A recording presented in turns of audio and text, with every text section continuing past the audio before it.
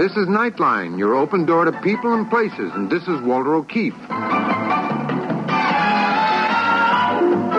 Nightline invites you to listen in on NBC's award-winning science fiction series X-1.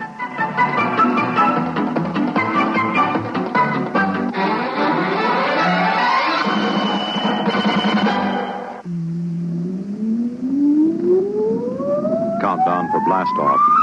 X-5, 4, 3, 2, X-1, fire.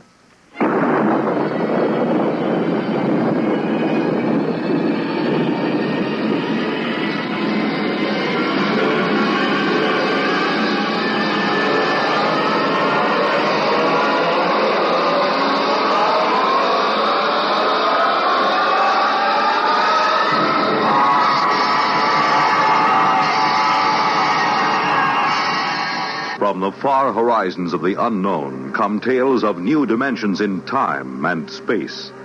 These are stories of the future, adventures in which you'll live in a million, could be years, on 1,000 maybe worlds. The National Broadcasting Company, in cooperation with Galaxy Science Fiction Magazine, presents X-1.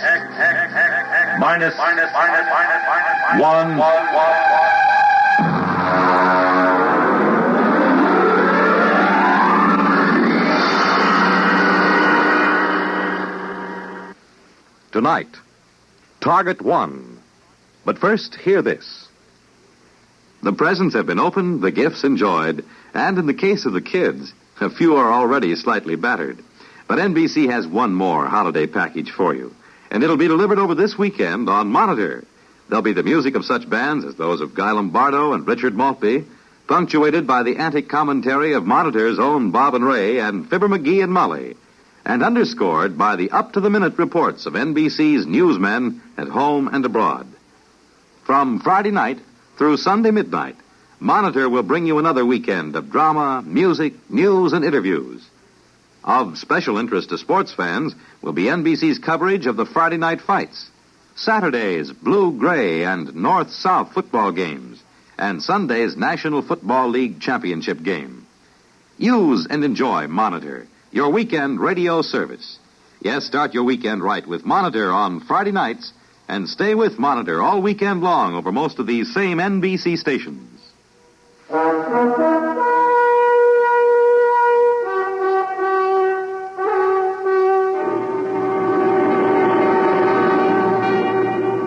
Now, X-1 and tonight's story, Target 1.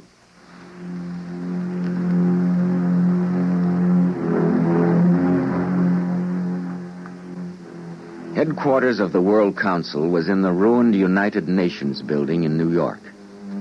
It took me an hour to reach it, picking my way across the red-colored rubble that had once been a proud city. I was ushered into the office of the president of the council, a former Russian scientist named Melkov. It was hard to realize that only a few decades ago, these people had helped us destroy the world in an atomic war that left less than 100,000 people on the face of the globe.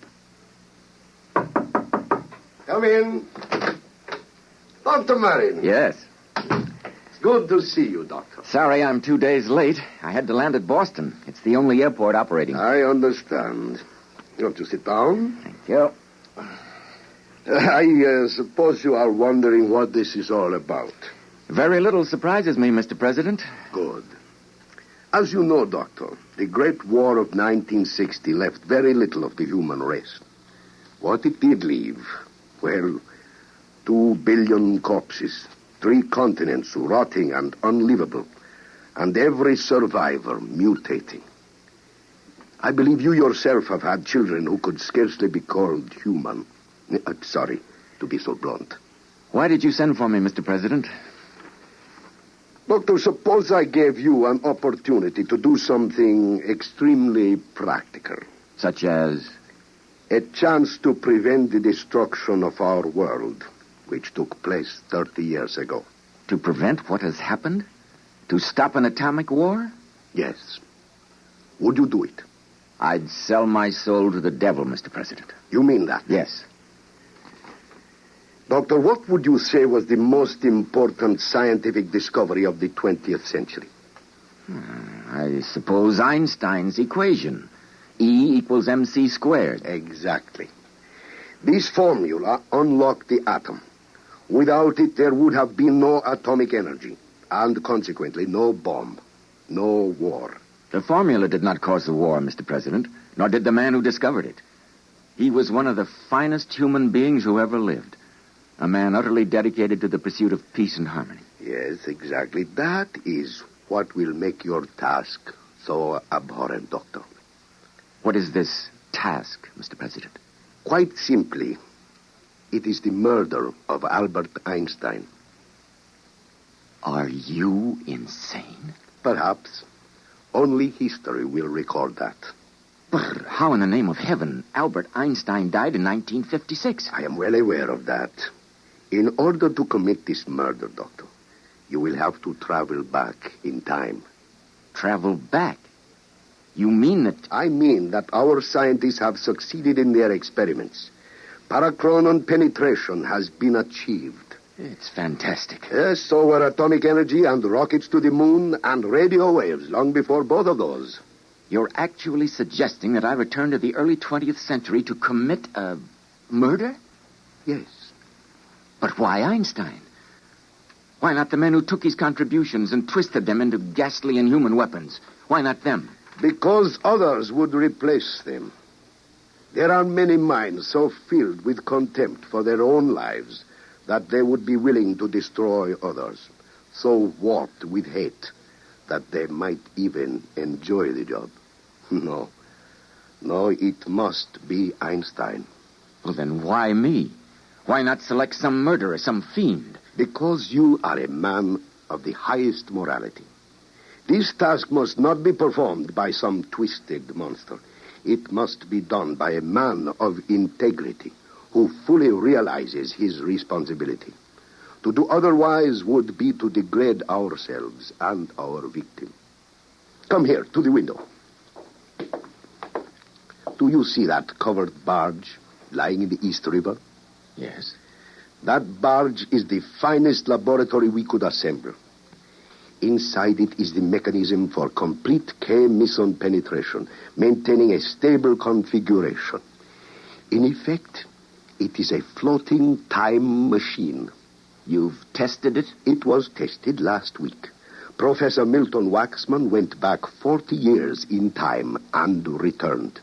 We cannot afford another test because our energy sources are limited. Will Waxman accompany me? Yes. He and one other. Well, Doctor, what is your answer? All right. I'll do it.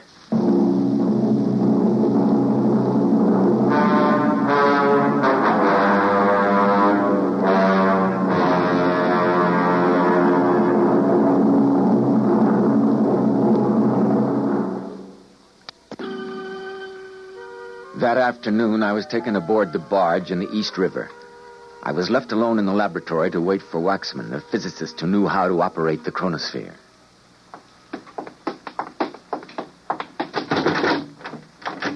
Waxman, who is this? His name is John.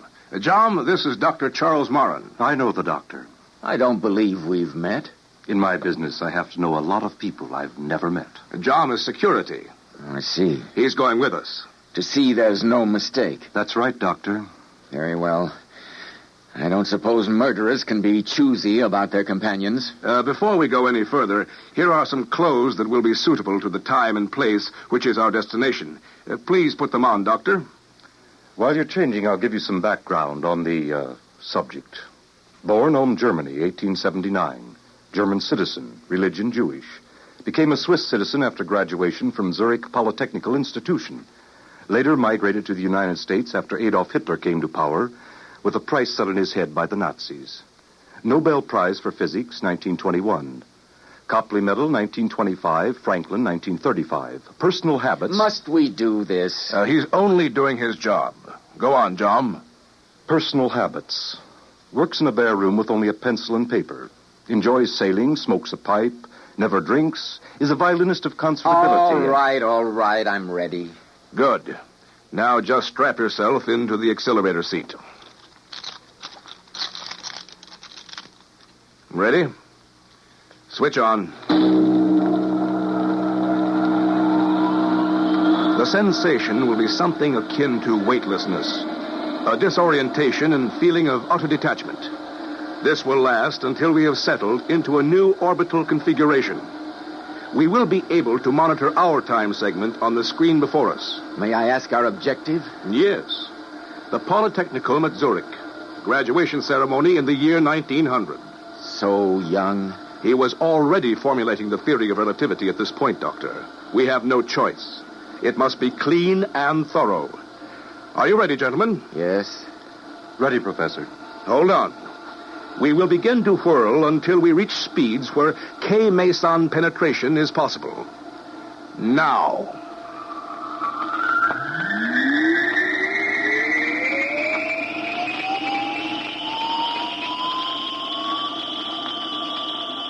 The sensation was unlike anything I'd ever experienced. I felt bodiless, weightless. My consciousness seemed to float free. I was dimly aware of Waxman at the monitoring controls, but otherwise I remember no sensation. Later he told me that it took exactly 1/2 hour to vector in on the right time and place. That was right after the whirling stopped.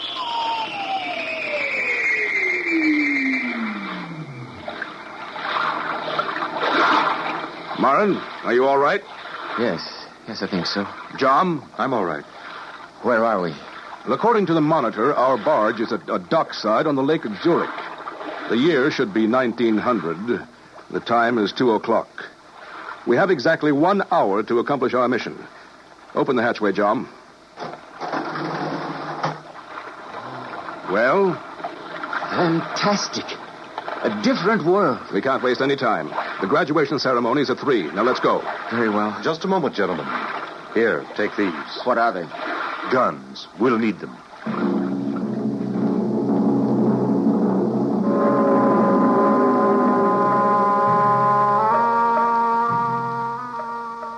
We stepped ashore. It was strange to see the world green and happy again after our red radioactive ruins. Eventually, we located a policeman who spoke some English. He directed us to the auditorium of the Zurich Polytechnical Institute where the graduation ceremony was in progress. Don't attract much attention. Take a seat in the rear. And now, it gives me great pleasure to present the diplomas of graduation to the members of the graduating class of the Zurich Polytechnic Institute. First, Mr. Hans Kindler, cum laude. Will you see him, John? Not yet. Next, Mr. Fritz. We will have to wait until they call him to the platform. Cum laude. Mr. Heinrich Weiss, valedictor. Are you ready? Miss Barbara Müller. Marin, you're the one who must do this. Are you ready? Jerome Schönbaum. Oh, yes, I am. I'm ready. Mr. Albert Einstein. That's him. Marin, shoot! Shoot! I can't do it. I can't. Give me that gun. Come on! We've got to get out of the barge! Now hurry!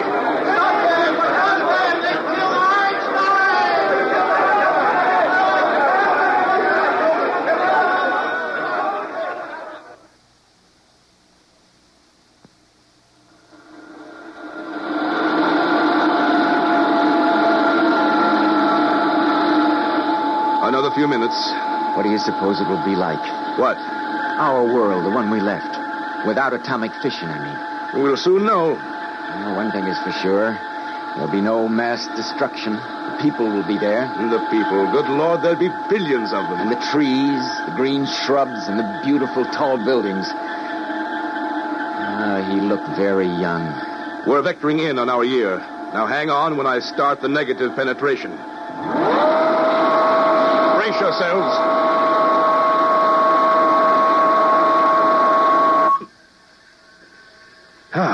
According to calculations, we should be back in the East River on the same day we left. The world will be as it would have been if Einstein had never existed. Open the hatch, John. Look at that. The city. New York is whole again. No ruins, no rubble. Those buildings are magnificent. Look at the trees and the parks. Moran, we've done it. It was worth it. We've done it. Yes, we've done it.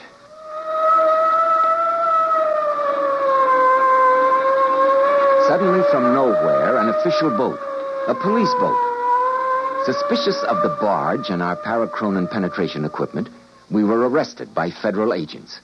The barge and our time machines confiscated. We were drugged, tortured, questioned interminably. It went on for what seemed like days and weeks. Finally, when they decided that they had had every shred of information we possessed, we were taken before a huge, beetle-browed man who seemed to be a combination scientist and civil authority. Sit him down. Well, Dr. Marin, we seem to have exhausted the possibilities. Tell me, is there anything you and your companions wish to tell me before you're disposed of? Disposed of? A euphemism for murdered. Murdered? Why, what have we done? You haven't done anything yet, but you have a thorough knowledge of nuclear physics, fission reaction, hydrogen bombs, etc. Lord, you mean you have the knowledge we tried to keep from you? You got it from us ourselves? Don't flatter yourself, Doctor. We've known the principles of nuclear reaction ever since Cretchwood. Cretchwood? The Brazilian scientist, discoverer of the equation E equals mc squared. I see. Then, well, why are you going to destroy us? Because, my friend, you're too dangerous. You know too much. Information could leak to our enemies. Important principles. Enemies? Oh, yes, I forgot. You have no knowledge of contemporary affairs. Beneath this building, deep in the earth, there is a thorium pile going. Thorium? Oh, U-235? Yeah, would be better, yes. Our scientists are working that out. The problem of separation and so on. It's a highly secret project, naturally. We call it only by the name Manhattan Project. Manhattan? Oh, no, it couldn't be. It's too coincidental. Yet I see it's true. You're going through exactly the same steps. In a year, you'll have an atom bomb. Then soon after, a hydrogen bomb. Then intercontinental missiles, and then... You seem to have great powers of prophecy, as well as great scientific knowledge. My friend, did you ever hear of a man named Einstein? Albert Einstein? Einstein? No. I never heard of him. Then the futility of it struck me. The futility of trying to place the guilt of all of us on any one man. The futility of trying to do something worthwhile by evil means. And finally, the futility of trying to murder an idea. As they led me to the execution cell, where I now wait, the words of a man whose books were destroyed in the war rang in my brain. The fault, dear Brutus, lies not with our stars, but with ourselves.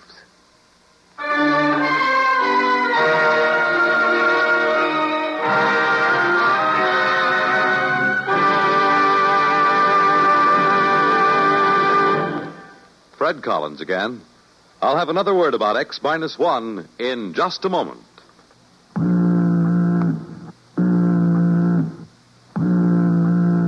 That how you feel, blue and miserable with a deep-down cold? Listen. Every second someone takes it for the miseries of a cold. Millions more take bromoquinine. Every second someone takes it for the miseries of a cold. Bromoquinine. More people have taken more bromoquinine cold tablets for more complete relief than any other cold tablet ever sold. You could use aspirin or cough syrups or nose drops all day and not get bromoquinine's relief. Bromoquinine works to relieve stopped-up nose, body aches, fever, irregularity, the blues, and headache, too.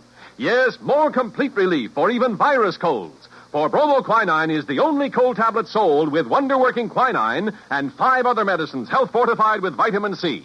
Remember... Every second someone takes it for the miseries of a cold. Millions more take bromoquinine.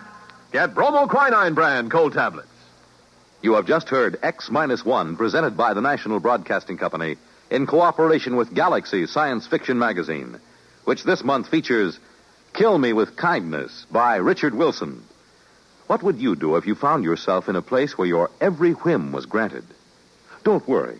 You wouldn't be the first to spoil utopia by attempting to improve it. Galaxy Magazine, on your newsstand today. Tonight, X-1 has brought you Target 1, a story from the pages of Galaxy written by Frederick Pohl and adapted for radio by George Lefferts. Featured in our cast were Joseph Bell as Dr. Marin, Frank Silvera as President Malkov, Dean Almquist as Professor Voxman, Al Collins as Jom, Guy Rep as the official, with Charles Webster. This is Fred Collins speaking. X-1 was directed by George Voutsas and is an NBC Radio Network production.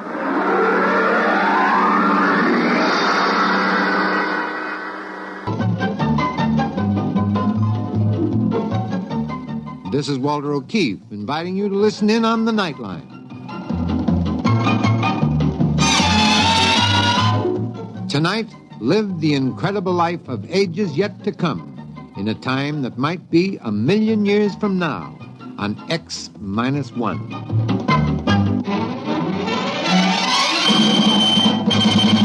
Now, an incredible story of the world beyond. Countdown for blast off. X-5, 4, 3, 2, X-1, fire.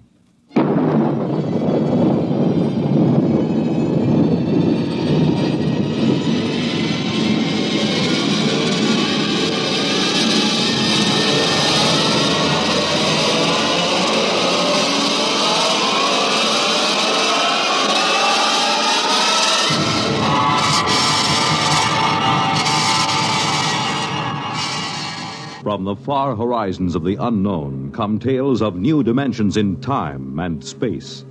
These are stories of the future, adventures in which you'll live in 1,000,000, could be years on 1,000, maybe worlds. The National Broadcasting Company, in cooperation with Galaxy Science Fiction Magazine, presents X-1.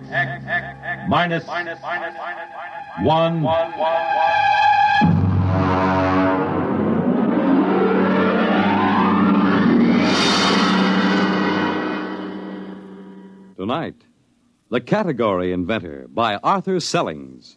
But first, hear this. I don't have time to tell you all about the many things that make Pabst Blue Ribbon a better-tasting, more thirst-quenching beer. Besides, you're more interested in how it tastes than how it's made. But one thing you should know. Experience is the most important ingredient in any beer. And Pabst is the product of America's oldest national brewer, established 1844. Pabst of Milwaukee.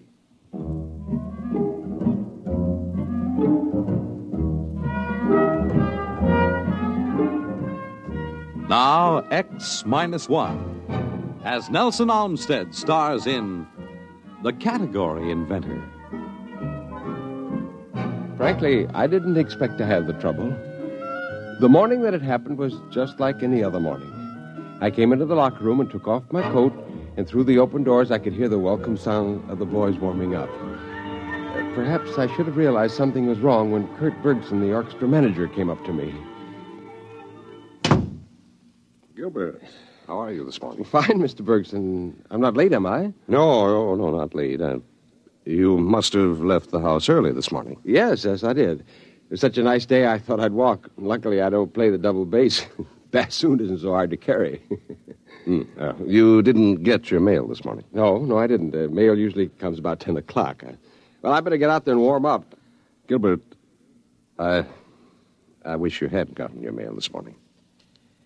You see, I have to let you go. What? What do you mean? Why? What's the matter? Well, you understand. But there's a concert tonight and tomorrow night. Who can you get to replace me? Where can you get a bassoonist? Where? Oh, no. I'm sorry, Gilbert. It had to happen. Oh, no. Not the bassoon. The timpani I can understand and the piano, but not the bassoon. I'm going out there. Don't, Gilbert. Don't. You'll just be unhappy. Now, let me by, Mr. Bergson. I've got to see it with my own eyes. Of course, it was bound to happen. Where my music stand and chair had been stood a gleaming, coppery robot. His music stand was attached to a bracket that came out from his forehead, and his electronic scanning eyes were blinking and ready. He had 7 fingers on each fully articulated hand. His lips were precast in perfect bassoonist embouchure, with flexi-plastibutyl skin adjusting to the reed. I could hear the softly whirring motor of his constant pressure breath apparatus. It had come. The robot bassoonist. Now, Gilbert, honey, you mustn't be depressed. It's not your fault. The world doesn't understand creative artists anymore. Oh, bassoon player isn't creative, Marge. He executes. Well, anyway, he's an artist. That means he's got intelligence and imagination.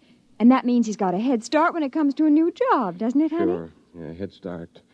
Marge, I tell you, there isn't any use. I've been checking into the category office every day. All I know is how to play the bassoon.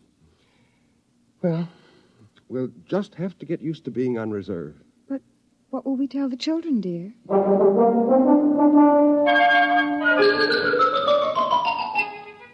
And then, of course, one day the household robot broke down in the middle of breakfast.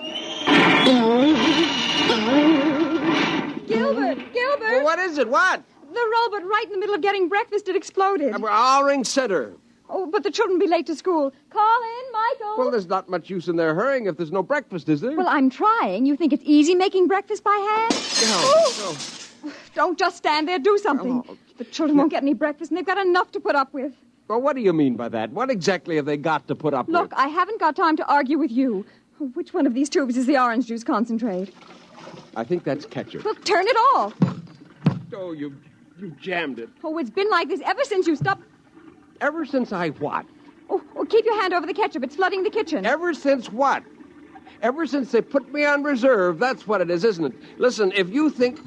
Oh, that confounded robot always in the way. I ought to... If you're going to use foul language, you might at least keep your voice down. You know what sharp ears the children have. Oh, so now I'm a corrupter of my own children. Well, let me tell you that...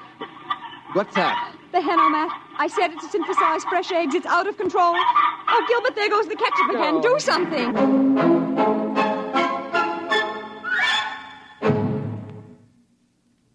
You are listening to The Category Inventor. Tonight's attraction on X-1. Each year, increasing thousands of Americans stricken with multiple sclerosis turn the inventor. Finally, I got the ketchup and orange juice faucets turned off and the Henomat pulled out of the socket. I looked down, and there was our household robot on the floor. It was all its fault, it and millions of its kind. Suddenly, all the frustration of the last few months focused on the robot, and I kicked it. Well, now I've seen everything. A grown man actually kicking a poor, defenseless robot.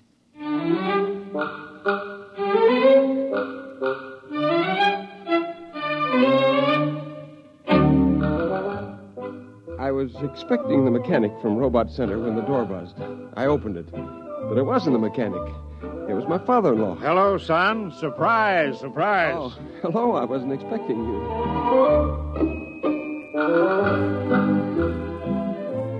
George is a politician. They haven't yet found a robot that can take that trade over. Right behind him was the mechanic from Robot Service. However, he wasn't the mechanic, he explained. Actually, you see, I'm a robot therapist, specializing in robot psychiatry and robot synaptic stimulation. Well, what do you mean, therapist? I sent for a mechanic. Now, you just leave it to me, sir. Where is the robot? In the closet. I dumped it there after it broke down. Oh, too bad, too bad. It would have been better if you'd left it where it fell. Failure attitudes often give invaluable pointers to the cause of breakdown. In here? Yeah, that's right, in the kitchen closet. How do you like that? They got psychiatrists for robots. Well, certainly, son, that's the way things are now. They're branching out, keeping one step ahead of the robots all the time.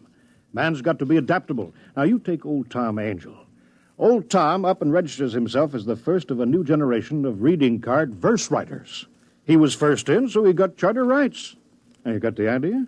Once you get in the progressive mood, you're all set. Yeah, funny kind of progress, dusting off a defunct custom. Yeah, well, nowadays a man doesn't have to fight for a job. All he has to do is to invent one. That's one of the platforms of our party, the party that stands up for the reservist rights. Why, you know, it was our party who saw to it that every family worker and reservist alike had a robot of his own by inalienable rights. No, I'm sick and tired of having a robot of my own. I'd be perfectly happy if there weren't any robots at all, especially the ones that sit in their chromium-plated tails in chromium-plated orchestras playing chromium-plated bassoons. What? Why, Gilbert, you don't know what you're saying. You're talking like a Luddite. Oh, I am I? What's a Luddite? It's history. They were the people who broke up the first power machines 200 years ago. Well, if that's the way you feel... Hold it now, wait a minute, hold it. Well, what is it? What's the matter now? Pop, I've got it. Excuse me, I'm on my way. Mr. Perry, I just gave your robot a tape audio in there, and the results were sad. Yeah, well, look. Sad. Yeah, look, I'm busy. I'll talk to you later. That robot has developed a severe guilt complex. Guilt complex? That's right. Oh, they're sensitive, you know. Once they get the idea their owners aren't happy, they brood about it. They make mistakes, and that makes them feel more guilty. You just have to keep these robots understanding that you're happy. Well, finally, I got away from the robot psychiatrist. The category office was crowded with reservists hanging around with the slender hope of getting in a hot tip. I went into the first booth and spoke to the robot clerk. Yes, sir. You wish to file a category. I have your name and other information now. Nature of category. Neo-Luddite. Repeat, please. Neo-Luddite. Definition? The lawful opposition to the robot economy. Now, let's see a robot take over that job. Classification of category. Political. Your application will take a short time to check. This machine sends a copy to the registry below. They carry a complete file of all categories. Oh, is that it? I'm sorry, sir, but your application has been rejected. What?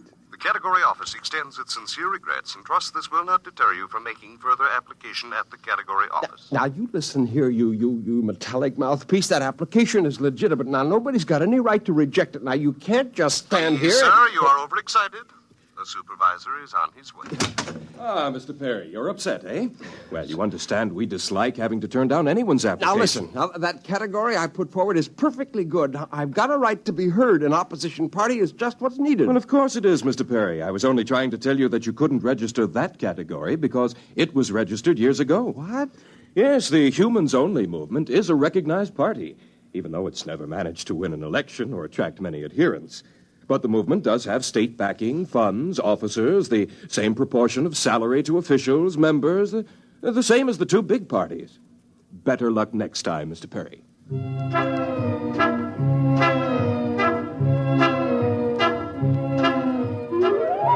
was only one thing to do. Start all over again with some of the lines. Study and study until I could do it as well as I could play the bassoon. But what line? And how could I be sure that it wouldn't be taken over by the robots? I was walking along the street, and then suddenly a soundy ad jumped up out of a hydrant at me, and I popped it and listened. Are you on reserve? Are you tired of being unemployed? Don't fret. Contact the C.P. Jones Bureau, Category Inventors, Room 53, Universe Building.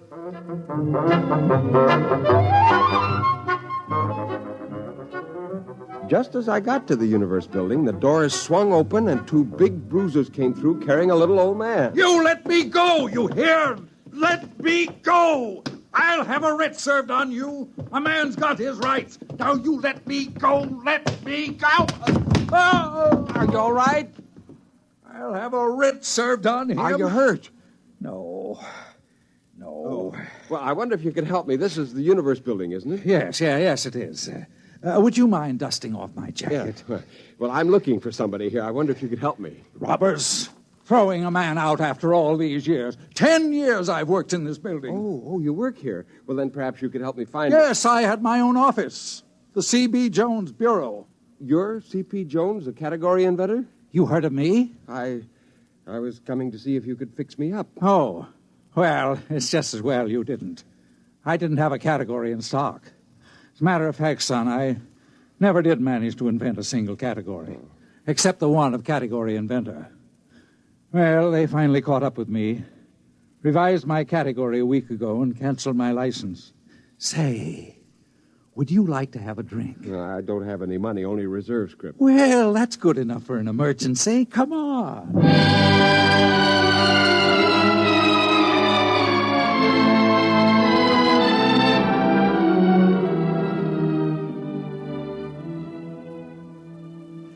You You see, it didn't cost him anything. My fee was only payable out of salary if and when I delivered. Once a year, the accounting office sent over a robot auditor to check the books. Oh, I had 2 or 3 sets of books, but they finally caught up with me, and now I've got to invent another job. I used to be a trapeze artist in the circus. I was the oldest trapeze man in the game, but I got too shaky. Have another drink. Yeah, well, it's my turn to buy. All right. But say, after we finish this round, let's move to a real bar. About the 4th bar, we got to playing a parlor game, inventing make-believe categories, you know. You go from the inane to the obscene and back again. And we got thrown out of one bar, and then we started on beer, and, well, that made us sad. And C.P. Jones began to recite poetry. How am I to face the odds of man's bedevilment and God's? I, a stranger and afraid, in a world I never made. Say, did I ever show you a one-handed nip-up from the chandelier? I used to be an acrobat, you know. Alley-oop!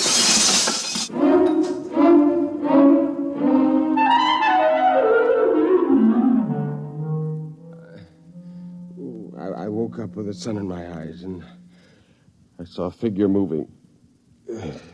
Is that you, Marge? If you want breakfast, you'll have to go out. They haven't delivered the new robot yet. Do you want all this trash? What trash? These papers in your pockets and a note. What does it say? Oh, I'm not surprised you can't read this morning. I'm surprised you're breathing this morning. No, please, Marge. All right. It says umbrological parallax tracer. What's that? Umbrological parallax tracer. Umbrological, That's it. What's it? That's it. Give me my pants. I've got something to attend to.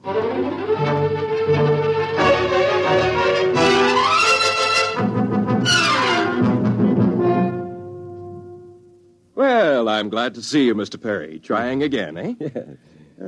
Category, umbrological parallax tracer. Well, most interesting. What exactly is that? Well, it involves ascertaining the degrees of parallax for the current umbrological investigation. It's not easy to explain in a few words. Of course. I thought it would probably be too complex for me to grasp. I'll check it through. Frankly, I don't understand half the details of the categories that we... let's see now. Oh, dear. What's the matter?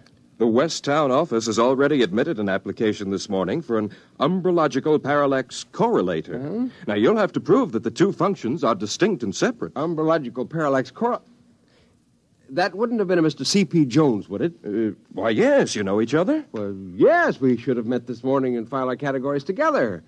But a parallax tracer is entirely different from a parallax correlator. You see, a parallax can be correlated in a dialectical opposition in a conjunction to and with it being traced. Now, to put it more simply... Well, that's perfectly all right. I'll see that the distinction is made. Well, your charter will be mailed to you within a few days. I suppose you'll want to share offices with Mr. Jones? Why, yes, sir. Yes, I suppose so. Very well, then. I'll have the offices assigned. Congratulations, Mr. Perry. You're off reserve.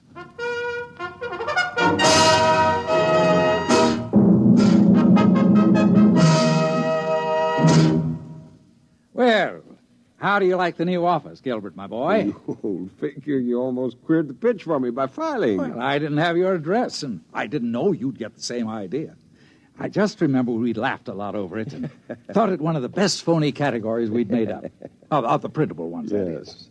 Anyway, I did change the end to give you a loophole. Oh, of course, we're cheating, aren't we? Cheating? Well, I'm not. I've already looked up umbrology for a start. There isn't any such word. Well, if there was, it would be a science of shadows. Oh.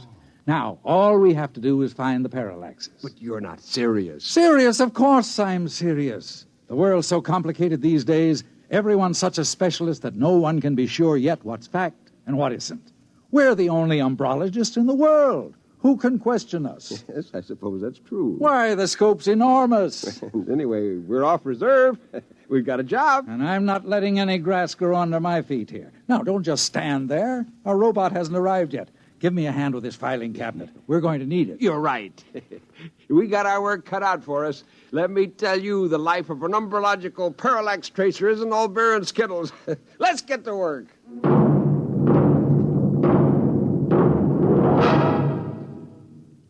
Fred Collins again, and I'll have a word for you about tonight's X-1 in a moment.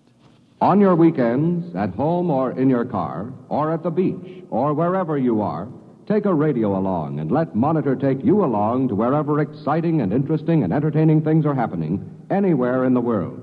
And sometimes under it, like this. This is Bob Haynes speaking to you from the central control room aboard the U.S. submarine Sea Lion on this UDT exercise called the Bottom Lockout. We're about ready to dive. That sound you just heard was the decompression. The top bridge hatch is closed. We're all secured now. Dive. There we go. Yes, from a ride in a Navy submarine to anywhere in the world where exciting and interesting and entertaining things are happening, Monitor takes you there, making your weekends brighter with celebrities, music, news, and sports. This is Frank Blair inviting you to join us on Monitor on most of these NBC stations. You have just heard X-1, presented by the National Broadcasting Company in cooperation with Galaxy Science Fiction Magazine, which this month features Daniel F. Galloway's unusual story titled If Money. Read it in Galaxy Magazine on your newsstand today. Tonight, X-1 has brought you The Category Inventor, a story from the pages of Galaxy written by Arthur Sellings and adapted for radio by Ernest Kenoy. Featured in our cast were Nelson Olmsted as Gilbert, Hetty Galen as Marge, Wendell Holmes as George, Joseph Bell as the serviceman, Alan Bergman as the supervisor, Bert Cowlin as Kurt, and Edwin Cooper as Mr. Jones. This is Fred Collins speaking. X-1 was directed by Daniel Sutter and is an NBC Radio Network production.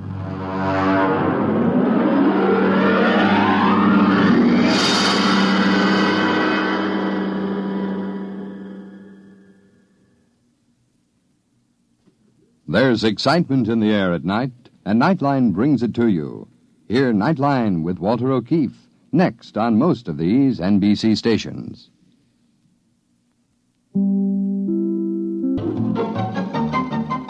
This is Nightline, your open door to people and places, and this is Walter O'Keefe. Nightline invites you to listen in on NBC's award-winning science fiction series X-1.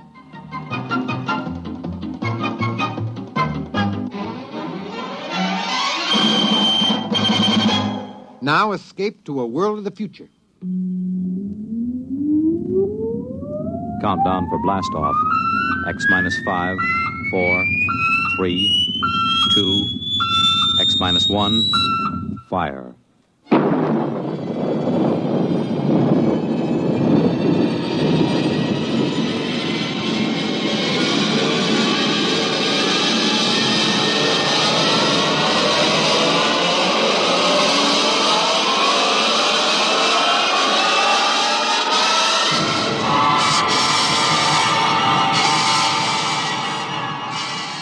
From the far horizons of the unknown come tales of new dimensions in time and space. These are stories of the future, adventures in which you'll live in a million, could be years, on 1,000 maybe worlds. The National Broadcasting Company, in cooperation with Galaxy Science Fiction Magazine, presents X minus 1.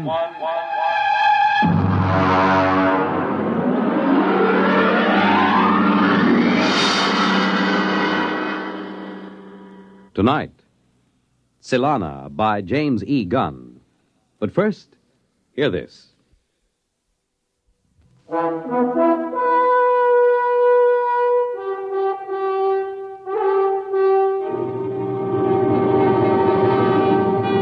Now, X-1. Our story, Silana by James E. Gunn. My name is Norman Blake, statistician first class.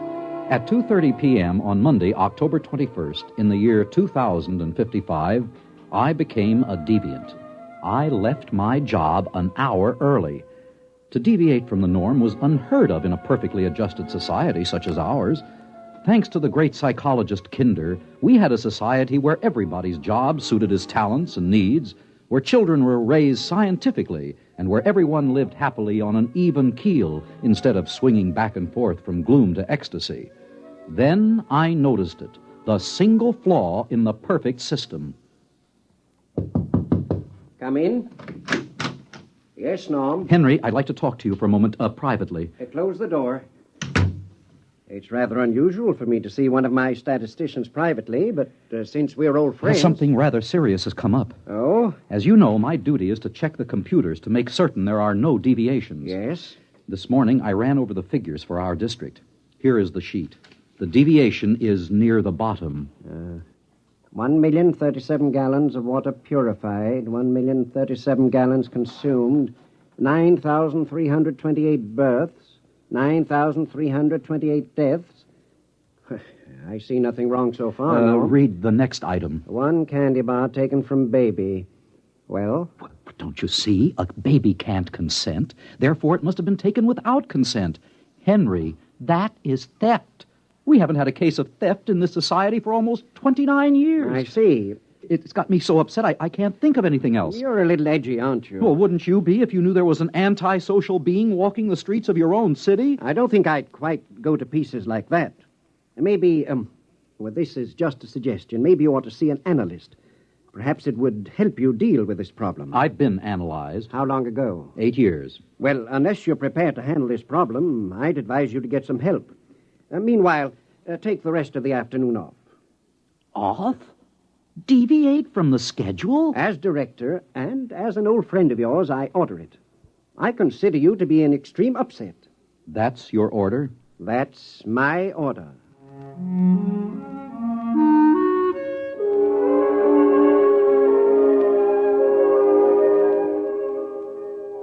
I must confess that as I went toward the elevator, a line kept running through my head.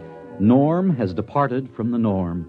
I was doing something unorthodox, and what frightened me was that it amused me. Here I was, leaving work 1 hour early. I was so preoccupied that I stepped into the elevator without noticing that someone was already in it. An invasion of privacy almost unforgivable. He was a small, strange-looking man with short silver hair and thick, round glasses. Oops, I beg your pardon. I didn't really know you were... Perfectly all right, stranger. I'll just step out and... Hold it, brother.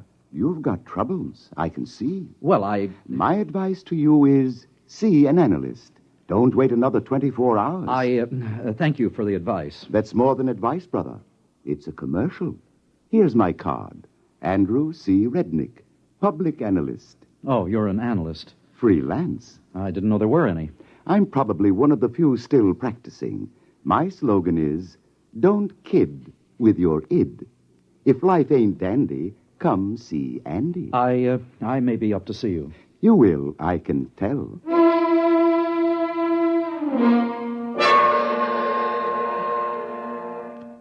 I put on my public face, the mask we wear on the street, and rode home in the proper manner, my arms and hands folded. When I got home, my wife, Nada, was in her room. I signaled on the intercom in case she was, entertaining. She wasn't. She never did. Sometimes I wondered if Nada was quite normal and well-adjusted. Hello, darling. Is something wrong? Why are you home so early? I just uncovered a crime wave. A what? A crime wave. A theft. Candy. From a baby. Well, is that serious? It threatens the entire structure of our society. We have a delicately balanced mechanism here. We're not ready for crime. We don't even know how to catch a criminal. Isn't there an old saying, it takes a thief to catch a thief? It takes a... Darling, that's it. That's the answer to our problem. What is? In order to protect society, I've got to catch the thief. And the only way to do it, obviously, is to become one myself.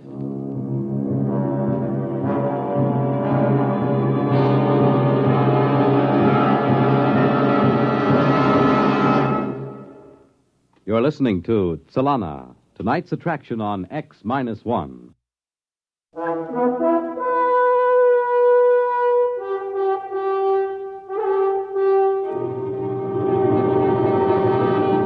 Now, back to X-1 and Solana. The address on the card was a deserted skyscraper, a pre-analytic building. The elevators were out of order, and I had to climb 29 flights of stairs. Finally, I was in front of a door that read, Andrew C. Rednick, Public Analyst. Grin and come in. Mr. Rednick? It ain't Santa Claus, brother. Who? You wouldn't remember. Park your ego. Now, boy, what's your problem?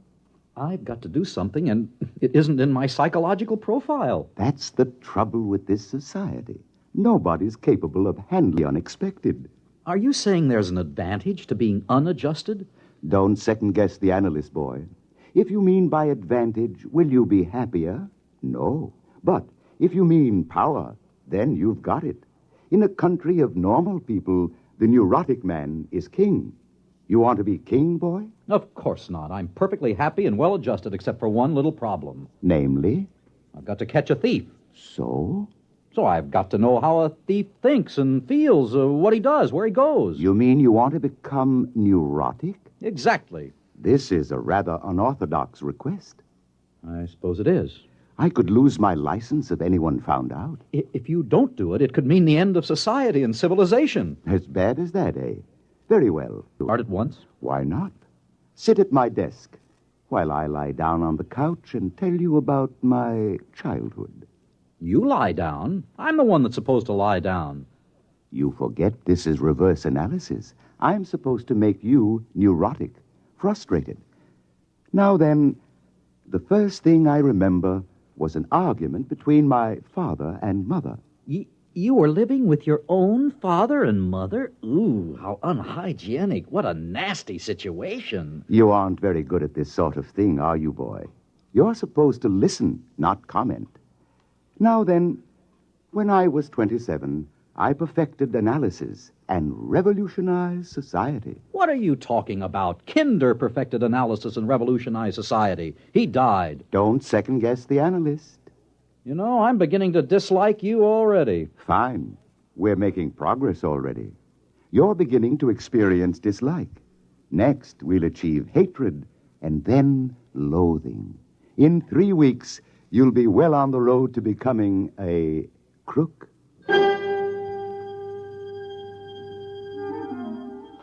Every day for the next week, Rednick lay comfortably on his red leather couch, rambling about his childhood and his problems, while I longed to tell him about my own. I grew more and more repressed, and my disposition became worse and worse. On the 8th day, something happened at the office that made me realize I had to hurry. Come in. Henry, it's happened. What? The thief has struck again, but this time it's even more serious. What did he take? $1 million is missing from the First District Bank. Great Scott. We've got to find this thief, Henry. We're doomed if we don't. Well, maybe he's worked out his repressions. After all, what can a man steal after he's stolen $1 million? I don't know, but I intend to find out. Maybe you ought to drop it, Norm. How can you say a thing like that? It's positively antisocial. Calm down now. You're all upset again. Why don't you take the day off and go home? Spend some time with that lovely wife of yours. She misses you. How do you know? Norm, boy, do I detect a note of jealousy? You'd better watch your step. Jealousy is the forerunner of violence. Are you seeing an analyst, as I suggested? Yes, I am. Well, keep at it, boy. You're in bad shape.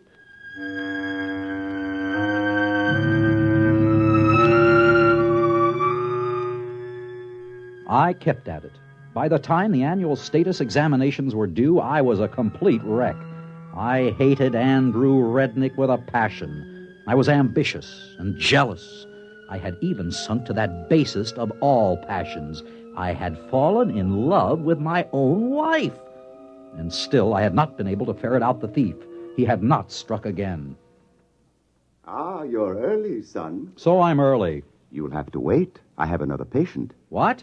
You'll have to wait. I have another patient in the other room. He'll be leaving in a minute. Just sit down. Another patient. I could have killed him. Never occurred to me that Andrew C. Rednick would have another patient. After a few moments, a man emerged from the inner office. He was wearing a silver mask or public face, and naturally I couldn't see his features. As I had my own mask on, he didn't see my features either, but I sensed a certain hostility as he brushed by me. Come in, son. Who is he? Take it easy.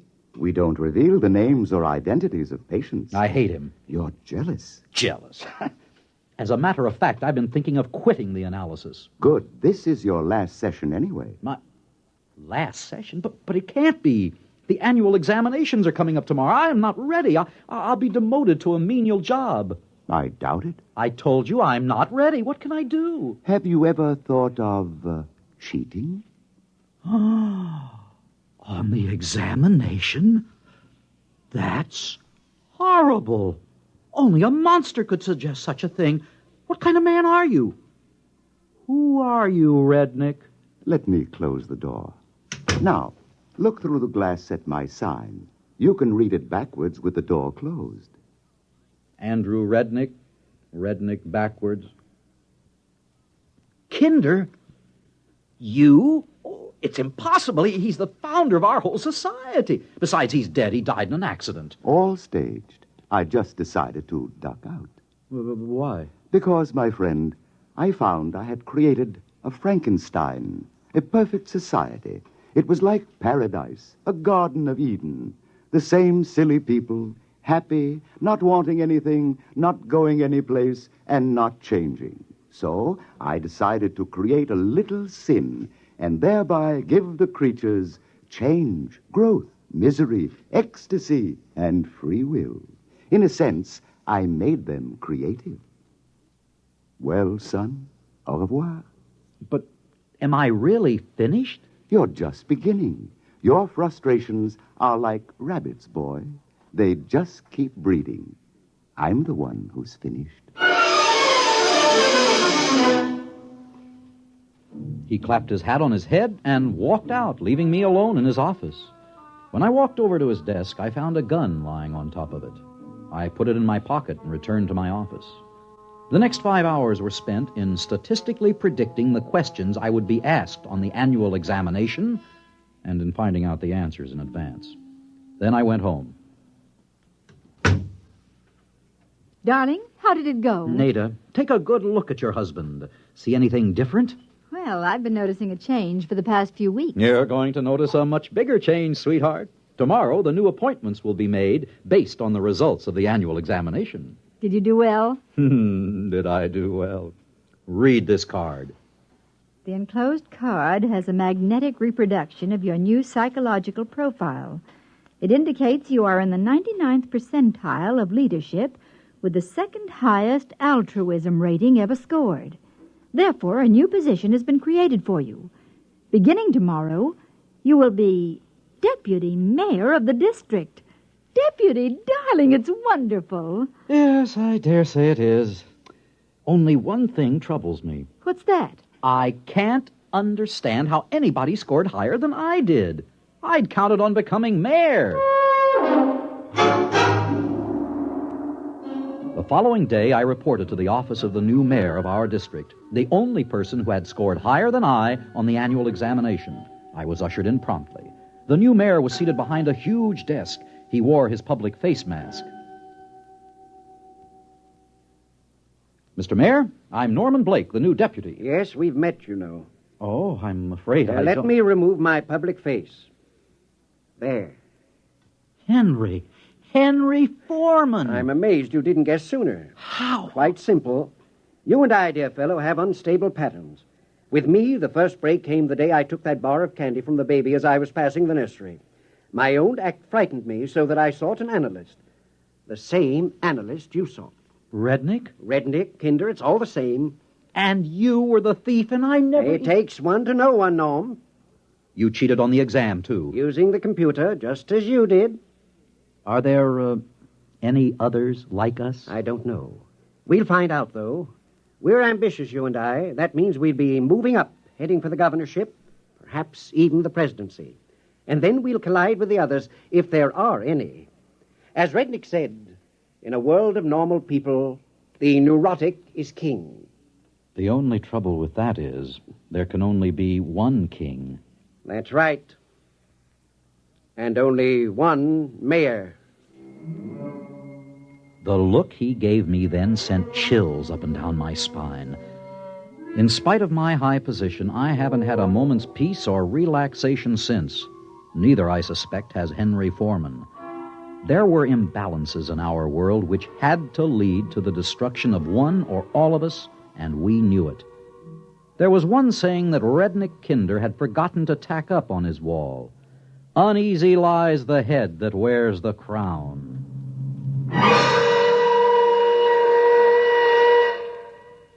Fred Collins again, and I'll have another word for you about X-1 in a moment. The attention of the nation is focused on Los Angeles and New York, the cities where two long-awaited World Championship boxing matches will take place. The ears of the nation will be tuned to Cavalcade of Sports on NBC Radio, the only network that will bring you both these championship bouts. Friday night, Archie Moore versus Tony Anthony for the light heavyweight crown. Monday night, Sugar Ray Robinson versus Carmen Basilio for the world's middleweight title. And you'll hear them both direct from ringside only on Cavalcade of Sports on NBC Radio. Yes, Friday night, light heavyweight champ Archie Moore pits his skill and experience against the youth and stamina of Tony Anthony. Monday night, Sugar Ray Robinson, one of the greatest boxers in history, defends his middleweight crown against Carmen Basilio. Two great championship fights, Friday night, Moore versus Anthony, Monday night, Robinson versus Basilio. Both brought to you direct from ringside on Cavalcade of Sports, exclusively on these same NBC radio stations. You have just heard X-1, presented by the National Broadcasting Company in cooperation with Galaxy Science Fiction Magazine, which this month features Morning After by Robert Sheckley. What was Pearson doing here? Would he live or die? For the answers to these and other questions, he had to keep tuning in on a hangover. Galaxy Magazine, on your newsstand today. X-1 has brought you Selana, a story from the pages of Galaxy written by James E. Gunn and adapted for radio by George Lefferts. Featured in our cast were Walter Black as Norman Blake, David Ross as Andrew C. Rednick, Adele Ronson as Nada, and Guy Rep as Foreman. This is Fred Collins speaking. X-1 was directed by George Voutsas and is an NBC Radio Network production.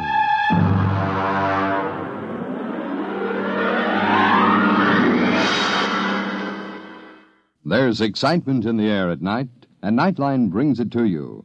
Hear Nightline with Walter O'Keefe, next on most of these NBC stations.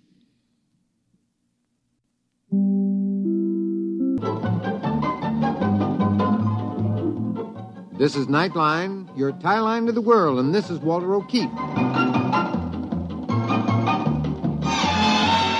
Tonight, a visit to worlds strangely different from ours, the world of the future, the world of X-1.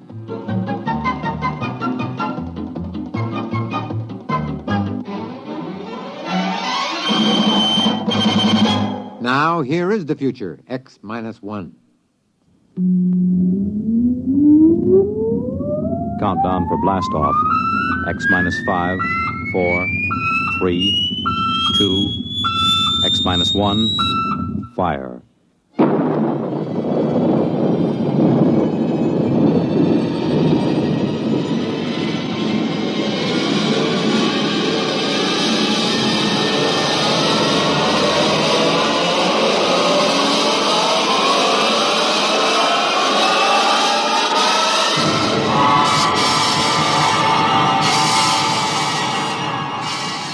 From the far horizons of the unknown come tales of new dimensions in time and space.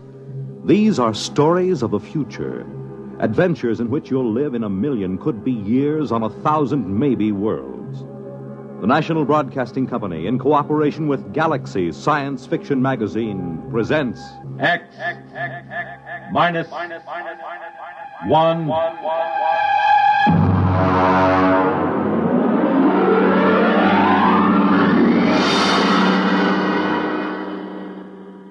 Tonight, the Clifford D. Simak story, Drop Dead. But first, hear this. Have you ever asked yourself what this country's most important natural resource is? I'm Dorothy Olson, NBC Bandstand singing schoolteacher. Our most important resource? Well, you might consider it our mineral deposits, or our tremendous sources of water power, or maybe our great forests. Well, these are all very important natural resources, but there's one resource that's more important than all these combined. Our children. Don't neglect them or their educational facilities. Poor schools breed inadequate citizens for tomorrow. And another thing, keep your youngsters in tip-top shape so that they won't miss important school days. Dress them against the weather so they won't catch needless winter colds. Check their wardrobe as they go back to school this fall to be sure that they have plenty of the right kind of clothing. Remember, our children are this nation's most important natural resource. It's your job to protect their future as they go back to school this fall.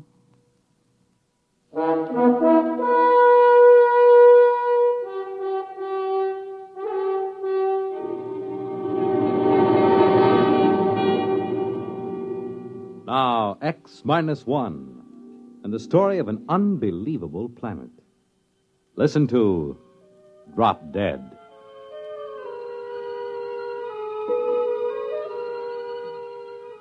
Exactly 1 hour and 20 minutes after we sent the survey ship out on its tail, the critters showed up.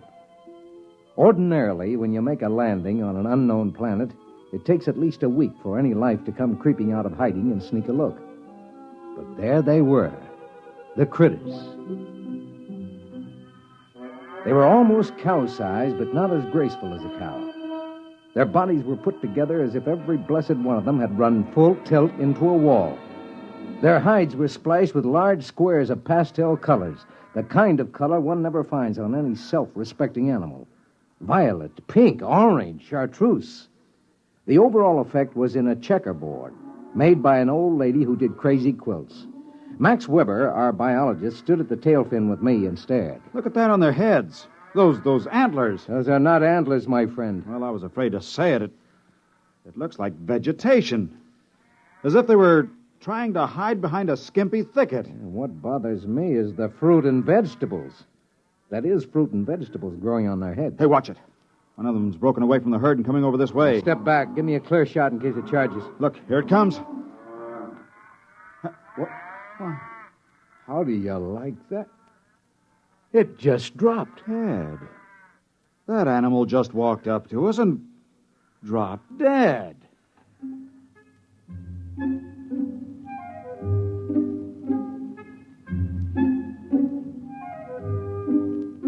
We left the critter lying where it fell and started to set up camp.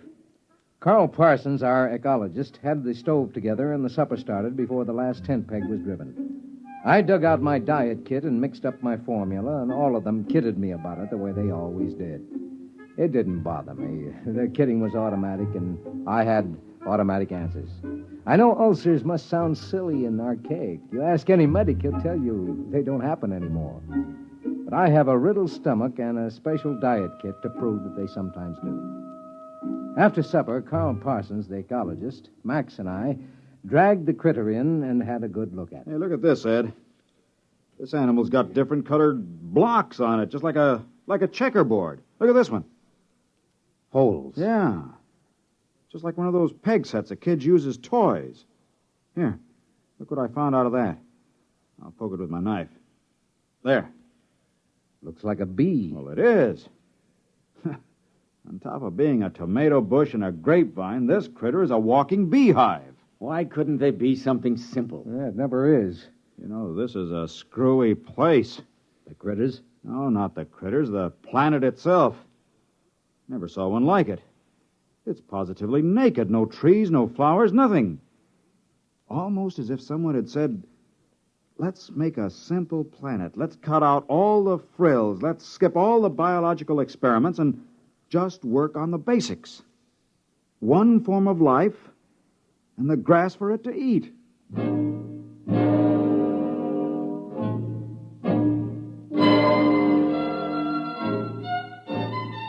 We unshipped the experimental animals, the rats, the zartils from Centauri, and the pumpkins from Polaris.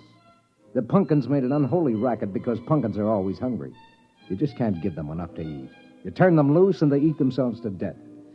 We got them all unshipped and set up under a shed in rows when Max walked up to me thoughtfully, chewing on a toothpick the way he always did. Ed, there's something wrong. Yeah, what do you mean? There are no insects here. I wandered around, laid down in a dozen different places. It's stands to reason a man should find some insects if he looked all morning. It is natural. What about the bees? What bees? Well, the ones that were in the critter. Didn't you see any? No, I didn't get close to any critter herds. Birds? Not a one. Oh, I was wrong about the flowers. The grass is tiny flowers. For the bees to work on. Very neat, isn't it? I'm not so sure.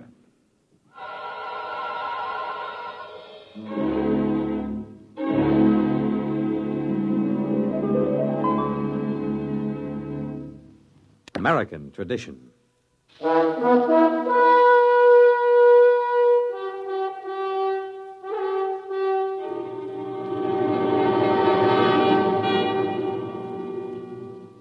Now back to X-1 and the Clifford Simak story, Drop Dead. The bio team had the critter spread out on a canvas tarp. They were happily chopping him up in small pieces with a scalpel. Ed, I've got news for you. No brain. What? No brain. We can't find one, and there's no nervous system. That's impossible. How can a highly organized, complex animal exist without a brain or nervous system? It's got everything else. As near as we can figure it out, there are at least a dozen different kinds of flesh. Some fish, some fowl, some good red meat, maybe even a little lizard. Well, an all-purpose animal. We found something finally. If it's edible, and if it doesn't poison you, if it doesn't grow hair all over you. Well, that's up to you fellas. I'll get the cages down, and you can start killing off the little animals to your heart's content. And there's only one insect, these bees. And we never see these unless we're near a critter herd. And no birds, no fish in the water. Not even a single-cell paramecium. Yeah, I was talking it over with Max. You know, I'd give my right arm to hear a cricket or a mosquito or even a hornet. This is the strangest thing we've...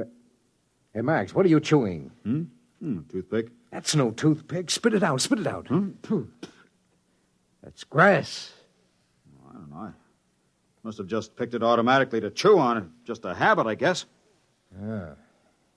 Well, go on with the report. Well, it's a walking filet mignon.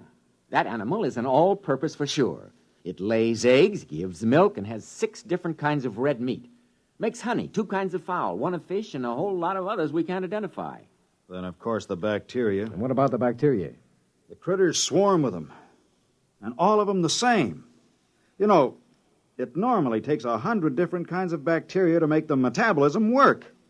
But here there's only one. It must do all the work of the 100 other species do. I wouldn't be surprised if that's the brains and the nervous system you couldn't find with your knife. The bacteria doubling in brass for both systems. The whole place balances. Nature's never static, never standing still. But here on this planet, it's standing still. Where's the competition? Where's the evolution? It's as if long ago all these life forms said, let's quit this feuding, let's get together, let's cooperate. Symbiosis. Well, we need another critter to work on. I'll bet you we get it.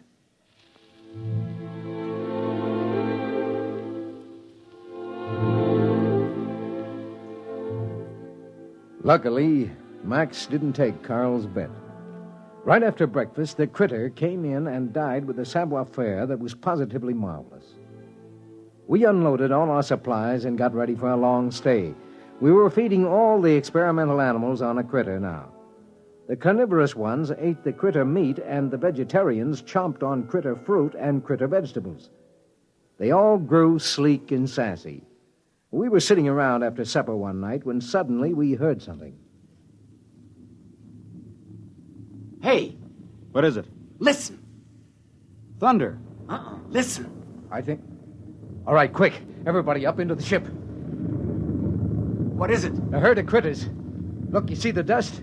They're coming this way in a stampede.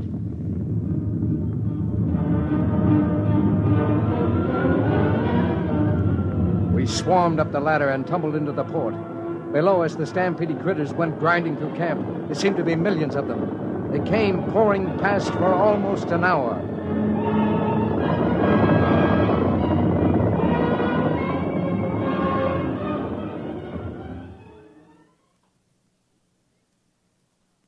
When it was all done, we came down and surveyed the damage. Well, the animals are safe. They were under the tail fins. Everything else is gone. Tents carried away. Food supply is gone. How about the emergency rations in the ship? I had to move them down to the supply tent so they'd be handy. They're gone, dashed into the mud. Well, even if we lifted ship immediately, it's at least 7 weeks to the nearest contact point. And no rations. Well, gentlemen, I suggest you try on your bibs. There'll be steak for dinner. Steak? That's right. Steak or fowl or fish or honey, whichever you like. You mean eat critter? You got any other ideas? Well, for one time. Ed, I wish I had your ulcers. You've got your diet kit in your pack, right? Yeah. Well, let's get a good fire going and throw on a chunk of critter.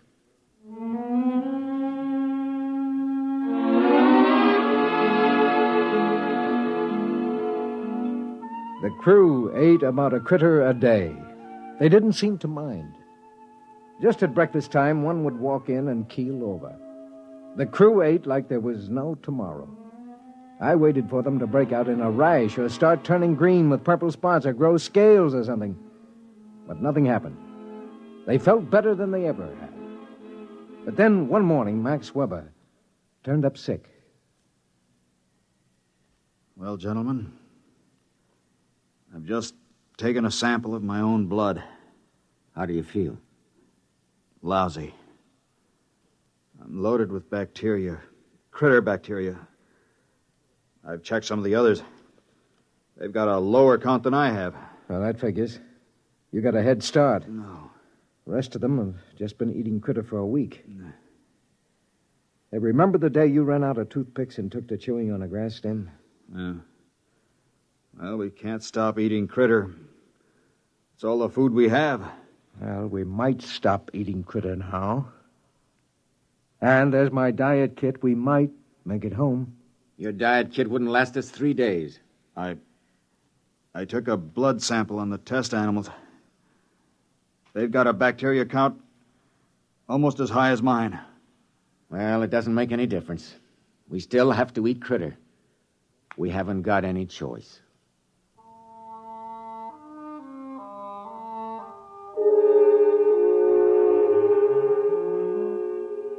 That night, Weber disappeared. We hunted him for 3 days. He couldn't have gone very far, but we didn't find him. We did find one queer thing, though. Hey, over here! Down in the gully! Ed, what is it? That white fungus, kind of a ball. It wasn't here last week.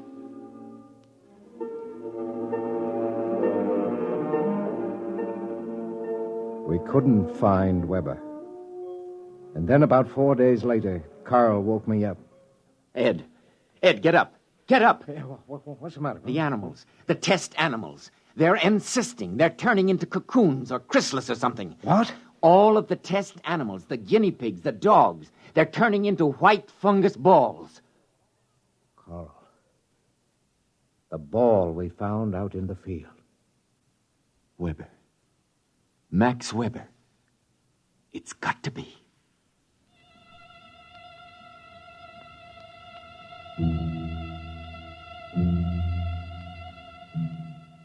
We had some trouble finding the place because the land was so flat and featureless. We finally located it just as dusk was setting in. It split. It looks like an egg after a chicken's been hatched. Carl? Well, what do you think? Look inside. There are 2 halves of that cocoon. Look at the marks. You can see what it is now. Ed, you're the only one who has a chance. I think you should leave right now. Get back to the center and tell them. You've got your diet kit. You can make it. No wonder there are just the critters here. Take 1 drink of water. Chew a single grass stem. Take 1 bite of critter. Do any one of those things and you turn into one of them. Listen, Ed. You take your diet kit and notes and get out of here. But I can't run out on you. Forget us. We're not human anymore. You must not stay. If you do, in a day or two, a critter will come in and drop dead for you. And you'll go crazy all the way back home, wondering which one of us it was.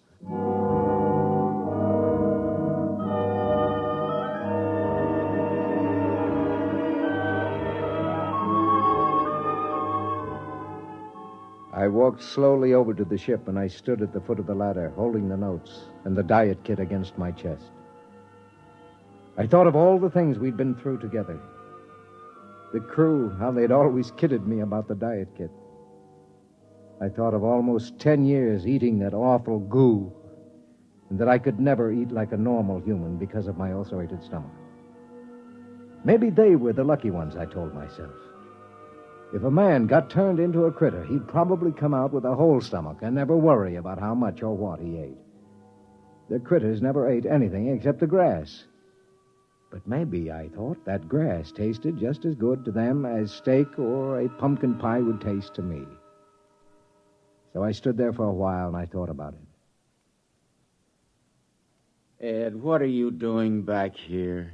Carl, I just took that diet kit and threw it out into the waste disposal unit. What are you talking about? My friend, I am very hungry. What have you got for supper?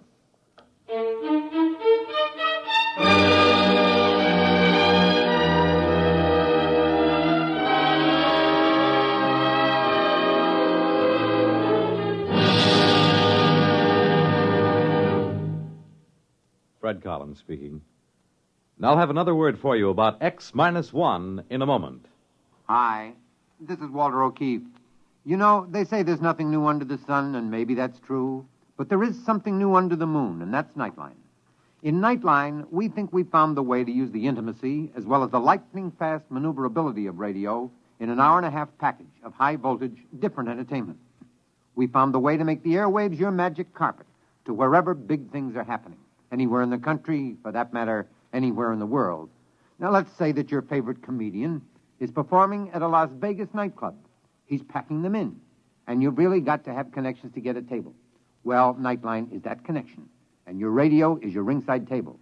More things than you'd believe are happening in the so-called still of the night, and Nightline is your line to exciting entertainment after dark.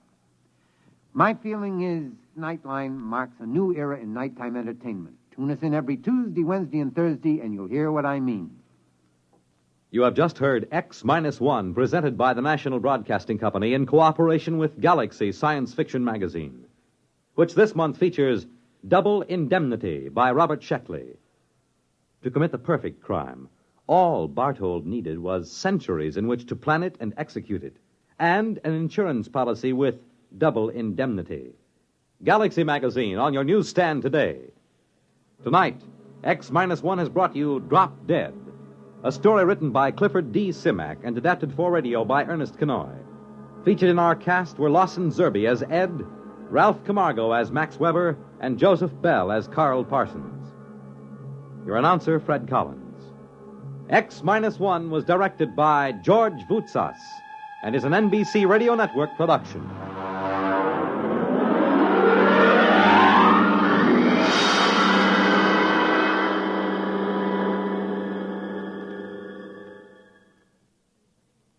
You'll be on the right line to exciting entertainment when you hear Nightline tonight over most of these NBC stations.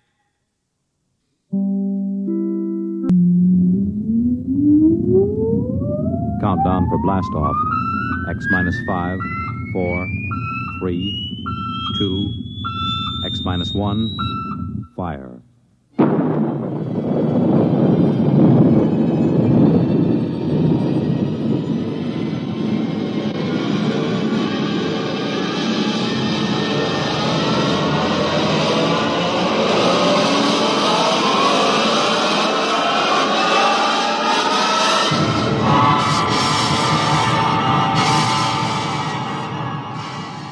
From the far horizons of the unknown come tales of new dimensions in time and space. These are stories of the future, adventures in which you'll live in a million, could be years, on 1,000 maybe worlds. The National Broadcasting Company, in cooperation with Galaxy Science Fiction Magazine, presents X minus 1.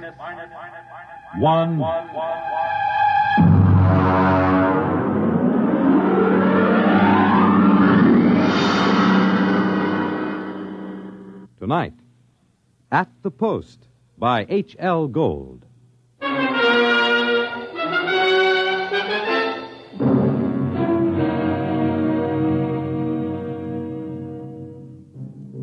When I come into the Blue Ribbon on 49th Street west of Broadway, I could tell right away nobody told Doc Hawkins about my misfortune. Doc, who ain't one really, writes a daily medical column for the Racing Form, and we're celebrating his being sprung from the alcoholic ward.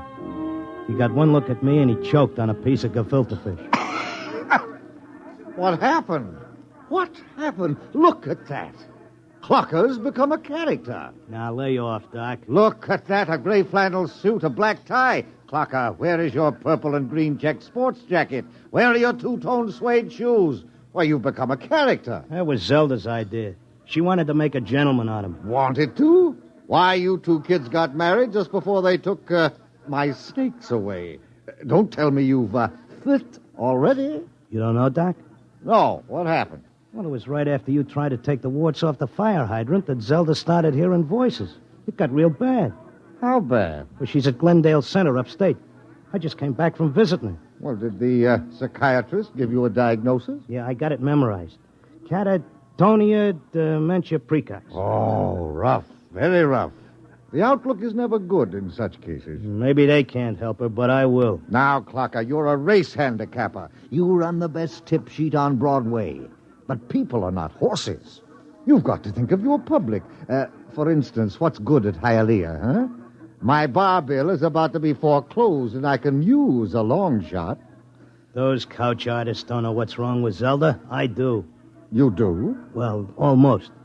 I'm so close I can hear the finish line camera clicking. Well, now, that's very interesting. Perhaps we can collaborate on an article for the Psychiatric Journal. All right, look. Look at these charts. Look, here. Huh? I use the same system I used to dope the races. Look, Zelda's got catatonia. She used to be a hoofer before we got married, and now she does time steps all day. Stereotype movements are typical of catatonia. You don't get it. She does time steps. The first thing you learn in hoofing, over and over. 10 or 15 hours a day. And she keeps talking like she's giving lessons to some jerk kid who can't get it straight. And I hear when these catatonics pull out, they don't remember much or maybe nothing. Protective amnesia. They work harder and longer at what they're doing than they ever did when they were regular citizens. And they don't get a red cent for it. I beg your pardon? I said they were getting stiffed. Anybody who works that hard ought to get paid. I don't understand what you're getting at. What are they knocking themselves out for if it's for free? Doc, I tell you, I miss that mouse. I gotta save her. She can't see or hear us, but she can sure see or hear something. And I'm gonna dope her. Clarker, it's too much for you. Too much for me, huh? Who was it said Warlock had turned into a dog in his third year? Who was it had 7 winners the opening day at Belmont? You take my word for it, Doc. I'll beat the schizophrenia handicap.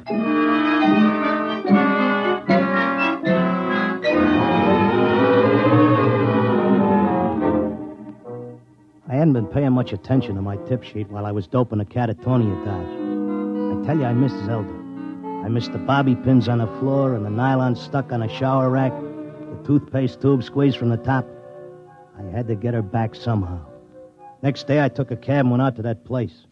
I sat in the room and watched her dance. Oh, it was something.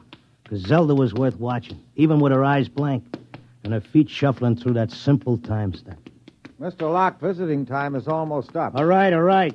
Zelda. Listen, Zelda. How long can they take to learn a time step? She can't hear you. Look, kid, I don't know who these squares are that you're working for, but tell them if they take you, they got to take me, too. You hear?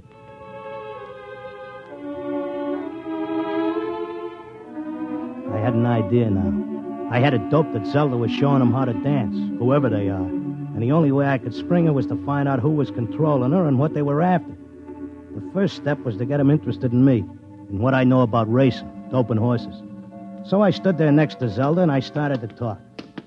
Now, the first thing you got to figure is bloodlines. You take a horse, you got to know back maybe 4 or 5 generations on both sides. Then you got to know where the coat was full, what time of year, Because all horses are 1 year old on the 1st of January. And there's confirmation, training. You take a horse with good bloodlines, break him in a spring on a hard training surface track, and the first thing you know, you got a horse with a shin splint. Or they may cover it up, but if you know it's there. I once knew a horse ran in Hialeah who was scared of flamingo. What are you doing? Had a fine record at Gulfstream and Bowie. But when he got down to Hialeah and got one look at the flamingos, he wouldn't run for beans. Mr. Locke, are you all right? Shut up, I'm Mr. busy. Locke. You bet on a horse that's scared of flamingos at Hialeah, and you're going to come in with your tail between your legs.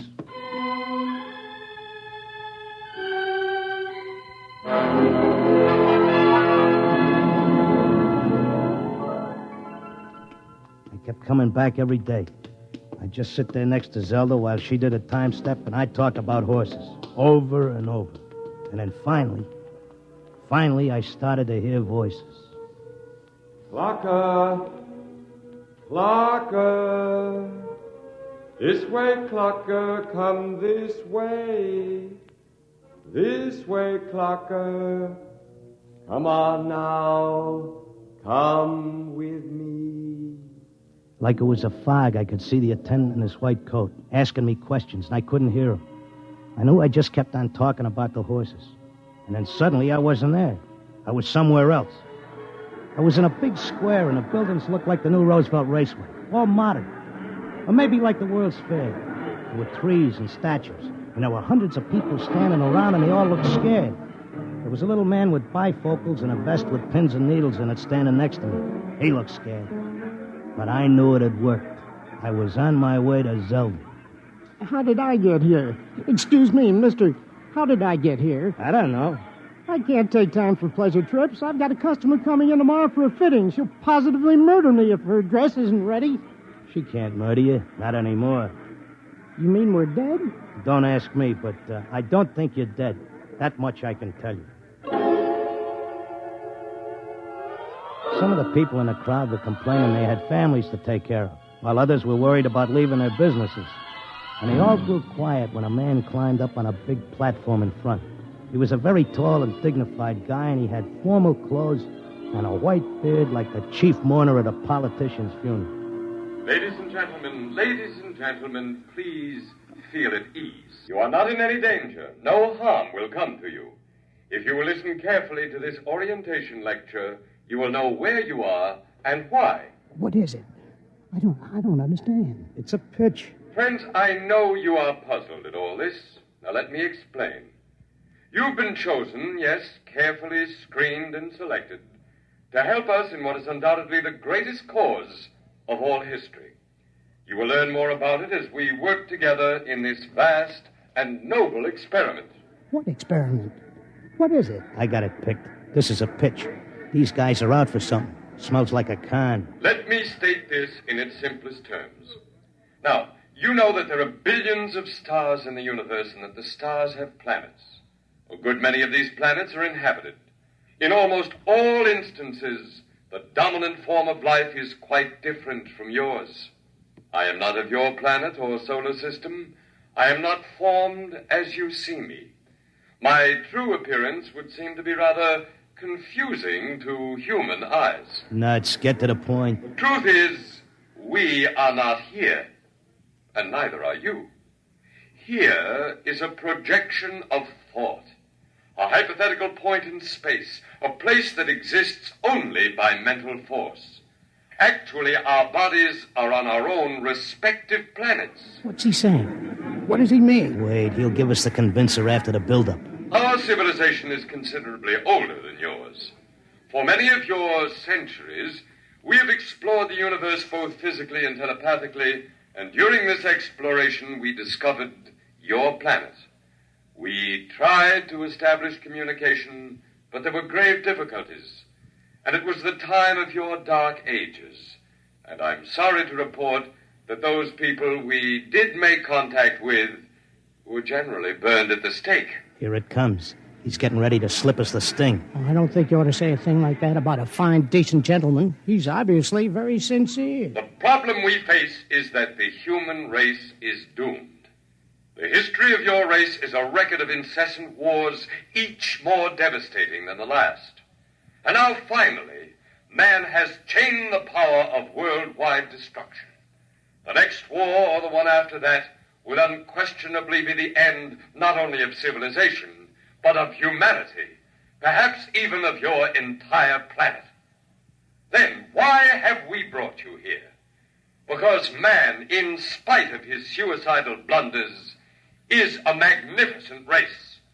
He must not vanish without leaving a complete record of his achievements. Now, this is the task we must work together on. Each of you has a skill, a talent, a special knowledge we need for the immense record we're compiling. Every area of human society must be covered. And so we need you urgently. Your data will become part of an imperishable social document that shall exist untold eons after mankind has vanished.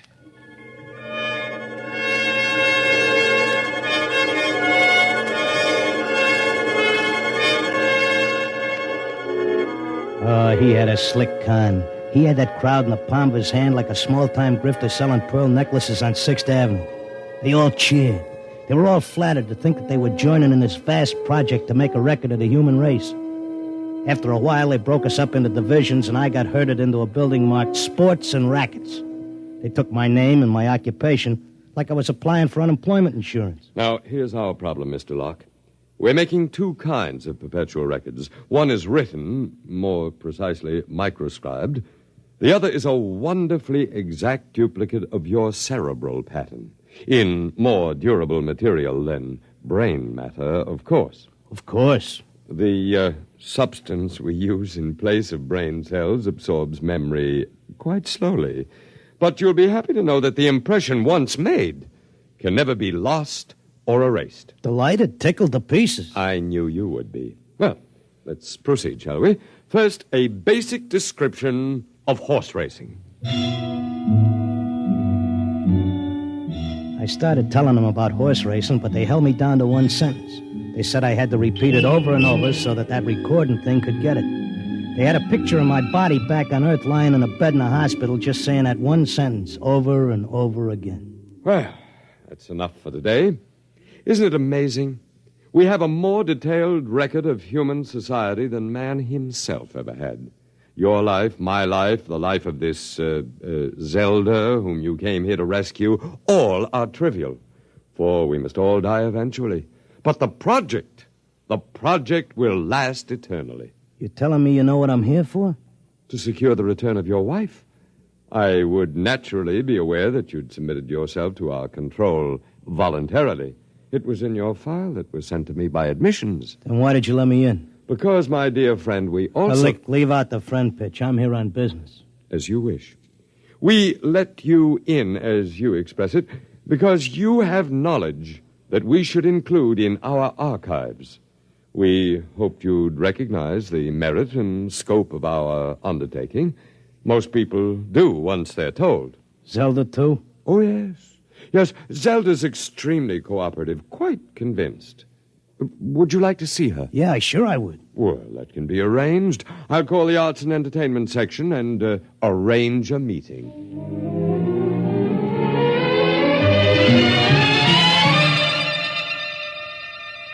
Zelda, baby. Clocker. Let's get out of here.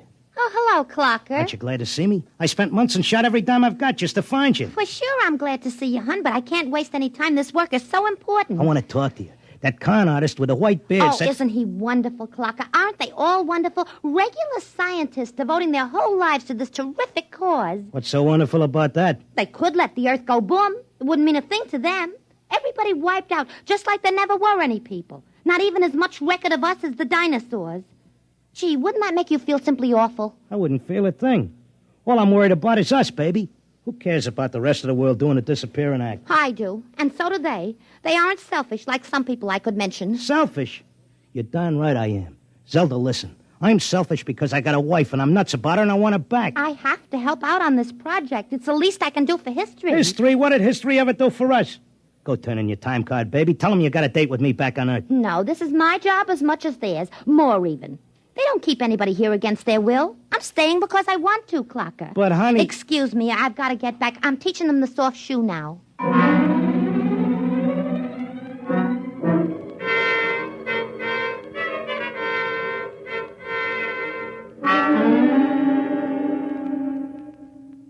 Are you satisfied now, Mr. Locke? Listen, take away the doom push and this racket falls. Listen, suppose you're all square. Suppose you're leveling. You're knocking yourself out because your guess is we're going to commit suicide. But is there any doubt of it? Do you honestly believe the Holocaust can be averted? I think it can be stopped, yeah. Listen, between these catatonics and me, we could tell them what it's all about. I notice you got people from all over the world here. They get along fine because they have a job to do and don't have time to hate each other. Well, it could be like that back on Earth. Mr. Locke, we have experimented in the manner you suggest, but a human psychological mechanism defeated us. Yeah? What was that? Protective amnesia. They completely and absolutely forgot everything they'd learned here. Well, what are the odds on me remembering? Well, you are our first volunteer. Look, I'll give you a deal. You let me out, and maybe I'll be the first case that didn't get amnesia, and I can tell the world all about this. I'll come back if I lame out. You can pick me up any time you want. But if I make headway, you gotta let Zelda go, too. That's a very reasonable proposition. We'll lift our control, Mr. Locke, for a suitable time. If you can arouse a measurable opposition to racial suicide, measurable, mind you, then we agree to release your wife and revise our policy completely.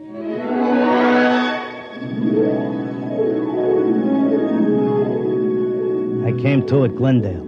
It took me about 2 weeks to convince them that I was all right again. But I had to convince the world that they were throwing a race and that they needed a saliva test. So I started to write it all out in my tip sheet, in and around the horses. Around that time, I ran into Doc.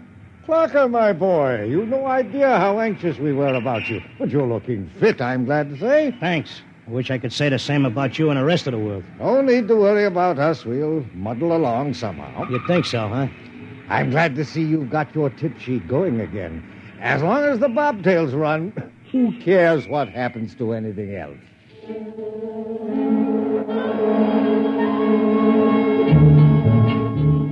Of course, nobody listened to me. I had posters printed telling everybody. I hired sandwich men to walk through the city. I made speeches in Columbus Circle. I told everybody doomsday was near. I sent letters to Congress, to the UN, editors of newspapers. Nobody paid any attention. I sneaked into the balcony of the General Assembly and tried to shout a speech, and they threw me out, very politely. I wrote the whole thing up for a magazine, and they printed it and sent me a check and told me if I had any more fiction, they'd be glad to run it. They kept trying to tell everybody the truth about the catatonics. We ought to go to the hospitals and get ourselves let in and have the aliens take over and show us where we're going. But nobody would listen. And then finally, I went back out to Glendale. Oh, Mr. Locke, we were wondering when you'd come visit your wife. You been away? I want my old room back. But you're perfectly normal. Give me half hour alone, and you'll be glad to give me my room.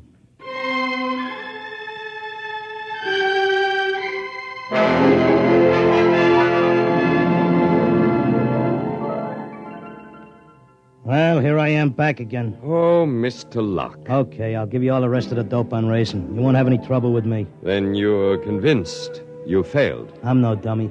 I know when I'm licked. So do we, Mr. Locke. Naturally, you have no way of detecting the effect you've had. We do. The result is that because of your experiment, we're gladly revising our policy. Huh? Is this a rib? Nobody listened to me. Oh, but they did. Visits to catatonics have increased considerably. When the visitors are alone with our human associates, they tentatively follow the directions you gave them in your article. Not all do, to be sure, only those who feel as strongly about being with their loved ones as you do about your wife. We've accepted 4 voluntary applicants. You mean I made it? That's right. Before long, we shall have to increase our staff as the numbers of voluntary applicants increases geometrically, and then we'll be able to release the first group to go back and carry the message. Whenever you care to, Mr. Locke, you and your wife are free to leave. Okay, but I'll tell you what. I owe you plenty. I'll help make that record before I go. I'll teach you how to dope the horses. Is that what you want? Why, yes. All right, then let's go. The quicker we get started, the quicker we can get back.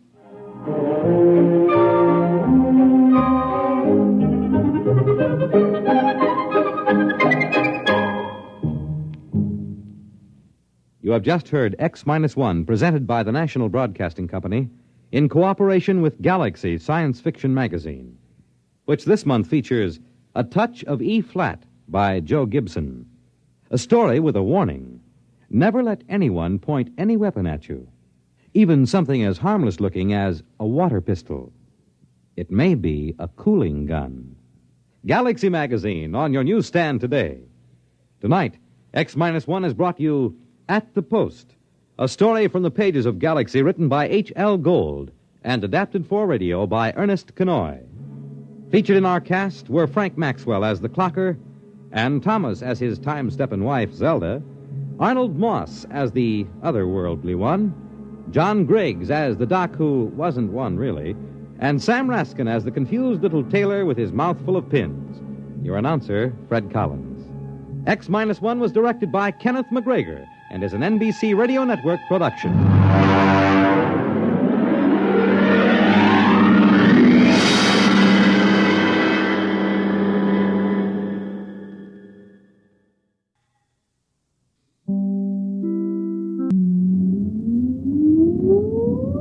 Countdown for blast off. X-5, 4, 3, 2, X-1, fire.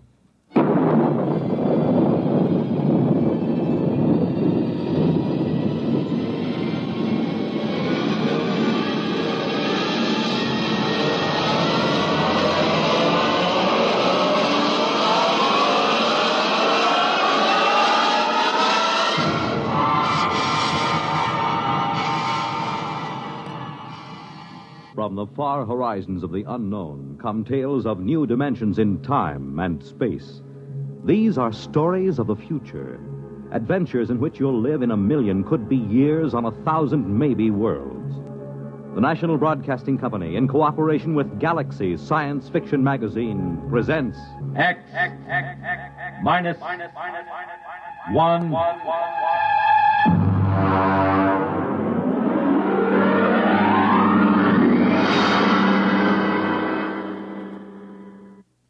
Tonight, The Trap by Finn O'Donovan.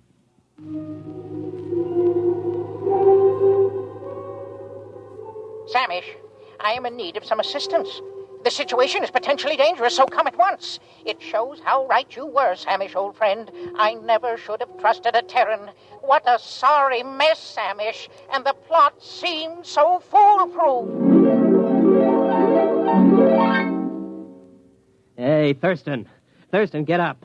Get up, come on. Why? What's the matter? Why? Come on, it's daybreak. Now, there's good news.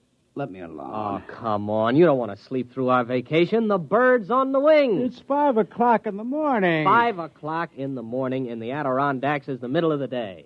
What's the weather out? Oh, it's raining. For crying out loud. Oh, don't go back to sleep. It always rains on the first day of vacation. Rule of nature. Look, I got a little fly rod with a new plastic reel that I'm just dying to try. You know what the trouble with you is, Ed? You're in love with sporting goods equipment. Oh, now, wait till you see this rod. You take that rifle I sold you. You could shoot a rhinoceros with it, but you won't, because, Ed, you're essentially a friendly man. The trouble with you is you don't like the woods. Well, how can you say that? Don't I come with you on a hunting trip every year? Sure, but you always manage to steer us over to Lake Placid to the cocktail lounges. Ah, now there's real hunting. Now, there are trophies to bring back to the city. None of your paltry brown bears or black bears. Oh, come on now, Thurston. I came up here to the mountains to hunt. Have a drink. Well, it's awfully early in the morning. Well, look upon it as an extension of last night. Well, all right. Oh.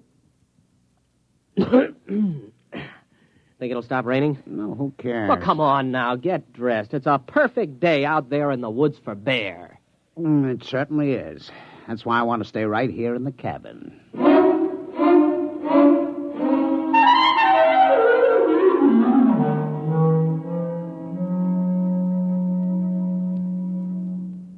Ed.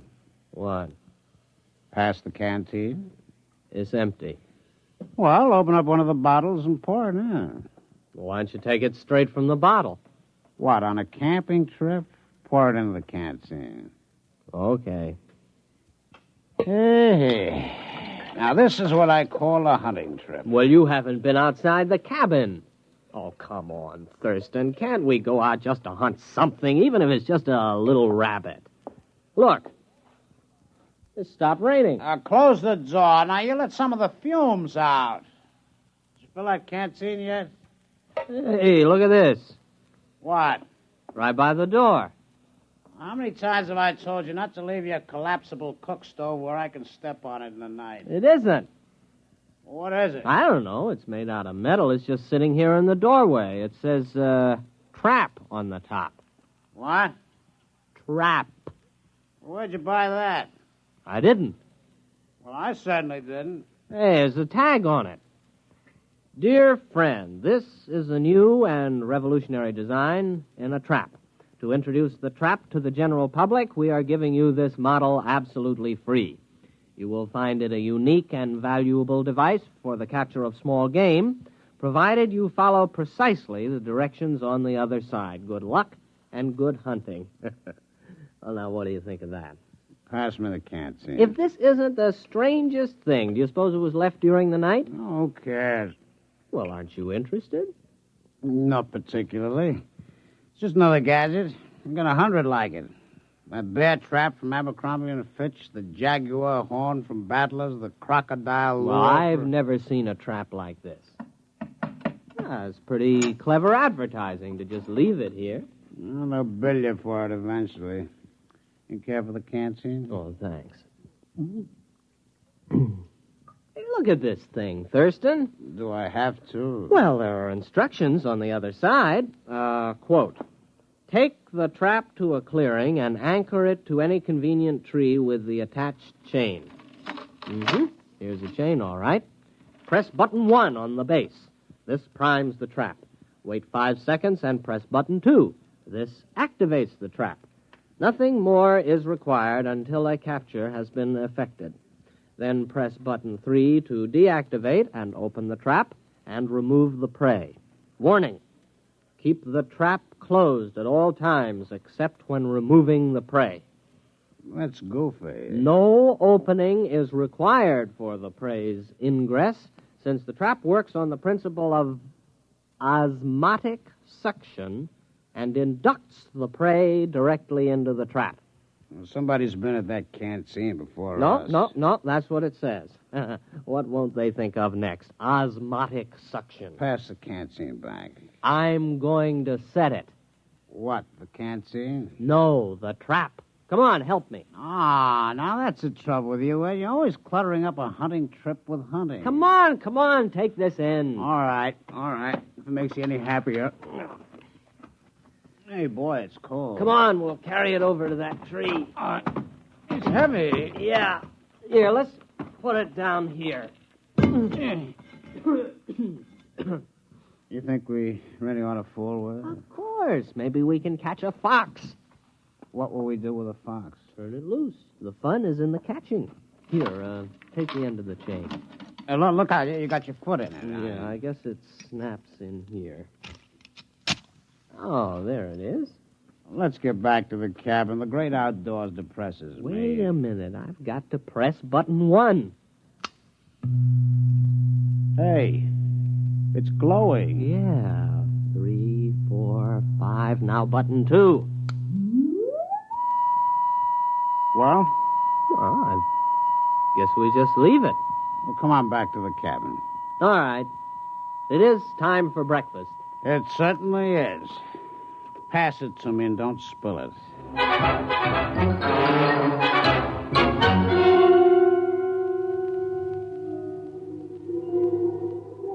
Samish, where are you? You are my oldest friend. I have already been through the beginning of my story. The Terrans accepted my trap as a trap, nothing more, and they began using it at once with no thought as to the consequences. I had counted on this. The fantastic curiosity of the species is well known.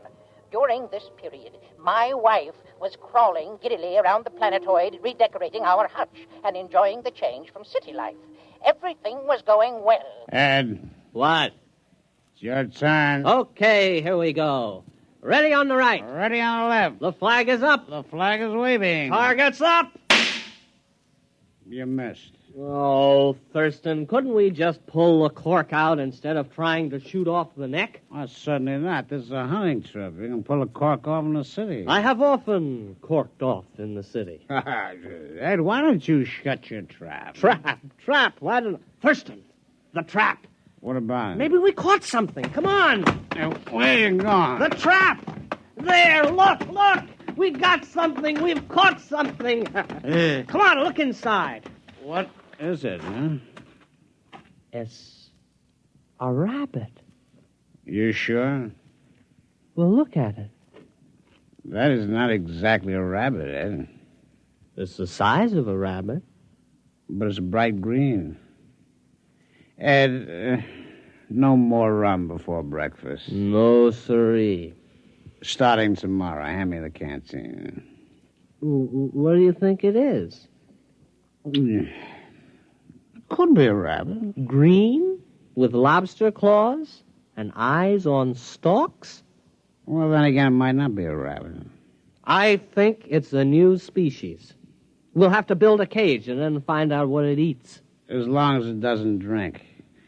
You don't suppose it drinks, does it? No, it doesn't look like a drinking type. Now, Ed, I'm not going to share my vacation with a green rabbit with lobster claws. Probably has dirty habits. There's something very unnatural about that trap. It's inhuman. I'll bet they said that about Ford's electric light and Edison's car and the telephone invented by Alexander's ragtime band. Are you sure about that? Oh, sure. I saw the movie. Come on. We'll build a cage, and then we'll set the trap again. Okay, but we better go back to the cabin. What for? We better refill that canteen.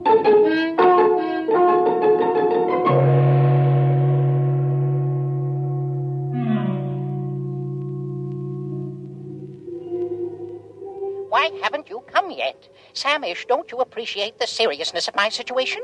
Think of your old friend. Think of the lustrous-skinned Friegel for whose sake I got into this mess. Communicate with me, at least. The Terrans used a trap, which, of course, was not a trap at all, but a matter transmitter. I had the other end concealed on the planetoid and fed into it 3 small animals which I found in the garden. The Terrans removed them from the transmitter each time. For what purpose, I couldn't guess, but a Terran will keep anything. After the 3rd beast passed through and had not been returned, I knew that was all, and that everything was in readiness, so I prepared for the 4th and final sending, the all-important one, for which all else was mere preparation. Ouch. Well, that finishes the cage. You know what? No. What? Those things smell. All 3 of them. Oh, I think they're very handsome. Well, here they are. 1, 2, and 3. First, our green rabbit. Next, our bird with 3 sets of scaly wings. And this other thing, what does it look like? Well, it looks like a snake, except it has a head at each end. They eaten anything yet? No, I've tried milk, mincemeat, vegetables, caviar, potato chips. They haven't touched a thing. Maybe they're sick. Hey, what are you keeping them for? Well, they might come in handy someday. Oh, yeah? What for? Thurston, have you ever desired fame? What? Fame. The knowledge that your name will go down through the ages. I am a businessman. I've never considered the possibility.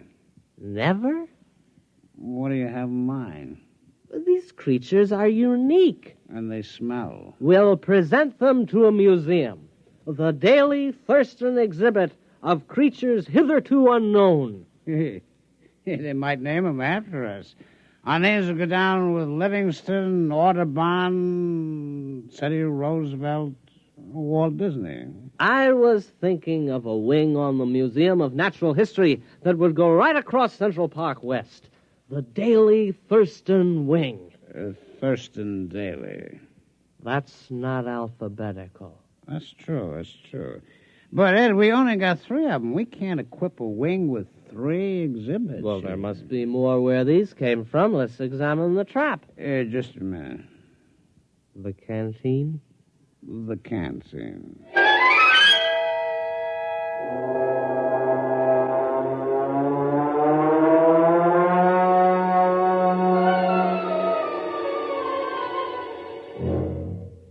got something. There it is. Look, it's about 3 feet tall, a big one. Uh-huh. A small green head and a forked tail. Oh, look at him, waving something on top of his head. Well, the rest were quiet. Maybe this one's dangerous. Huh? We'll handle it with nuts. Nuts? Well, nets. Oh, nuts. All right. And then we'll have to get in touch with the museum. Thurston, take a telegram. All righty. Museum of Natural History.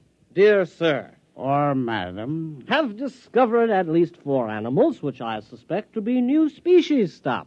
Have you room for suitable exhibit? Stop.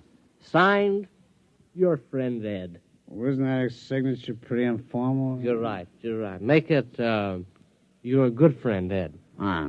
We better go back and build a cage for this latest one. It looks awfully exciting. I think we'll make this one strong. Oh, this last specimen is the cream of our collection. Look at it. Its head is turning pink. It looks mad, doesn't it? Well, you'd be mad, too, if you were trapped by osmotic suction. Say that again. Osmotic suction. Here, you take the canned seat. I'm way ahead of you.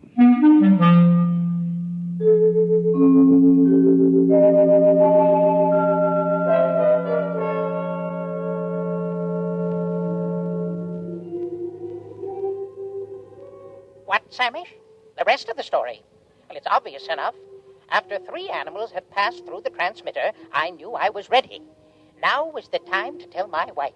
Accordingly, I asked her to crawl into the garden with me. Tell me, dear, she said, has something been bothering you of late? Have I displeased you? My dear, I said, you have tried your best, but it just isn't good enough. I'm going to take a new mate. She stood motionless, her cilia swaying in confusion. Then she exclaimed, Freagle! Yes, I told her, the glorious Freagle has consented to share my hutch, and with a clever shove, I pushed her into the matter transmitter. Samish, you should have seen her expression. Her cilia wreathed, and she screamed and was gone. I was free at last, free to mate with the splendid Freagle. Now you can appreciate the full perfection of the scheme. It was necessary to secure the Terran's cooperation, since a matter transmitter must be manipulated at both ends. I had disguised it as a trap, because Terrans will believe anything. And, as a masterstroke, I sent them my wife. Let them try to live with her. I never could. Foolproof. Absolutely foolproof. No one could prove a thing. And then, Samish, then it happened.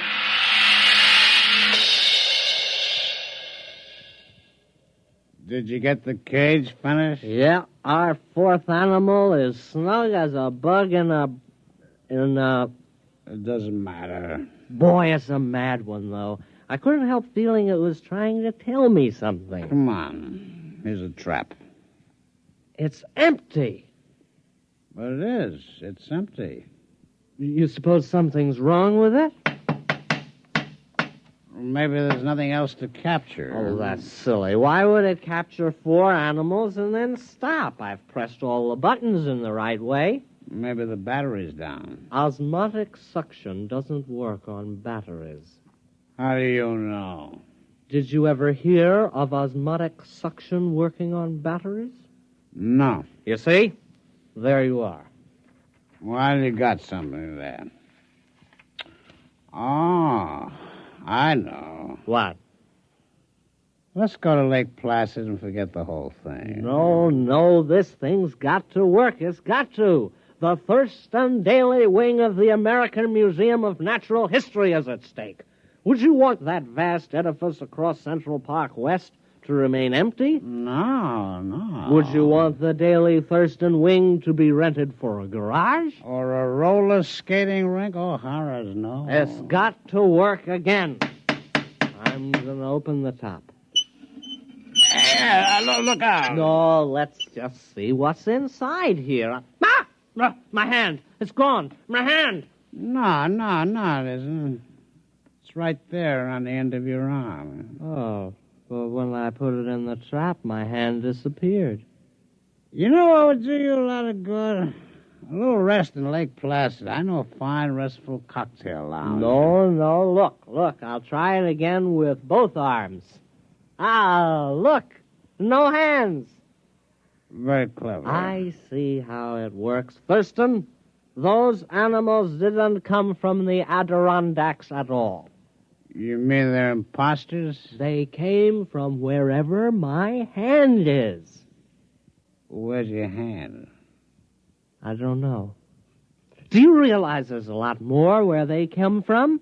Thurston, the future of the Daily Thurston Wing is assured. Give me a hand up. Ed, what are you going to do? I'm climbing into the trap. Oh, don't do it, Ed. You don't know what's in there. Here I go. There goes my feet. Hey, wait a minute. Here's a canteen.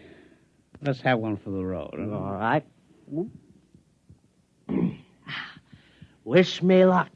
I still don't think you should do it. I do it for science and the Daily Thurston Wing. Why do you hold your nose? I got sinus. Here I go.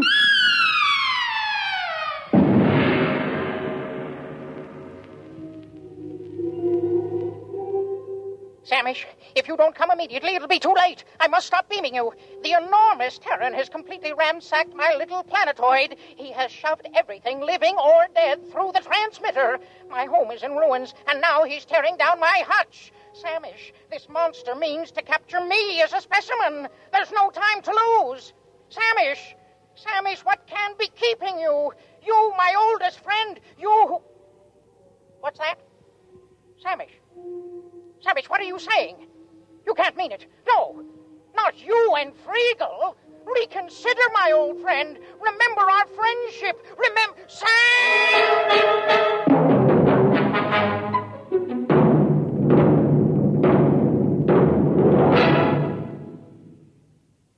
You have just heard X-1, presented by the National Broadcasting Company in cooperation with Galaxy Science Fiction Magazine, which this month features The Deep One by Neil P. Ruzick, a story which tells of a single mistake in the plan for survival, the biggest possible mistake. Galaxy Magazine on your newsstand today. Tonight, by transcription, X-1 has brought you The Trap, a story from the pages of Galaxy written by Finn O'Donovan and adapted for radio by Ernest Kenoy. Featured in our cast were Donald Buca as the voice, Ralph Bell as Thurston, and William Redfield as Ed. This is Fred Collins. X-1 was directed by Daniel Sutter and is an NBC Radio Network production.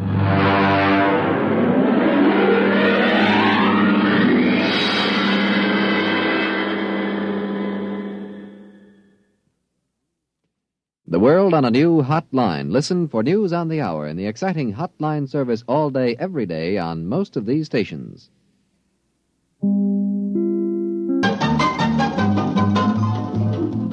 This is Nightline, your tie line to the world, and this is Walter O'Keefe. Tonight, a visit to worlds strangely different from ours, the world of the future, the world of X-1.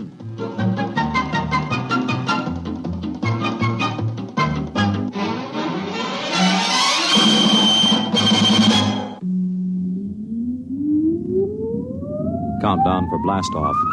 X-5, 4, 3, 2, X-1, fire.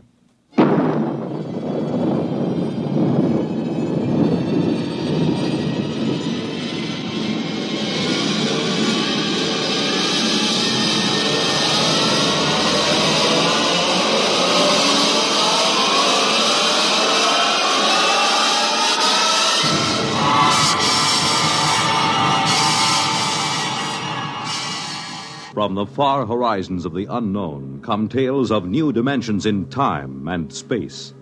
These are stories of the future, adventures in which you'll live in 1,000,000, could be years, on 1,000 maybe worlds. The National Broadcasting Company, in cooperation with Galaxy Science Fiction Magazine, presents X-1.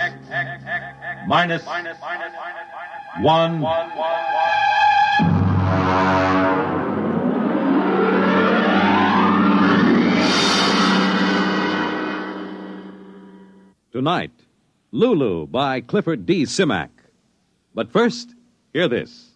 Well, I wanna go there, when it calls my number, yeah. And I wanna go there, when it calls my name, oh Lord. Well, hi there, everybody. This is Red Foley, and right at this minute, I'm sort of combining work and pleasure, you might say, by enjoying some of the good harmony of the Marksman Quartet and also picking out some of their songs to do on future broadcasts of our Red Foley show here on NBC.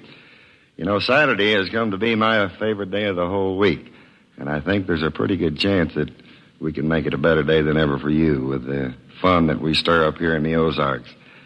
In addition to the Marksmen, I'll bring with me some of the other top favorites in our field, and of course, the guests that you tell us you want to hear. So let us be a regular part of your Saturday schedule. Won't you do that, please? Tune in our NBC program, The Red Foley Show, and we'll do our doggonedest to make it worth your while.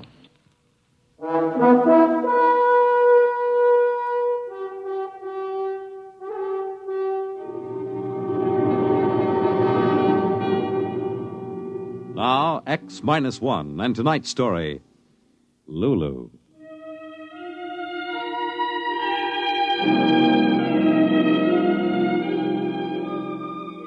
Technically, she was a PER, a planetary exploration robot. That meant she was equipped to do just about anything necessary to meet any kind of conditions on any planet she explored. She carried a crew of 3 inside of her, and she was able to talk to them and take care of them and adapt herself to their needs. Yes, sir, she was the complete spaceship. Robot, mother, base of operations, and companion all rolled into one. Her communicators and memory banks were stuffed with every conceivable kind of information. And we called her Lulu. That was our biggest mistake.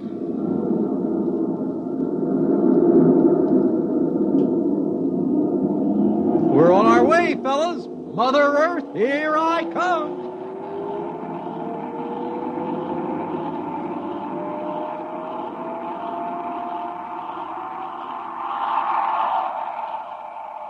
Was the takeoff satisfactory, boys? A thing of beauty, Lulu. The captain's compliments. Thank you, boys. No matter how long I live, I'll never get used to a ship talking to me. Oh, you lack a poetic soul, Gus. Now, me, I catch the full wonder of the situation. Personally, I'm hungry. What would you boys like the kitchen to fix for supper? I'll have a nice, juicy steak. Gus? Something light, Lulu. Maybe a couple of eggs. And you, Jimmy? Whatever you want to fix. Surprise me. Very well. I'll relay the information to the kitchen robot.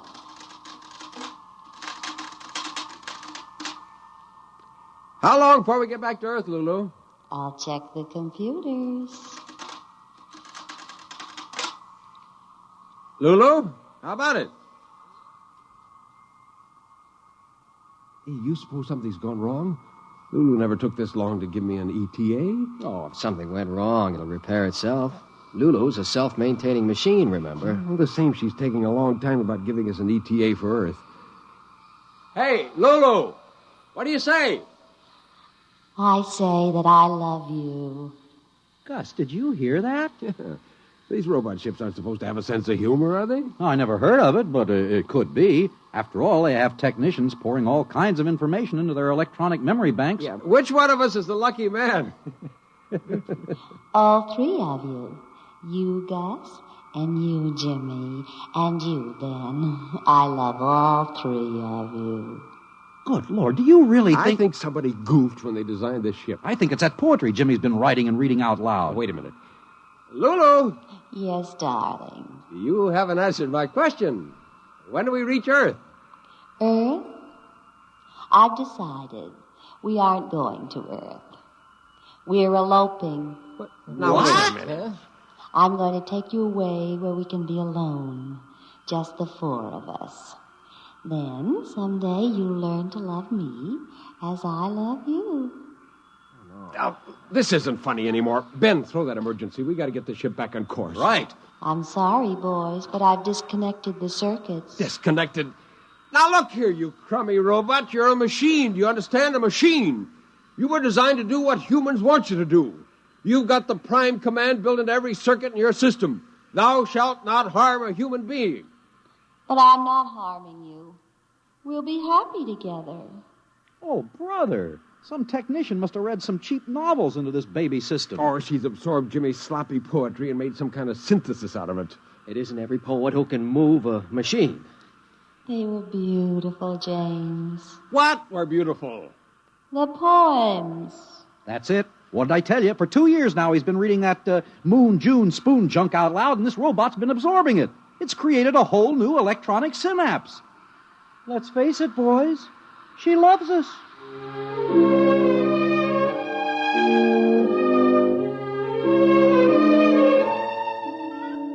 So that was it. We were being kidnapped by an interplanetary robot who somehow had developed a response circuit for romantic love. Not just the practical kind of love, oh no, but the kind that exists in cheap novels and romantic mags and the maudlin poetry of one James Carter, amateur lyricist. We went to sleep that night, hoping by morning Lulu would come to her senses. Darling. Mm-hmm. Time to wake up, darling. Holy mackerel. Hey, fellas, she's still at it. Yeah, I know. I was whispered awake, too. Hey, fellas. Come close. I don't want the receptors to pick this up. Yeah? Lulu's a machine, right? Yeah. A machine likes order, usefulness. Who ever heard of a machine that did nothing? So that's it. We're slobs. Get it? Worthless, useless slobs. We do nothing but bum around the ship. After a while, Lulu gets fed up with us just hanging around the ship. She wants to get rid of us. She takes us back to Earth. It's worth a try. I'm for it, but what do we do first? I don't know about you fellas, but I'm getting drunk.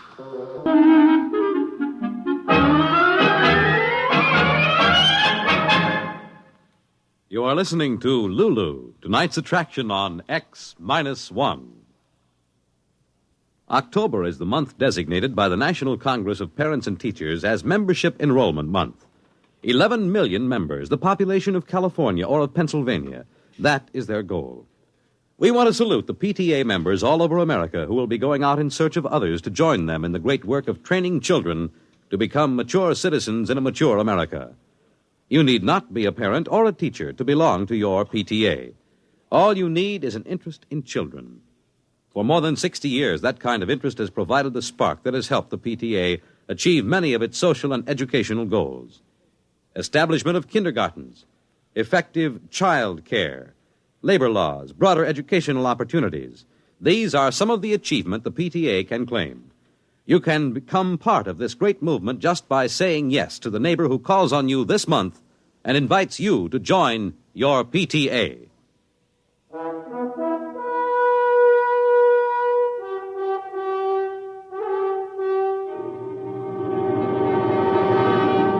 Now, back to X-1 and Lulu. So that's what we did. We became slobs. We stopped playing cards, we stopped reading, we just sat and moped. And Lulu, well, sure enough, her machine-like intelligence was offended. Gus. Yeah? Want to smoke? No. Ben? Yeah, Gus. Nah, doesn't matter. What's wrong with you boys? You haven't done a thing for days now. Jimmy, you've stopped writing poetry.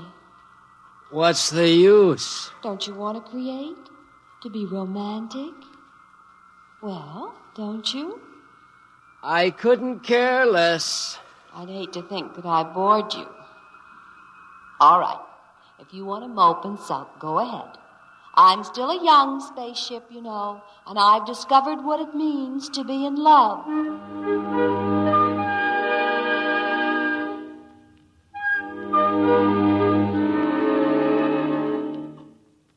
Maybe Lulu knew what we were doing, but it didn't matter. Her womanly sense of a lover outraged was stronger than her robot logic. She pleaded, lectured, and called us low down. She told us she loved us. She appealed to our sense of manly decency. Mostly we didn't even answer. Then she was hurt. She withdrew. She was cold and angry. Finally, she quit trying. What do you think, Gus? Could be she's disenchanted with us. Think she'll head back to Earth? I don't know. That's the thing that worries me. All that racket coming from the machine shop. Well, she's probably making some repairs to the engines. Happen all the time. Not like that, hour after hour. Well, maybe she's just trying to keep busy to take her mind off her broken heart. You and your poetic images. It was your junk that got us into all this trouble. My poetry is not junk. Cut it out, fellas. We aren't supposed to care about anything, remember? We're louts, sloths, ne'er-do-wells. No self-respecting girl spaceship would have us. Gus is right. We better not let down our guard. Hey, sound has stopped. You're right. Good morning, boys. I just want to tell you that as far as I'm concerned, you can all go straight to blazes. Hey, I think we did it. Yeah. Now she'll just dump us back on Earth. There's something wrong here. A woman scorned, you know. No, there's nothing to it. What's that sound? Wow, it's coming closer. It sounds like... Oh, no, it couldn't be. Footsteps? Fellas, huh? The compartment door.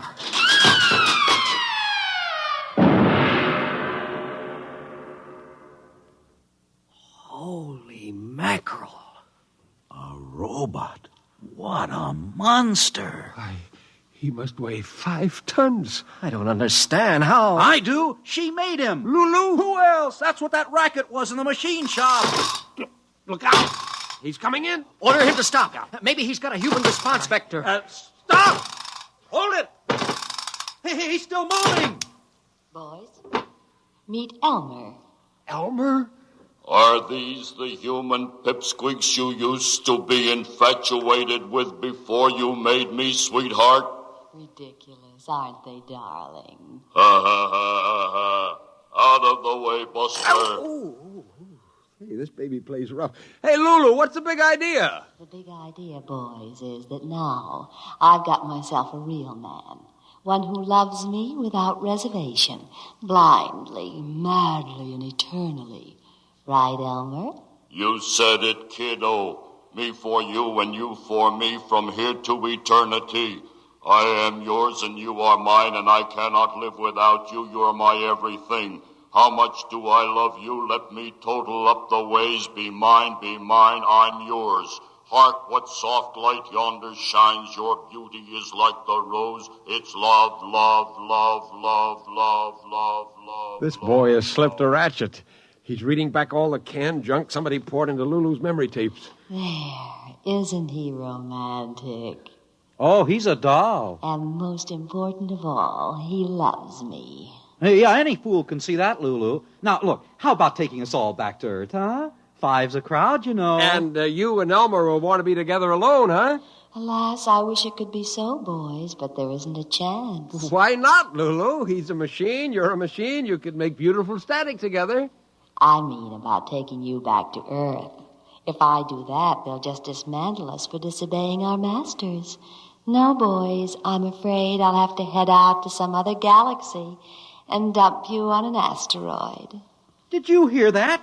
She's gone nuts. Do not talk about the woman I love like that. Now, take it easy, Elmer. Don't overheat your filaments. Come up to my control center where we can be alone, Elmer. Anything you say, lover. See you later, boys. Careful you don't overload her condensers, Junior. One other remark like that and I will smash you, big boy.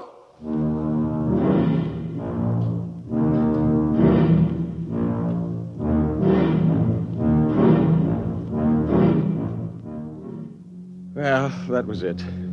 The control panel told us that we were headed right out of the solar system. A couple of days passed, and we began to get desperate. Lulu and Elmer were too busy making love even to talk to us, and she even forgot to synthesize food for us one day. We lapsed into misery for real now. Gus, I'm hungry. Who isn't? This ship's gone completely haywire. Well, what do you expect? She's up in the control center necking with that mechanical gigolo she built. Hey, Gus, there can't be any real pleasure in it, can there? Remember, she's a machine. What's pleasure for a machine may not be pleasure for a human. Well, let's see what Jimmy thinks. Jimmy. Hey, Jimmy. Well, don't bother him. He started writing poetry again yesterday. He's already worn out 3 pencils. At a time like this, he writes poetry? Hey, Lulu! Lulu! Lulu, how about some chow? Shut up, boys. You're breaking the spell.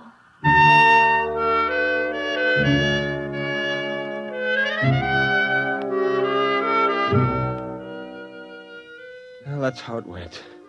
We didn't get any food at all that day. By nighttime, we were worn out from banging on Lulu's walls. I was exhausted and fell right asleep. Then something woke me. Ben, wake up. What's up? It's Jimmy. I think he's gone off his rocker. Why? He's up in the forward compartment. He's opened the radiation shield so the moonlight and the stars can come in, and he's standing there alone. Come on, we better get him. The strain was probably too much. Yeah. Quiet now. We don't want to startle him. Wanderer of the far ways between the two faces of eternity she was. True forever to the race that forged. He's reading poetry. To himself? To himself, or... Hold it. Wait, I think I know what's happening. Hey, you mean he's reading to Lulu? What's more important, she's listening. Go on. Don't stop. It's too beautiful. Wanderer of the far ways. He'll ruin us. Between the two faces of eternity she was. Uh-oh. True forever. Here comes Junior, and he sounds mad. And with the winds of alien space blowing in her hair, wearing a circlet. Shut up. What are you trying to do, big boy, reading that stuff to my girl? Now, Elmer, take it easy, boy. Let me have that poem. I will show you what combustion is. No, sir. You can destroy me, but not this poem. This is my work of art. My love song to Lulu. Give me it. Jimmy! Let him have it. He'll kill you. Hey, he's going to strike, Jim. Jim, look out!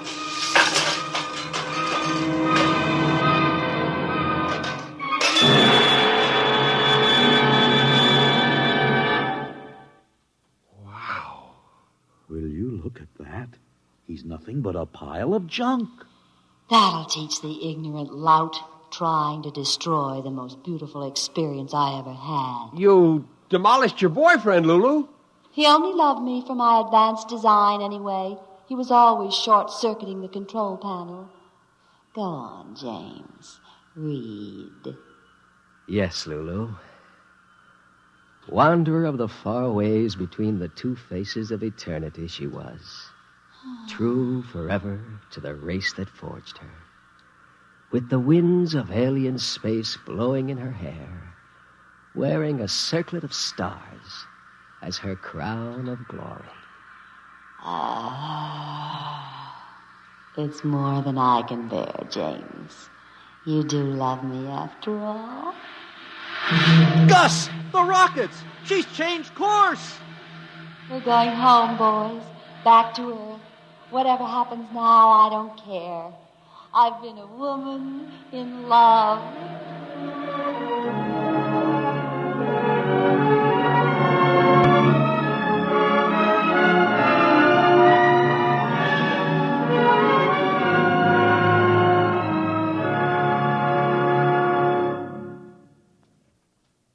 Fred Collins again.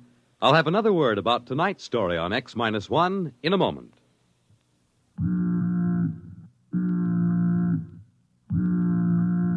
That how you feel? Blue and miserable with a deep-down cold? Listen. Every second someone takes it for the miseries of a cold. Millions more take bromoquinine. Every second someone takes it for the miseries of a cold. Get bromoquinine brand cold tablets. You have just heard X-1, presented by the National Broadcasting Company in cooperation with Galaxy Science Fiction Magazine, which this month features Clifford D. Simak's story, Carbon Copy. Being a real estate agent and a devout angler, Homer Jackson knew a clean sail from a fish story. But not this time. Galaxy Magazine, on your newsstand today. X-1 has brought you Lulu, a story from the pages of Galaxy, written by Clifford D. Simak and adapted for radio by George Lefferts. Featured in our cast were Jan Miner as Lulu, Nelson Olmsted as Gus, Jim Stevens as Jimmy, Walter Black as Ben, and Henry Norrell as the robot. This is Fred Collins. X-1 was directed by George Voutsas and is an NBC Radio Network production.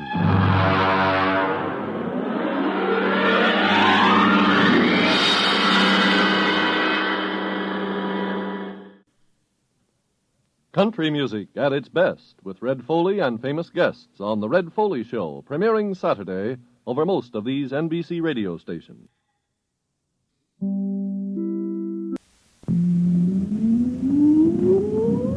Countdown for blast off.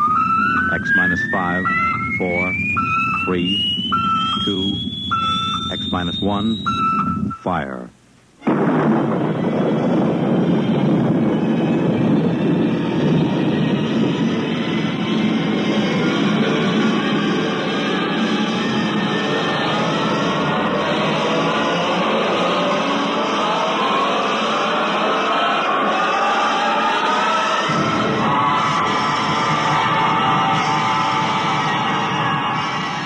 From the far horizons of the unknown come tales of new dimensions in time and space. These are stories of the future, adventures in which you'll live in a million, could be years, on 1,000 maybe worlds. The National Broadcasting Company, in cooperation with Galaxy Science Fiction Magazine, presents X minus 1.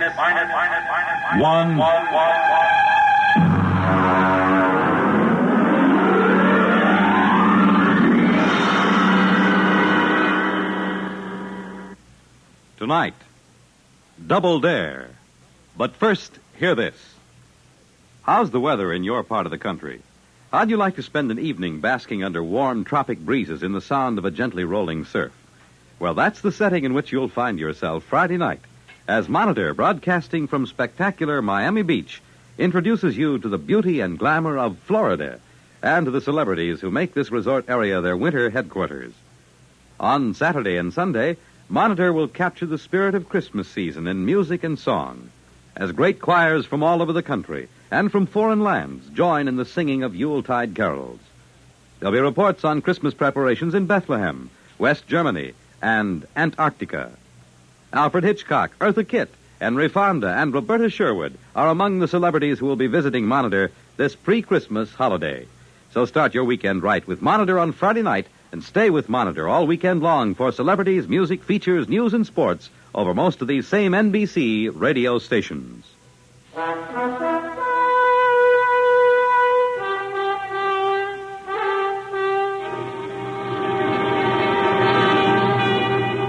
Now, X minus 1, and tonight's story, Double Dare. Our ship sat down on the planet Domerang right on schedule. Kemmeridge and I stood at the viewport and watched the big Domerangi official cross the field to our landing ramp. He was dressed in a bright yellow tunic, green-gray buskins, and was wearing a glittering jeweled diadem. He was walking in that ponderous way those people always walk. And it seemed like a long time before he actually reached the ramp and climbed into the ship. Welcome aboard. Greetings, gentlemen.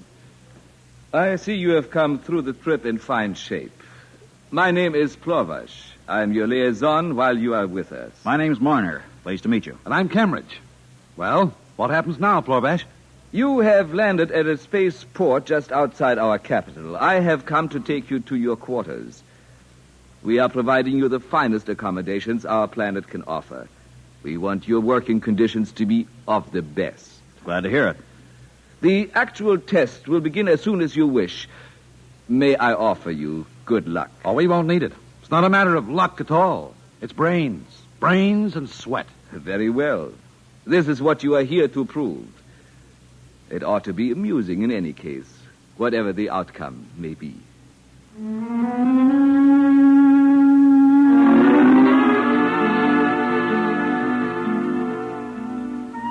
The whole weird deal had begun back on Earth. And it started where most arguments like this start, in a bar. Kemmeridge and I are top engineers back home, and when this visiting Domerangi made a few cracks about our civilization being second-rate in technology, we made a few choice remarks about his own technology. Well, the thing got to the news agencies and created quite a stir. It finally led to a regular interplanetary controversy over who had the best technical brains, Earthmen or Domerangi. So, here we were, Kemmeridge and I, sitting in an alien hotel room millions of miles from home, staring glumly at the walls.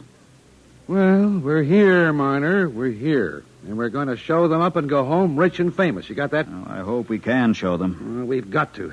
Between the two of us, we can match anything they throw at us. Well, can't we? Sure we can. Just look at this door mechanism, for instance. A simple cybernetic mechanism. Yeah. Ordinary gadget. Not nearly as efficient as our kind, either. That's just the point. Apparently, these Domorangi aren't half the sharks they think they are. We said we could duplicate anything they showed us, right? Yeah. And they've got 2 of their engineers on Earth trying the same stunt. Okay, so if our boys stick them and we dope out everything they throw at us here, we've won. The State Department's counting on our versatility, Miner. That's all we need. Versatility, cleverness, and hard work. We'll beat those silly-looking pants right off them.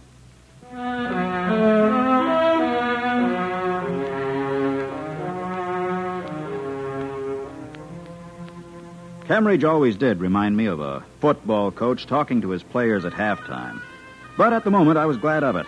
I needed reassurance, and his own confidence was infectious. I cheered up, and by the next morning, we were ready to begin our part of the test.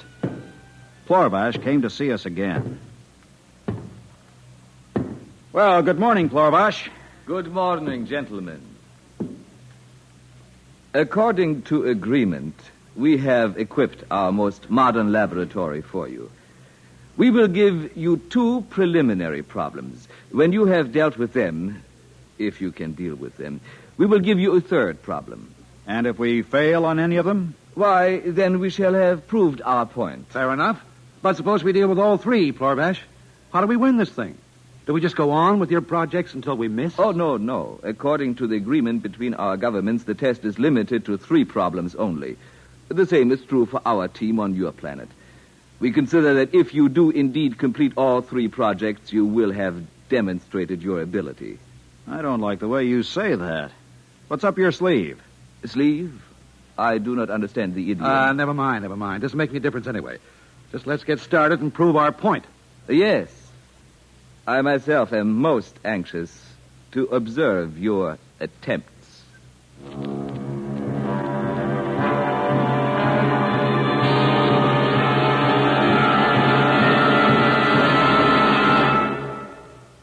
We return to X-1 and Double Dare in just a moment.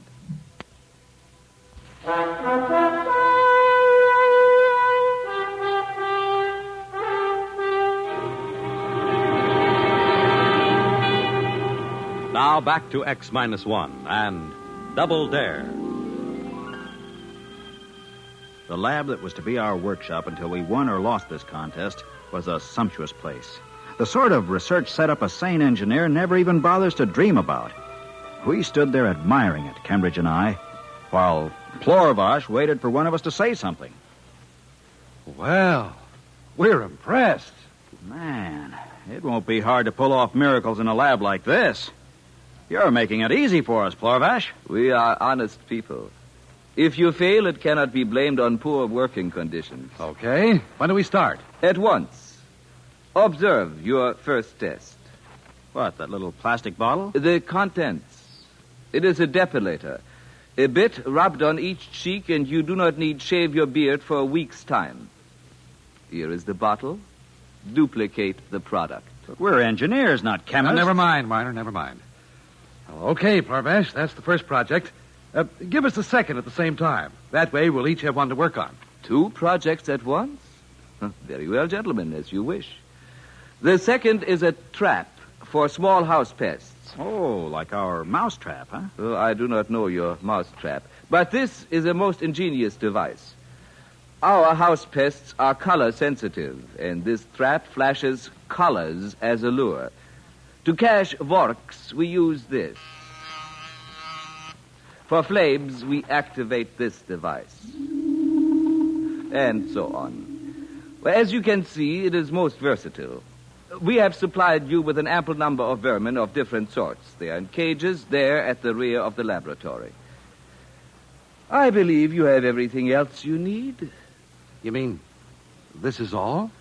Duplicate these 2 products, if you can. Okay. And we'll let you know the moment we finish. Yes. Do that. I didn't like the way he looked when he said that.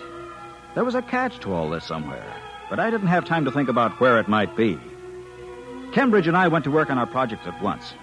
It wasn't nearly as hard as it should have been. Within 4 days, we summoned Plorvash back to the lab. Do you mean to say you have finished already? Naturally. Stay where you are, Plorvash. I want to show you something. All right, Cambridge, activate the trap. Check. All right, stand back. I'm going to open the cages. Oh, no, don't. Those vermin, they'll be everywhere. Too late. Here they come. Oh, but you're mad. But they'll be everywhere. Close that door. Stand where you are and watch. You see? See that? But this is impossible. All running to the same place. Our trap. Look at that. They're in. Every last one of them. Remarkable. Yeah. We've improved on your model. We've built a better trap. Your model only deals with one species at a time. Ours handles every variety. It really is rather surprising. I suppose now you want to know about the depilator. That was easy, you know. With the equipment you gave us, chemical analysis is a snap. But I'm afraid we've improved on the original model here, too. You have? In what way? They're used at the proper strength. This depilatory of ours can last indefinitely. The effect seems to be permanent. Indeed. This is a fairly impressive performance, gentlemen. You may be interested to know that your counterparts on Earth have also passed their first two tests successfully. Oh, well, good for them. So, it all depends on the third test then, huh? It does indeed. Shall we have that one now? Why waste time? Is that it? That thing on rollers that you've got covered up back there? Yes. Permit me to remove that cover. A machine of some kind. I recognize a type of piston valve, relays, tubes, rods. Let me plug it in for you. Here's the outlet. Now, I press the starting button. So. What does it do? Suppose you remove the plug from the outlet. All right. There. Hey, it's still going. Gentlemen, this is our power source. We use it for transportation and similar things. Duplicate it. This is your third problem. Well, we'll give it a try. I shall be most interested in the results. Most interested. Good day. Cheers.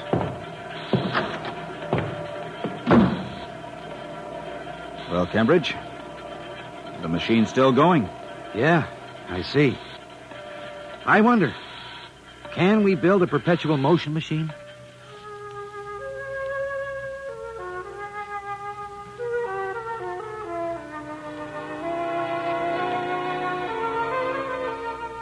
Well, it was a challenge, all right. A greater challenge than either of us had anticipated in our wildest dreams. Our heads reeled with the enormity of the ideas. But we worked and worked. I don't even know how long it was, but I think it was about 3 weeks. Finally, we summoned Plorvash, and he came into the laboratory to see our model and his side by side, both humming away with no plugs in the wall. There it is. You have actually done it? Yes. It's been running a week now, and it shows no signs of slowing down. It actually works, but how? A complex hyperspace function. We're making a full report, of course. I hope you realize this is quite a stunt in gravology. We didn't think we could do it until we had to, so we did. I didn't think you could do it either. This little box on our model, have you examined it yet? No, that nearly threw us. Apparently it's tightly sealed. We didn't waste time getting it open. We bypassed that. But what is the darn thing anyway? That, gentlemen, is our power source. Your what? A photoelectric amplifier that should keep the model running for, another 2 weeks. Then what? Don't you see? We do not have a perpetual motion machine. We have hoaxed you into inventing one for us. What? We didn't really think you could. It took our best minds to rig up a model convincing enough to fool you. Well, I'll be... That does it. That invalidates the whole agreement. Well, now that we're through, we'll take our machine and go back to Earth. I am afraid that is not possible. What? By a statute in effect here for more than 700 years, any research done in a government lab is automatically the property of the Domerangi government. I am sorry, but I shall have to confiscate your project, gentlemen. We'll see about that. Furthermore, we are forced to confiscate you yourselves. We need you to instruct us on how to build these machines. Plorvash, Earth won't let you pull a trick like that. This is cause for war. I doubt it. Why should a terrible war come about for the custody of 2 men? I demand to see our consul. Of course. That is your right, I suppose. I will arrange it.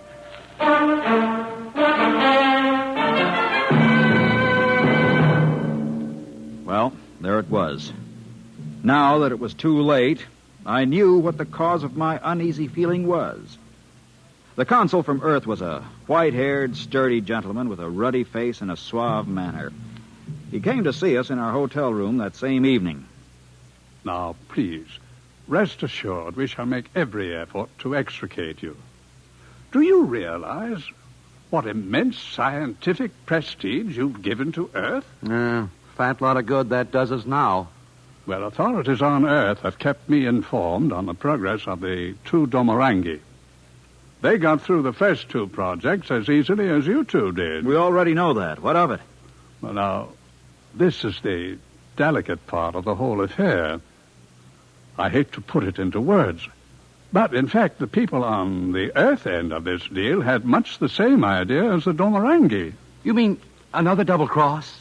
They put them to work on perpetual motion, too? No, not quite. They rigged up a phony anti-gravity machine and told them to duplicate it. Good night. What happened? Nothing yet. I'm told they're working on it very hard. Sooner or later, if they're at all as clever as you 2, perhaps they'll hit on it. You'll just have to be patient and sweat it out until they do, and we can make an even exchange. Well, of all the cockeyed situations, you mean we have to wait until they invent anti-gravity? Well, that's the general idea. In the meanwhile, as I say, I will insist that you be shown every courtesy here on Domrang. Well, they may never discover a workable anti-gravity. Then what happens to us? Wait a minute. Yeah? Minor. Yeah? You know anything about tensor applications and gravitational fields? What are you driving at? I'm thinking of the ideal lab setup they gave us. Do you think those 2 Domorangi on Earth would mind taking credit for someone else's anti-gravity theory if they were approached properly? Hey, that's right. They must be as anxious to get home as we are. Say, what in the world are you talking about? Consul, would you be above a bit of smuggling, diplomatic immunity and all that? Well, now, I don't know. We build the anti-gravity machine. You smuggle it to Earth and slip it to the Domorangi, then use it as a talking point for a trade. Well, what do you say? Well, I admit, it does seem the only way out. Very well, gentlemen, I'll do my very best. But there seems to be just one hitch. What's that? You still have to invent that anti-gravity machine. Oh, we'll invent it all right, because you see, we have to. Come on, Cambridge. Let's get to work.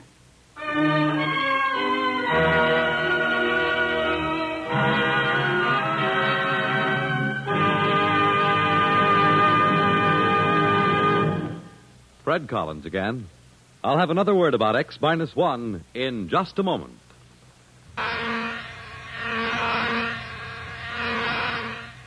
Is your head buzzing with the feverish, stuffed-up feeling of a cold? Here's how to get relief. Every second someone takes it for the miseries of a cold. Millions more take bromoquinine. Every second someone takes it for the miseries of a cold. Bromoquinine. More people have taken more bromoquinine cold tablets for more complete relief than any other cold tablet ever sold. Because bromoquinine is the only cold tablet sold with wonder-working quinine, nature's own miracle drug, and 5 other medicines, health-fortified with vitamin C. Science has never found a real substitute for quinine. It helps bromoquinine do more. Bromoquinine works to relieve stopped-up nose, body aches, fever, irregularity, blues, and headache, even of virus colds. Remember, every second someone takes it for the miseries of a cold. Millions more take bromoquinine. Get bromoquinine brand cold tablets. You have just heard X-1, presented by the National Broadcasting Company in cooperation with Galaxy Science Fiction Magazine. Galaxy Magazine's science editor, Willie Lay, discusses medical problems of space travel in the current issue of Galaxy. Read Willie Lay's article, as well as the many thought-provoking stories similar to tonight's tale of fiction based on facts of the future. Galaxy Magazine, on your newsstand today. Tonight, X-1 has brought you Double Dare, a story from the pages of Galaxy, written by Robert Silverberg and adapted for radio by William Welch. Featured in our cast were Ralph Camargo as Marner, Ivor Francis as Cambridge, Michael Ingram as Plorvash, and Harvey Hayes as the consul. This is Fred Collins speaking.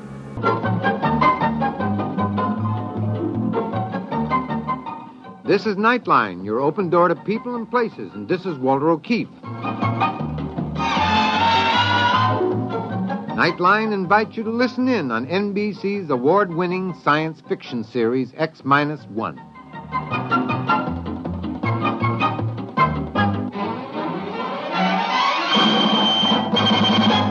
Now escape to a world of the future.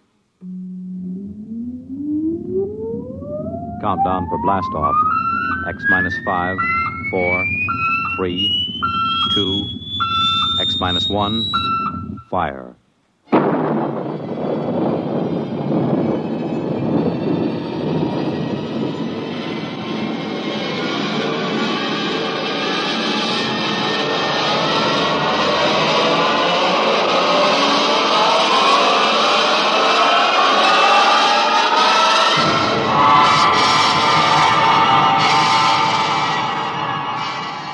From the far horizons of the unknown come tales of new dimensions in time and space. These are stories of the future, adventures in which you'll live in a million, could be years, on 1,000 maybe worlds. The National Broadcasting Company, in cooperation with Galaxy Science Fiction Magazine, presents X minus 1.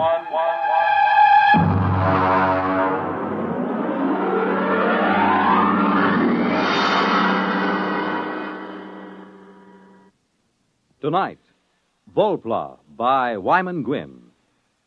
But first, hear this. Hello, I'm Dorothy Olson, singing schoolteacher on NBC's big weekday musical show, Bandstand. But right now, I'd like to talk to you parents.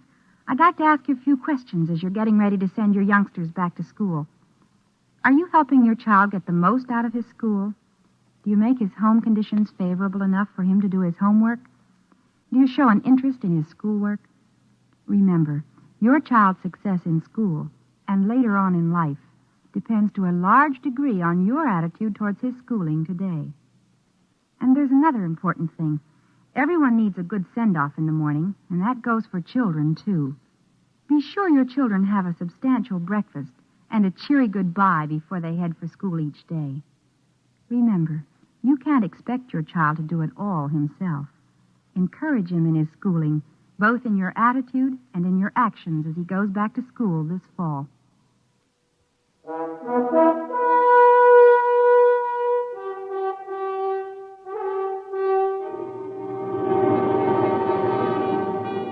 Now, X-1 and Volpla.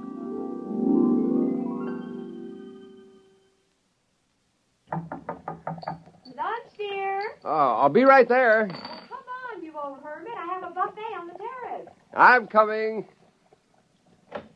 So, I'm an old hermit, am I? And our daughter says I'm eccentric now. I wonder how the devil she ever found out. From me, of course. But you love me just the same. Oh, Max, what's got into you? Stop it. Oh, I reached the dangerous age. And, lady, I'm going to have fun. Well, come on out to the terrace. The hamburgers will get cold. My dear, I'm going to have a new kind of fun. Oh? It's a joke. I'm going to play a tremendous joke on the whole world.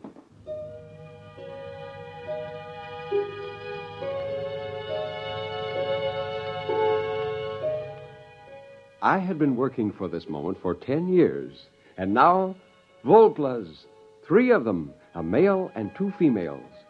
I had called them Volplas since that day 10 years ago when I got the idea of creating a flying mutant, which I would teach to feed, play, and talk. Now I was almost ready to play my joke on the world. After lunch, when I returned to the lab, the Volplas were moving about on the mattress where I'd placed them, and the male was trying to stand. They were about 28 inches high. Except for the face, chest, and belly, the Volplas were covered with a soft, almost golden down. The skin was pink. Upon his head and across his shoulders, the male had a shock of fur as soft as a chinchilla. The cranium was in the same proportion to the body as it is in the human. And they were shockingly human-eyed. When the male spread his arms, the span was 48 inches. I held his arms out and tried to tease the spars open. These spars turned backward and ran alongside the wrist almost to the elbow. Powerful wrist muscles could snap them outward and forward. Suddenly, as I teased the male Volpla, this happened. The spars shot outward, adding 9 inches to each side of a span. The lateral skin, that had until now been resting in folds, was tightened into a golden plane that stretched from the tip of the spar to his waist. A true gliding plane, perhaps even a soaring plane. By 4 o'clock that afternoon, they were ready for their first solid food. Come on now, here, hold the cup. That's the way. Hold the cup. Oh, you're a beauty. You're all beauties. No, come on. Hey, don't climb on my back. No, don't. Stop. Oh, that's better. Oh, hello, pretty one. Hello. Hello. So that's the way it's going to be, eh? Hello. Hello. Wonderful. Oh, you have no idea what I have in store for you, my dears. I will teach you a language. Perhaps English, a simple basic English. You will have your own crafts, and you'll live in small tree houses, and I'll teach you legends that you came from the stars, that you watch the red men and the white men, and you listen to their speech. And when you're able to take care of yourselves, I'll turn you loose. There'll be Volpla colonies up and down the coast before anyone suspects. And then, my dear, one day, somebody will see a Volpla, and the scientists will observe them. Then the legends will come. Isn't that funny? Don't you think that's terribly funny? Funny.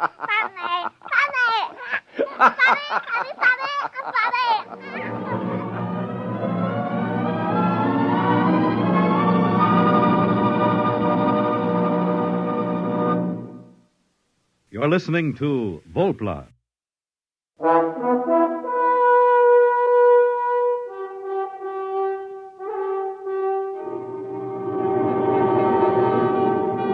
Now back to X-1 and Act 2 of Volpla.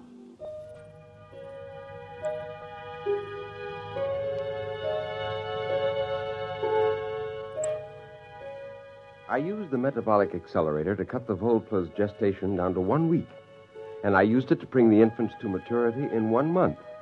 By the next spring, I had a colony of over 100 Volplas, and I shut down the accelerator. From now on, they could have their babies in their own way. I had devised a language for them, and I carefully adulterated it with English, as if they had observed us and learned. My Volplas were amazing. They were bilingual. Well, Jane and Susie went down to Santa Barbara for a week, and I took the opportunity to ship the male and the oldest 2 females out of the lab. I put them in a Jeep beside me and drove to a secluded valley about a mile back in the ranch. Tree, rock, sky. That's right, Chief. That's the sky. All right, come on now. Everybody out. Run, jump. Jump, run, sky. That's right. Take off. Go ahead.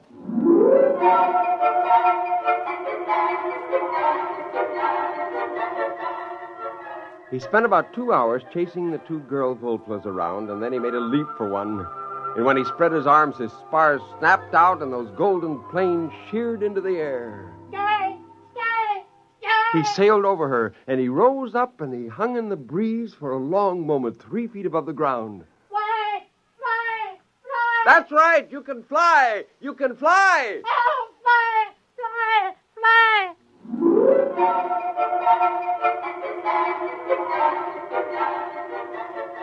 They learned quickly and brilliantly. They were not really flyers. They were gliders and soarers. Before long, they took agilely to the trees and launched themselves in beautiful glides for hundreds of feet, banking and turning and spiraling to a gentle halt. Oh, I laughed out loud with anticipation. Wait until the first pair of these is brought before a sheriff. Wait till the newspaper reporters are routed out into the hills to witness this. When they were tired, the Volplas lay on their backs with their planes stretched out. The oldest one came over to me. He squatted, his elbows resting in the ground, his wrist crossed at his chest. Before the red men, we live here? That's right. In places like these, you lived all along these mountains. Now there are very few of you left. Since you've been staying in my place, you've naturally forgotten the ways of living outdoors. We learn again. We stay here? That's right. Now, look. Look, you see up in that tree?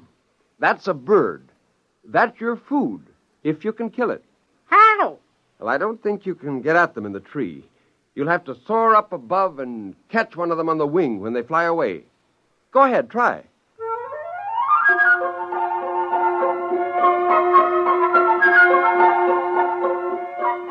He climbed the tree and launched himself and caught a warm updraft from the hillside.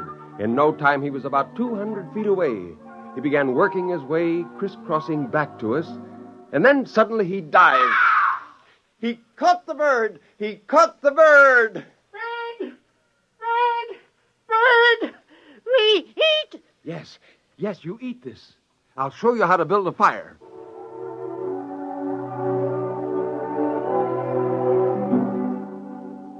Again, I told them the story I had made up.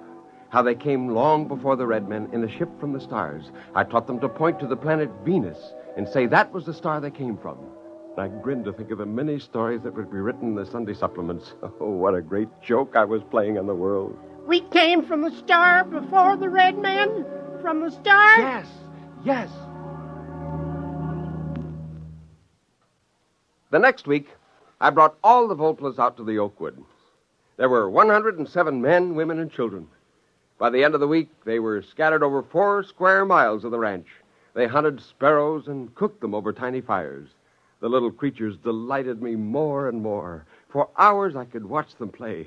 I could sit all afternoon and watch them at work in a treehouse, quite forgetting to go home. Well, how does the mighty hunter who now returns from the forest? Fine. Oh, I've been enjoying the local animal life. So is our daughter. What do you mean? She has 2 of them up in her room. 2 what? I don't know. What do you call them? I went up the stairs 3 at a time and burst into my daughter's room. There she sat in her bed, reading a book to 2 Volplas. Hello there, King Arthur. What's going on here? Oh, nothing, Daddy. We're just reading like we always do. Like always? How long has this been going on? Oh, weeks and weeks.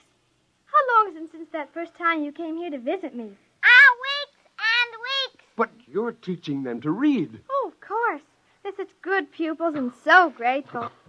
Daddy, you won't make them go away, will you? Oh, Jane, why did you tell me such a thing like this was going on? Now, you listen to me, mister. Your whole life is a secret from us. Just what makes you think your daughter can't have a little secret of her own? Oh, fine secret. Didn't it occur to you that this might be dangerous? Those creatures are... Oh, Max, for heaven's sakes, they're sweet, lovable little creatures without a harm in their furry little bodies. Now, don't get excited.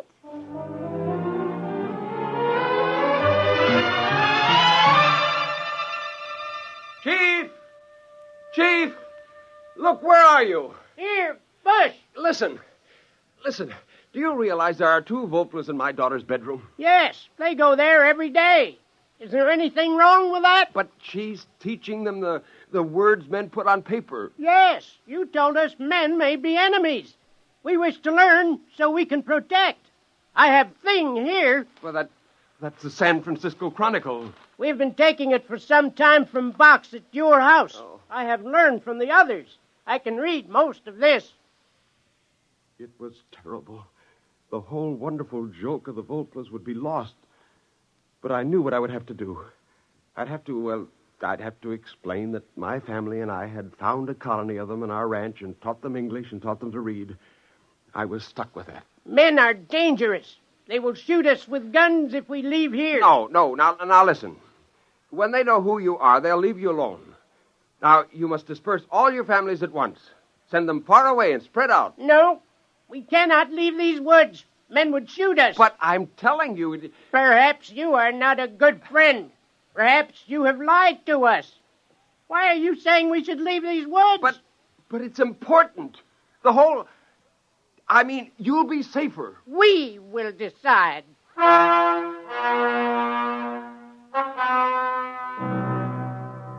The whole thing was critical. It could be disastrous. I went back to the house and up to Susie's room. I found her talking to 2 Volplas. Oh, no. I'm sure you didn't come from the stars. That doesn't sound right. The more I think about it, the more I'm sure that my father made you. Susie, what business have you telling them that? I don't want you talking to them that way. Do you hear me? Daddy, you want to play a joke, don't you? Like the time you said I could have a horse for my birthday. You gave me that dried seahorse in the bottle instead of a real one. Were you going to make that kind of a joke? No, now, Susie, honey, that isn't exactly it, no. I don't think it's very funny. The Volplers are my friends. I wouldn't want to play a practical joke on them.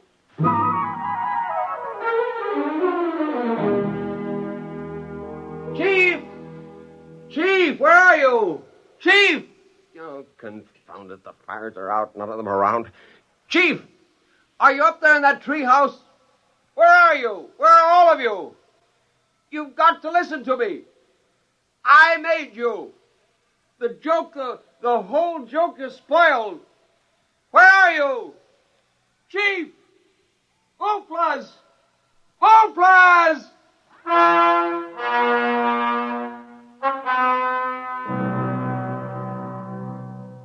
I was away from the house for hours. When I came back, I found Jane sitting on the terrace. Are you looking for something, dear? Oh, never mind. I suppose they're all gone. What do you mean? The little flying things. I saw them fly by about 4 in the afternoon. You did? Where did they go? Over that way. You could see them soaring over the trees. Oh, it was so pretty. Where's Susie? She's been watching television. She's all excited about the rocket flight, you know. What rocket? Oh, you have been living in the woods. The Venus rocket. My goodness, it's been in all the newspapers. Where are you going? Well, I've got to talk to Susie. Susie! Susie! Shh, Daddy, the rocket's almost ready to go. Listen. It approaches 0 hour now. The rocket stands tall and silvery. The gantry crane is pulled away now. We're actually at least 5 miles away, watching from the remote monitors. There's some disturbance now. It seems to be some birds. Big birds, like a flock of owls circling the ship. Oh, Daddy, look. Hey, wait a minute. They're flying through the hatch. It seems to be jammed open. Well, this is certainly an unforeseen development. The men on the ground are driving a motor-driven ladder up to the ship, and the owls seem to be fighting them off. Oh, there goes the hatch. It's closed. Those birds are inside, and they're big birds, big as eagles. As we told you previously, ladies and gentlemen, the rocket is on automatic fire. It'll go off in precisely 10 seconds. We stared at the television screen. We saw the red blast of fire and the silvery rocket streak up into the sky, the cameras following. Our reporter at scientific headquarters reports that none of the rocket telemeters are recording. The owls who blundered into the open hatch in this heartbreaking accident seem to have disrupted the automatic recorders. The control circuit cannot be altered. The rocket will land on Venus as scheduled. Daddy, those weren't owls, were they? No, they weren't. Owls. He thought they were owls. That's kind of a joke, isn't it? Isn't it a joke, Daddy? I'd say, Max, dear, the joke's on you. Wait till men land on Venus and find Venusians with a legend about their great father in California.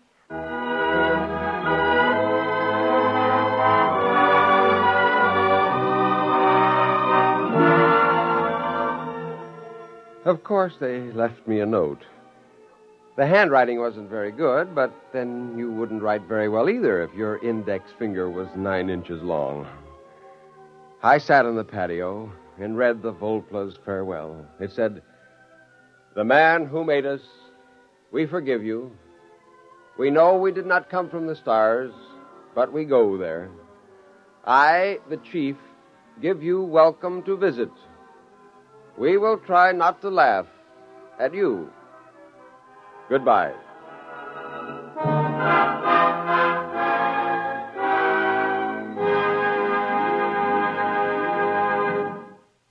Fred Collins speaking, and I'll have a word for you about tonight's X-1 in a moment. Say, Bert Clark, My True Story's coming our way. Monday is the moving day. That's good news for me. My True Story on NBC. Well, that's good news for everybody, Dorothy Olson, for all the millions of women who've been faithful listeners to My True Story during its 15 fabulous years in radio. And for all the millions more who now have an opportunity to hear these complete stories every weekday morning in the half-hour time period just before our NBC bandstand. And I think we ought to remind everyone, Bert, that this is the same My True Story that has been one of radio's most popular morning programs. With a complete drama every morning about people and their problems. Still, still acted by wonderful casts and adapted by Margaret Sangster from material supplied by True Story magazine. Same time, but new stations. So take note and don't miss a single broadcast. Starting Monday, September 2nd, you'll hear My True Story at this spot on your dial, just before NBC Bandstand over most of these NBC stations. You have just heard X-1, presented by the National Broadcasting Company in cooperation with Galaxy Science Fiction Magazine. Your announcer, Fred Collins. X-1 was an NBC Radio Network production.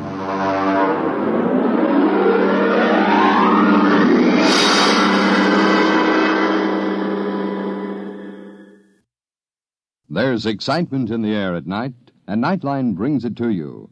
Hear Nightline with Walter O'Keefe, next on most of these NBC stations.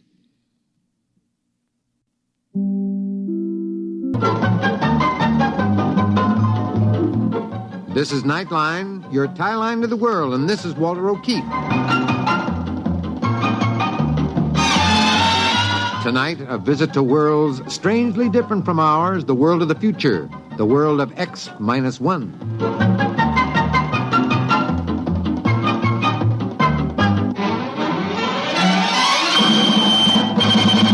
Now, here is the future, X-1. Countdown for blast off. X-5, 4, 3, 2, X-1, fire.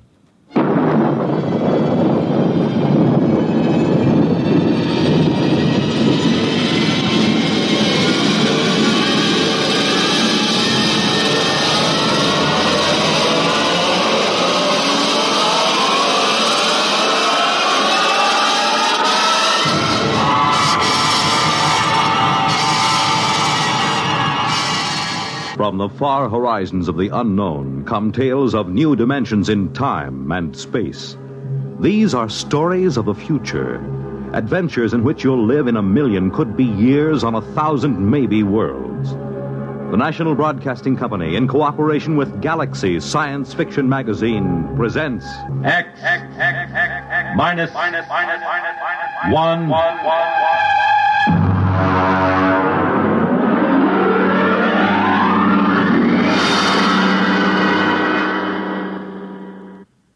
Tonight, Death Wish by Ned Lang. But first, hear this. During the theater season in New York, people flock from everywhere in the nation to see the latest Broadway plays. But very few of these people have ever been fortunate enough to experience the thrill and excitement backstage at one of Broadway's top musical comedies. Tomorrow night, Monitor invites you along as Don Russell goes backstage at the Broadway musical hit Simply Heavenly, introducing you to the cast, the author, listening to the songs from this fine musical show. It'll be an experience you won't soon forget. Then, on Saturday, for sports enthusiasts, Army versus Notre Dame, and Monitor brings you this football classic direct from Municipal Stadium in Philadelphia. Add to these features Monitor's special coverage of the pomp, ceremony, and celebration during Queen Elizabeth's tour of Canada. Visits from celebrities like Mickey Rooney, Tennessee Williams, Tony Bennett, and Burl Ives, and you have some idea of the top variety of entertainment Monitor will bring you all weekend. So start your weekend right with Monitor on Friday night and stay with Monitor all weekend long over most of these same NBC radio stations.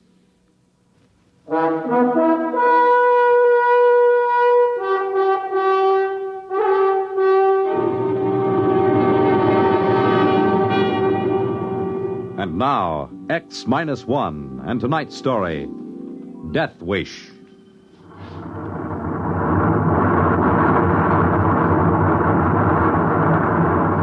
Fuel consumption normal. We'll reach Point Able in 10 seconds from now. 9, 8, 7, 6, 5, 4, 3, 2, 1. Cut. Well, gentlemen, we're on our way to Mars. Now, Mr. Ratchet, give me a 30-second warning before we reach Point Baker. Very well, Captain. Now, Mr. Watkins, what's the condition of your engines? Don't you worry about my engines. The Deidre may be a cantankerous old crate, but she's good for another 5 or 10 round trips to Mars. You can lay to that? Look at him, Captain. If anybody criticizes his engines, you can actually see that walrus mustache of his bristle. Listen, Ratchek, I've had about enough of these personal remarks of yours. Stick to your navigation and let me alone. Now, Watkins, let's not get into another of those arguments. Now, that's an order. Aye, sir. He had a reason for asking about your engines. I've made enough trips to Mars to know the way a ship should sound.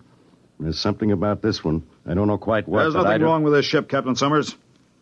I'll tell you something, though, every engineer worth his salt knows. There are just two kinds of equipment.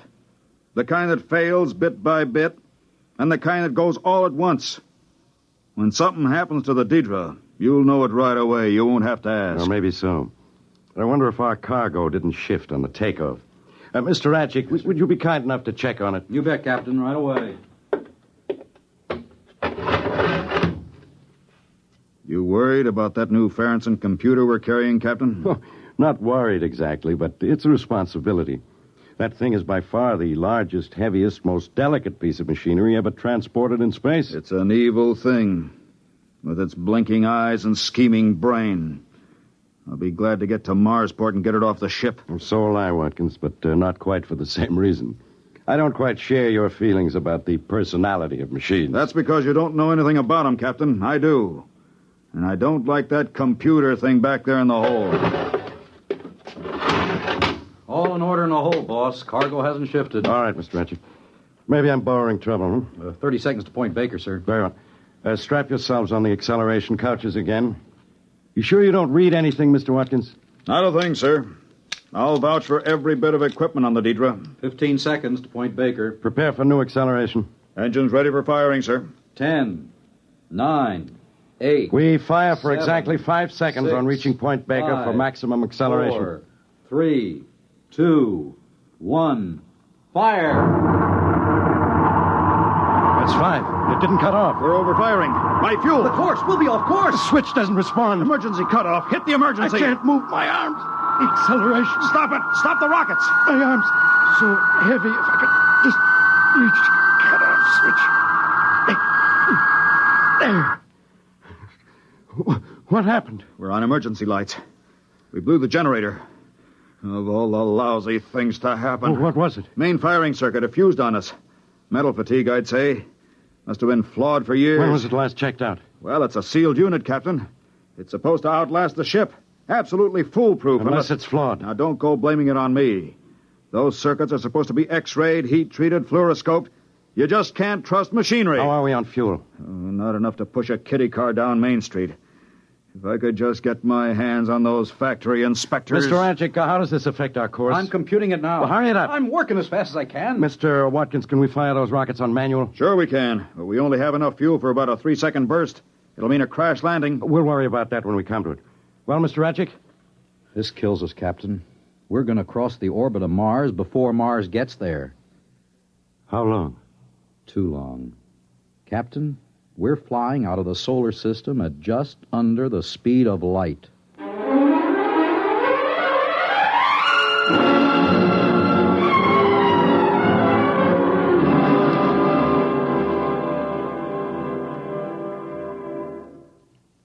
You're listening to Death Wish, tonight's attraction on X-1.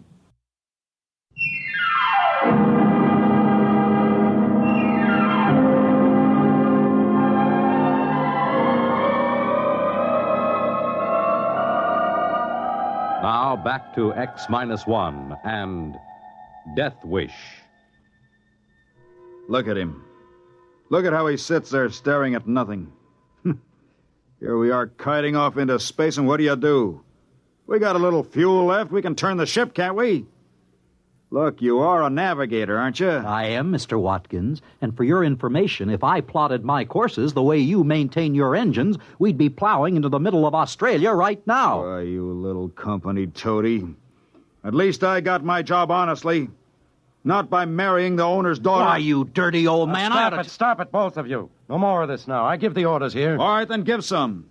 Tell him to plot a return curve. This is life and death. All the more reason for keeping our heads. Mr. Ratchik, can you plot such a course? The first thing I tried. On the fuel we got left, there isn't a chance. Best I could do would be a degree or two. That won't help. What do you mean it won't? We'll turn back into the solar system. Sure, but the best curve we can make will take us a few thousand years to complete. What about a landfall on some other planet? Neptune, Uranus? Impossible. In the first place, the right planet would have to be in the right place at the right time. And if it were, we'd need fuel, a lot of fuel, to get into a braking orbit. And if we could, who'd come and get us? No ship has gone past Mars yet. Yeah, but maybe there'd be a chance, just a slim chance. Maybe, but we can't swing it. Gentlemen, I'm afraid we'll have to kiss the solar system goodbye. It just doesn't seem possible. Who would believe we're traveling at almost the speed of light? Look out the viewing port.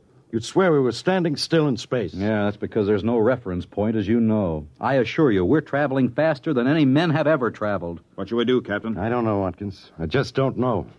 Our noble captain can't face the situation. Of course I can face it. I can follow any course you plot. That's my only real responsibility. Now, let's get a grip on ourselves. Mr. Radjic, suppose you raise Mars on the radio. Aye, sir. Deidre to Marsport. Deidre to Marsport. Urgent. Repeat, urgent. Come in, Marsport. Marsport to Deidre. Read you. Over. Emergency, Marsport. Firing mechanism jammed. Fuel almost totally expended. Acceleration 15 seconds past safe maximum. Heading out of solar system. Request help. Over. Can you turn the ship, Deidre? Can you put it into any kind of an orbit? Over. No fuel, Marsport. We can only turn a degree or two. Over. Put your captain on, Deidre. Over. Captain Summers, Marsport. Over. Captain, what do you propose to do? Good Lord, man, that's what we're asking you. What do you propose to do? I say, what do you propose? What are they saying? I don't know. I couldn't catch it. Mr. Radjic, can't you get better reception? We're rapidly running out of range, Captain. I'll give it all the gain I can get. To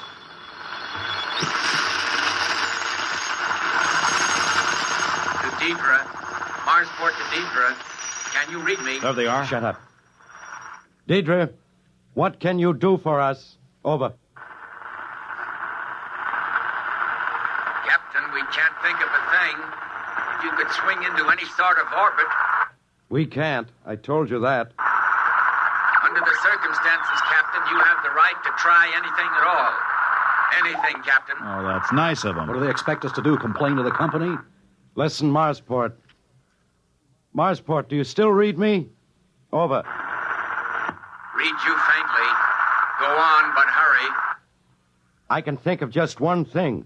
We could bail out in spacesuits as near Mars as possible. The Diana is laying over there, isn't she? You could have her pick us up. Over. Sorry, Captain. You're confused. If you left your ship, your momentum would not be affected. You and your crew would continue through space at the same rate as the ship. Over. Of course, I wasn't thinking. I have it. Send the Diana out to intersect our course. Maybe we can find some way to transfer. My navigator will help you plot the intersection. Over.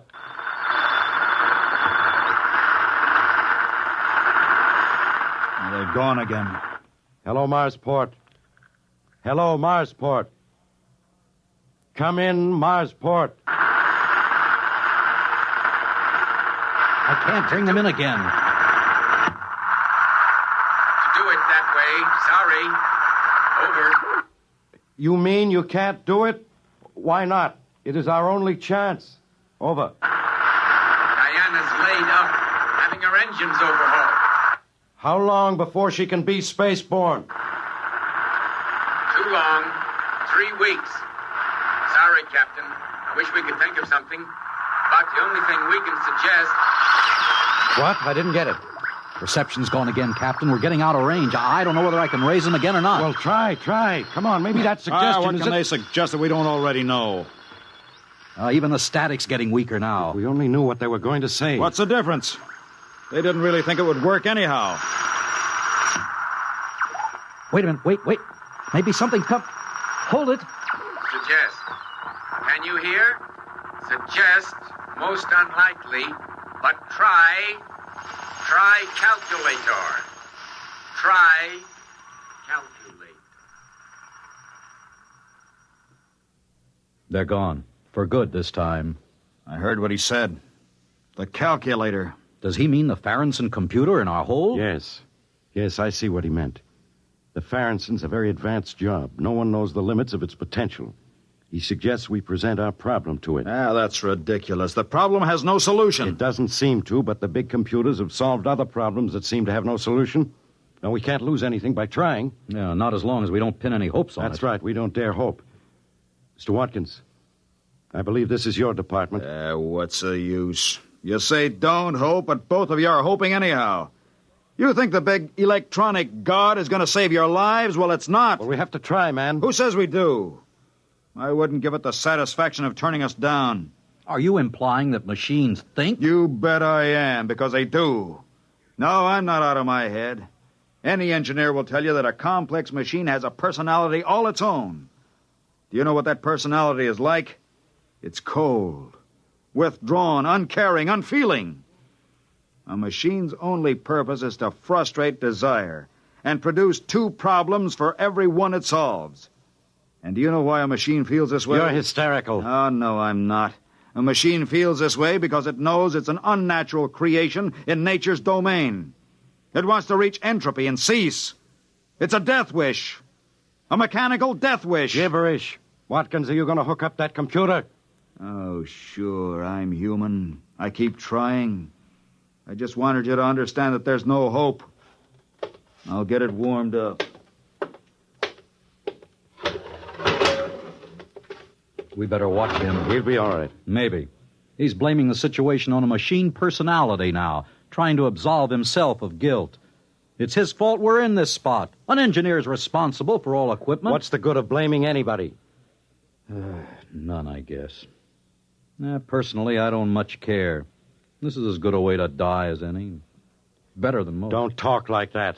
Why not? Death in space is an appealing idea in certain ways. Imagine an entire spaceship for a tomb. And you have a certain choice in how you die. Thirst, hunger, heat, cold... Shut up! Now that's an order. This is your first real emergency, Captain. And you're responding like a stunned ox. Wake up. If you can't live with joy, at least try to extract a little pleasure out of your die. Shut your mouth. Well, gents, your little tin god's ready and waiting. Anybody care to make a burnt offering in front of it? Have you given it the problem? Most of it. You two have to punch up your own details. Position, elapsed time from maximum acceleration, water, oxygen, food. All right. Come on, Ratchik. Did you tell it we want to return to Earth alive? Oh, yes. Yes, it loves that part. It'll get such pleasure out of rejecting the problem as unsolved. Oh, no, it won't say that. It'll say insufficient data. And I'll punch up the rest of the information. Insufficient data. You see the point? It hints a solution is possible, but just out of reach. A subtle torture. It can keep us hoping. There. That's the complete picture. Now let's see what happens when I press this. Now just keep your eye on that red light up there. If it goes on, it means a problem is rejected. Watch it now. And if it solves it? That's a little bell, sort of like a typewriter bell. But you won't hear it, don't worry. Don't say that. What's the matter, Rodgick?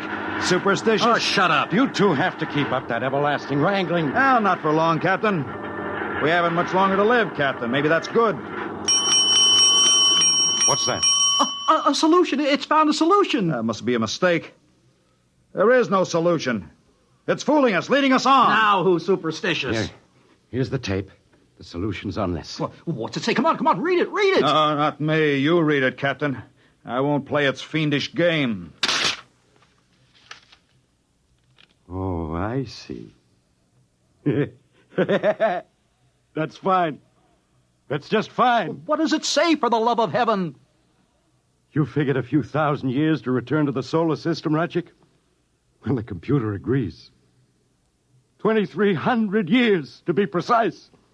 Therefore, it has given us the formula for a longevity serum. 2,300 years? What are we supposed to do, hibernate? Not at all. As a matter of fact, the serum does away quite neatly with the need for sleep. For 2,300 years, gentlemen, we three sit here in this little ship and look at each other. 2,300 years of that. Yeah, that's just the sort of thing a machine would do.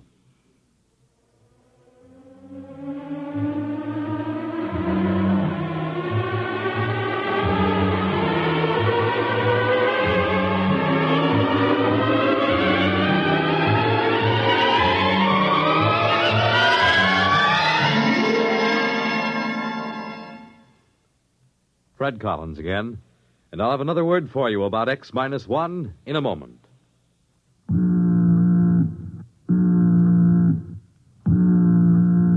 That how you feel? Blue and miserable with a deep down cold? Listen.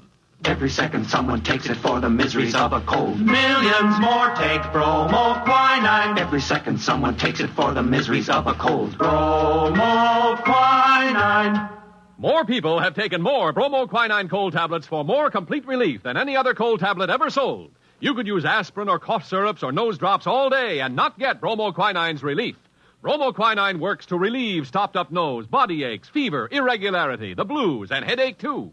Yes, more complete relief for even virus colds. For bromoquinine is the only cold tablet sold with wonder-working quinine and 5 medicines health-fortified with vitamin C. Remember, every second someone takes it for the miseries of a cold. Millions more take bromoquinine. Get bromoquinine brand cold tablets. You have just heard X-1, presented by the National Broadcasting Company in cooperation with Galaxy Science Fiction Magazine, which this month features You Were Right, Joe, by J.T. McIntosh, the story of a time traveler who, going into the future, hardly expected to encounter a Neanderthal man. Read it in Galaxy Magazine on your newsstand today. X-1 has brought you Death Wish, a story written by Ned Lang and adapted for radio by William Welch. Featured in our cast were Ralph Camargo as Watkins, Maurice Tarplin as Captain Summers, Walter Black as Ratchek, and Joseph Bell as the radioman. This is Fred Collins speaking. X-1 was directed by George Boutsas and is an NBC Radio Network production.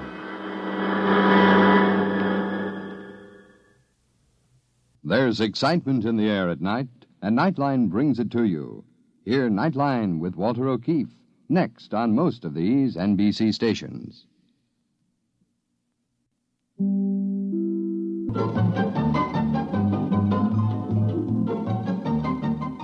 This is Nightline, your open door to people and places, and this is Walter O'Keefe.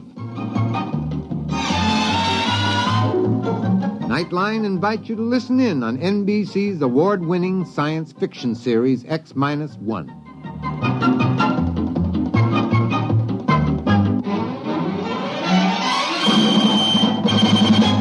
Now escape to a world of the future. Countdown for blast off. X-5, 4, 3, 2, X-1, fire.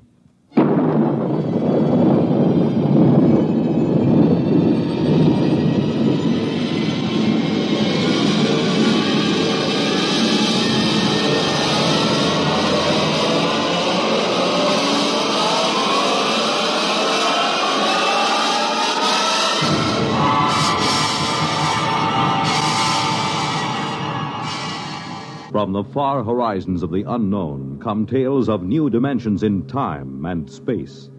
These are stories of the future, adventures in which you'll live in a million, could be years, on 1,000 maybe worlds.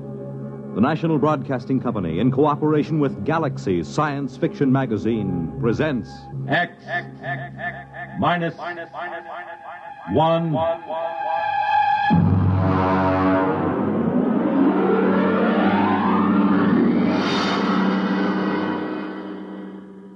Tonight, The Merchant of Venus by A.H. Phelps, Jr.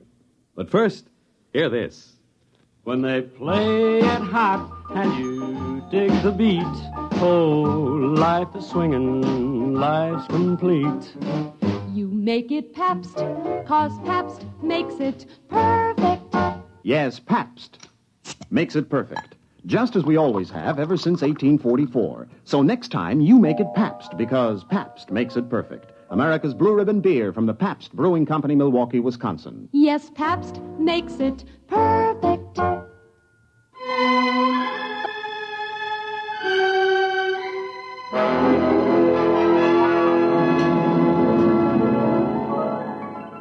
Now on X-1, The Merchant of Venus.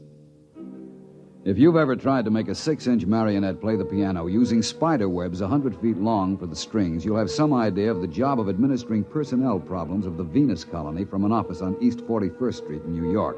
But That's the way it's done. All recruitment and contract work for outspace employment is handled by the UN Off-World Commission. My particular mess is the Venus Project. Mostly the trouble comes to my phone extension.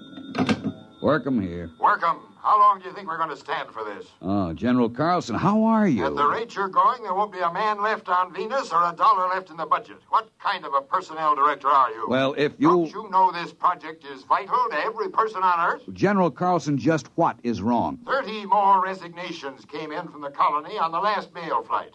33 spineless quitters getting fat at the taxpayers' Excuse me, General. Listen to me, Workham. I'm getting awfully tired of the kind of recruiting you're doing.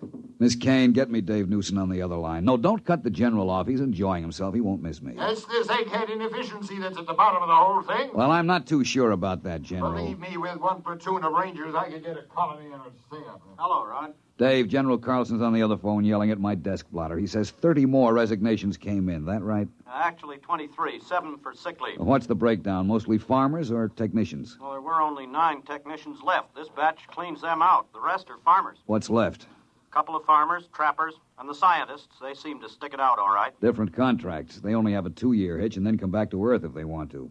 Listen, meet me down at the coffee shop. No, Carlson goes down there sometimes. The saloon over on 43rd, about 10 minutes.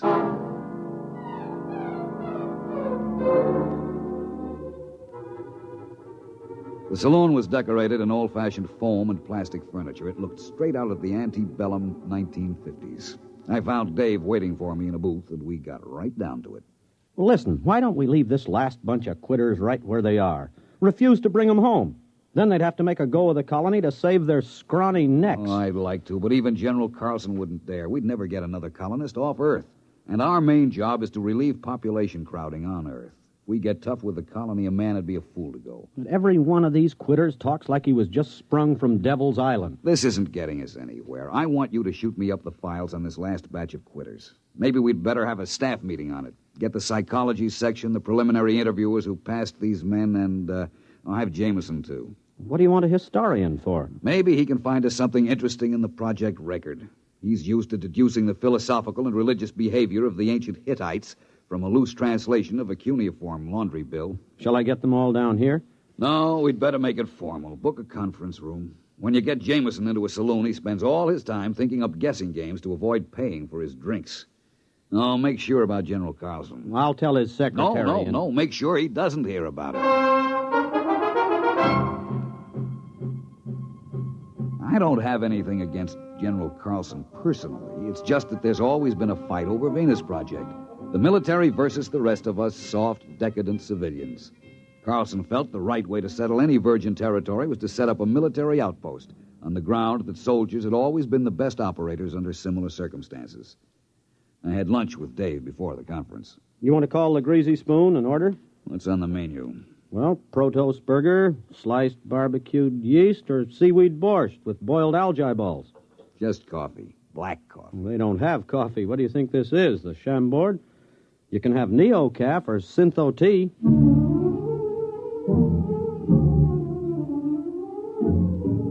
And that just about sums up the problem the Earth faces. Scientific agriculture and hydroponics had gone just about as far as they could. Synthesized foods couldn't take up the slack. If the people of Earth kept on emulating the extinct rabbits, as they showed every intention of doing, we had about 30 years before we'd all be standing on each other's shoulders, chewing our fingernails for nourishment. Or rigid birth control would go into effect, with the whole attendant problem of racial tension, nationalistic wars, and bootleg conceptions. The group gathered in the conference room looked sour enough to have been dining on seaweed borscht for a week. All right. I suppose I sum up what we all know already. It'll give us time to stall before we face problems to which we have no answers. That's a cheerful beginning. All right. Now, for 6 years, we've been trying to establish a self-sustaining colony on Venus. Why? Take the monorail out to Bucks County or up to Vermont at rush hour. There just isn't any more room on Earth. They've just opened the Dome Colony in Antarctica, the housing areas in the Amazon Valley, and they're already piled up with a 10-year waiting list. All right, we send out colonists. What happens? They quit. Thank you, Mr. Jameson. The resignations come in. By terms of the contract, we have to transport them back to Earth inside of a month of resignation. There'll be nothing left on Venus but a few small clearings in the jungle and a few empty beer cans. Now, I'm not accusing anyone here of making mistakes, but I think we have to seriously consider whether we're spending money for nothing. Rod, you said the problem was insoluble. We know what we need up there. It's just that we're still making some mistake in selection, in psychological screening. That's all. You're not going to quit, are you, Rod? Well, we're not. We'll get these studies out and check again. Venus Project is too important to fail, right? Yeah, right.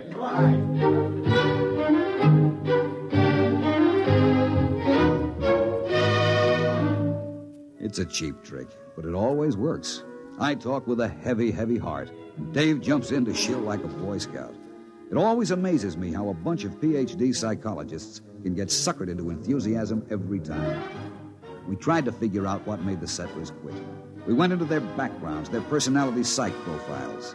The coffee grew stale and the smoke heavy. Nothing. Look, Rod, here's what it boils down to. A man has to be unstable to want to leave Earth, but he has to be stable to stay on Venus. You need initiative and resourcefulness to make out on a new planet. But if you had it, you'd make out fine at home. You need young, healthy, vigorous, mature, older, experienced people all rolled into one. We're looking for a collection of walking paradoxes.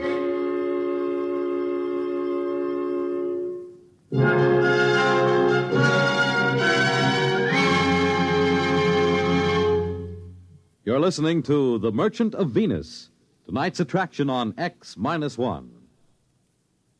For the big things in your life, be ready with United States savings bonds. That's the new savings bond with the higher interest rate. The improved Series E savings bonds that now mature faster to pay you back extra dollars faster. Yes, when you think of saving, think of savings bonds. They offer you the safe, easy way to save regularly. Safe because each bond is backed by the United States government itself. And it's easy because you can buy bonds either where you bank or through the payroll savings plan where you work. And remember, you get back $4 at maturity for every $3 invested. So you earn extra dollars.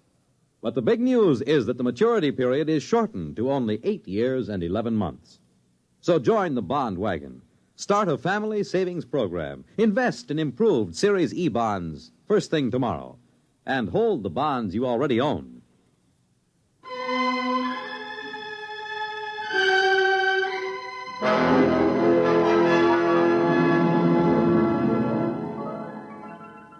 Now back to X-1 and The Merchant of Venus. We tried brainstorming on Project Venus. You know, just sit around and let the ideas seep out of your unconscious. Take kids up and bring them up on Venus under guard. Grow colonists in test tubes and ship them out wrapped in glass. Start trial colonies in the Congo. Nothing. I was mulling the conference over by myself in the saloon when Jameson dropped into a chair beside me. Hi, Rod. Oh, hello. Hey, I got a new game. I take 3 matches in my right hand and Don't you guess... bother. I'll pay for the drinks. Rod, you're taking the sport out of sponging. I see nothing amusing in being a petty con man. How about that snow job you work on the psych team every couple of weeks? You could get rich selling bogus mining stock to investigators for the SEC. There is a difference between legitimate personnel psychology. Sure. How about when you threatened to quit? Well, I'm not sure I was kidding. What would happen if you quit? Carlson would probably send a military outpost up there. Make a clearing, build a fort, maybe a town, and then he'd try to get people to come and live in it. It won't work, though. They'll want to know why the planet had to be colonized that way. Why wouldn't the civilian colonists stay? Rod, this may surprise you, but I agree with you. But not because of your fancy psych profiles and emotional mathematics. A free people will not willingly move into a military township. Rod, you a gambling man? I told you, I'll pay for the drinks. No. I mean, would you take a 50-50 chance if the colony had a chance of working out? I guess so. It's better odds than I'd give at the moment. All right. You're on. Now, wait a minute. What are you talking about? Never mind. Here, look. I take 3 matches in my right hand...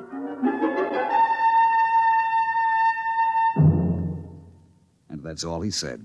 I found out a week later what was going on when I was called on the carpet by General Carlson. And as I understand it, this plan of Mr. Jameson's was smothered in your office because of professional jealousy, Mr. Jameson having no degree in psychology. Is that what he told you? Mr. Workham, I'm very busy. I have a conference with Mr. Jameson in exactly 7 minutes.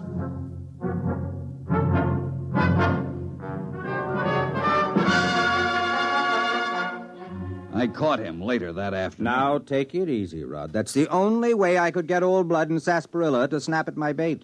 If he thought you were sitting on an idea, he was bound to grab it. You know he dry-docked me for 6 weeks. Go fishing. Have a good time.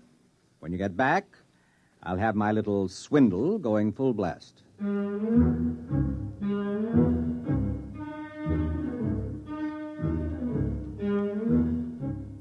That is exactly what I did. I went fishing. When I came back to work, I had to fight to get into the building. Hey, who you pushing? I work in here. Yeah, line bucker. What do you mean? You can wait your turn like the rest of us. What's going on in there? What, are you kidding? This is the volunteer office. Where have you been? Volunteer for what? The Venus colony. Oh, no. That's a little office around on 43rd Street. Wake up, Bud. They moved out of that office last week. You mean all these men are volunteering? Sure. Hey, you got a bottle on you? Bottle? Anything. A little California seaweed juice, maybe. I ain't fussy. Are you a trained farmer? Do I look like a hayseed? Technician? Mechanic? Listen, Buster. That's for Marks, Rubes, Hicks. I know how to take care of myself. Let the suckers push tractors around. You sure you ain't got a shot? No. Man, I can hardly wait till I get there. The nearest saloon? Venus, man, Venus. What are you going to do when you get there? I'm gonna snake me a little climb. Then let the credits roll in. Gonna get me a year's supply of the best pre-war scotch, and I'm gonna use it up in a week. They don't pay that kind of wages at the colony. Wages? That's for square johns. I'm going out for the hot stuff. You know what I mean? Radioactives? Well, the government assays don't show enough to make it worth shipping. That's what they want you to believe. I heard they got loads of big U's so rich, you gotta wear a lead union suit to get near them. Don't you realize there's nothing but jungle up there? And insects and spores and fungus? All right. I know the story. That's to keep out suckers. Take it from me, bud. Just look around. The smart money knows the truth. I'm getting in on the ground floor.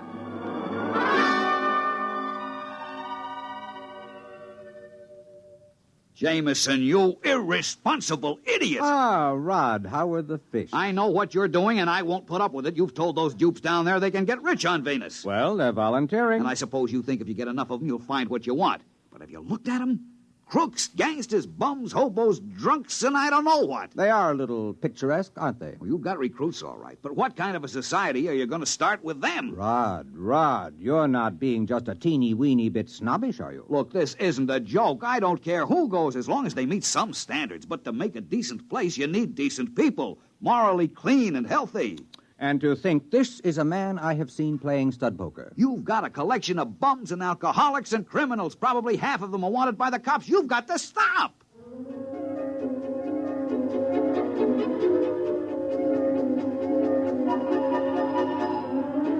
There wasn't a thing I could do. I issued a statement to the press, and I got editorials attacking me for trying to keep the riches of Venus from the common man. Days passed, weeks.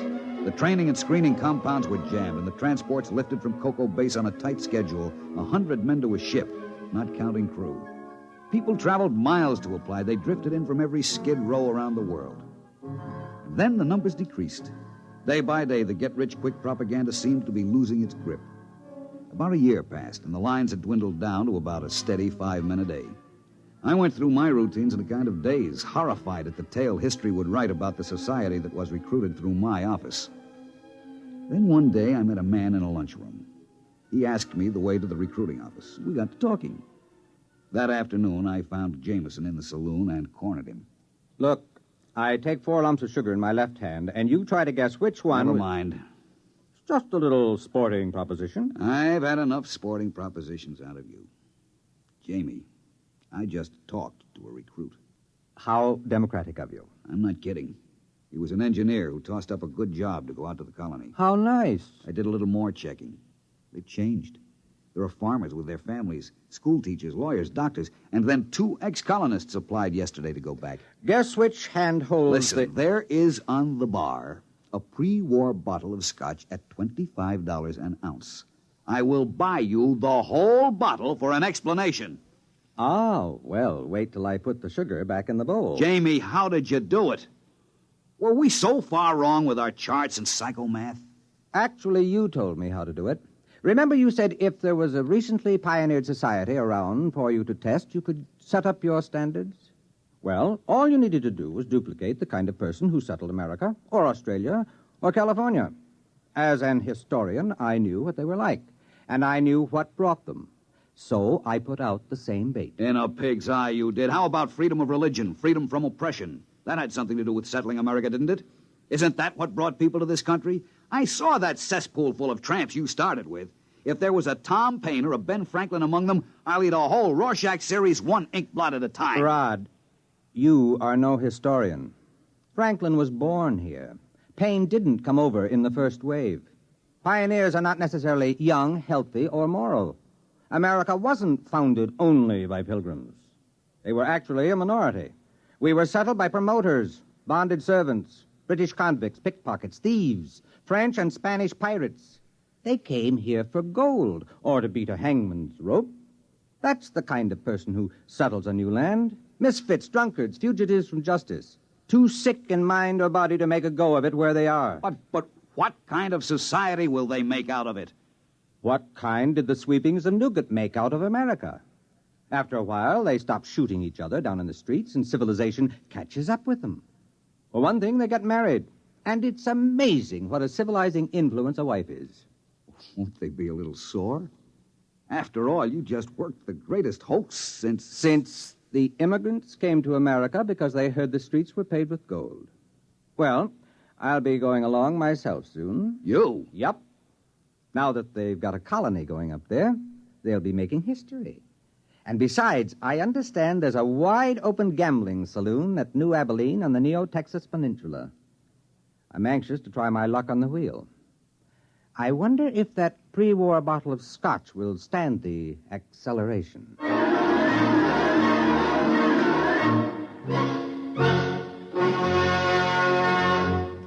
Fred Collins again, and I'll be back with a word about X-1 in a moment. This is Bob Haynes speaking to you from somewhere in the Caribbean. I am aboard a UDT personnel landing craft. That's the Underwater Demolitions Team.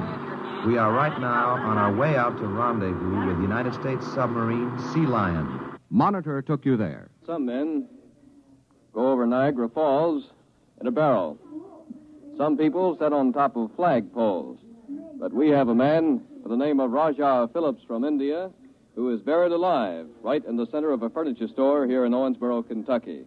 And Monitor took you there. Big events, little events, offbeat events, comedy, music, news, and sports. They're all part of the top variety of entertainment Monitor brings you all weekend long. This is Frank Blair inviting you to join us on Monitor every weekend and Friday nights, too, on most of these NBC stations. You have just heard X-1, presented by the National Broadcasting Company in cooperation with Galaxy Science Fiction Magazine. Your announcer, Fred Collins. X-1 was an NBC Radio Network production.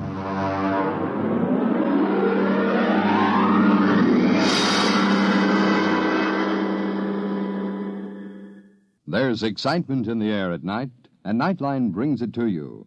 Hear Nightline with Walter O'Keefe, next on most of these NBC stations.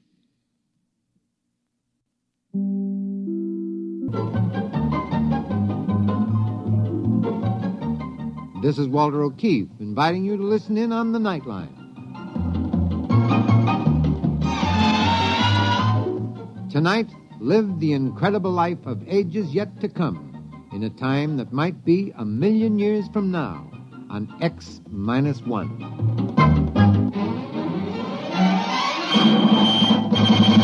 Now, an incredible story of the world beyond. Countdown for blast-off. X-5, 4, 3, 2, X-1, fire.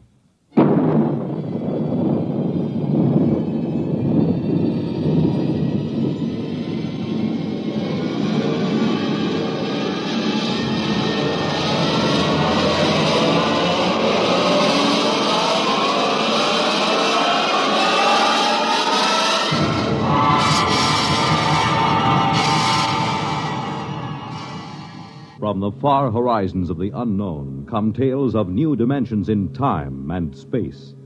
These are stories of the future, adventures in which you'll live in a million, could be years, on 1,000 maybe worlds.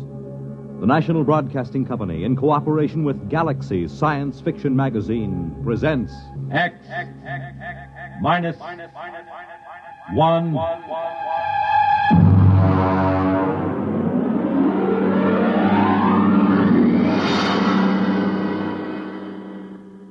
Tonight's story, Skulking Permit, by Robert Sheckley. But first, hear this. Pick up some Pabst Blue Ribbon. Take it home, chill it, then put it to this test. Have a glass of Pabst with your meals for the next several days. You'll find Pabst Blue Ribbon makes most everything taste better, that it adds zest and sparkle to any meal. Try it. The bright, modern taste of Pabst Blue Ribbon is good any time and wonderful with meals. Pabst is the name. Made by Pabst Brewing Company, Milwaukee, Wisconsin.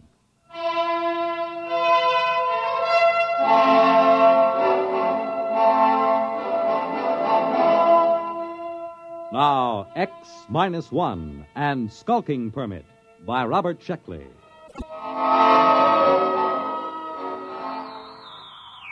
August 16th, year 2204.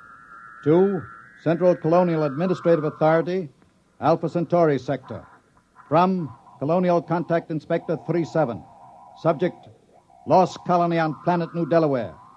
First contact established in 200 years. And proceeding on overdrive for personal investigation.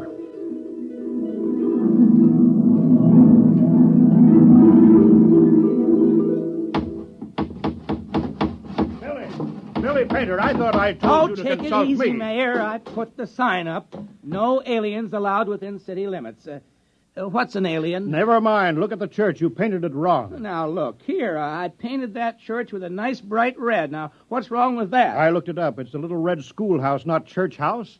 Churches are supposed to be white. Oh, I got along fine enough in New Delaware for 200 years without either of them. Yes, I know, but we need them now, and we haven't got much time. Hey, when do I get a police chief badge?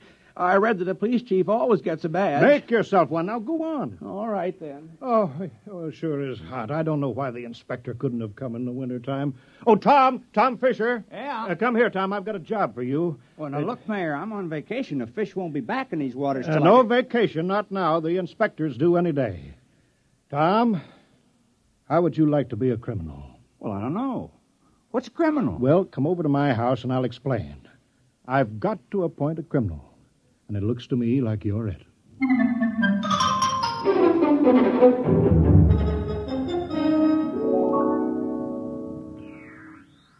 New Delaware. New Delaware. Do you hear me, New Delaware? Come in immediately. Yes, we hear you. This is Colonial Inspector 37. You of New Delaware are still a colony of Earth and subject to our laws. Do you acknowledge that status? Oh, yes. Yes, we called a town meeting last night and we talked it all over. We're still loyal to Earth. Excellent. That saves us the trouble of sending an expeditionary force to reconquer you for Imperial Earth. Imperial? Well, that's funny. All the books talk about Earth as a united democracy. A lot can change in 200 years. You realize, of course, there is room for only one intelligent species in the universe, man. All others must be suppressed, wiped out. We can tolerate no aliens.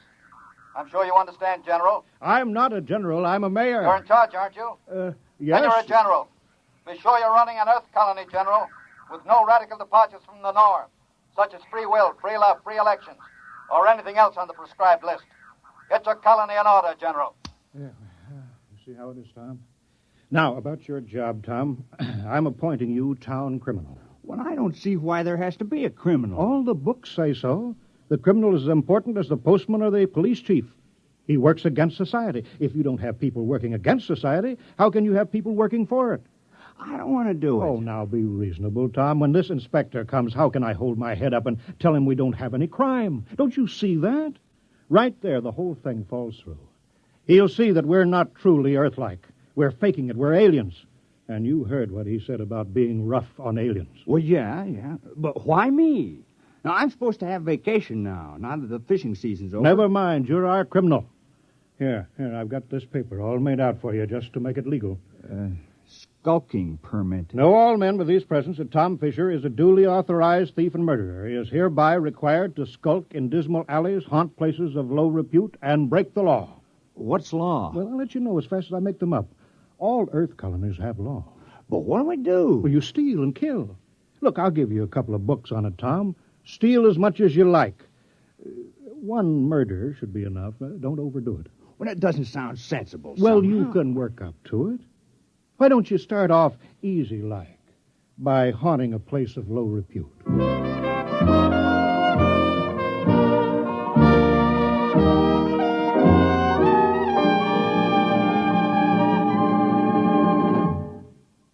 You're listening to Skulking Permit, tonight's attraction on X-1.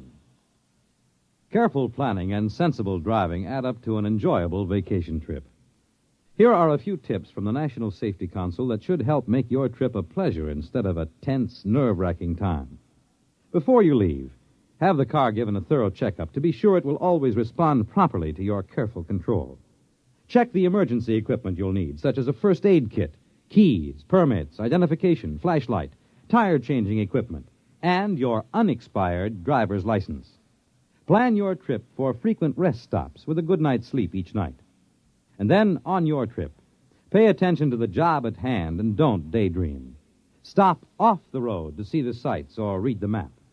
Be prepared for winding and straight roads, level and hilly roads, and changing traffic patterns between urban and rural areas. Obey all speed limits, traffic signs, and signals, and keep your distance behind the driver ahead. This vacation is what you've been waiting for all year. Enjoy it with sensible driving.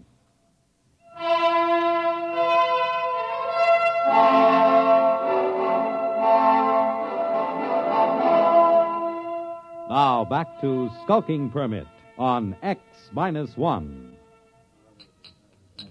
Miss Filling. Hey, how come you ain't out thieving now, Tom?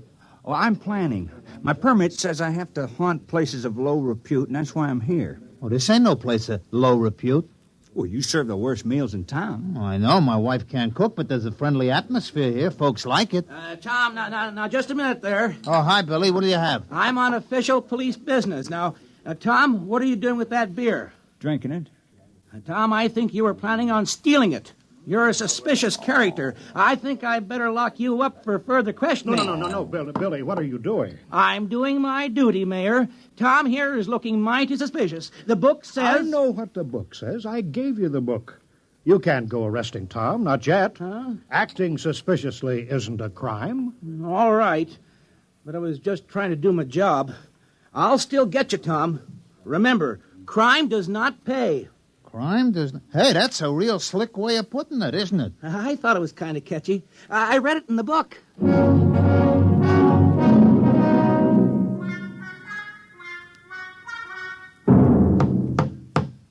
Morning, Marv.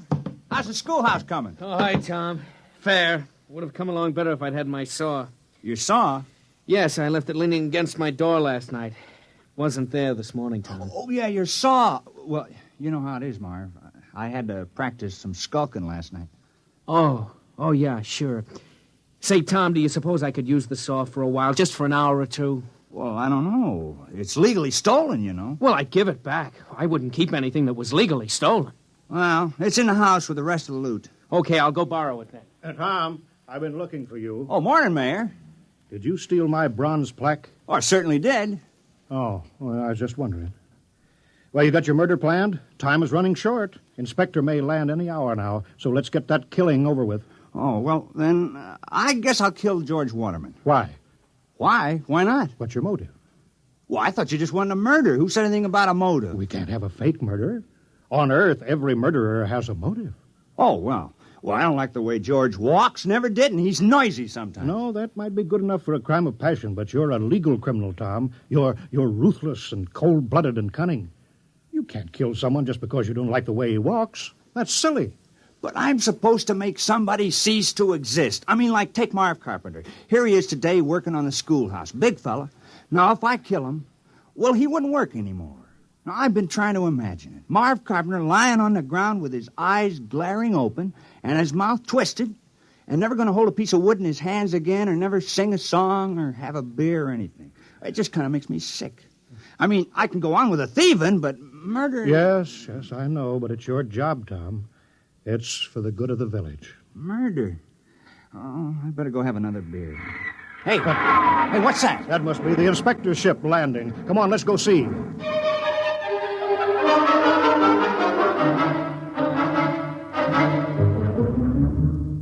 Perimeter guard advance.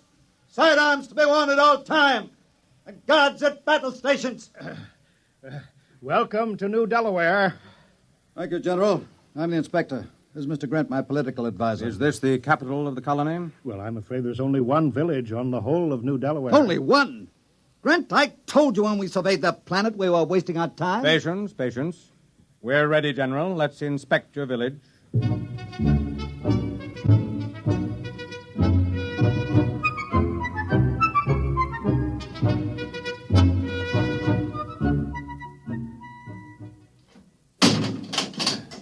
See, we've got it all. Jail, post office, church, little red schoolhouse. Oh, we're very normal. Very earthly. Grant, this place is worthless. No smelting, no heavy industry, no atomics, no taxation, no... Oh, they don't have anything. They'll be downgraded at the next colonial board. Why, this place is a utopia. It's subversive. We ought to blow it right out of the sky. Now, don't be despondent, Inspector. New Delaware has a very important commodity for us. What? You saw them, hulking peasants, nothing but farmers. Yes, strong, healthy farmers. Good cannon fodder. Oh. Let me take over. General. Yes, sir? How many able young men are there in the village between the ages of 15 and 60? Why? You see, General, Imperial Earth is engaged in a war. The colonies in Ding 4 are revolting against the authority of Mother Earth. Oh, I'm sorry to hear that. We need good, healthy fighting men. Our reserves are depleted. We wish to give all loyal colonists a chance to fight for Mother Earth. We're sure you won't refuse. Most colonies welcome a little conscription. Cleanses the blood. Reduces crime. Crime? Oh, I thought that would come up. We've taken care of that. I appointed... You see, Grant? 60, 70, perhaps 100 recruits. Not such a waste of time coming here after all.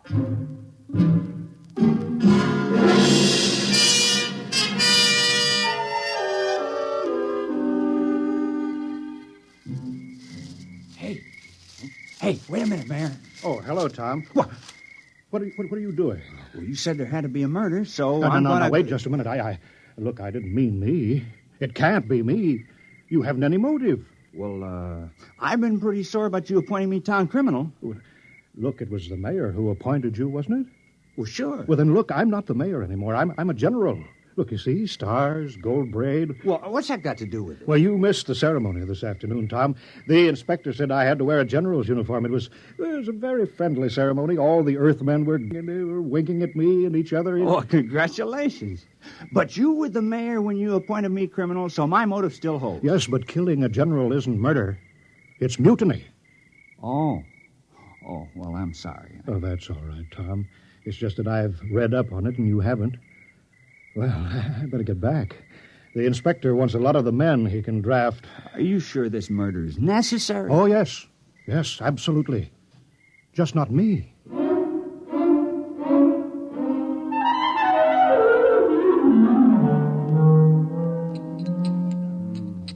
No luck, huh, Tom? I just can't do it. Ed, I can't kill anybody in the village. I grew up with them. I've worked with them. I've drank root beer with them. I don't have any motive for killing any of them. Well, Tom, you have to commit a murder. You don't want to let the village down. Wait a minute. I got an idea. Ed, suppose I kill the inspector. What's your motive? Oh, it would be a very terrible crime. I'd be killing for glory, for fame, for notoriety, and it'll show Earth how earthy New Delaware really is. Well, they'll say crime is so bad here that a criminal actually killed their inspector on the very first day. Yeah. Well, how you going to do it? Well, one of those soldiers got drunk on a bottle of your Keebler juice, and I stole his gun. Well, I better get going. I'll wait for him on the path between the mayor's house and the ship. Yeah, good luck, Tom. Yeah, thanks.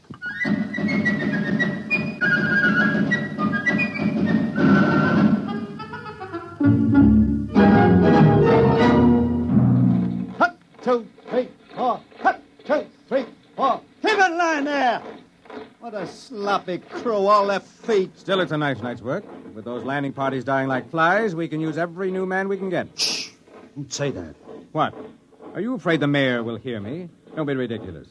It's a completely passive population, sheep-like, obedient. But wait till those sergeants get hold of them at the base.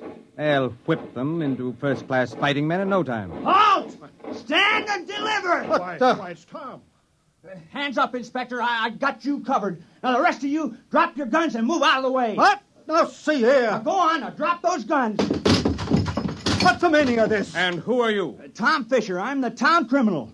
I'm going to kill the inspector. Now, please move out of the way. Criminal? So that's what the mayor was prattling about. Now, I know we haven't had any murders in 200 years, but I'm changing that now. Move out of the way. Well, I suppose I'd better get out of the line of fire, eh? Now, wait a minute, wait. Now, don't move. Now, I know just how to do it. I've been thinking about it. I'll push this button and you'll die. Now, you'll fall down on the path, and your eyes will be open, and your mouth twisted, and no air going in and out of your lungs, and no beat to your heart. And I can't do it. Here's your gun. Take it. I don't want it. Quick after him. Sergeant, have the entire ship's company turned out. General, I want all your people out looking for him. Shoot on sight. Kill him instantly. Oh, we couldn't do that. Although we appreciate the compliment. What? That man's a... He's a criminal, yes. That's what I'm trying to explain. I appointed him. We had to have one. You what? You mean you had no criminals? Well, No, I'm afraid not. I'm terribly ashamed. You see, we knew how uncivilized we were, and that's why we did it. I'm dreadfully embarrassed that Tom couldn't handle the job. Why did you give the assignment to that particular man? Well, I figured if anyone could kill, Tom could. He's a fisherman, you know. It's pretty gory work. And he wasn't able to kill the inspector? Well, we just haven't had to kill anything for 200 years except fish. The only animals on New Delaware are small grass eaters, and they're not good to eat, so we never kill any of them. And the rest of you would be equally unable to kill? We wouldn't even get as far as Tom did. I want that man found and... Forget about it, Inspector. What? We'd better get away from here. You want men in our army who can't kill? Think of it.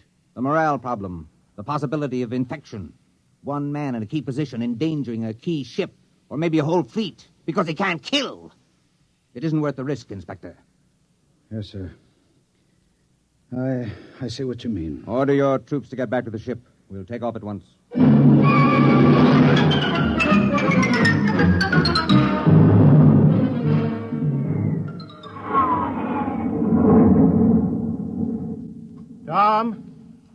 Tom, you can come out now. Tom, they're gone. He's hiding around here somewhere, Mayor. Yeah. Tom? Oh, Tom.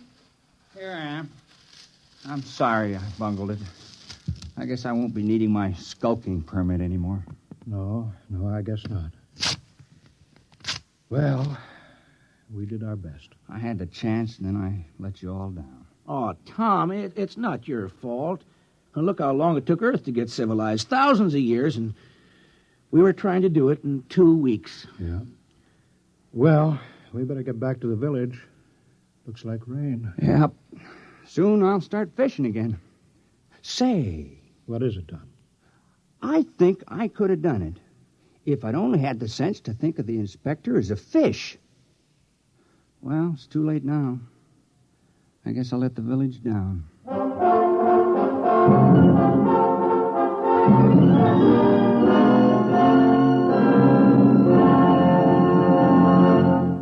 Fred Collins again, and I'll have a word for you on tonight's X-1 in a moment. This is Bob Haynes speaking to you from somewhere in the Caribbean. I am aboard a UDT personnel landing craft. That's the underwater demolitions team. We are right now on our way out to rendezvous with United States submarine Sea Lion. Monitor took you there. Some men go over Niagara Falls in a barrel. Some people sit on top of flagpoles. But we have a man by the name of Rajah Phillips from India who is buried alive right in the center of a furniture store here in Owensboro, Kentucky. And Monitor took you there. Big events, little events, offbeat events, comedy, music, news, and sports. They're all part of the top variety of entertainment Monitor brings you all weekend long. This is Frank Blair inviting you to join us on Monitor every weekend and Friday nights, too, on most of these NBC stations. You have just heard X-1, presented by the National Broadcasting Company in cooperation with Galaxy Science Fiction Magazine, which this month features Blaze of Glory by Robert Silverberg. Galaxy Magazine on your newsstand today. Tonight, X-1 has brought you Skulking Permit, a story from the pages of Galaxy written by Robert Sheckley and adapted for radio by Ernest Kenoy. Featured in our cast were Richard Hamilton, Wendell Holmes, Dean Almquist, Mandel Kramer, Ted Osborne, Santos Ortega, and Bob Hastings. This is Fred Collins.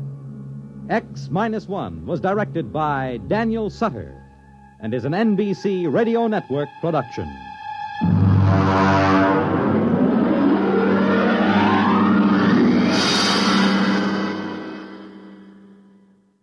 There's excitement in the air at night, and Nightline brings it to you.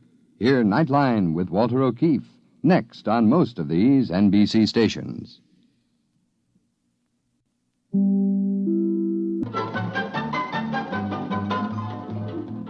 This is Nightline, your tie line to the world, and this is Walter O'Keefe. Tonight, a visit to worlds strangely different from ours, the world of the future, the world of X-1.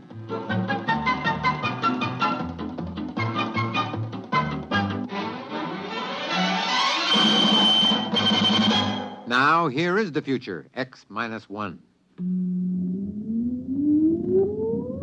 Countdown for blast off. X-5, 4, 3, 2, X-1, fire.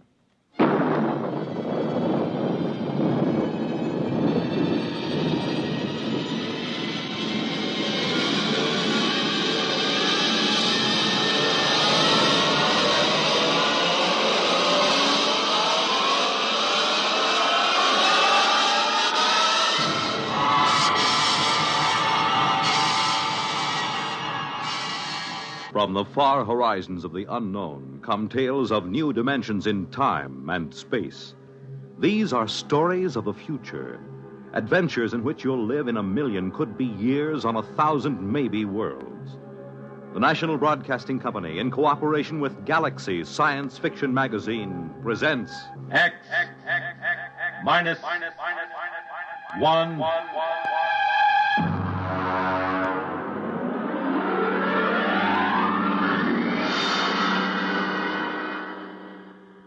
Tonight, Shock Troop. But first, hear this. Saturday, November 30th, an overflow crowd is expected to jam Municipal Stadium in Philadelphia for the 58th contest in a series that each year brings to a climax the greatest rivalry in college football. Saturday, November 30th, Army versus Navy. And you have a seat on the 50-yard line as Monitor brings you this gridiron. Mel Allen and Al Helfer will describe all the action, the excitement, the color of the game as Army pits its bruising running attack against Navy's rugged defense and expert passing. You and your family won't want to miss the big Army-Navy football game Saturday, November 30th on Monitor. And you'll want to stay with Monitor for a weekend of sparkling and diversified entertainment. Celebrities, music, features, news, and sports. They're all on Monitor all weekend long. So start your weekend right with Monitor on Friday night and stay with Monitor all weekend long over most of these same NBC radio stations.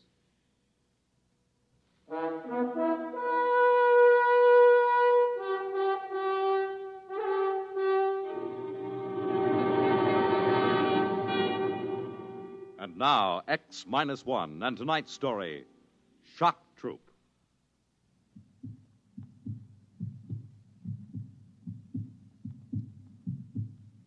In all his 7 major campaigns, Commander Zerem Lassen had never faced anything like this. First, there was the heat, agonizing, insufferable heat. Then there were the jolts, the convulsions. But most unbearable of all was the cross pulse, the interminable, monotonous thump-thump of the cross pulse.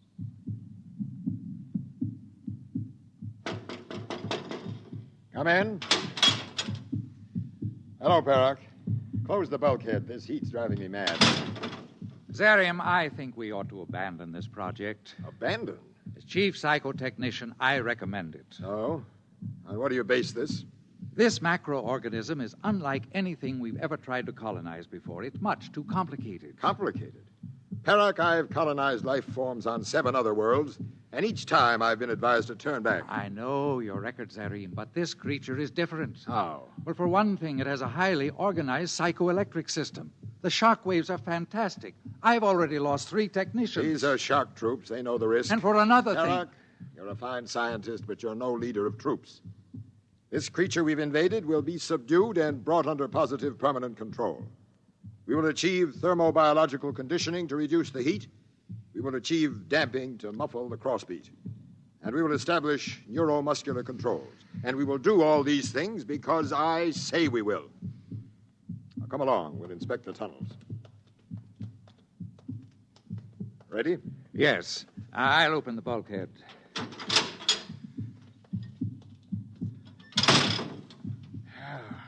Feel that heat. Well, the thermo crews are doing everything they can to pull oxygen from the separators. Tell them to work faster. What's the status of the control panel? I'll see. Mandor. Sir? What's the status of the control panel? We've tapped into motor fibers 1 through 46, Chief. We'll be ready for the central selector hookup very soon. What about optical auditory intercept? We're still trying to tap into the subject's visual system commander. The screens are set up, but we haven't been able to run a line from the main circuit. Why not? The charge in the main trunks is too potent, sir. Our instruments won't take the surges of current. Then install transformers or resistances. Now get it down. But, sir, 2 crews working in this heat with that noise. I don't care about the heat or the noise. It is absolutely essential that we hook up visual intercept. I want you to... Convulsions! Hit the stanchions! Hang on!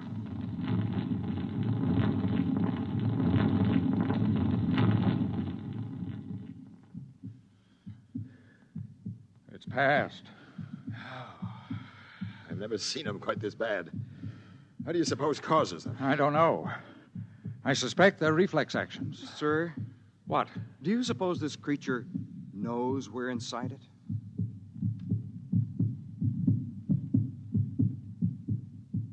Ceaselessly, the shock troops worked inside the host creature, burrowing through capillaries, tapping into nerves, trying desperately to intercept the intelligence and sensations so they might bring it under control. Oxygen was pulled from the separators to cool the tunnels where Commander Lassen's troops worked.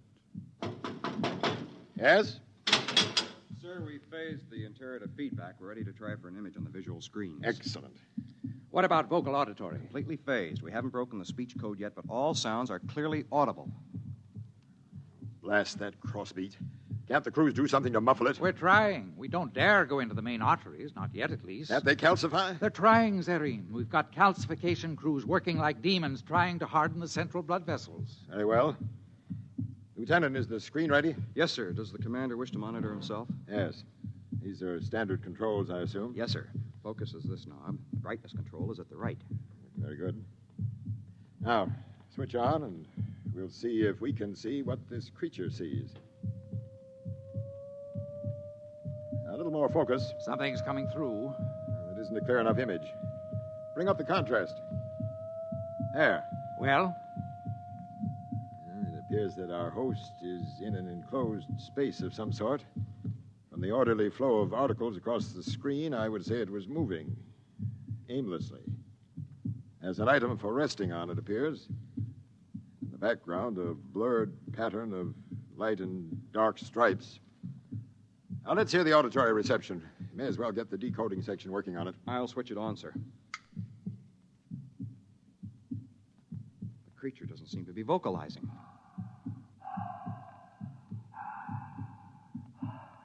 Now, what's the noise? I believe that's a respiratory sound, sir, made by the creature's oxygen plant. I'll try to eliminate it. Filter it out. Yes, sir. Doc. Doc, I tell you, I'm sick. It's vocalizing. I'm not...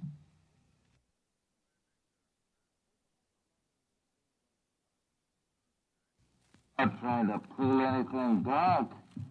There's something wrong inside me. Honest. Doc, please. Try to break down the pattern. I want to know what the creature is communicating. Yes, sir. Well, Perak, do you still think we should turn back? We've tapped into the creature's communication system, Zarim. I think controlling it is going to be another matter.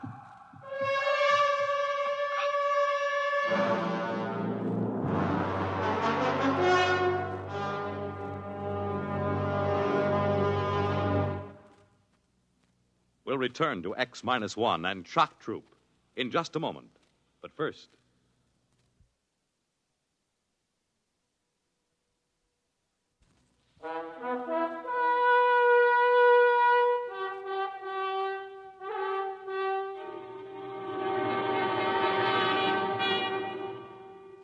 Now back to X-1 and Shock Troop.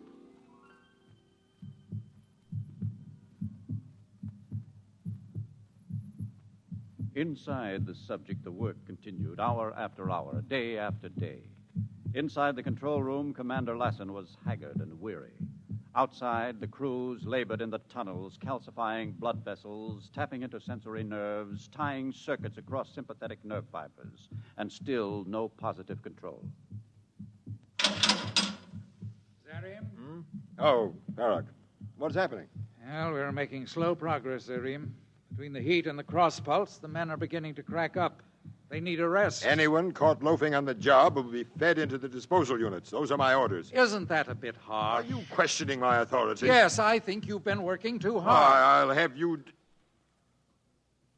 Listen. What? The silence. They've done it. Modification section has muffled the crossbeat. You're right. What a relief. Come on, let's try the audiovisual again. Maybe we'll be able to hear something now. There's a picture coming in.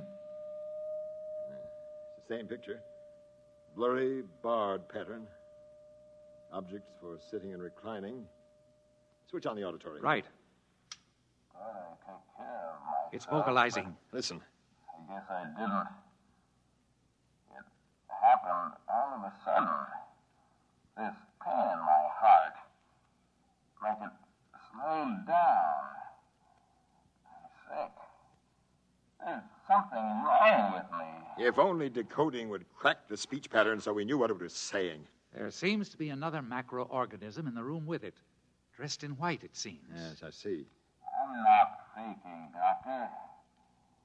You gotta do something. I want the speech pattern given number one priority. No time for... That's condition red.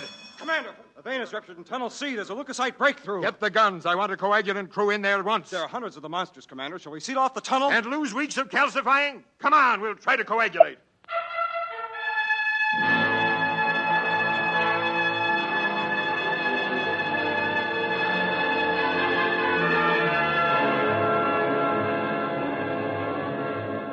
The commander joined the rush of frenzied emergency troops rushing into the corridor. Ahead, crews were lugging hand sterilizers and broad-spectrum coagulators. Inside the tunnel, the scene was bedlam. There was a break in the wall, hemorrhaging profusely. Crewmen waded knee-deep in the nauseous sea of thrombin. Red corpuscles knocked them off balance. Every so often, a sickening gray leukocyte would rear up and embrace a crewman in a grip of acid death.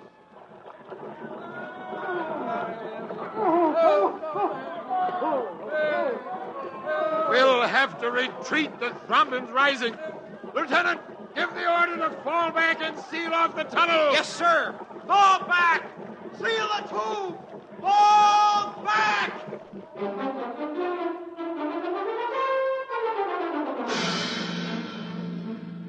The struggle continued. New tunnels were formed. More nerves tied into central control. Veins and arteries calcified. The heat reduced to a livable temperature.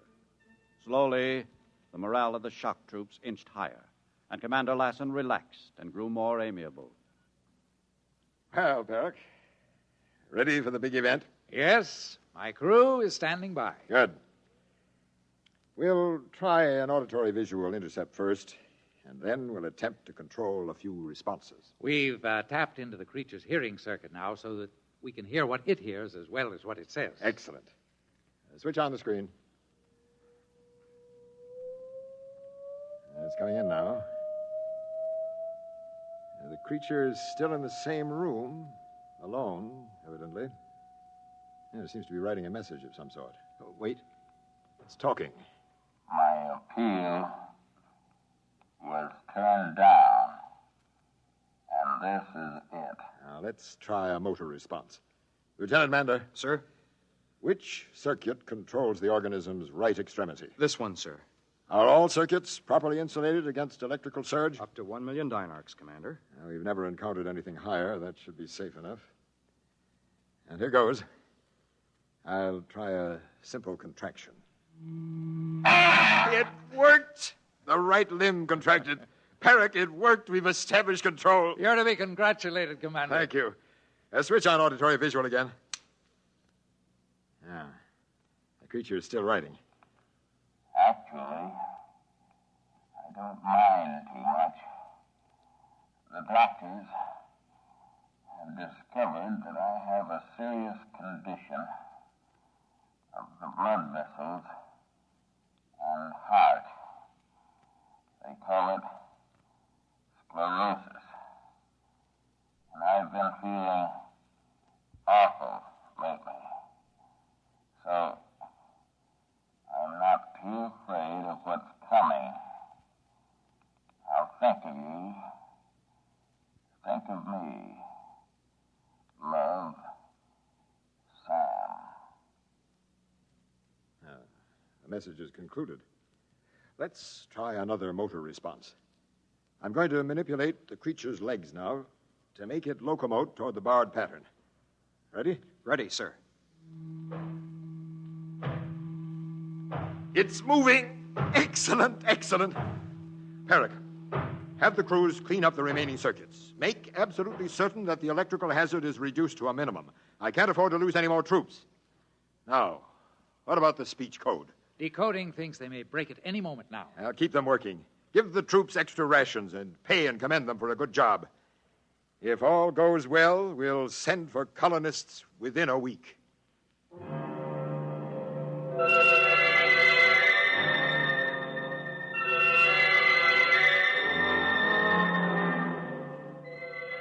Exactly 1 week later, Commander Lassen, seated in a compartment that was now fully air-conditioned, silent, and filled with soft Valvaresian music, radioed to the Commissioner of Colonization. So everything is ready. With the exception of the speech code, we have complete primary control of all circuits.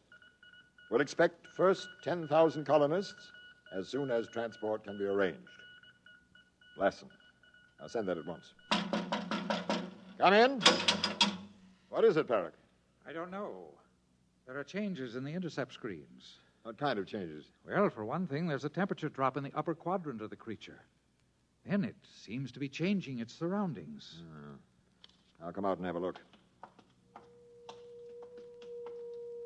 There, you see? There are other macro creatures in the room now. There. One of them has a black robe. Well, what's so alarming? The speech pattern of the black robe creature is unlike anything we've ever heard before. Turn on auditory intercept.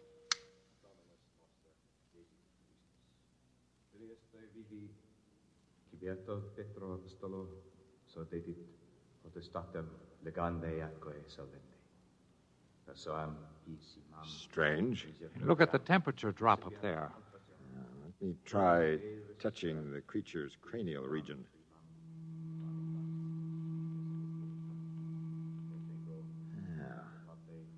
That explains the temperature drop.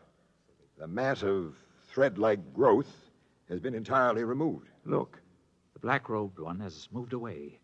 Now another creature approaches. Our host entity is being seated. Now, bands are being placed on its wrists and legs. That's interesting. I don't like it.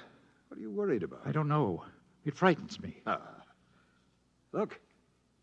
Now a dome-like object is being lowered over the creature's head, a great cupola. It's cutting out the light. Turn up the auditory. I don't want to die, Warden. Not in the electric chair. I wish we knew the speech code. Well, another few days and we'll have it broken. Then, total victory will be ours. Total victory. What's happening now, Zarim? I don't know. Everything is quiet. The creature is waiting in the dark for something to happen, apparently. I wonder what.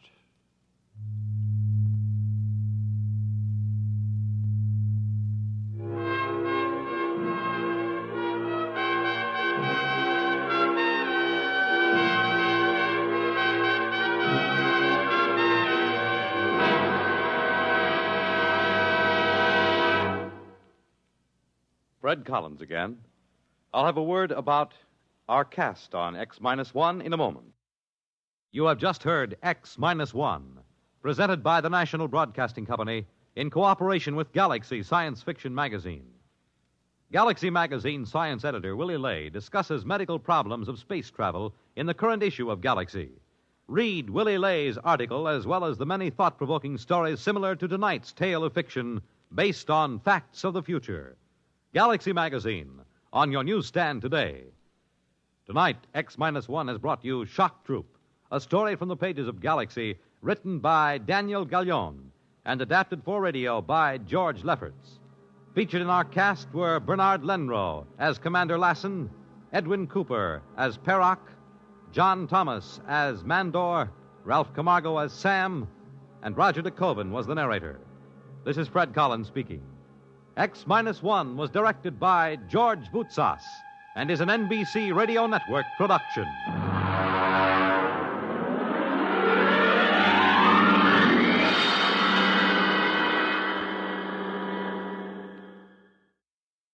Walter O'Keefe is your guide to new worlds of nighttime entertainment on Nightline, tonight over most of these NBC radio stations.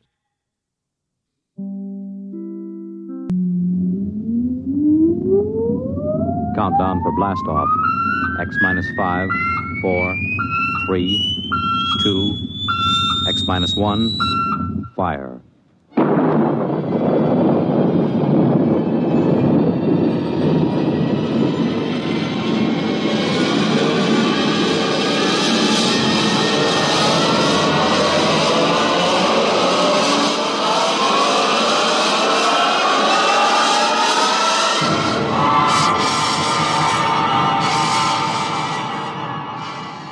From the far horizons of the unknown come tales of new dimensions in time and space.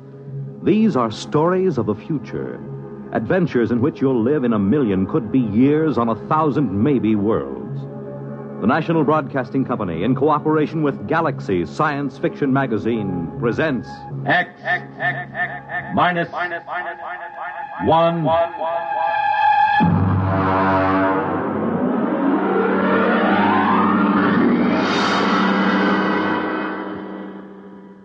Tonight, The Lights on Precipice Peak by Stephen Tall.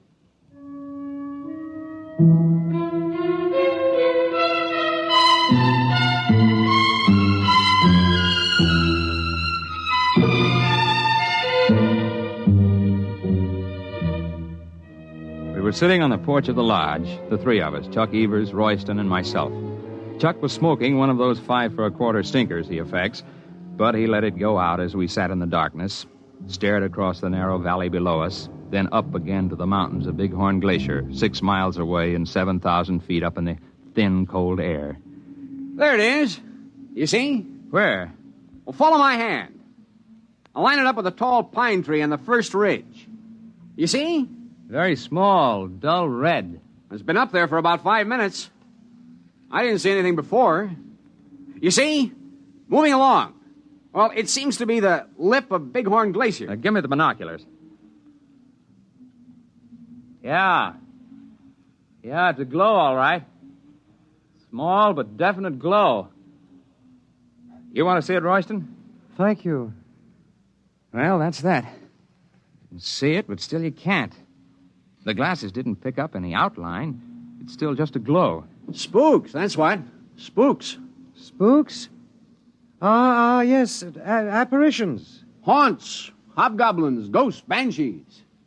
Well, at least these mysterious lights of Precipice Peak make no sound. Are you sure? How do you know that every coyote that you hear is really a coyote? Well, at any rate, if they make sounds, they're sounds of the country. A miserable country. Sir, you were speaking of the land I love. If you don't like it, why stay around? It is supposed to make me a man of vigor with red corpuscles and a need for cold shower baths. Actually, there is nothing wrong with me. I was simply born to sit and watch while great louts like you run and wrestle and climb and sweat. Ah, there, the light shows again. Now, you can see it with a naked eye. It's higher than it was before. It's moving along. It's going along Fifth Avenue Trail. Spooks don't need a route of ascent even on precipice. All of a sudden, the lights at Precipice Peak are getting solid. Now, I've got a feeling they'll leave a sign. Sign? Ah, yes. Traces. Right. Traces, tracks, spores. The only mystery about those lights is we don't know who makes them. They're getting to be a tourist attraction. Maybe that's a lead. Over the swamps of Louisiana, where I wish I now were, I have seen balls of fire that were drifting. It is swamp gas, methane, slowly oxidizing, glowing. Could this up there on the mountain be something like? Almost impossible.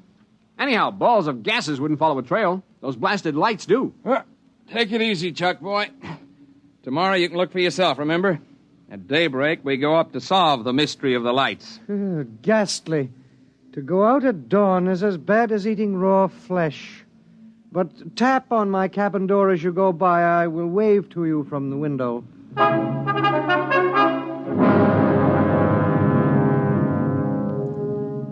We were down the slope from the lodge and across the valley before the sun rose.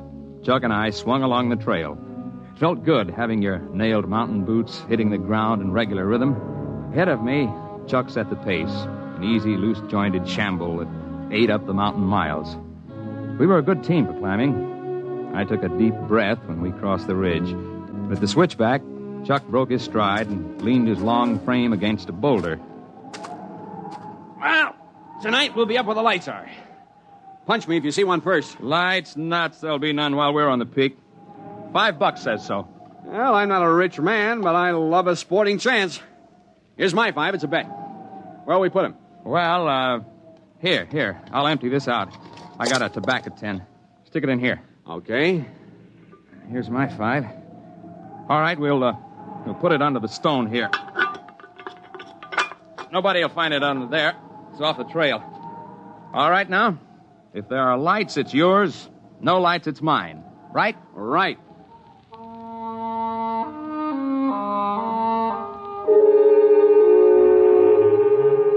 Going into the world above the trees is one of the good things of a peak climb. Hoary marmots whistled from their rocks. Conies scurried. The gray-barred ptarmigan crouched almost invisibly among the gaudy alpine fields of mountain sunflowers and tiny forget-me-nots. At dusk, we laid out our bedrolls on a level bit of tundra in the lee of a massive outcrop near Bighorn Glacier. We cooked a kettle of stew and heated the water for tea.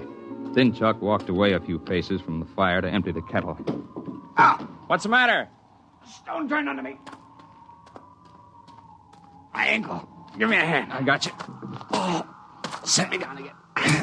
Okay. Now let's take off that boot and the sock. Oh. Well, I have a feeling, my friend, that I will not climb that peak in the morning. Get the sock off and let's see how bad it is. Oh. Well, we'll pack ice on it and tape it in an hour. Maybe it's a simple twist. Well, you know it isn't. Sure, I know. I thought you wanted to be cheerful, that's all. It's like when I broke 3 ribs climbing to look into a bird's nest the day before we were tackling the east face of Long Peak. Then you would chin up. Well, that was different. I wasn't hurting.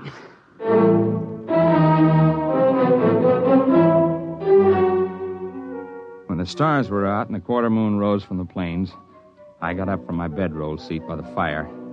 Chuck's ankle was taped, and he was easing it before him as best he could. Well, that's not so bad for a foot.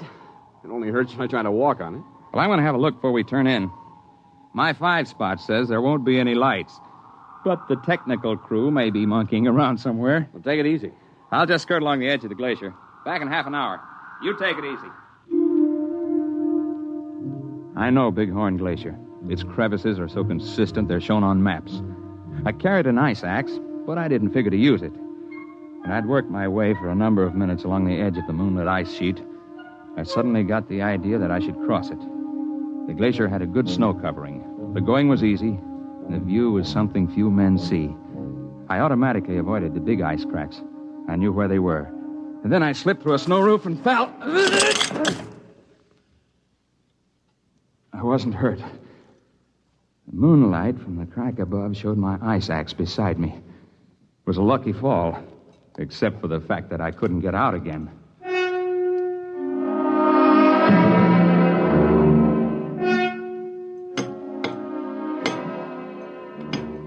Time after time, I tried to dig hand and foot holes into the splintering ice wall. But I was freezing my fingers, making no headway. Cold was beginning to bite into me. So I settled myself on my heels quietly and tried to decide what to do.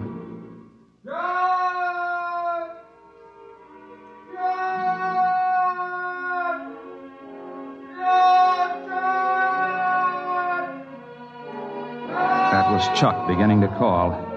I knew if I answered, he'd probably try the ice himself, so I kept quiet. And after a while, he stopped calling.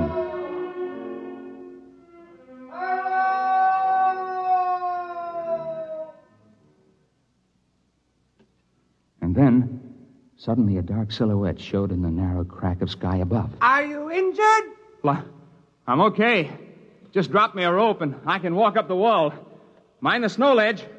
I didn't, and look at me. A joke? Here's the rope. Hey, what kind of a rope is this? I never saw anything like it. It's warm. Have you got it now? Yep, here I come. Hang on. Okay, over the ledge. Well, hey, did you hold that rope in one hand while I was climbing up? Yes. Well, thanks. Lucky for me, somebody has sense enough to walk around ice cracks. Shake. Shake? Oh, shake hands. You must not mind the glove. It is for your protection. The hand is not yet cooled. Cooled? What in the world? Your friend with the swollen foot is concerned for you. Come, I have made an easy way.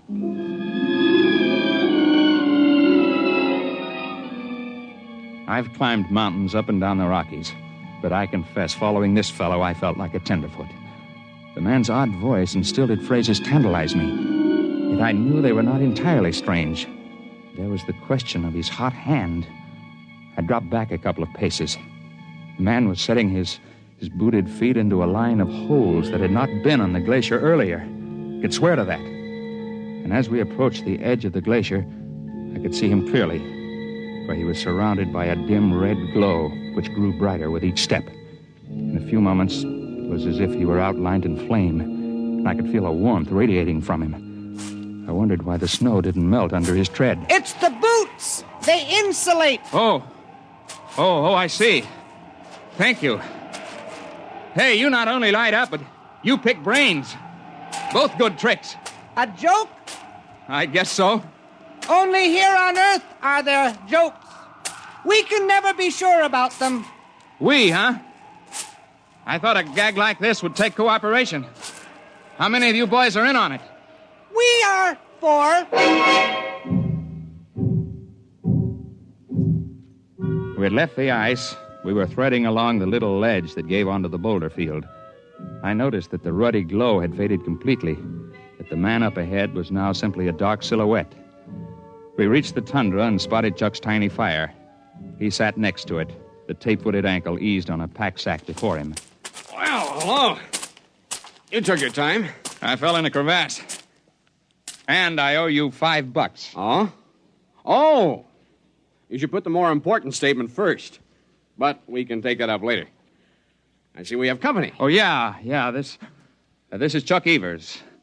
I'm afraid I didn't catch your name. I am called Zell. Zell? Yes. Well, it's different anyway. That is because I am different. He can read your head like a crystal ball. And he lights up like a neon sign. Easy, boy. You've slipped on the ice before. Sit down. Let's quit being funny. Let us all sit, and I will tell you why I am Zell. I will do it because I know when you repeat my words that you will not be believed. Now, listen. You listen. You came up to climb the peak, but also you came to see what caused the lights. If you had not had misfortune, you would have climbed the peak, but there would have been no lights. We would not have come. Hey, there's a light back up there where we were. You see? That red light on the glacier? Well, yeah. Yeah, moving across. That is Zor. We grew in the same membrane. He is erasing our trail across the ice. Yeah, very smart. We can tell tales down there, but there won't be any proof, huh? That is correct. Chuck Evers, you are wondering about the statement that we grew in the same membrane? Well, yeah. Yeah, I was thinking that... I should have said that We are twins. Holy... You're right, John. It is telepathy. You weren't out of your head. The truth is simple. We have told it before, but no one ever believes. And it has not seemed wise to support our facts. We, Zor and I, with our companions Zim and Zet, are explorers. But we do not explore mountains. Here we rest and allow ourselves to behave normally. We explore in towns and cities where people gather. It is strenuous. We cannot tolerate it for long. Then we must go into seclusion and renew ourselves. Yeah, I know what you mean. 10 days in Denver and I feel like I've been staked with a short rope. I gotta get away. Your problems are simply a matter of preference. Ours are physiological. We cannot long maintain metabolic balance in the company of people. Thus, Zim and Zet are now back in the world you inhabit. When they must rest, then our turn comes. I will show you. This is a rock. You may call it granite. To me, it is food. So. Eat it in good health. Thank you. Among people, this would be conspicuous. You are not adapted to get oxygen from rock. We are. Well, I'll admit that's a tougher cereal than I'd want to try. But the point of the joke still escapes me. There is the matter of my body glow. I can control my body temperature, raising it and lowering it as I choose. The greatest difficulty when I am among you people is to keep myself down to human body heat. Normally, it is much higher than yours. And when, due to exercise and metabolic speed-up, excess energy is accumulated, it is satisfying to us to radiate it, much as you get released by deep sighs, by long breaths, by stretching your limbs. Unfortunately, when we radiate rapidly in air, we glow. It has made us conspicuous. Yet your unawareness of us is a marvel. For creatures so well supplied with adaptation for sensation, you are indeed blind. You sound like an old professor I had once. I didn't understand him either. Zor is waiting by the glacier. We have plans for this time. When you return to the settlement below, it would perhaps be wisest not to explain the lights.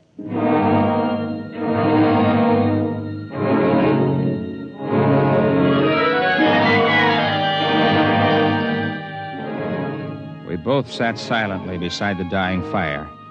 When we looked up toward the upper reaches of the glacier, two gleaming spots, dull cherry red, moved steadily across the ice. They were visible for brief minutes and slowly faded. To descend Precipice Peak, even if only from Bighorn Glacier, is no fit task for a cripple. Still, we knew it had to be done. So in the early morning, we set about it. Where the going allowed it, I simply backpacked Chuck.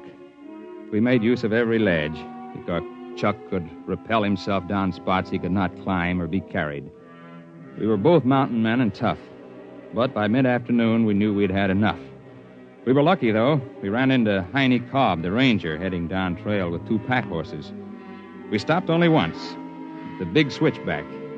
I got down from my horse, pried up a stone, took the tobacco can from under it, and gave it to Chuck without a word. Back at our camp on the lakeshore, Chuck and I weren't disturbed by questions. When men fail on the peaks, they tell their own stories in their own time. Chuck's ankle showed quick improvement, and in a couple of days he was hobbling about. Only young Royston came to visit us. You have not been back to the lodge. Perhaps you are afraid to show your faces. People talk your arm off up there. Not many of them have the gall to come snooping around here. You cannot offend me. I was concerned for you. I was interested, so I came. Did you see the lights? Nope, nary a light. I told you they wouldn't show up when anybody was up there. You collected $5 from me, betting on the other side of the fence. You were the man who was so sure there'd be some sign. I do not understand. You are both confusing everything, and you are both lying. There were lights on the peak when you were there, and I have a feeling you saw them. They were quite a show from here. Well, this is the place to see them from. Closer up, you lose perspective. Well, I must go. Friendship means nothing to you, so I will take my small hike back to the lodge again. Actually, I came to say that tomorrow I leave this miserable place and go home. I've endured all the health I can stand. Now, that's a different story. We're sorry to see you go, fella. My regards to the swamps. 10 to 1 when you get there, you'll wish you were back. This I very much doubt. Goodbye, John. Goodbye. Oh, there's a funny fella. Hey, what are you doing? Just feeling the stone step where he sat. I thought so. He really liked us, but this time he was careful not to shake hands. Did you notice? Yeah. In spite of himself, he had reached his limit of control. His temperature is going up. Yeah, I guess it is. He never could see a joke. And remember how he'd say something and then wait, as if he didn't understand it? And then all of a sudden it would come to him? He'd wait to pick our brains for every new word. You mean Royston? Royston is a name out of a hat. When that lad really goes home, he'll go with his buddies up there on that peak. I wonder which he is. Zim or Zet?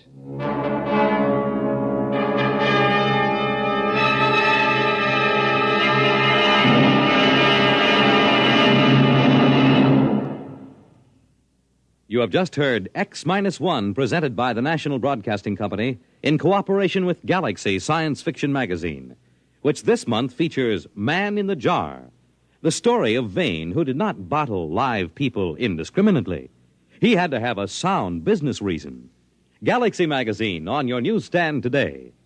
Tonight, X-1 has brought you The Lights on Precipice Peak, a story from the pages of Galaxy written by Stephen Tall and adapted for radio by Ernest Kenoy. Featured in the cast were Jim Bowles as John Brinkhart, Joseph Helgeson as his fellow climber Chuck Evers, Ted Osborne as Zell, and Kurt Benson as the man who called himself Royston. Your announcer, Fred Collins. X-1 was directed by Kenneth McGregor and is an NBC Radio Network production.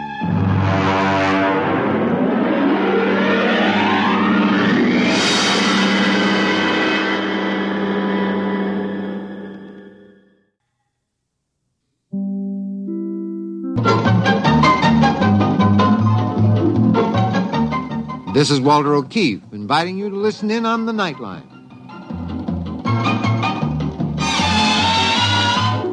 Tonight, live the incredible life of ages yet to come, in a time that might be 1,000,000 years from now, on X-1.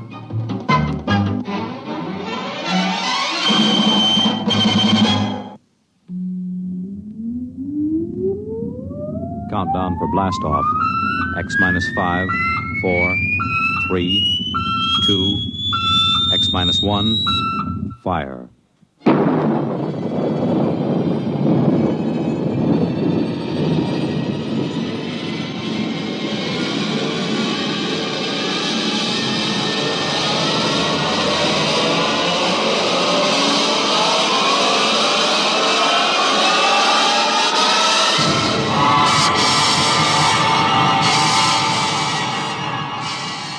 From the far horizons of the unknown come tales of new dimensions in time and space. These are stories of the future, adventures in which you'll live in 1,000,000, could be years, on 1,000 maybe worlds. The National Broadcasting Company, in cooperation with Galaxy Science Fiction Magazine, presents X-1.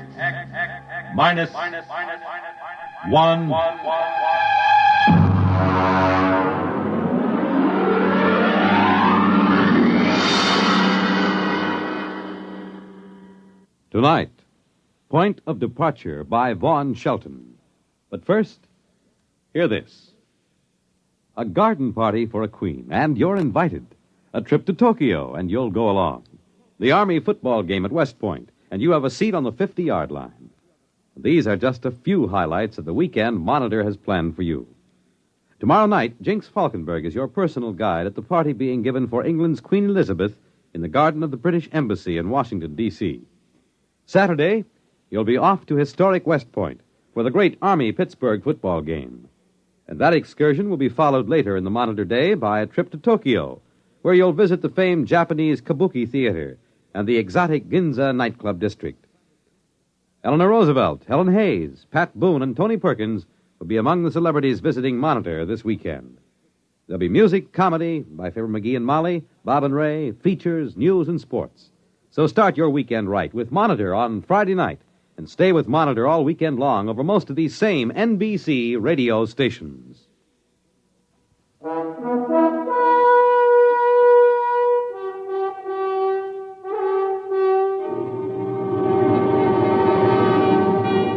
Now, X-1 and Point of Departure by Vaughn Shelton. Before I make this statement, I am well aware that you, gentlemen, are the board of directors and not likely to believe me. The overwhelming concrete fact that we face is that the Utah Flats atomic plant is short $300,000. You've asked for an explanation before the district attorney's office is called. I shall explain, but I know I will not be believed. It started with a letter I received from Dr. Winston Reed, the archaeologist. He is the top man in his field. You may have heard of the Yucatan discoveries and, of course, the Poseidon tablets found in the vault under the Sphinx. His letter introduced me to a Simon Kane, who flew in from Salt Lake City and made an appointment for the following afternoon. Mr. Donner, I'm sorry that Dr. Reed has left again for the field. I should like to have him with me at this meeting. Well, Mr. Kane, I don't quite understand why you've come to me. I'm merely a plant manager for Allied Electronics, and I have no interest in archaeology, nor have I access to any funds. I'm not here on a begging expedition, Mr. Donner. I'll come right to the point. Do you know anything of the Poseidon tablets? Well, I've read newspaper accounts. The preliminary translations of the protolithic seals that surrounded the tablets indicate a civilization that flourished on the equatorial continent until it was destroyed by a natural catastrophe, identified as the biblical flood at about 10,000 B.C. Oh, really? I'm afraid I had it confused with the Dead Sea Scrolls. Oh, well, the lay public has not been informed that the tablets have been opened. Opened? Why, yes. The original inscriptions surrounded them. They were in wedge-shaped characters on baked clay.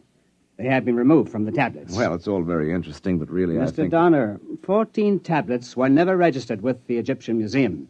They remain at large. 6 of them have been translated so far. They indicate a scientifically advanced culture, and particularly they concern themselves with a solar energy converter. You mean that literally? A power source from the sun? Yes. According to the preliminary translations, this solar converter delivers such fantastic power that it makes our nuclear source look as primitive as a windmill. And I suppose that's why you've come to me. Yes. We wanted to check the inscriptions against actual tests in the laboratory in a field. Well, I'm quite willing to have my engineering staff look over the plans and give you an opinion if it will help you in your research. Why, that seems quite fair. I'll bring them to your office in the morning.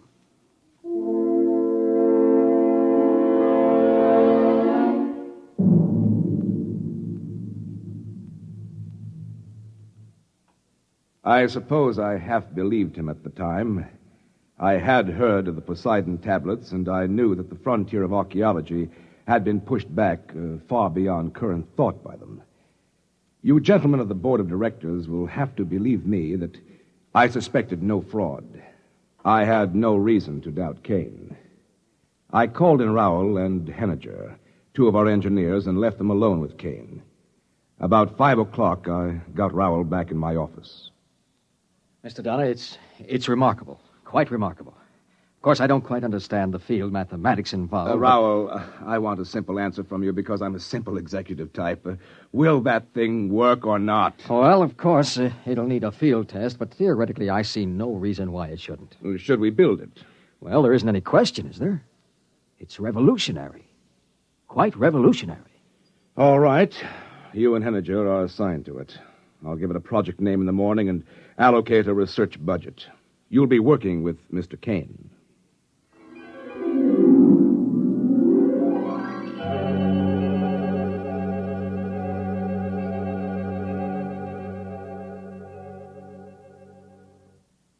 I took great care to protect the corporation's interests.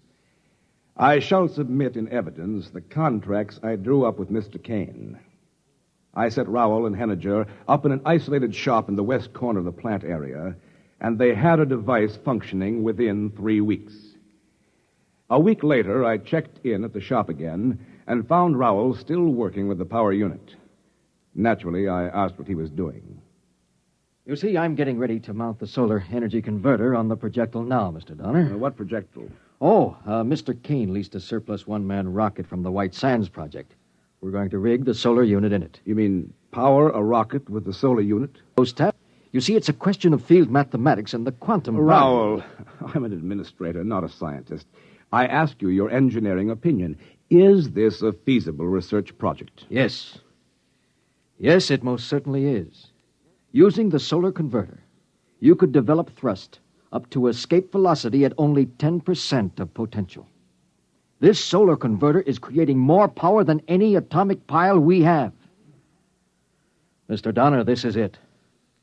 Spaceflight.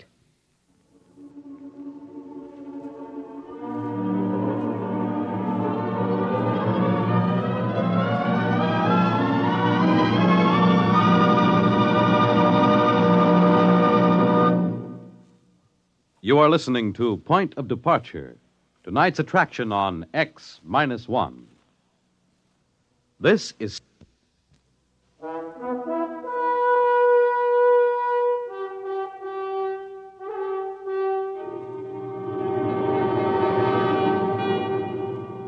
Now back to X-1 and Point of Departure.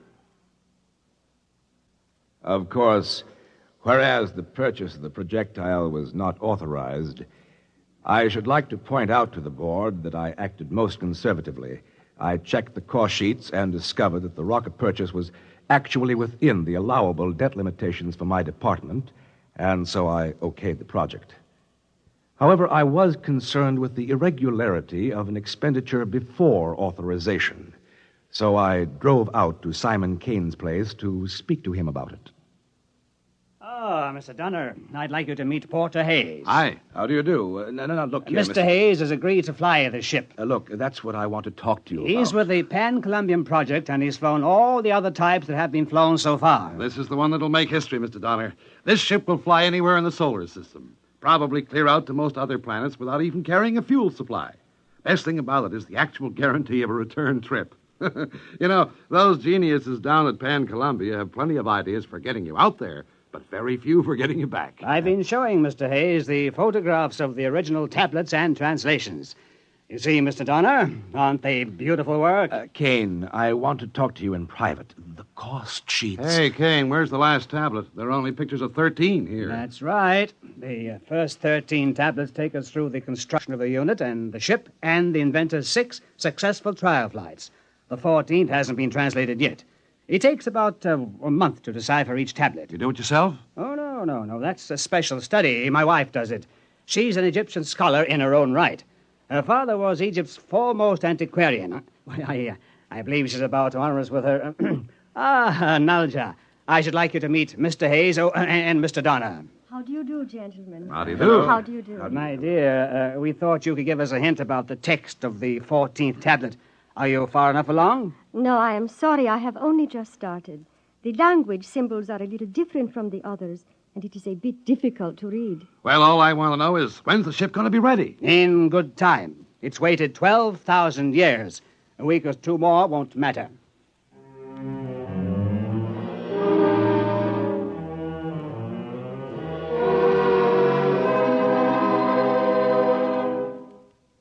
During the next 2 weeks, I was too busy with other things to worry much about the project, but I would like to call the board's attention to the fact that I submitted multiple progress reports at 5-day intervals as required by plant operating procedure. I am at a loss to understand why those reports are now missing from the files. One evening, on a visit to Salt Lake, I was dining at the Pioneer Arms when I spotted Porter Hayes at the table across the room. He was with a young lady who looked familiar to me, even from the back, and, of course, I realized it was Nalja Kane. I felt it was discretionary on my part not to inform Mr. Kane of his wife's continuing acquaintance with Porter Hayes. On July 19th, Kane telephoned and said the airship was rigged and ready to go. I had assigned him an area in our desert test space, and we scheduled the test for the next morning. I got to the test site a little late. Everything was ready, and they were waiting for me.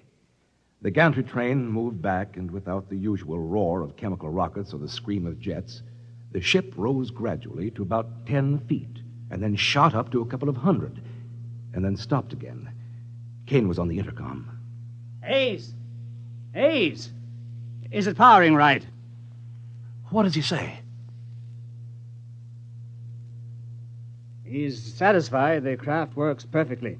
He's going to take it straight out for 4 or 5 hours and then come back. Well, he can't do that. There's too much he doesn't know about that ship. Tell him to come back. Oh, let him alone. He's making history. But the first time... There he goes.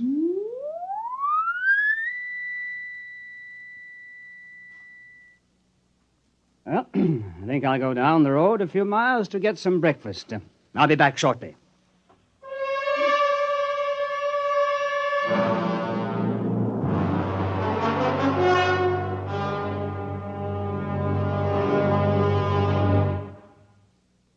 That was 4 days ago.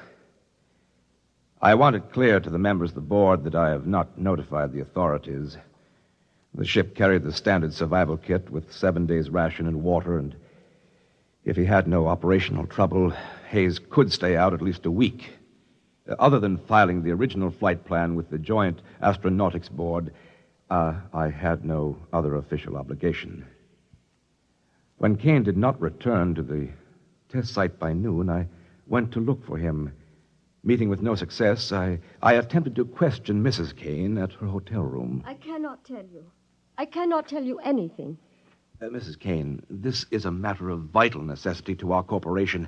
I have exceeded my research budget on my own responsibility. I must find your husband. If something happens to the rocket, there'll be an investigation. An official investigation. It will all come out then, won't it? What? About my father. Mrs. Kane, I don't understand. What is your father to do with this? He stole the tablets. At least I thought he did. You mean the tablets that you've been translating? Yes, I thought he had stolen them. Simon Kane told me that. He brought me the cases soon after we were married. I helped him smuggle them out of Egypt to protect my father. He swore if I didn't help him to translate the inscriptions, he'd expose my father and disgrace him. But now it's too late. He's dead. You mean your father? Yes, he is. Porter Hayes told me. He called me this morning. Well, that must have been before the test. My father's been dead for 6 months. Murdered. Simon Kane murdered my father. He killed him and stole the tablets from him. Porter Hayes told me he has the proof. Well, that's... I'm really sorry, but if Mr. Kane did come into possession of those tablets illegally, there will be a great deal of litigation. Patent rights, you know. That's our primary concern. Now, of course, we'll have to have whatever proof we can. The original tablets, any photostats, notes... They are all gone. You mean Kane took them? He destroyed them. He burned them. He laughed at me this morning. He told me I could never prove they'd ever existed. However, we do have the corroborative evidence of the solar converter, its plans at the plant, the prototype model, and, of course, the rocket. Porter Hayes flew it, didn't he? He flew away. Oh, Hayes, yes, but he's on the test flight. Now, as soon as he comes back, we'll have to get his affidavit.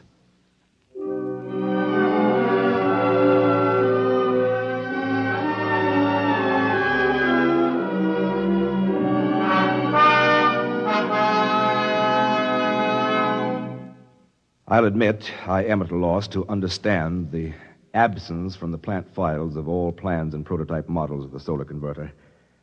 However, I am awaiting a report momentarily from our proving ground near Salt Lake on the return of Porter Hayes and the rocket.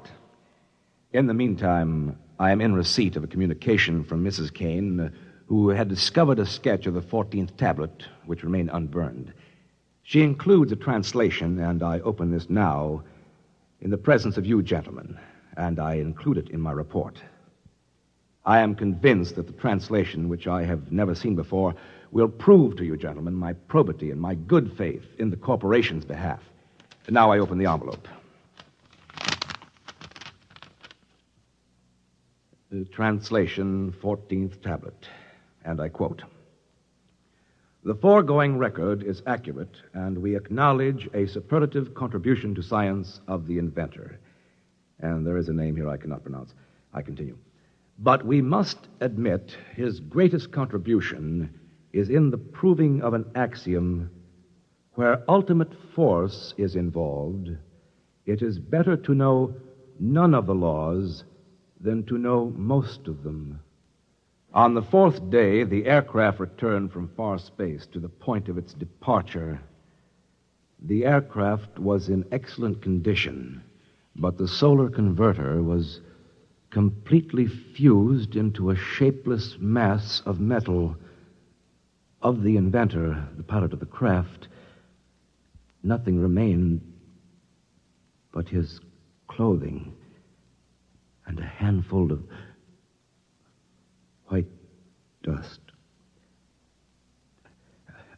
I must conclude my report by proffering my resignation. I will be at the district attorney's disposal when you gentlemen of the board choose to call me in.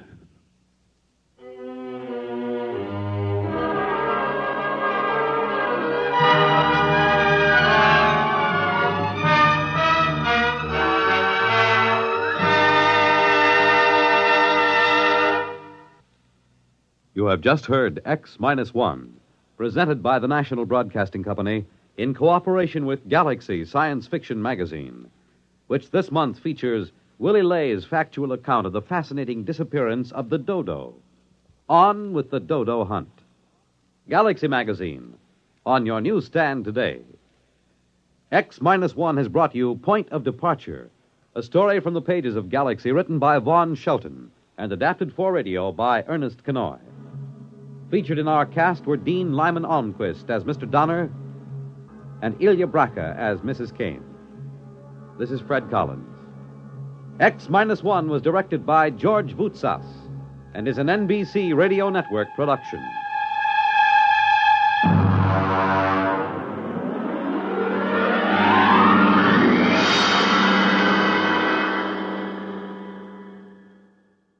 There's excitement in the air at night, and Nightline brings it to you.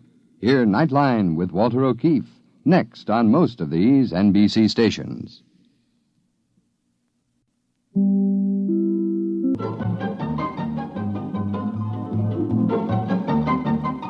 This is Nightline, your open door to people and places, and this is Walter O'Keefe. Nightline invites you to listen in on NBC's award-winning science fiction series X-1.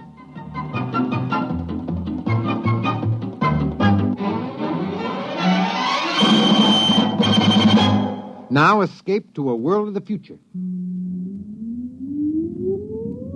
Countdown for blast off. X-5, 4, 3, 2, X-1, fire.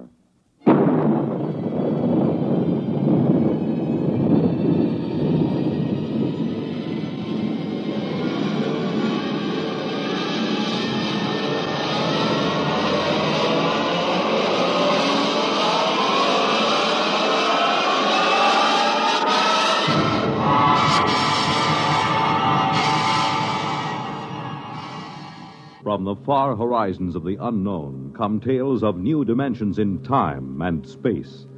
These are stories of the future, adventures in which you'll live in a million, could be years, on 1,000 maybe worlds. The National Broadcasting Company, in cooperation with Galaxy Science Fiction Magazine, presents X-1.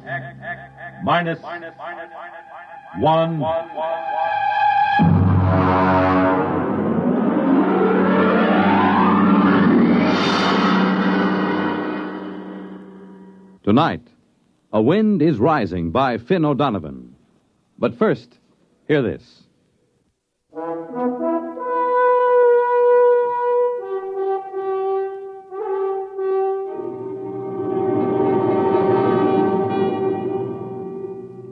Now, X-1, and tonight's story, A Wind is Rising.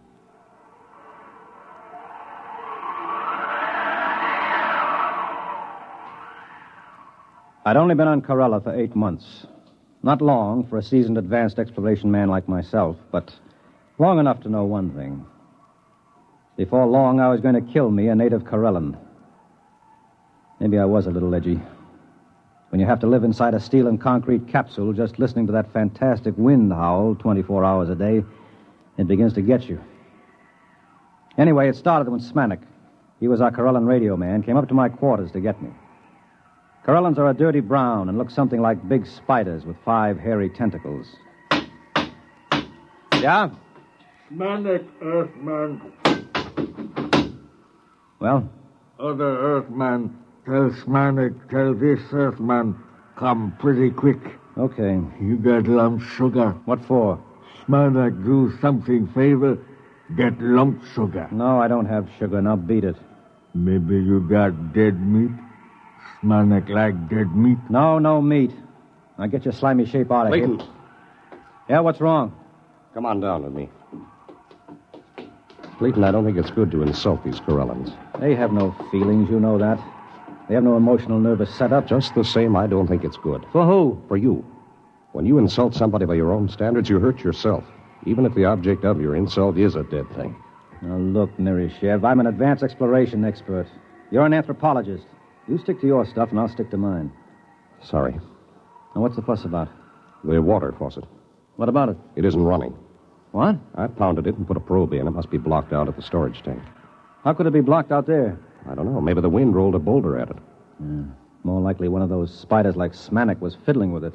The natives have been told not to tamper with the water line. They don't like us. They might. I thought you said they were incapable of feeling like or dislike or any emotion. I did.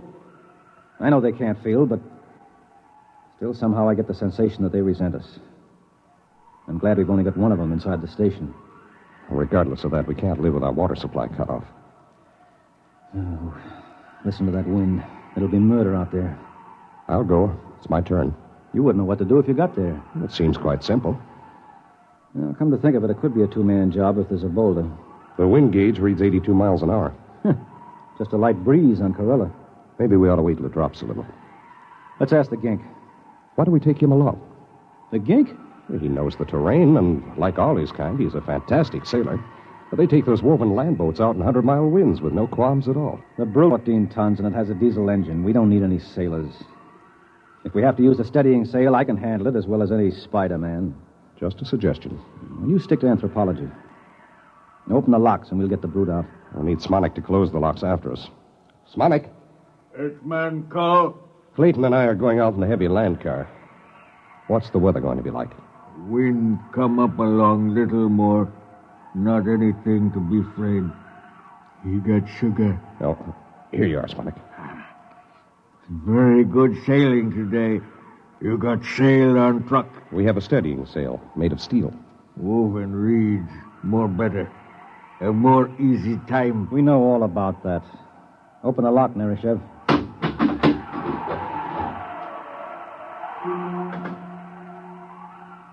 The Brute, as we called it, was armored like a tank and streamlined. It had vision slits of shatterproof glass, and most of its 14 tons were centered near the ground. It was sealed from dust and had 6 giant tires made of woven steel mesh.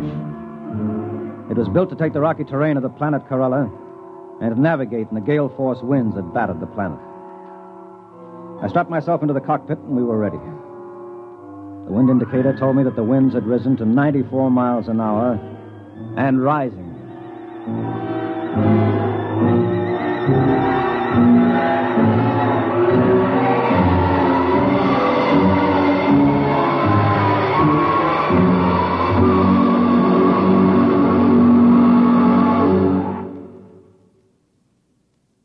You're listening to A Wind is Rising, tonight's attraction on X-1.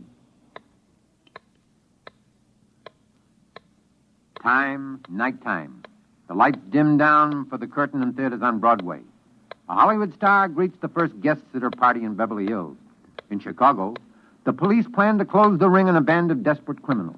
At a world-famous circus in Paris, France, the star trapeze artist climbs to a precarious perch high over the center ring.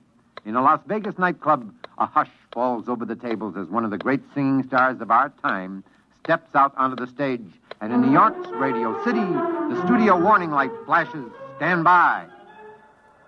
Nightline is about to go on the air, taking you to wherever in the country, wherever in the world, exciting things are happening at night. To make you more than a spectator, to make you a participant in these events. This is Walter O'Keefe, inviting you to join us on Nightline, your line to exciting entertainment at night, every Monday through Thursday night over most of these NBC stations.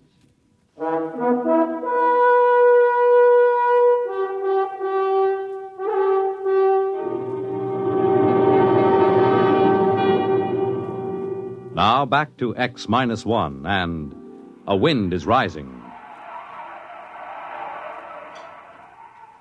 I looked out over the instrument panel. The Corella station had been set down like an overturned bowl on a rocky plain. In order to get to the water storage tank, we had to travel 6 miles. Immediately around the station were our boulder baffles, huge spikes of concrete designed to stop the boulders that the wind rolled off the mountains.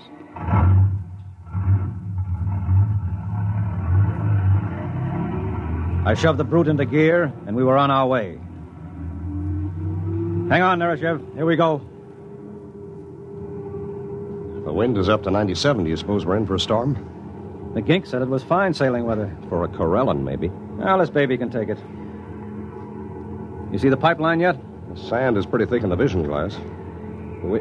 There it is. About 2 points on the starboard bow. I see it now. What's our speed? 3 miles an hour. Give us a little more oxygen in here. Right. Hey, there's something coming toward us. Looks like a boulder. Hard right. That was no boulder.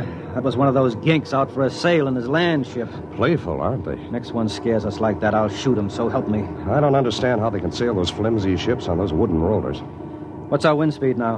102 miles an hour. I think it's going to be a storm, Clay. Well, there's no point in turning back now. We can't live without water. I'm game if you are. What's the strongest storm we've ever recorded? Well, let's see. In the 8 months we've been here, about 168 miles an hour. Well, this baby was built to navigate up to 200. We'll be all right.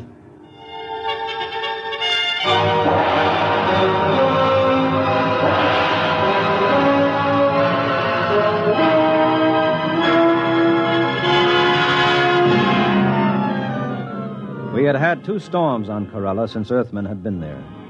The first one had almost wiped out the station. That's why the boulder traps were built. The second one had leveled an entire mountain range on the other end of the plain. By the time we reached the water storage tanks, the wind was up to 113 miles an hour.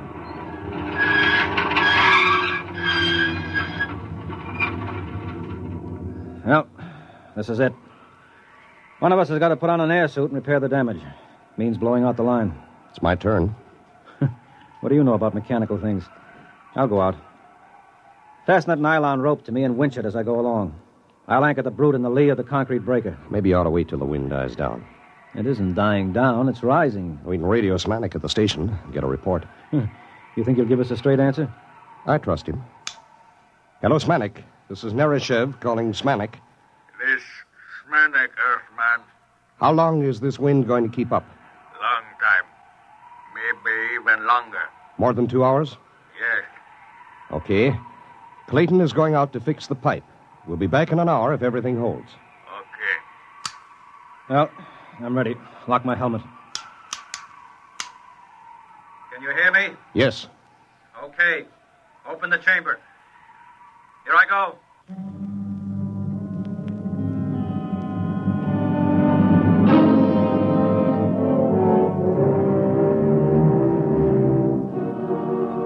Outside, the wind thundered and roared like breaking surf. Once I was almost blown free, but the line held. By the time I crawled back into the ship, I'd cleared the water lines, but my suit was shredded and my air extractor was clogged with dust. The wind was up to 145 miles an hour and still rising.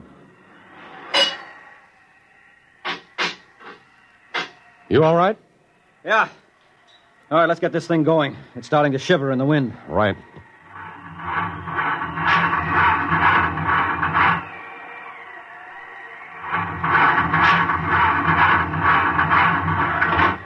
What's wrong? I can't start the engine. Here, let me try.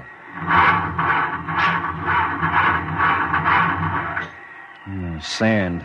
Sand in the bearings, in the injectors, every place. She'll never start. Good grief. Well, we'll have to sail her back. What? I said we'll have to sail her back. At wind speeds like this?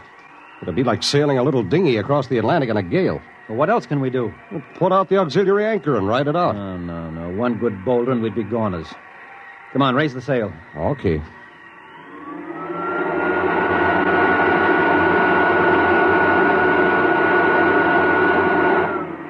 Release anchors.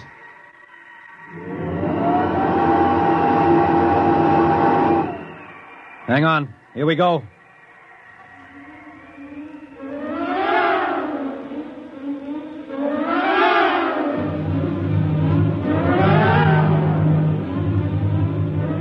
We raised the steel sail and tacked into the wind. Shoved by a wind that had now reached 175 miles an hour, the 14-ton brute soon picked up to a speed of 40 miles an hour. Even reefed down and heeled over, I couldn't hold her, and I had to winch out the steel main sheet to straighten her up. Then it began to happen. The thing we feared the most.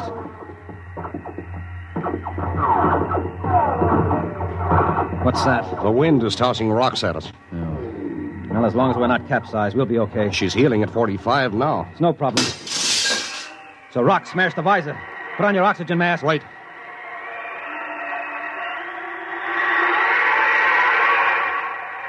Man, she's boiling along now, 75 miles an hour.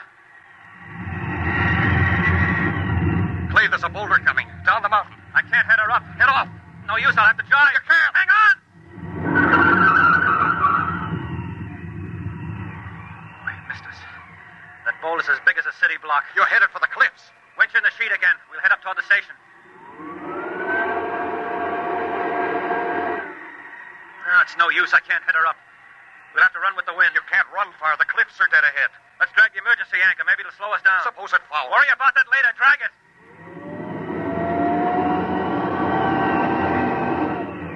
That's better. I may even be able to head her up now. Those cliffs. Holy smoke, look at that. A dozen current land ships sailing toward the station like it was a fine afternoon. They usually keep away from the station. There's no time to worry now. Winch in the sheet. I'm going to head up higher.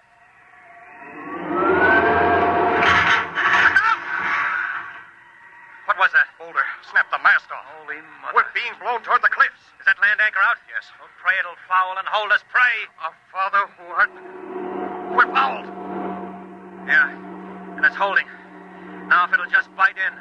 I think we're anchored. But listen to those boulders. We won't last 10 minutes anchored here. Move over. Why? I'm going to try the diesel again. I don't know, maybe it's a long shot, but maybe.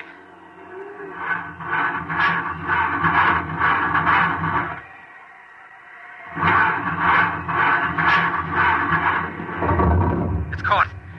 It's caught. Come on, baby. Start. Start! That's it. She's running. She's running. All right, let go of that anchor. Warm up that coffee, Smanik. We're coming in.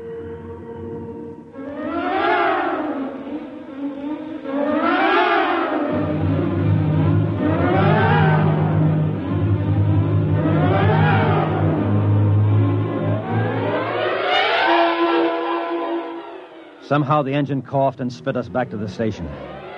The boulder defense was completely flattened, and one side of the capsule was dented by a huge rock. But otherwise it was still holding. The winds were up to 212 miles an hour at the time. A dozen Corellan land ships were moored by their long vines on the lee side of the station, and more ships were coming in every minute. We slid into the tube and entered the capsule. Welcome, Earthmen. You have nice sail. Shut up, you crummy gink. Earthmen not pleased. You told us the weather would hold. Old Corellan saying, one can predict weather, but not do something about it. Very true. Yeah. We almost died out there. You wouldn't have been planning anything like that, would you? Smanik no understand. No? Well, do you understand this? Now get out of here. Get out before I blow your ugly head off with this gun. Very difficult for Smanik to be without head. Impossible to eat sugar or dead meat for almost 3 weeks before new head grow. Smanik join his people now for summer festival. Now, you do that. Pronto. Wait a minute, Smanik. Did you say summer festival? Oh, yes. Ancient Karelian festival. When summer ends, we go sail away to caverns in far west. Caverns? Yes. We live in caverns for 3 months. In that way, we have safety. Safety? From what? From winds. After summer is over, come winter storms. First storm of year about to start any moment now. About to start? What do you call what we've been having? The wind is 238 miles an hour right now. The brute's ruined, the boulder defense is leveled, the foundations are cracked. Very regrettable. Perhaps you like to come stay with us in caverns. Bring sugar. Impossible. We need oxygen, food, our own water. Very regrettable indeed. Well, maybe you don't stay and colonize our planet after all. Yes. Really big wind starting to rise now. Smanak go. Goodbye, Smanak. Thanks for your help. Smanak do favor. Glad to help. You got sugar?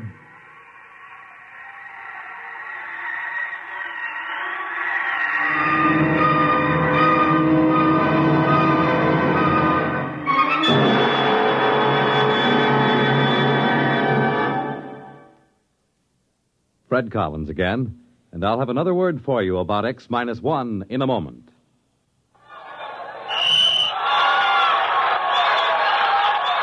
If that's the game you're missing because of a mean cold, here's something you should know.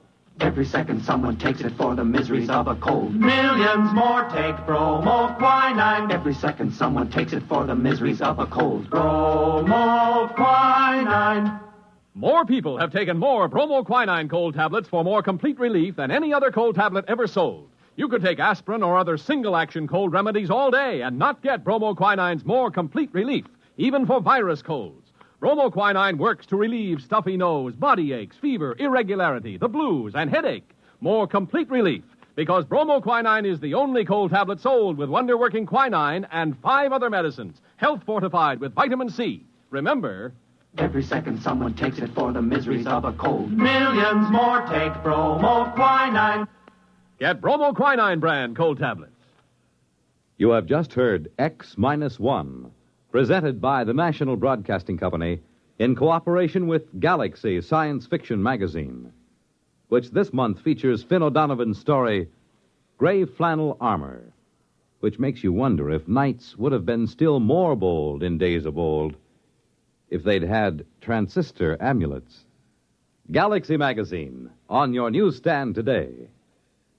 X-1 has brought you A Wind is Rising, a story from the pages of Galaxy, written by Finn O'Donovan and adapted for radio by George Lefferts. Featured in our cast were Les Damon as Clayton, Bert Cowlin as Nerishev, and William Griffiths as Smanik. This is Fred Collins. X-1 was directed by George Voutsas and is an NBC Radio Network production.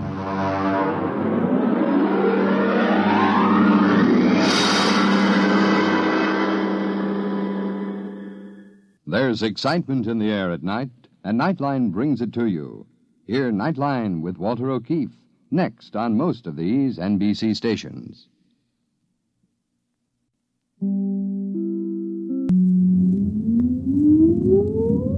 Countdown for blast off.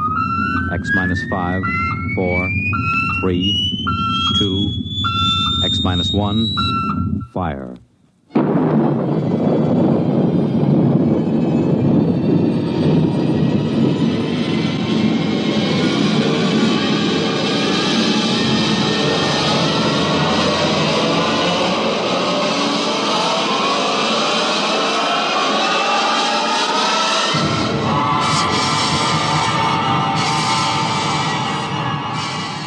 From the far horizons of the unknown come tales of new dimensions in time and space. These are stories of the future, adventures in which you'll live in a million, could be years on 1,000 maybe worlds. The National Broadcasting Company, in cooperation with Galaxy Science Fiction Magazine, presents X minus 1.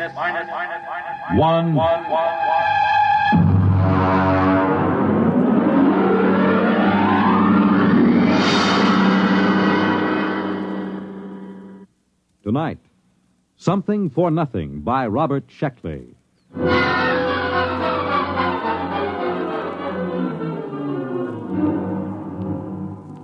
I woke up when I thought I heard a voice. But I must have been mistaken because there was no one in my room.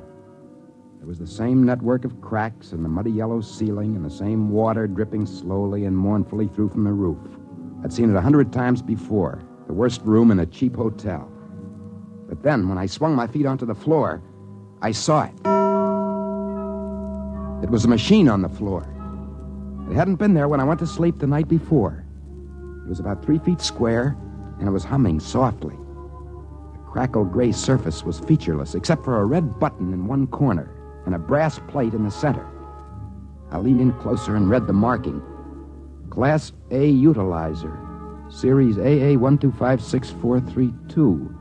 Warning, this machine should be used only by Class A ratings. Hey, where did you come from? A utilizer, huh?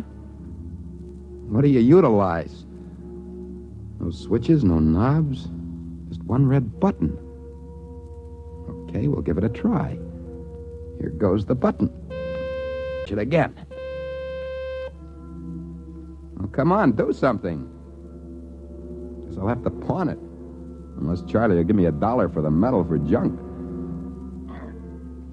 Boy, it's heavy. Can't even get the corner off the floor. They should have sent me somebody to help. Where do you want it, Mac? Hey! Where did you come from? Come on. We haven't got all day. Where do you want it? Lucky it's one of the small ones. The big models up roots to get a grip on. Who are you? Moving man. What do I look like? Queen of the May? But where did you come from? You just appeared in the room. What are you doing here? I'm from the Power Vinyl Movers Incorporated, and I came because you wanted movers. That's why. Now, where do you want it? Well, I don't know. I'm not sure. Look, you go away. I'll call for you later. Okay, Mac. It's your problem. Utilizer, huh? Utilizer. Well, I don't know where you came from, but I know what you are. You're a wishing machine.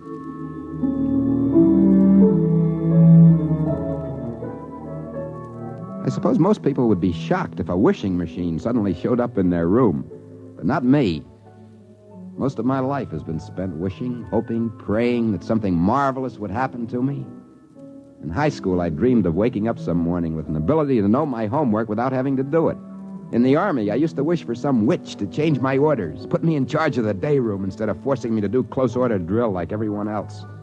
Out of the Army, I avoided work. You see, I'm kind of psychologically unsuited for it. I just drifted around hoping some fabulously wealthy person would for some reason change their will and leave me everything. I never really expected anything to happen, but now it did. All right, machine, let's go. I'd like $1,000 in small unmarked bills. There it is. How about that? 5s, 10s. They're all dirty. Just perfect. Okay, here's what I'll do. I'll get the machine out of New York. Maybe upstate someplace where I won't be bothered by nosy neighbors. I got a lot of problems on the income tax with this sort of thing. Well, maybe I get organized and I'll go to Central America. Hey, what's happening? There's a hole opening up in the wall. What? Somebody's trying to get through to me. The owner of the machine, he's trying to get it back. That hole's getting bigger. Hey, utilizer! Protect me! Sanisar Leak, Temporal Wall Protection Service. What can I do for you? That man coming through the wall, get rid of him. He's almost through. Oh, take it easy now. There's plenty of time. Let me see. Where did I put that unit? There's his head. Wait a minute. You don't understand. Now, wait. Well, that takes care of him. Anything else? Did you kill him? Of course not. I just veered him back through his glomach. He won't try that way again. Well, you mean he'll try some other way? It's possible. He could attempt a microtransfer or even animation. Say, this is your utilizer, isn't it? Of course. Sure it is, of course. Then you're an A rating? Naturally. If I wasn't, what'd I be doing with a utilizer? Oh, no offense. Just being friendly. Well, how you A's get around. I suppose you've come back here to do a history book. Well, I'm really not permitted to say. You understand, don't you? Oh, of course. I'll be on my way. One call after another, night and day. I'd be better off in a quarry. Bye.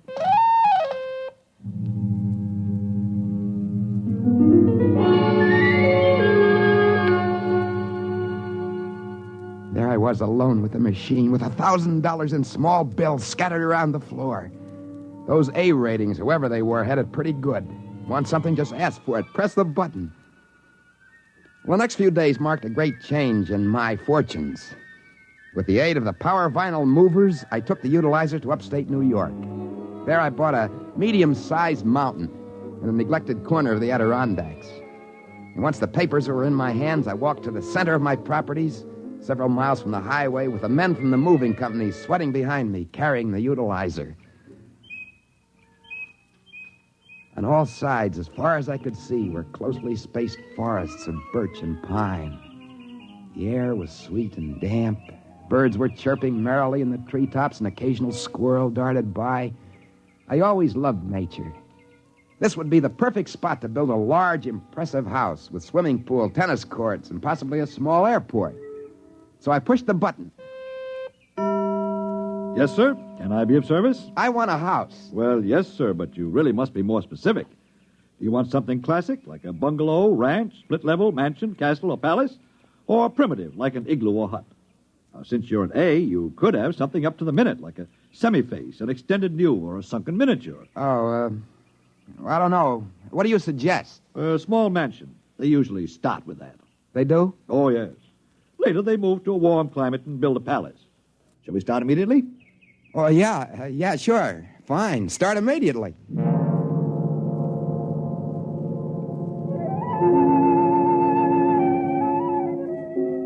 wanted to ask a couple more questions, but I decided against it. Everything was going too smoothly. These people thought I was an A and the true owner of the utilizer. There wasn't any sense in disenchanting them. The rest of the day, I reclined on a couch and drank iced beverages while the Maxim Ulf Construction Company materialized equipment and put up my house. Well, now, there you are, sir. Modest, low-slung affair with 20 rooms. Built only of the best materials from the design of Meg of Degmar. Interior by Toeg, Mueller swimming pool, and formal gardens by Varian. It's really the latest thing. With your permission, we'll include a complete layout on it in Galactic House and Gardens.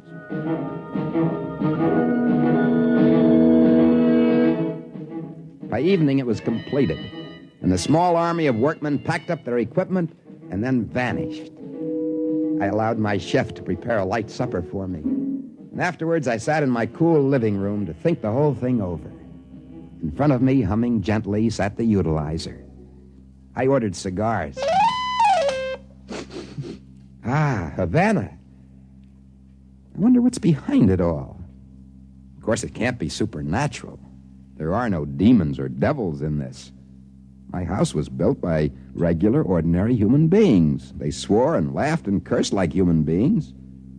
The utilizer was simply a scientific gadget, which worked on principles that I didn't understand or care to understand. Could it have come from another planet? Not likely. They wouldn't have learned English just for me. And so I decided that the utilizer must have come from the Earth's future. But how? Well, accidents will happen. Why couldn't the utilizer have just slipped back into the past and ended up in my room? What a wonderful future it must be. Wishing machines. How marvelously civilized. All a person has to do is think of something, presto, and there it is. Of course, I had to watch my step. There was still the owner and the rest of the A's. They'd probably try to take the machine away from me. A sudden movement caught my eye. I looked up. The utilizer was quivering. As I walked towards it, a faint mist of steam came out of it. Must be overheating. Maybe a bucket of water. Then I noticed it was becoming smaller.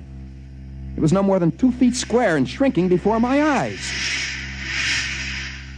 The owner, perhaps the A's, are causing a micro-transfer that Leak had talked about. I had to do something quickly. I pushed the button.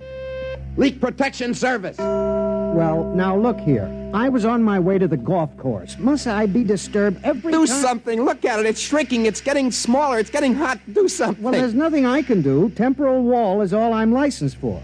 You want the micro-control people. Bye. Wait a minute. Come back. It's getting hot. It's getting smaller. I'll press the button again.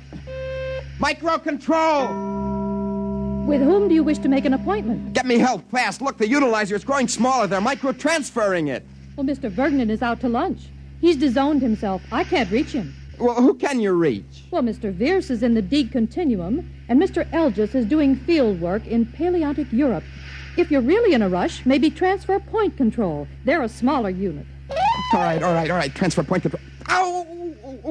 That button's hot. I gotta push it. Gotta push that button. Transfer point control! Well, what can I do for you? Just a minute. I'll take care of that. There you are. Got just in time, didn't I? Ain't fancy, but we're all reliable. My hand, my finger, it's burned. Can you do something? Who, me? Nope, not my department. Do one thing, do it well, I always say. Bye. My finger, it's burned. Push the button again. Now fix me up. Fix my finger. That's better. Much better.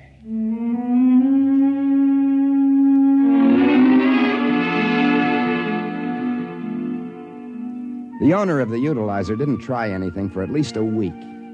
But I found that my mansion in the woods had been the wrong thing to do. I had to hire a platoon of guards to keep away sightseers, and hunters insisted on camping in my formal gardens.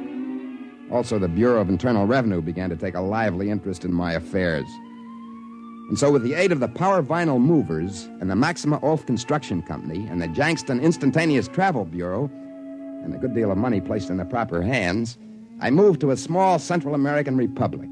And there, since the climate was warmer and the income tax non-existent, I built a large, airy, ostentatious palace.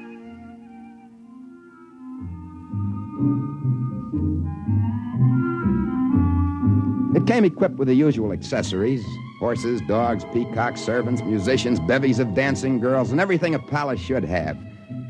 I spent 2 weeks just exploring the place. One morning, I went up to the utilizer with the vague intention of asking for a sports car, or perhaps a small herd of pedigreed cattle. But as I bent over the gray machine and reached for the red button... Hey, where you going? Hey, you can't move. You weigh a ton. Hold still so I can push the button. Hey, come back here. It's animation, that's what it is. Hey, come back here. I gotta push the button and get some kind of help.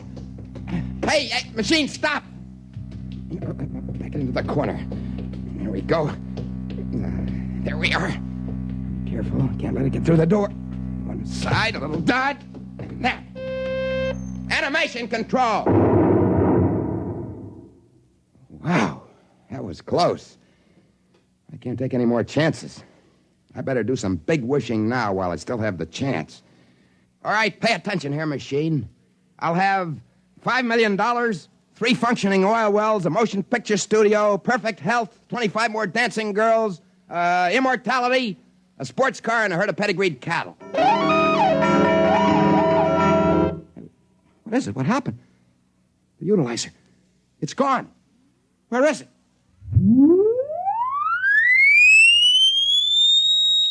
Wait a minute. What happened to me?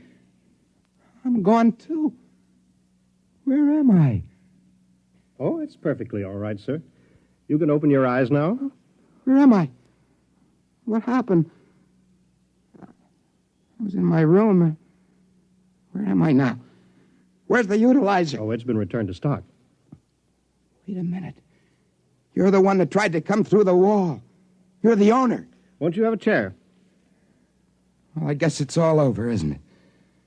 The A's finally caught me. Well, it was glorious while it lasted. Cigarette? No. Well, you got your machine back now. What else do you want? My machine? Well, it's not my machine, sir. Not at all. Oh, don't try to kid me, mister. You A ratings want to protect your monopoly, don't you? My name is Flynn. I'm an agent for the Citizens Protective Union, a non-profit organization whose aim is to protect individuals such as yourself from errors of judgment. You mean you're not one of the A's? Well, you're laboring under a misapprehension, sir. The A rating does not represent a social group as you seem to believe. You mean it's not an aristocracy, a hereditary... Oh, goodness, no. An A rating is merely a credit rating. A what? A credit rating. Well, now, you haven't got much time, so I'll make this as brief as possible here. You're quite correct, sir, that this is the future, as you put it. Ours is a decentralized age, sir. Our businesses, industries, and services are scattered throughout an appreciable portion of space and time. Now, the utilization corporation that produces the utilizer is an essential link. It provides for the transfer of goods and services from point to point. Do you understand? Well, yeah. I get it. Well, credit, of course, is an automatic privilege. But eventually, well, everything must be paid for. Paid for? Hey, nobody said anything about paying. What are you talking about? Well, now, of course, you certainly couldn't have expected to be provided with all these services without paying.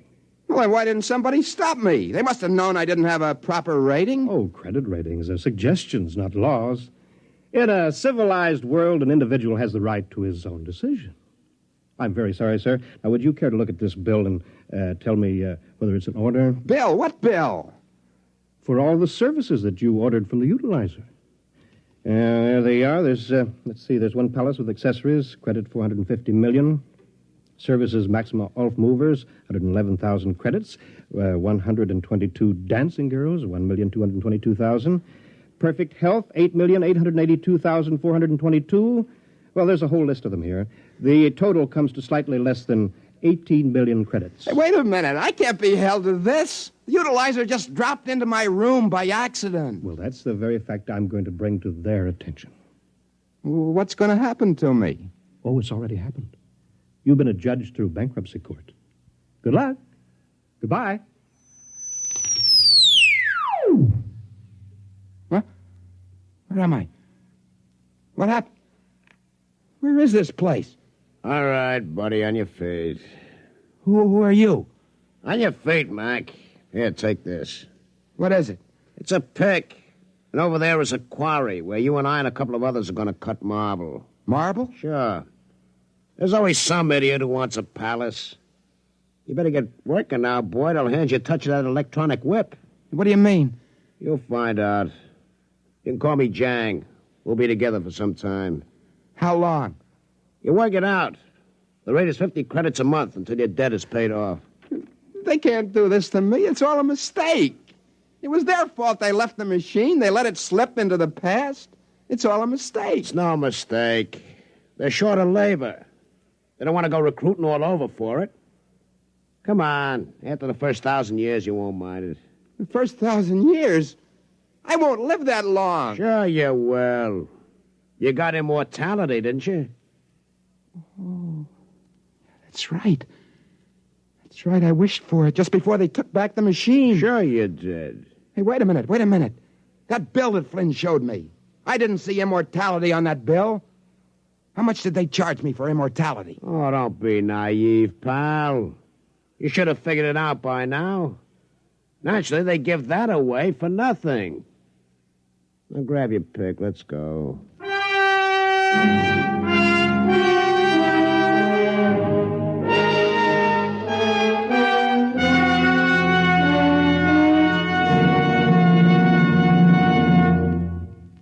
You have just heard X-1, presented by the National Broadcasting Company in cooperation with Galaxy Science Fiction Magazine, which this month features Founding Father by Clifford D. Simak, the story of a man whose job was to be first in the hearts of his countrymen, if he ever managed to find them.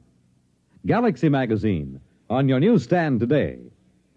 Tonight, X-1 has brought you Something for Nothing, a story from the pages of Galaxy written by Robert Sheckley and adapted for radio by Ernest Kenoy. Featured in our cast were Joseph Julian as Joe, with Danny Acco, Jock McGregor, John Gibson, Wendell Holmes, Ralph Bell, and Karen Ford. Fred Collins speaking. X-1 was directed by Daniel Sutter and is an NBC Radio Network production.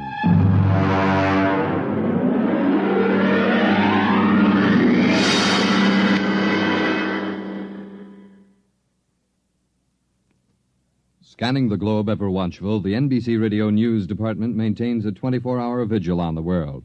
From the UN, from Washington, from the Middle East, NBC Radio newsmen are on the beam, reporting the news from where it happens, as it happens. Every minute of the day, news streams into the NBC newsroom, is sifted and evaluated. Every 60 minutes, the most important stories are broadcast to you by top commentators like Chet Huntley, David Brinkley, and Alex Dreyer on News on the Hour. And when the hot stories break, you get them in a flash on Hotline. It's like having a seat in the NBC Radio newsroom. Listen for News on the Hour and the exclusive Hotline service all day, every day on most of these stations.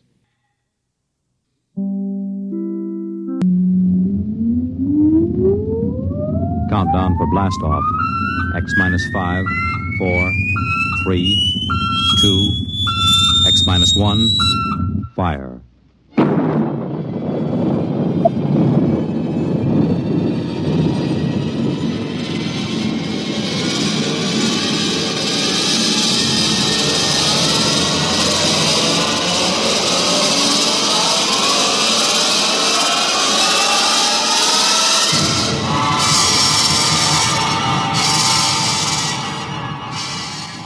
From the far horizons of the unknown come transcribed tales of new dimensions in time and space.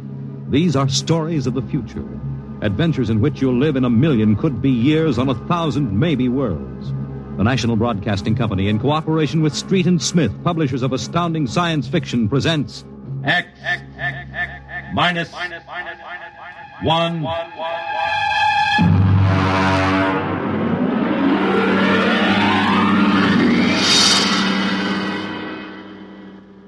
Tonight's story, The Castaways by Ernest Kinoy.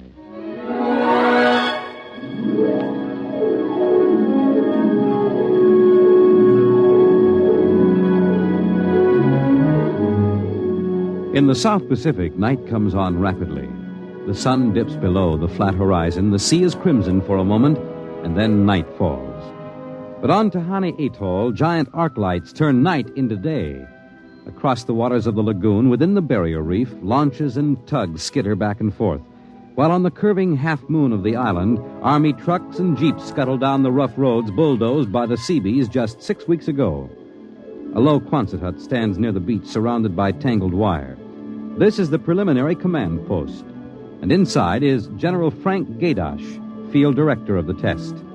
Operation Destruction. Everything's on schedule, General. Radiological surveys complete. Instruments placement checked. Well, get me Navy and tell them HR is as ordered. Send a periodic time check to Air Force on 90-week talk and observation control on the Missouri. Yes, sir. I want a complete roster check on all personnel before HR. Yes, sir. Oh, Nate Cohen wants to see you. Well, who the devil's he? AP man. He's been selected by the press radio pool to interview. I haven't got any time. Tell him to speak to Major Dwight Friedenberg. He's the PRO. I think perhaps you'd better see him, sir. The directive on public relations from Washington was very clear. Well, how in blazes am I supposed to run a bomb test and play mother hen to a bunch of reporters? Washington said... All right. Bring him in. Borelli? Yes, sir. Give me some black coffee, will you? Yes, sir. This is Mr. Cohen, General Gaydar. How do you do, General? Lousy, as a matter of fact. Is that an official statement? No. You can run some of that "the world is at the crossroads" baloney. I wrote that yesterday. General, what effect do you think the new bomb will have on the world situation? I can't tell you that, even if I knew. My job is to set the blasted thing off and see that nobody gets hurt, and collect the data. Can I speak to you a moment, sir? Later, Alan. Go ahead, Cohen. Can you release anything on the scientific principles involved? I don't even understand them myself. Wait a minute. Dr. Muller? Yes? Come over here a minute, will you?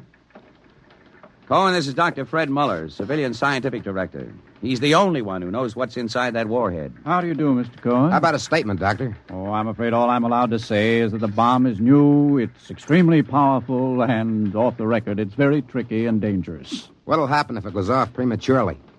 I don't think we have to worry about that. In fact, we wouldn't even know about it. If you'll excuse me now. How about the natives? Well, what about them?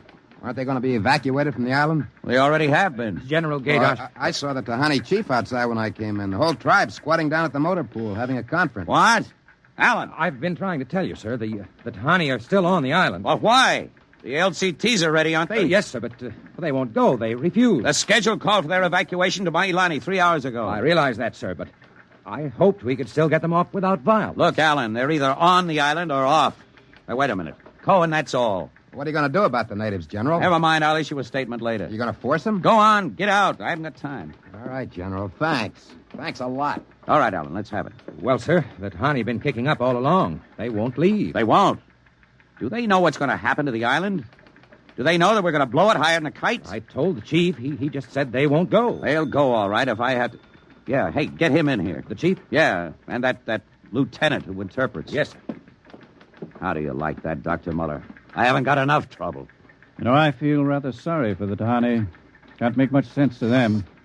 We arrive and tell them they've got to get out. Look, I appreciate your finer feelings, Muller, but I can't let the Kanakas hold up the bomb test. They're not Kanakas, General. Captain Cook discovered the island in 1788. Well, what's the difference? Lieutenant Gilbert reporting, sir. Hey, look, I haven't got time for ceremony, Gilbert. Tell the chief he and his tribe have got to get off the island.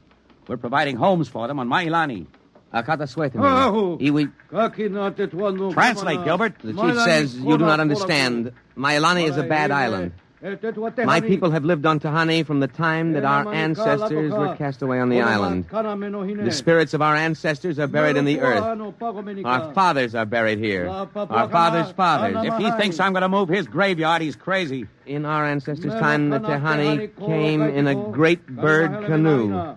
We were cast away on this island. We have made it our home. What right have you now to carry us over the sea to a strange land where we would die weeping for our homes? We will not go. By the waters of Babylon, there we sat down and we wept when we remembered Zion. Well, thank you, Dr. Muller. You're a great help. Say, Gilbert. Yes, sir. Tell him I have no choice. He's got till midnight to get his tribe on board those LCTs peacefully, or I'll have the Marine Detachment carry him aboard. Yes, sir. Isn't that rather harsh, General? After all, justice is on their side. We're preparing to blow up their island, and we haven't asked them about it. Dr. Muller, will you kindly confine yourself to the scientific aspects of this operation? I'll take care of administrative matters. If you could explain to them what's at stake here. Any further explaining I've got to do, I'll do with the Marine detachments. I'm not going to hold up my schedule. Well, Gilbert? I told him, sir. All right, get him out of here. I've had enough. What the devil's that? Some kind of a curse, sir. I can catch some of it. The island will remember the tears of its children and punish the invaders. The great destroyers will not destroy. And the evil man, who is the chief, will travel far through the blackness of night. Even as the children of the island end, so will he. All right, Gilbert, take him away. Yes, sir. Colonel Allen, get a detail from the Marine Detachment with tear gas and small arms down to the motor pool. And in 1 hour, have those natives on that transport, and I don't care how they do it. Is that my coffee, Varelli? Yes, sir. They must know about the bomb. The great destroyer will not destroy.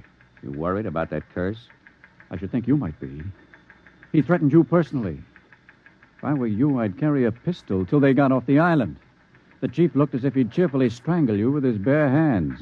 I'm supposed to end the way they do, huh? What's that? Probably the Tahani saying goodbye to their island. I think I'll go down to the motor pool. Well, stay out of the way. And get back here in an hour. We've got to have this wrapped up and headquarters moved out to the Missouri by dawn.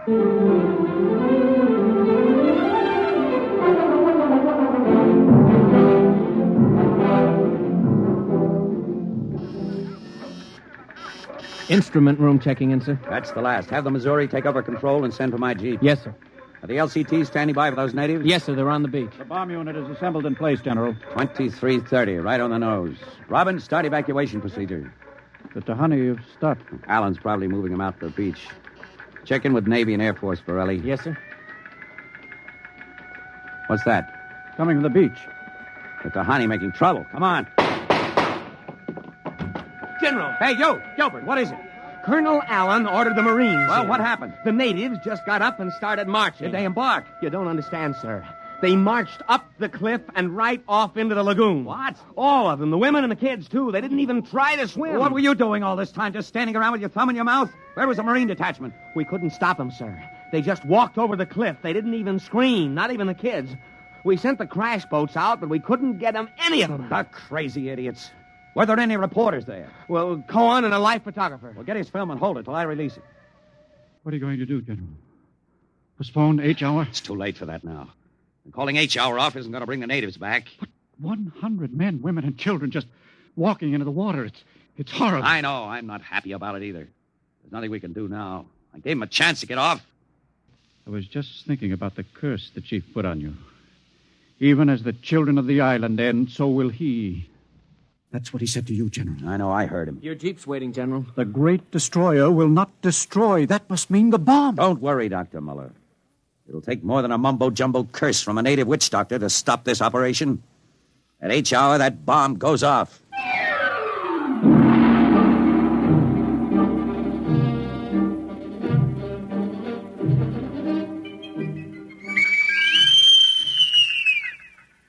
It is now H hour minus 1 minute 30 seconds. H minus 1:30. Video screen's hooked in, sir. All right, check control stations. Observation station 1. Observation station 1, check. Radiation station. Radiation control, check. Test the firing Observation circuit, station Dr. 2. Muller. Right, General. Damage control station. Damage control, check. All set. Communications. Communications, check. All checked in, sir. It is H minus 1 minute. H minus 1. Take a good look at that island on that screen, Dr. Muller. When you throw that key, it just won't be there anymore. Nothing but an atom mushroom over the lagoon. Quite a funeral pyre for the Tahani. Stubborn idiots. They can't get in the way of progress. Progress? I wonder if it is, General. It is H minus 30 seconds. H hour minus 29, 28, 27, 26. The great destroyer. That's what he called the bomb. Hold it, Muller. Allen, report. All checked in, sir. Cameras running. Sound fire warning. Stand by for firing. Ready, Muller? Ready? 10, 9, 8, 7, 6, 5, 4, 3, 2, 1, fire! General, it didn't go off. The bomb didn't go off. Borelli, signal standby, condition red. Yes, sir.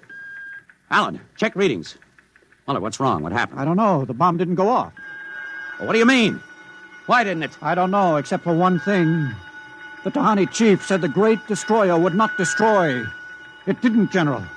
The bomb didn't go off.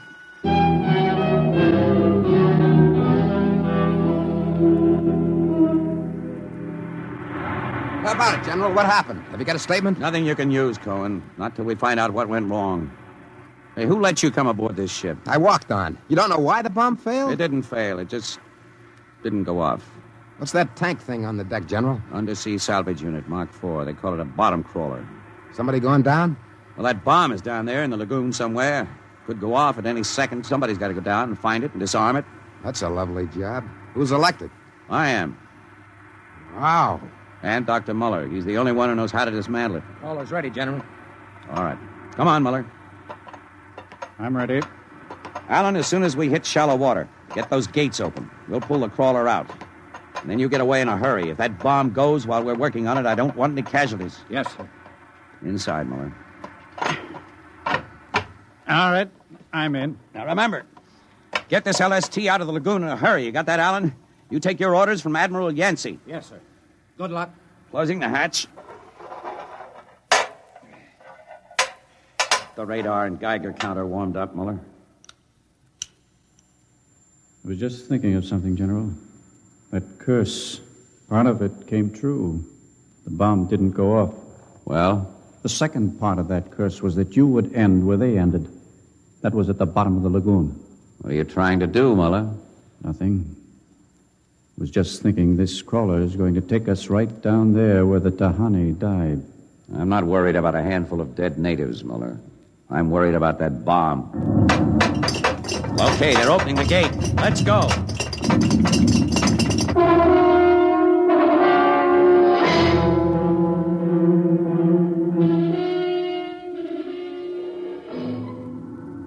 USU-4 to control. Depth 50 feet, bottom sandy, dropping off sharp. Anything on sonar, Muller? School of fish. You ever been down in a crawler before?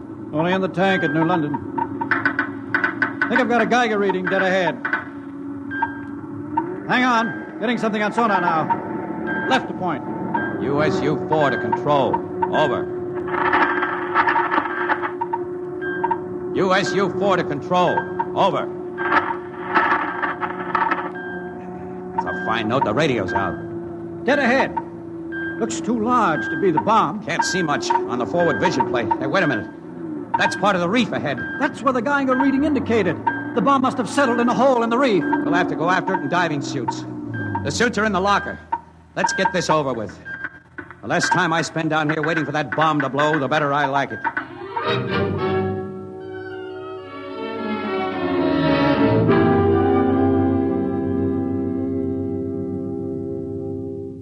Muller, is your helmet clamped tight? You getting me all right on your headset? Okay. I'm going to fill the lock. Here goes the outer door. Let's go. This isn't like that diving tank in New London. Look out for that coral. It can cut you to ribbons. There's a hole of some sort there. Wait till I get the light up. See if you can get a Geiger reading out of that hole. Just a... There. It's down there, all right. Careful. I'll drop down first. See anything down there? Muller, get down here fast. What is it? Find something? The bottom of this hole, it's metal, and the sides. But it's the coral reef. Look, welded joints. These are hull plates of some kind. And Look out, above us. it's closing. Grab it. Too late. A metal hatch. It just slid over the top. This is impossible. What's going on? It's like an airlock. The water's being pumped out. General, do you realize what this means? I'm not sure. There's an inner door opening. Careful. It's a passageway. What do we do now? There isn't much we can do. We can take off our helmets, though. The dial shows good air. All right. Come on. What is this? An undersea fort? What's it doing here? What does it mean? Whatever it is, our bomb must be down here. Wait, there's someone there. I can't see. There's a shadow. Who is it? Who's there? Welcome, Dr. Muller. Welcome to our ship. We've been waiting for you. General, it can't be. Do you see it? It's the Tahani chief.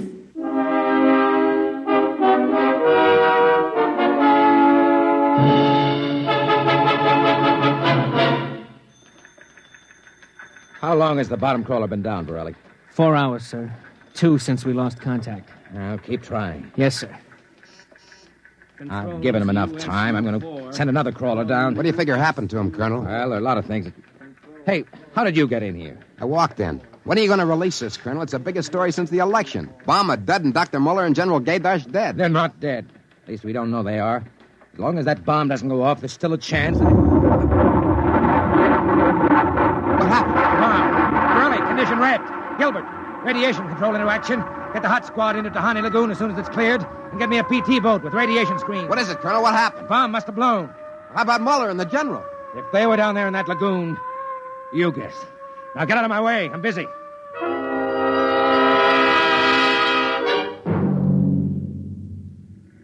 Radiation reading 75 and steady. Take her in as close to the beach as you can. Steady as she goes. Is there any danger of any more explosions? No. When she goes, she goes. Radiation 82. That's still safe. Cohen, is that something on the beach? Yeah. Looks like a body. Maybe you blew one of the Tahani back out of the lagoon. No, it's moving. Gilbert, glasses. Yes, sir. It's a man, all right. Head into the beach. Who is it, Colonel? Can't tell. He's in a diving suit. It's either Muller or General Gaydash.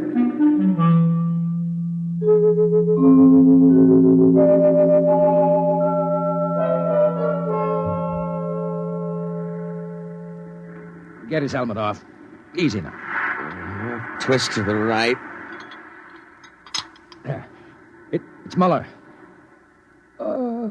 Gilbert, help me get him out of this diving suit. We've got to get him to the medics.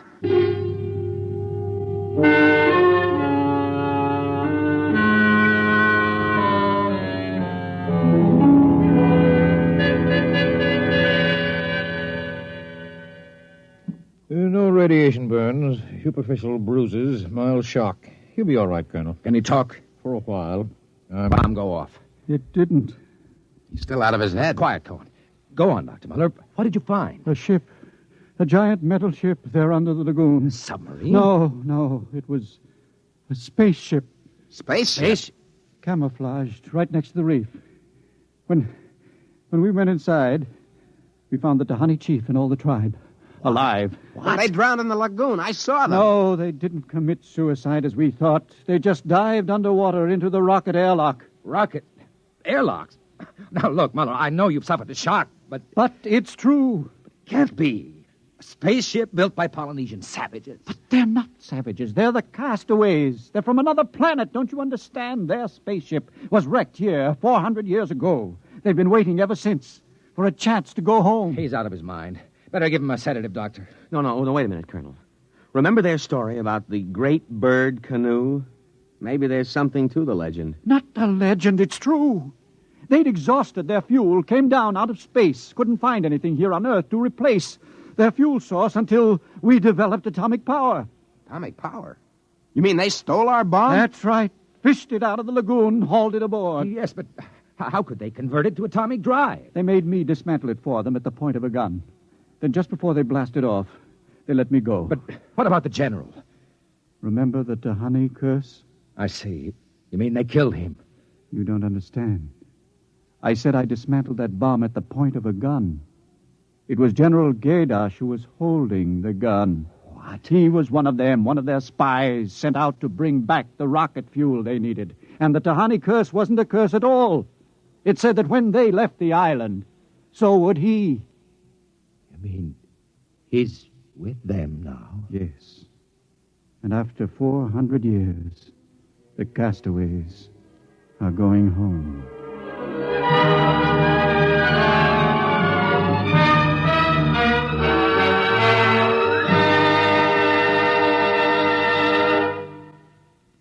You have just heard X-1, presented by the National Broadcasting Company in cooperation with Street and Smith, publishers of astounding science fiction. Your announcer, Fred Collins. X-1 was an NBC Radio Network production.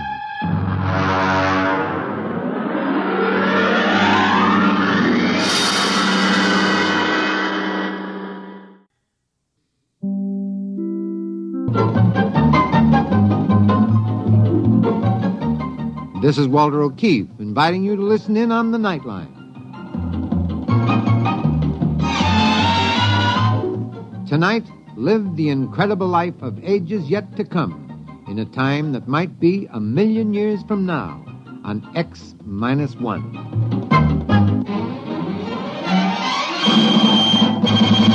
Now, an incredible story of the world beyond. Countdown for blast off. X-5, 4, 3, 2, X-1, fire.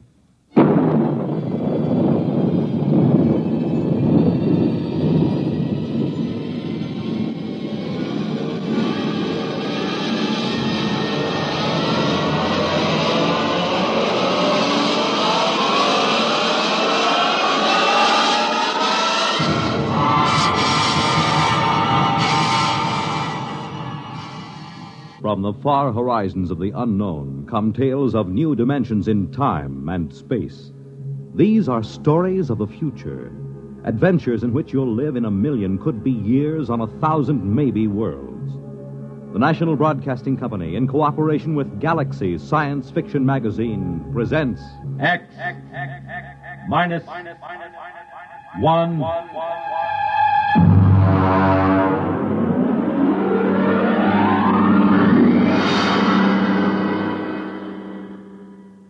Tonight, Early Model by Robert Sheckley.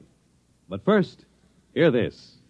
When you swing and sway to a Latin beat, life is lovely, life is sweet. You make it Pabst, 'cause Pabst makes it perfect. Yes, Pabst makes it perfect. Just as we always have ever since 1844. So next time, you make it Pabst, because Pabst makes it perfect. America's Blue Ribbon beer from the Pabst Brewing Company, Milwaukee, Wisconsin. Yes, Pabst makes it perfect.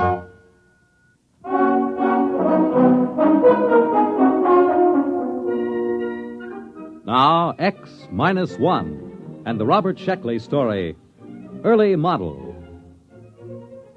Of course, Professor Sliggett claimed the trouble was that the Protec was an early model, but then he invented it. He sprung the thing on me just before I took off for my scouting contact mission to Tells 4 in the Betelgeuse sector. Here, Bentley, put this on. Well, what is it? A new model. It's called a Protec. What's it for? Now, you'll wear it on your mission. Now, look, Sliggett, I already have to carry enough equipment to give varicose veins to an elephant. Linguicine, that's 22 pounds. I can't do without it, or I can't translate native languages. Concentrated food, water, subspace radio, weapons, medical kit. Now, how much does this thing weigh? 72 pounds. Try it on. Look, I won't promise it to fits right on your back. Here, I'll snap the harness. Fits fine. It digs into my back. There's a sharp thing back That's there. the sensory link. It has to be at that angle. But my back... We're working on the problem. Now, don't worry. What does it do? Protec is a perfect protection for initial planet contact. There are pseudo-protein computer banks and an Anderson-Woodward force field projector. Wherever the Protec senses danger... look, I'll show you. I take this slide rule and swing at you. Hey, where did everybody go? Who turned out the lights? Hey, Sliggett, where am I? Sliggett! Get me out of here! Sliggett! What happened? The Protec went on. Oh. It encased you in the AW force field. I released by master control. You can turn it off with this button on your chest. Perfect.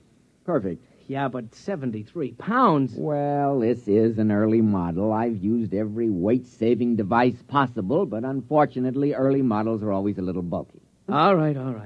How do I take it off? I'm not going to tell you. Huh? We're not going to take chances of having valuable equipment discarded just because it might be a little uncomfortable. Bentley, you're going to an alien planet. It's necessary that you be protected at all times. Look, I've got enough sense to figure out when to wear this thing. Yeah, suppose you find the natives seemingly friendly. You'd want to take off this heavy, uncomfortable Protec. But suppose you misjudge their attitude. Sliggett, I can take care of myself. That's what Atwood said before he left for Atopus 3. We never heard from him. Bentley, can you turn a knife thrust from the rear? Have you got eyes in the back of your head? Protec has. We're not going to risk $8 million worth of equipment just because you might be uncomfortable. Suppose it blows a fuse or pops a wire. We've got triple everything, with a power supply good for a century. Bentley, after this field test, the Protec will be standard equipment for all explorers. Well, all right. I'll try to get used to it. But it feels like I'm carrying a 72-pound monkey on my back. I carried it for 6 weeks on the way to Tells 4. And the added weight loused up my coordination in landing, so I burned out about 7 acres with backlash from the braking tubes. The radio receiver buried in my ear itched, and my back was rubbed raw from the carrying straps. I piled on my linguicine and the other equipment and staggered out. My instructions were to fraternize with the Aborigines and establish a trade pact, if possible. I found 2 of them standing outside the tail fins when the hull had cooled enough to get out. They were bipeds, orange-skinned with thick, short tails, and they were armed with stone axes and clubs.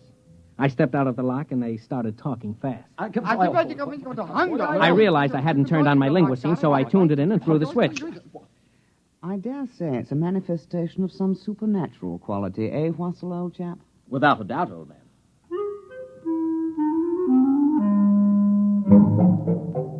You know how the linguicine works, instantaneous semantic translation. Well, mine was made by the Gorley Laboratories just outside London, and naturally they had the word tapes recorded by BBC announcers. It takes a little getting used to when you hear some walking vegetable from the Canopus system talking like the Home Service. Well, the Tellians were pretty excited by my arrival. How strange. Unbelievable. Most improper, you know. I suppose it can talk. I come as a friend. A friend. Well? It does talk. Dreadful accent. But what can you expect, eh? Foreigners, you know. You know, old boy, I definitely sense an evil. Oh, now, come. We're both ghost doctors. Surely if there was an evil, we'd both sense it. Well, let's ask, shall we? Let's. I say, are you evil? Me? Why, yes. You see, we're the village ghost doctors. It's our job to ferret out evil, so to speak. It's our cup of hugel, so to speak. Are you evil? Oh, no. No. He says he's not evil. Well, how do you know? If he doesn't, who does? My dear fellow, appearances aren't everything. Surely you recall the legend of Hatape, the gods tempted the chief... Please, my dear chap, I'm as well aware of religious precedent as you are.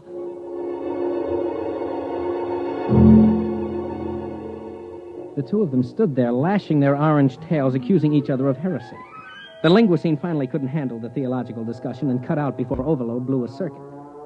Eventually, they must have decided something because the short one carrying the stone axe turned to me. Stranger, we've decided not to kill you. Not yet, anyway. We'll go to the village and purify ourselves, then we'll initiate you into the club. The club? The Society of Ghost Doctors. You see, no evil thing can become a ghost doctor. It just isn't done, you know. Oh, we'll find out the truth that way. Clever. Eh? I'm deeply grateful. But if you're evil, we'll destroy you. Have to. Our job, you know.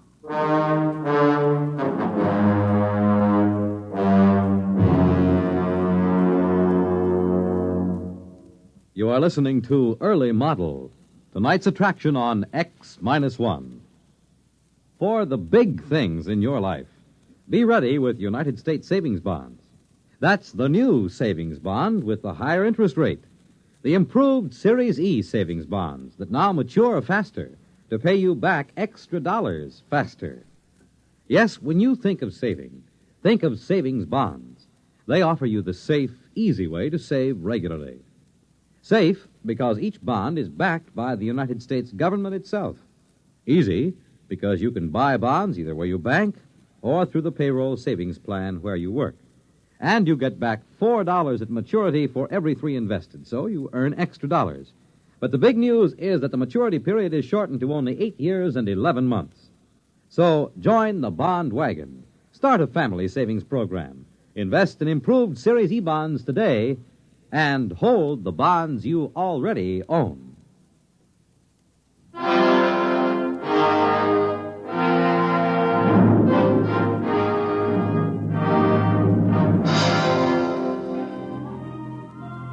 Now, back to X-1 and tonight's story, Early Model. Sliggert. Calling Professor Sliggert at home base. Come in. Go ahead, Bentley. Report. I'm in the village now. They're about to initiate me as some kind of priest. All I have to do is pass some kind of test. And, by the way, if I don't pass, they're going to kill me. That's good. What's funny? They can't hurt a hair on your head, not with Protec on the job. They seem awfully confident that they can. Primitive cultures always overestimate the power of their weapons. Don't worry. Just let Protec take care of you.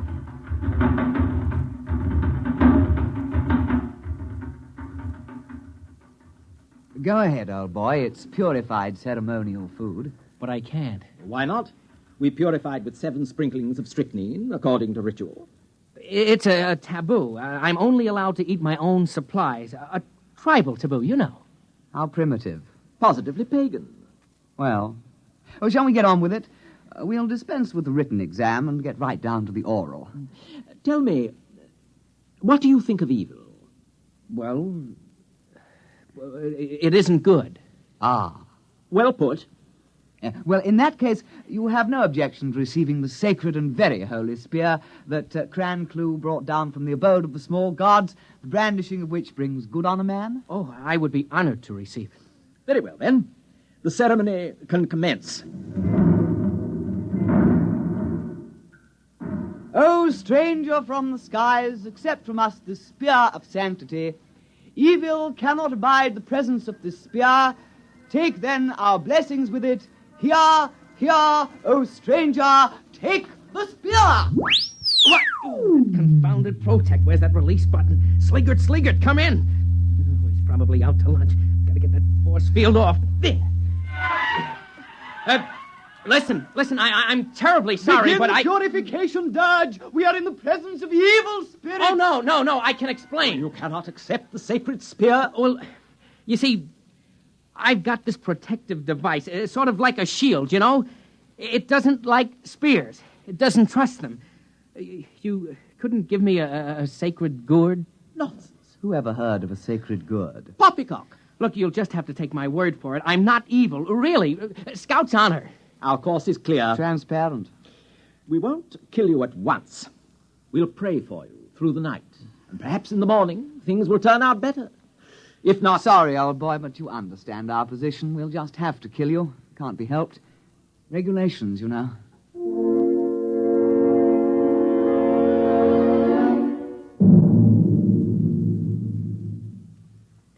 Yes, Bentley, I understand.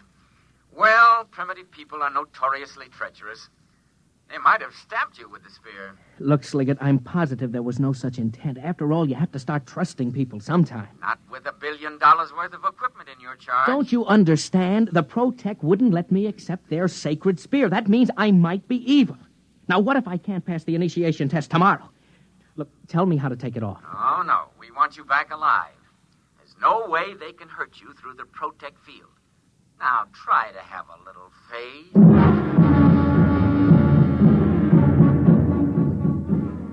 The campfires burned all night, and I could hear the chants of the ghost doctors. At least 3 or 4 times during that night, the Protec force field howled on and off, but I was too tired to care. In the morning, the 2 Tellians came to see me and stood switching their fat orange tails politely, while the linguisine translated for me. There were great sounds from your hut last night, sounds of torment, as if you were wrestling with the devil, so to speak. I'm a restless sleeper. Yes, of course. Quite. By the way, old thing, did you pray for purification last night? Oh, yes, I did. And was your prayer granted? Yes, sure, certainly. Not a bit of evil around me. Well, if you can't be initiated, we'll have to destroy you. We made that clear, didn't we? Oh, yes. Quite clear.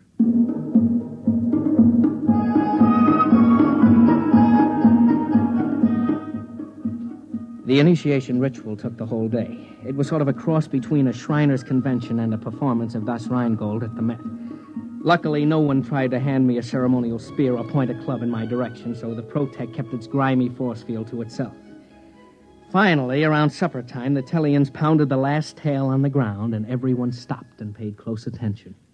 Oh, brothers, this alien has come across the vast emptiness to be our brother. With this initiation, we purge him of evil and make him one of us.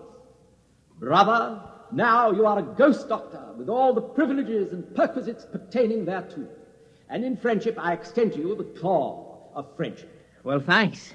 We have only to shake claws, and the ceremony is concluded. All right, brother. Give me some skin. Slip me 7. No, listen, turn it off. He just wants to shake hands. You're spoiling everything. Off. Now, where's that button? Off! Evil. Well, there it is, you know. We hoped we could muddle through, but you can't win them all, you know. There's only one thing left. Kill the devil!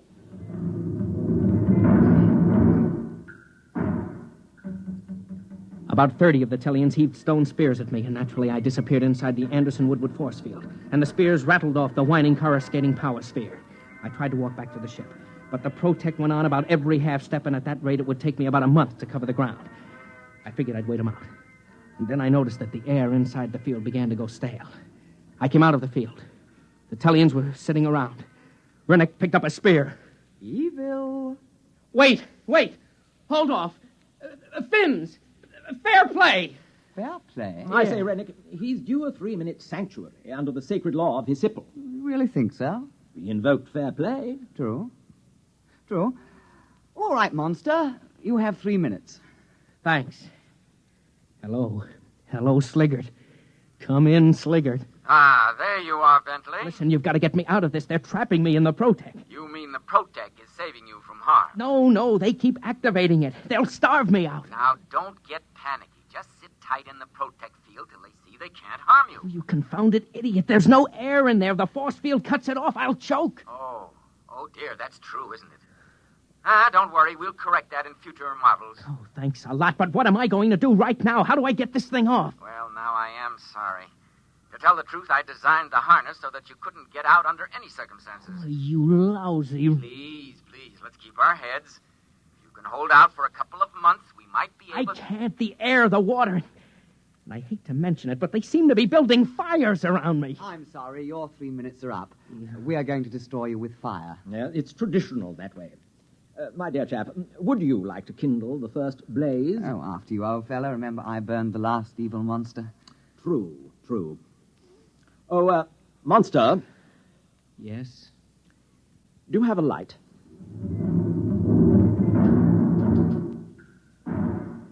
I knew I was cooked, one way or the other. They started to light fires around me in a circle, and the Protec snapped on. I had to get out. Of course, when I did, the Tellians would cheerfully spear me to death. But at least I had a chance of running. The field snapped on again. I grabbed my knife from the tool chest and hacked at the thick duroplastic webbing of the harness. I came out of the field long enough to hear Sliggert shouting in my ear. What are you doing? Cutting my way out of this fire trap. You don't dare destroy government equipment. This will go down on your 201 file. Look, I'm trapped inside the field as long as they feed the fire, and considering how they feel about devils, they'll probably keep it up a couple of 100 years. Uh-oh. They're pushing the fire closer. Goodbye.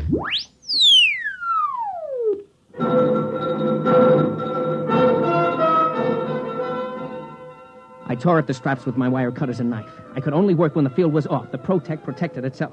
Finally, I ripped the harness off just as the field went on, and I was thrown 20 feet into the fire. But I landed on my feet and was off and running.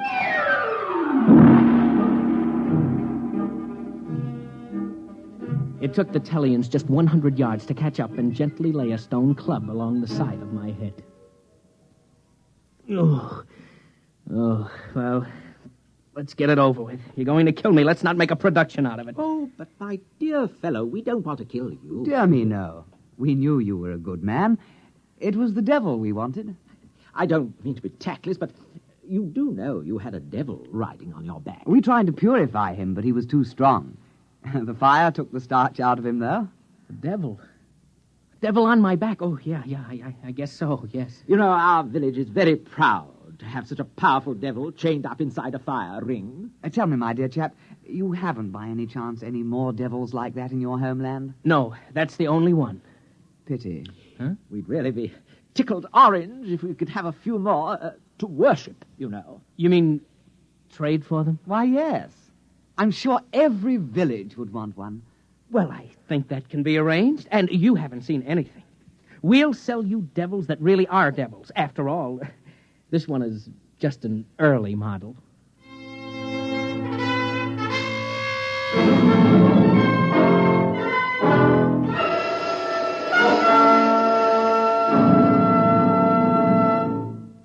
Fred Collins again, and I'll be back to tell you a word about tonight's X-1 in a moment.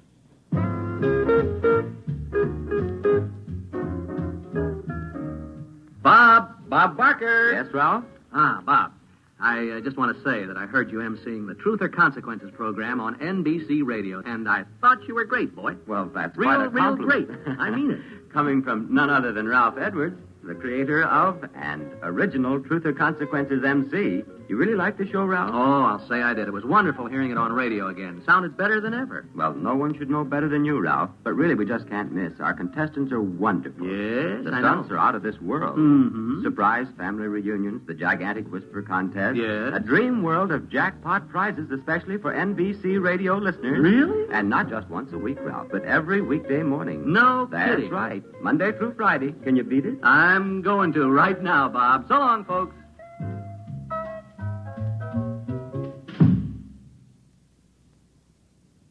You have just heard X-1, presented by the National Broadcasting Company in cooperation with Galaxy Science Fiction Magazine, which this month features Make Me an Offer by Con Blomberg.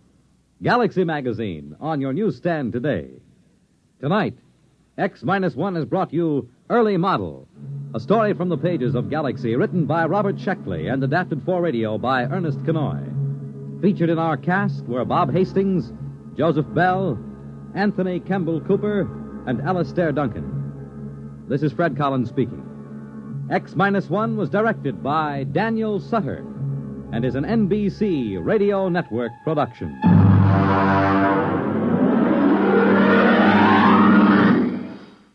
There's excitement in the air at night, and Nightline brings it to you. Hear Nightline with Walter O'Keefe. Next on most of these NBC stations.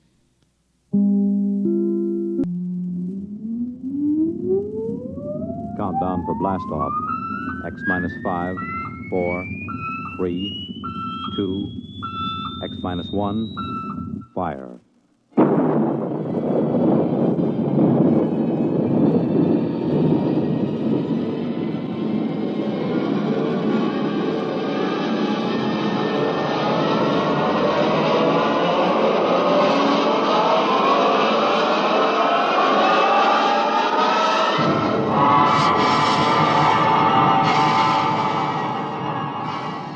From the far horizons of the unknown come tales of new dimensions in time and space. These are stories of the future, adventures in which you'll live in a million, could be years, on 1,000 maybe worlds. The National Broadcasting Company, in cooperation with Galaxy Science Fiction Magazine, presents X minus 1.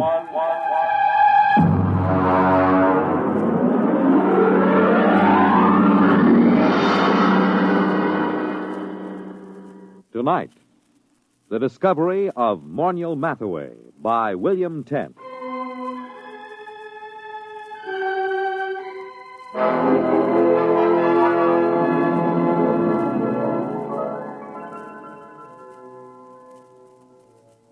Everyone is astonished at the change in Morniel Mathaway since he was discovered.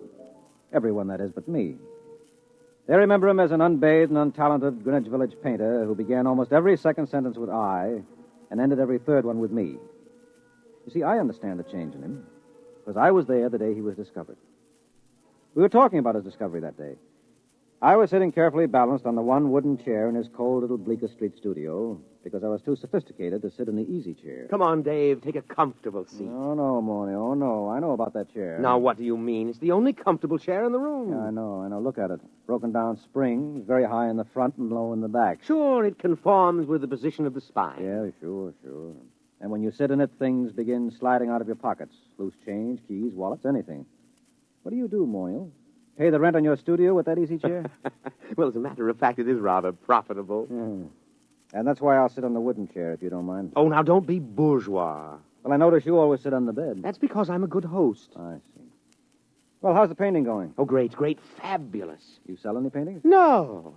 You know, Dave, I can't wait for the day when some dealer, some critic with an ounce of brain sees my work. I can't miss, Dave. I know I can't miss. I'm just too good. Sometimes I get frightened at how good I am. Why, it's almost too much talent for one man. Well, there's always... Not that it's too much talent for me. I'm big enough to carry it, fortunately. I'm large enough of soul. Oh, good. I'm glad to hear it. Now, if you don't mind... You know what I was thinking about this morning? No, but to tell you the truth, I was thinking about Picasso, Dave. Picasso and Rouault. I'd just gone for a walk through the pushcart area to have my breakfast. You know, the old hand's quicker than the eye. Yes, I know. I've seen you do it. You're the only man I know who can ask directions to Houston Street and fill his pockets full of bananas at the same time. Oh, well, society owes the artist something. Mm-hmm. Anyway, I started to think about the art of modern painting. I think about that a lot, Dave. It troubles me. You do, huh? Well, I was thinking, who is really doing important work in painting today? Who is really an unquestionable great? I could think of only 3 names. Picasso, Rouault, and me. Well, naturally. Just 3 names, no more. Oh, it made me feel very lonely, Dave. Yeah, well, I can see that. But and then I asked myself, why is this so? Has absolute genius always been so rare? Why has my impending discovery been delayed so long? Oh, I thought about it for a long time, Dave. I thought about it humbly, carefully, because it's an important question, and this is the answer I came up with.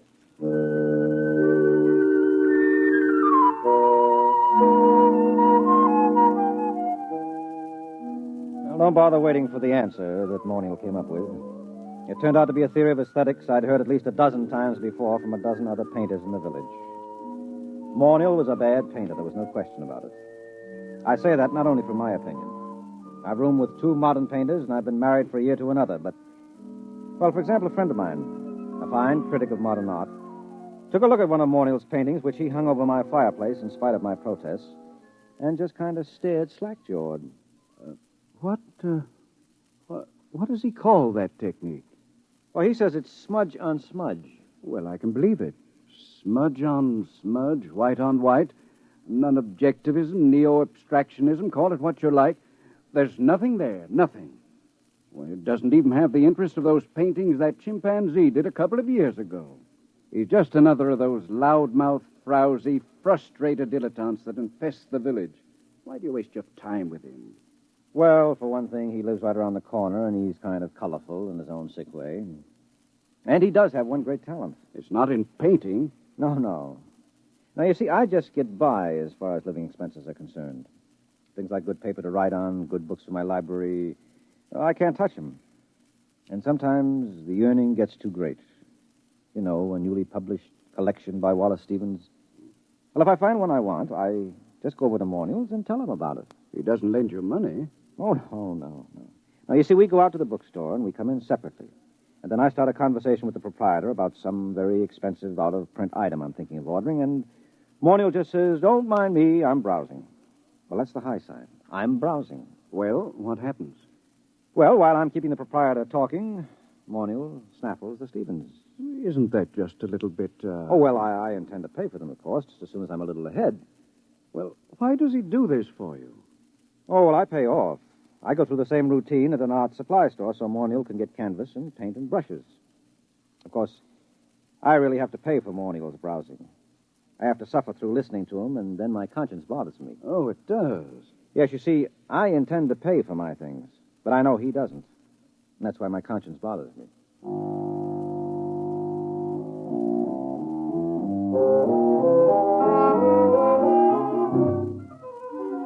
Well, here he was the day he was discovered, sitting in his room, and Morneill was running on about his own genius. No, I can't be as unique as I feel. Other people must be born with the potential of such great talent, but it's destroyed in them before they can reach artistic maturity. Why? How? Well, let's examine the role that society plays in all of this. What's that? You got a hi-fi set? Nonsense. That's a crass materialistic concept that I should... Something is happening. Hey, why did you put the purple lights in? Purple? Oh, what's that? Look, it's shimmering. It's coming right through the wall. It looks like a box. We can't both be having an artistic vision. You're not the type. No, I'm not, and I'm not drunk either. Look out, something's going to happen. Morneill Mathaway? What? Who are you? Where'd you come from? You are Morneill Mathaway? Yes. My name is Glescu. I bring you greetings from 2487 A.D. Oh, 2487? A.D.? I realize this is a difficult phenomenon for you to grasp entirely, but here I am. We will now indulge in the 20th century custom of shaking hands. Mr. Morneill Mathaway? Oh, well, sure. Shake. Yeah. And you, sir? Yeah, sure. I don't mind. Shake. What a moment. What a supreme moment. Oh, well, what do you mean, what a moment? What's so special about it? Are you the inventor of time travel? Me, an inventor? No. Time travel was invented by Antoinette Ingeborg, and, well, that was after your time. It's hardly worth going into at the moment, especially since I only have half an hour. Why half an hour? The skin drum can only be maintained that long. The skin drum is, well, call it the transmitting device that enables me to appear in your period. There is such an enormous expenditure of power required that a trip into the past is made only every 50 years.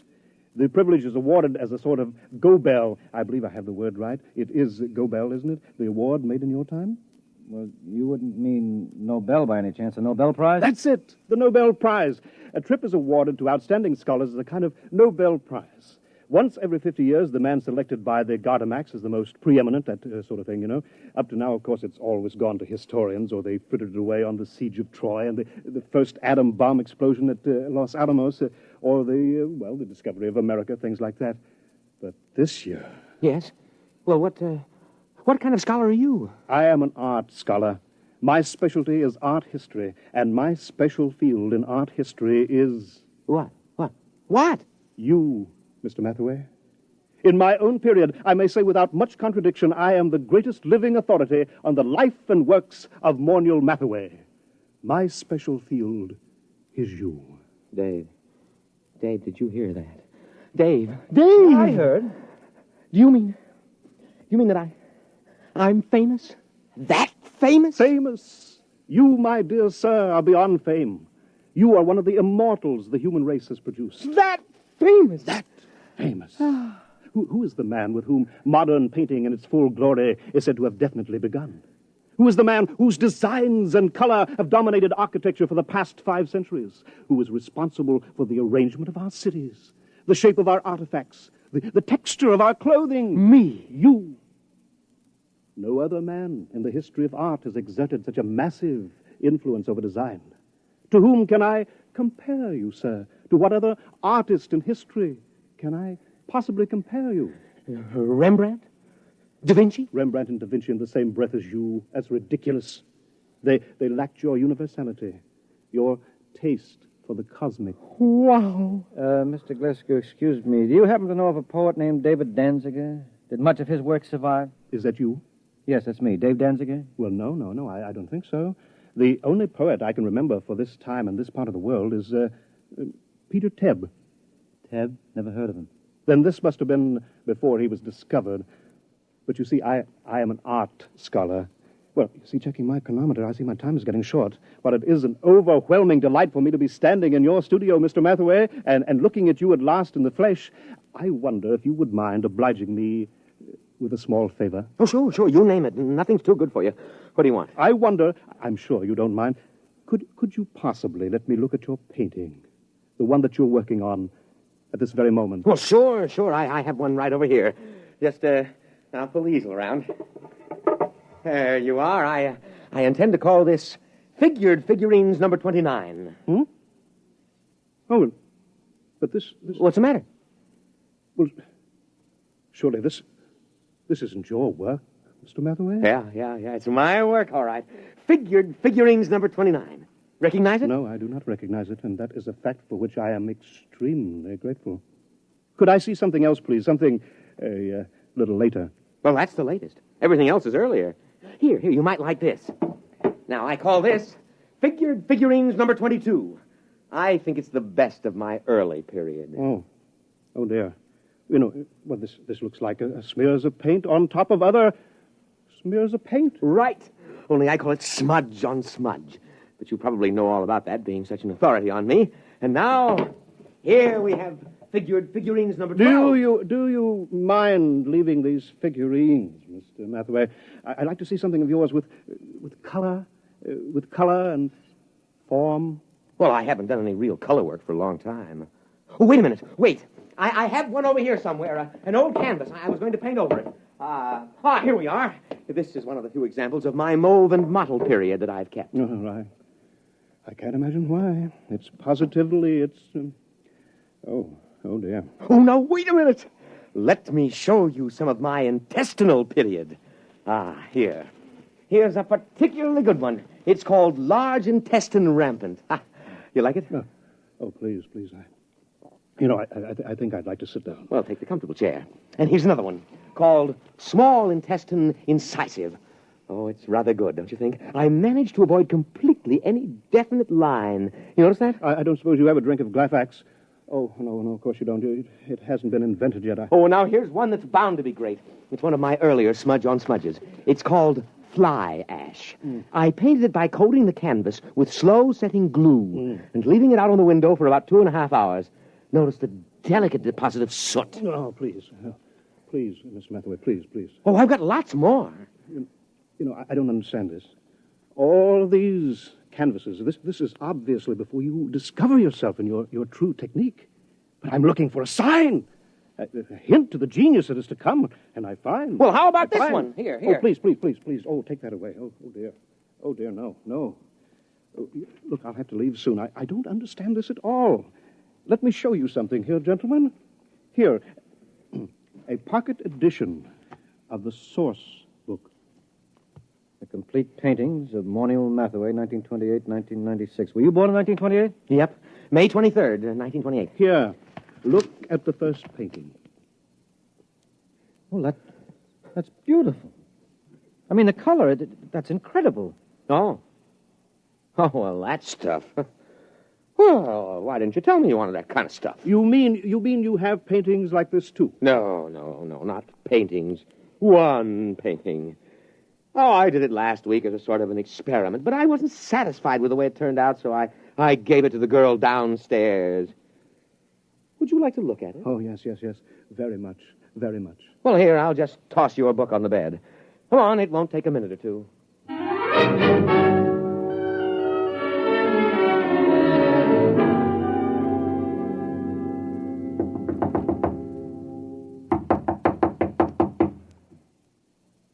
Oh, she isn't at home. I thought she'd be home now. Oh, I did so want you to see that painting. I want to see it. I want to see anything that looks like your mature work. But time is getting short. The chronometer I'll shows... tell you what. Anita here has a couple of cats that she asked me to feed when she's away for a while. So she's given me the key to her apartment. Suppose I, browse upstairs and get it. But she... Suppose I browse through my room and get it. Get it? Oh, yeah. You go ahead and browse, sure. Fine, but please hurry. Oh, sure, I'll hurry. I won't take long browsing.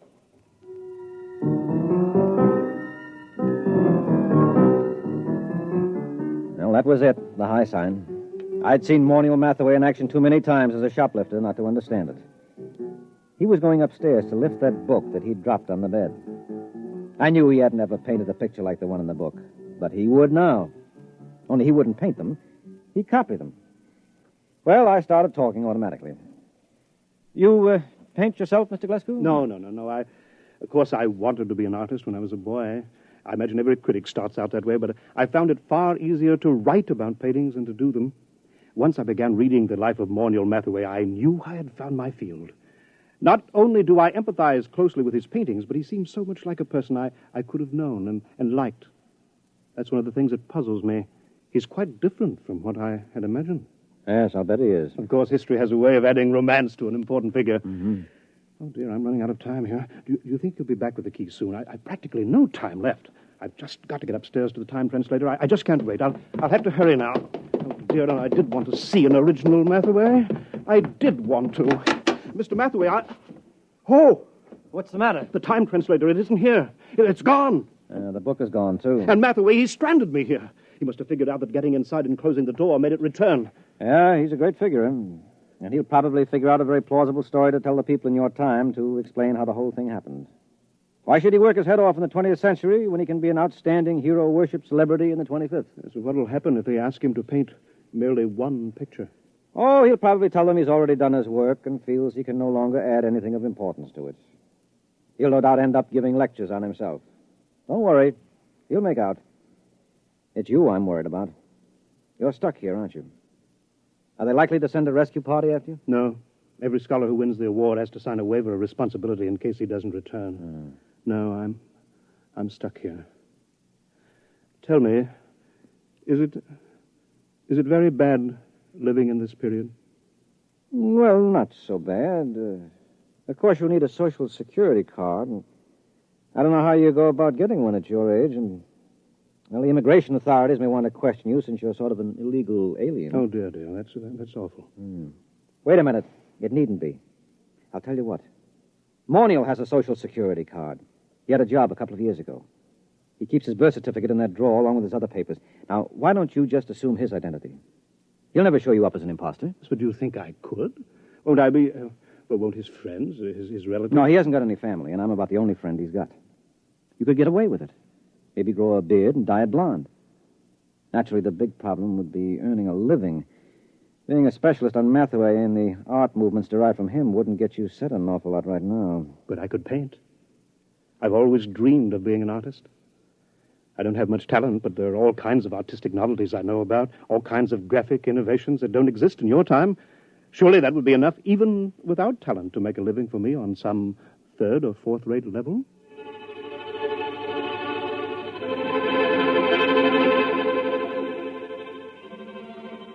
It certainly was. But not on a third or fourth-rate level. Mr. Glasgow, that is Monial Mathaway, is the finest painter alive today and the unhappiest. After his last wildly successful exhibition, I remember he said to me, "What's the matter with all these people praising me like that? I don't have an ounce of real talent in me. All my work is completely derivative. I've tried to do something, anything that was completely my own, but I'm so steeped in Mathaway that I can't seem to make my own personality come through. And those idiotic critics go on raving about me, and the work isn't even my own." Well, then whose is it? Mathaway's, of course. We thought there couldn't be a time paradox. I wish you could read all the scientific papers on the subject. They fill whole libraries because it isn't possible that time specialists argue for a painting to be copied from a future reproduction and so have no original artist. But that's what I'm doing. I'm copying from that book by memory. Look, Glescu, that is Mathaway, don't knock yourself out. But it's dishonest. No, it isn't. You're deliberately trying not to copy those paintings. You're working so hard at it that you refuse to think about that book or even discuss it. As a matter of fact, when I tried to get you to talk about it a little while ago, you couldn't actually remember it. That's true. That's true. You're the real Morniel Mathaway, and there's no paradox. You're actually painting those pictures. You're not copying them from memory. I know in my heart that they're not mine. All right, I'll forget it. Anyway, you're a much nicer guy than Mathaway ever was. And besides, a buck is a buck.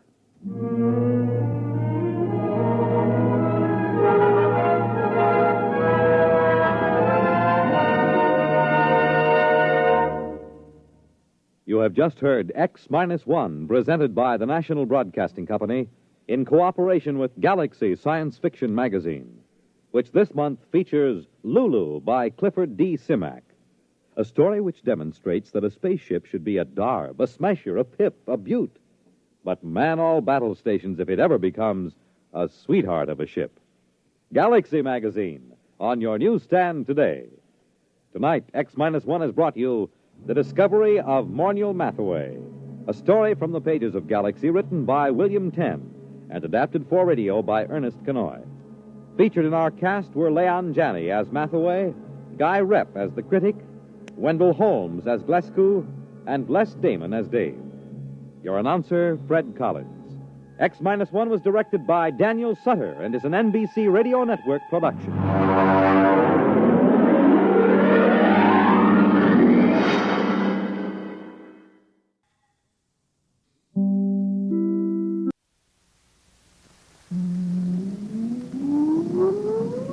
Countdown for blast off.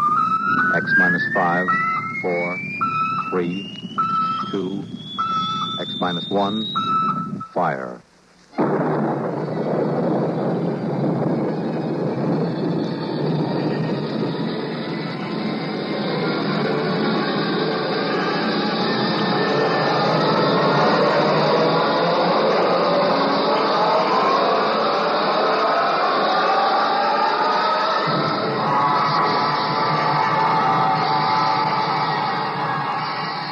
From the far horizons of the unknown come tales of new dimensions in time and space. These are stories of the future, adventures in which you'll live in a million, could be years, on 1,000 maybe worlds. The National Broadcasting Company presents X minus 1.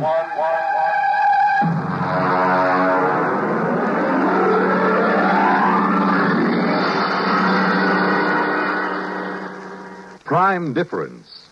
But first, hear this. This is Bill Goodwin. You know, someone once said humor is the true democracy. And that's why we Americans can smile when we tell the stories of the legendary heroes who helped to build our country's great institutions and industries, like transcontinental transportation. Ever hear of Windwagon Smith? Well, in the early pioneering days, most of the traveling was done by ox team, and if folks covered 15 miles a day, they were doing good. That's about the time Windwagon Smith showed up with his Prairie Clipper. The Clipper was a wagon without any animals to pull it, but with a sail sticking up from the middle of the wagon. When the wind caught the sail, the wagon took off, and that's where Windwagon Smith got his name. He figured he might be able to cover as much as 70 miles a day with the Clipper, and folks began to figure it might be a good thing when Windwagon pointed out how fast the country was growing and how more transportation was needed to haul people and goods. Then he invited the United States Secretaries of War and the Navy to ride on the Clipper's maiden voyage. But disaster struck. The Clipper got out of control, the Secretary of War rolled out, and the Secretary of the Navy landed in a cactus patch. But Windwagon and the Clipper kept going and never stopped. As transportation grew in America, people all over the country claimed to have seen Windwagon Smith. He was in the pilot house of the first steamboat to sail up the Yellowstone. He held the Golden Spike when the first transcontinental railroad was completed.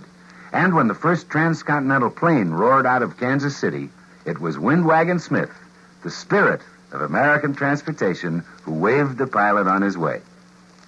Yes, it is a democracy which lets us tell stories of such legendary heroes with a twinkle in our eyes and a chuckle in our throats. And so long as we continue to laugh together as a people, ladies and gentlemen, we will live together as a nation.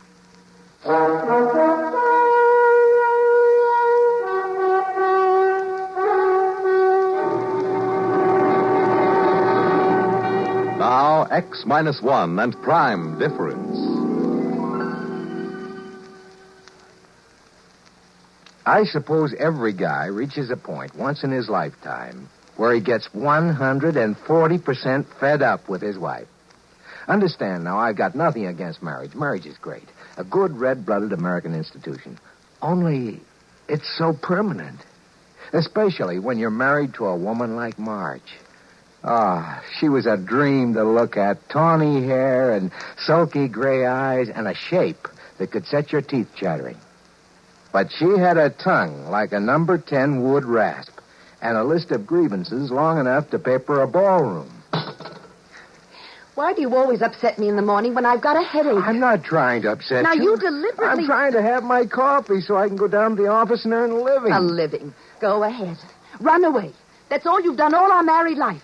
Whenever there's something unpleasant to be faced, you run away. I'd even forgotten what the unpleasant something was. Well, then I'll remind you. It's your own selfish, indulgent nature. Staying out till after midnight when I was here waiting and suffering. I was working. I was at the office working. I know you were at the office, dear. I phoned, remember? Well, then what in blazes? Only you weren't working. Your breath Oh, was... listen. I fired Miss Carver. She was okay, but I fired her for you. It was her last day. We all had a couple of drinks, that's all.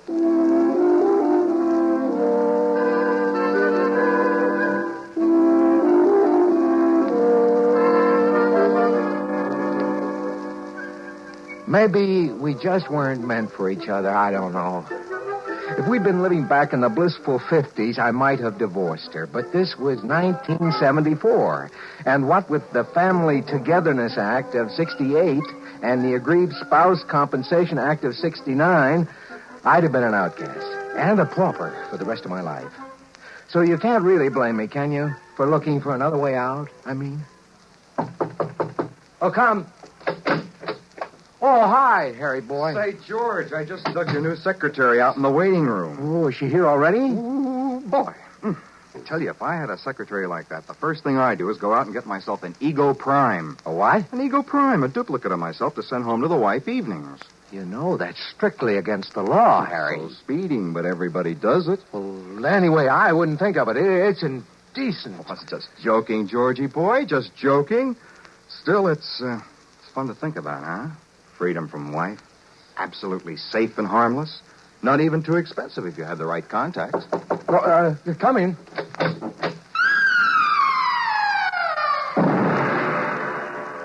Mr. Faircloth? Yes. I'm Jerry Lamont, your new secretary. What'd I tell you, Georgie boy? Harry, if you don't mind, I'd like to get right down to work with Miss Lamont. Excuse us. Why not? Don't forget what we were talking about, huh, Georgie? I happen to know a fellow with just the right contacts for that deal. Yeah, sure. So long, Harry. So long. Bye, Miss Lamont. Bye. Well, glad to have you aboard, Miss Lamont. Oh, Miss Lamont is so formal. Mr. Blickendorf called me Jerry when I worked for him. Oh, Hank Blickendorf? Mm-hmm. Oh, you must be the girl he, You must have accompanied him on his business trip to Rio. Yes. Well, he spoke very highly of you. I'm sure we'll get along just fine. Well, I feel the same way. I prefer working for a younger man than Mr. Blickendorf, anyway. When I came home to dinner that night, Marge was waiting with a full barrage. She let me get my first bite of dinner halfway to my mouth and then opened up. Well, I hear you got a new secretary today.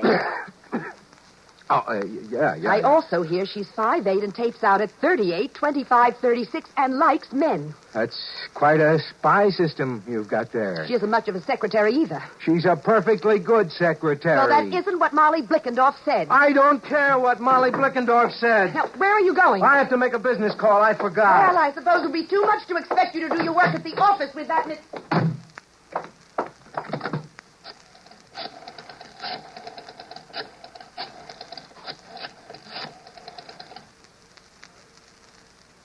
Harry? George Faircloth. Listen, Harry, you know that conversation we had this afternoon? Could you put me in touch with your friend? Yes, as soon as possible.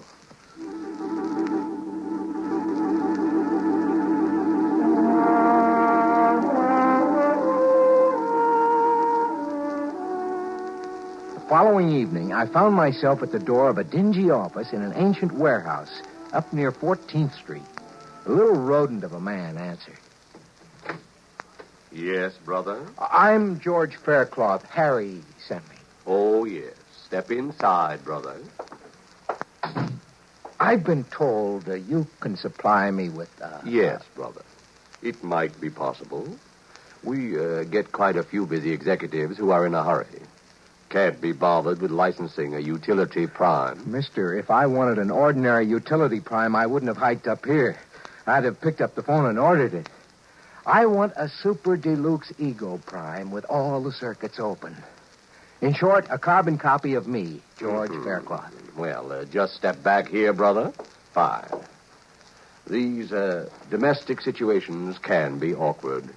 You understand, if the feds find out about this, you're in as much trouble as we are. I'm more worried about my wife finding out. Ease your mind, brother. We've never had one yet. Except for that little shut-off control in the hair behind the ear, these ego primes are identical with living humans.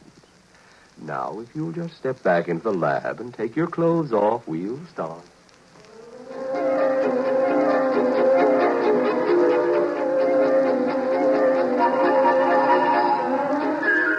I spent a busy 2 hours under the NP microprobes.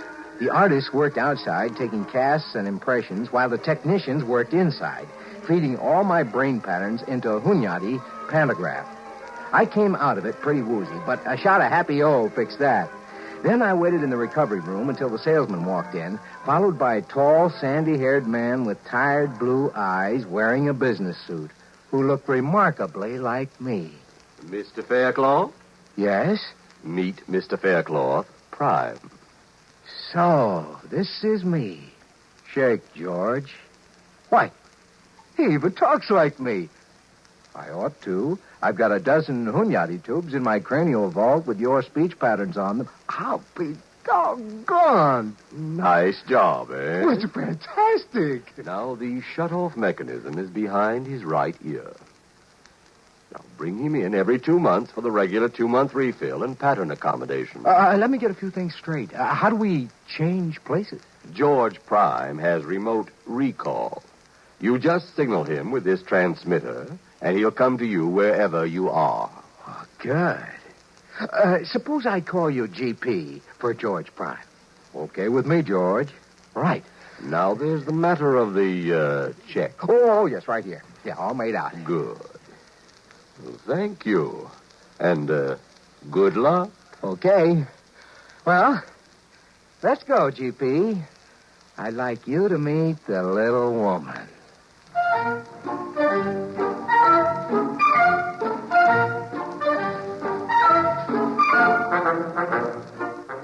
Half an hour later, George Prime put my pipe in his mouth and walked into the house. I stayed out in my workshop in the garage and listened. 5 minutes later, they were fighting. It sounded so familiar, I laughed out loud. Then I caught a cab and headed uptown toward Jerry's place. We had quite an evening, and I rolled in just as George Prime was starting the car, business suit and briefcase, ready for work. I slipped into the garage. Hey, hold it. Oh, you're back. How'd it go, huh? Whew. Boy, you didn't tell me you were married to a female Bengal tiger. Well, she didn't suspect, did she? Oh, of course not. Well, what'd you do? Well, fought till about 1 a.m., then went to our respective corners and sulked. You think you can handle it? Listen, she's really a sweet girl underneath. Now, I'll be so attentive and sweet, she'll soften up. You wait and see. Well, don't overdo it. She is my wife, you know. Naturally. Now, you're sure you understand the recall signal? Perfectly. When you buzz the recall, I wait for the first logical opportunity to join you, and then you take over. Right. Now, climb into the trunk here, and I'll shut you off and lock you in. Righto. Well, I'll see you tonight, old man. I'll see you tonight, George.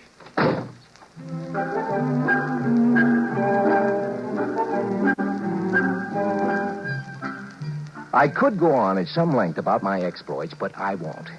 In the end, it was like buying a 3-dimension TV set. After a week or two, the novelty starts to wear off. Well, I got it down to where Tuesday and Thursday nights I was informally out while formally in. The rest of the time, George Prime was in the box. Well, Marge didn't suspect a thing. In fact, George Prime was having a remarkable effect on her. Oh, that you, George? Yeah? Hello. Oh, you look tired. Have a hard day? Well, now that you mention it, yeah, I did. Yeah. Well, why don't you sit down and relax? I fixed a martini before dinner. That sounds like a splendid idea. Are you all right? I'm fine. Why? Nothing. Well, what are you looking at? Are you? You've done something to your hair or something. You like it? Yes. You know, I've always thought you were a darn beautiful woman. Well, thank you, Mr. Faircloth. You know, you're not so bad yourself since you stopped scowling and snapping. I guess that's a compliment, huh? George, isn't it about time we stopped clawing each other? It's what I've always wanted, Marge. So have I. And, well, you've changed so much recently. What changed? Well, you know, you've been less irritable and more considerate and so much more vital. Oh, you know what I mean. Yes, I'm afraid I do. George. Yeah? Look, let's have dinner and some wine and spend a nice evening together, like we used to when we were first married. Why, sounds fine. Holy smokes. Hey, what time is it? It's 7:30. Why? Listen, I have to run down to the corner for some tobacco. I wouldn't want to spend a relaxing evening without tobacco, you know. But there's some in your holder. Well, I want something fresh. You chill the wine. I won't be a minute. All right, dear, and hurry back.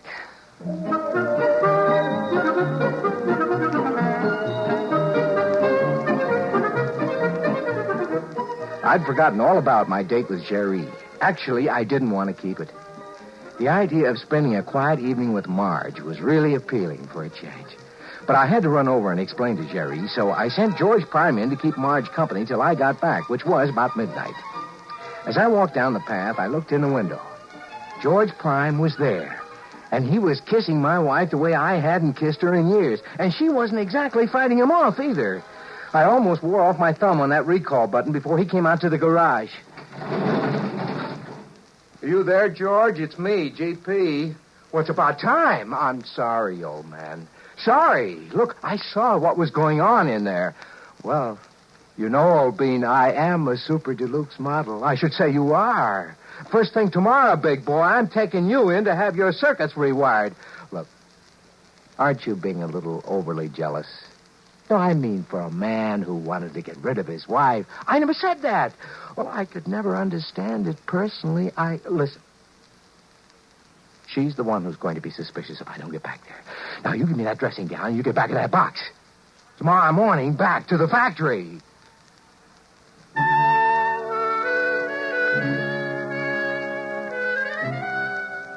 Marge was waiting for me. And one of those flimsy things that I'd given her when we were first married. I must say she looked so charming and lovely that my heart just melted. And still I was overwhelmed with a sense of guilt, and I wanted to tell her what I'd done.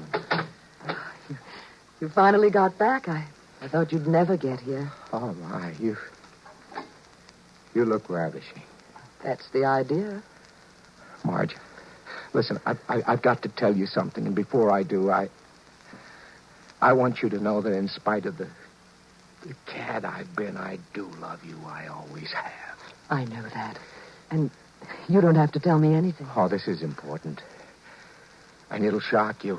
In fact, you may never speak to me. I know what you're going to tell me. You mean? About George Prime. Great Scott, you knew. Well, of course, George. Now, you don't think I could be fooled by something out of the lab, do you? You've known all along? All along. Oh, Marge. Then tomorrow morning, we'll send that stuffed dummy back to the factory. And then we'll live the way we've always wanted. Oh, yes, dearest. The way we've always wanted. I just don't know where to begin. Then why not begin by just kissing me? I kissed her tenderly, and her lips were softer and more responsive than I've ever known them. Yes, she'd certainly changed. I turned out the lamp. I ran my fingers through her fragrant tawny hair. My thumb stopped at a little depression behind her ear. And then suddenly, I knew what had happened. It was a turn-off switch, of course. And I, George Faircloth, was now married to Marge Prime.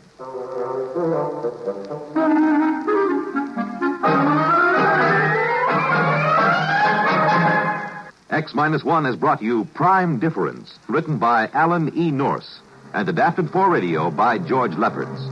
Featured in our cast were Lawson Zerbe as George and George Prime, Anne Loring as Marge, Evelyn Jester as Jerry, Merrill Joels as the salesman, and John Thomas as Harry.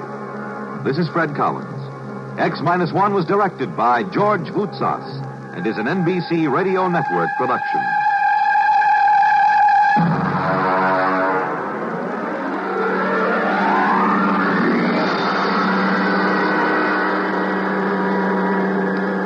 We pause now for station identification. Countdown for blastoff. X-5, 4, 3, 2, X-1, fire.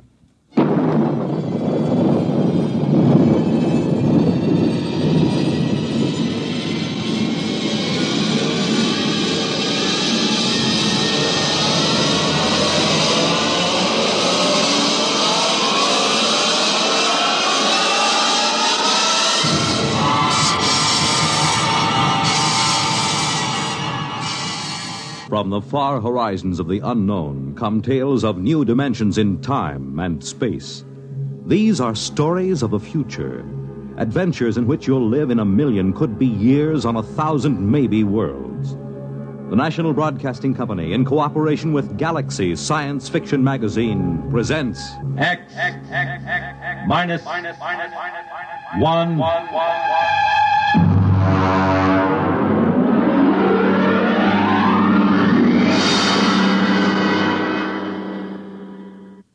Tonight, End as a World by F.L. Wallace. But first, hear this. When the place is fine and the time is right, when the moon is low and the stars are bright. You make it Pabst, 'cause Pabst makes it perfect. Yes, Pabst makes it perfect. Just as we always have ever since 1844. So next time, you make it Pabst, because Pabst makes it perfect. America's Blue Ribbon Beer from the Pabst Brewing Company, Milwaukee, Wisconsin. Yes, Pabst makes it perfect.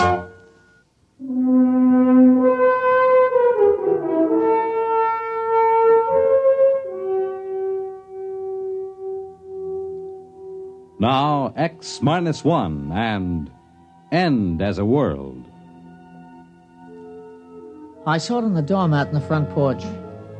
The boy had made a lucky throw, and the paper was spread out neatly on the doormat facing me as I came out of the screen door. The headline was black across the top. They used the big type, the kind they use for presidential elections or when the town all-star Little League team won the national championship. I stood and looked at it through the screen door. I hadn't quite rubbed the sleep out of my eyes, so first all I saw was the little boxes of the screen. And then suddenly my eyes snapped into focus and I read it. This is the day the world ends.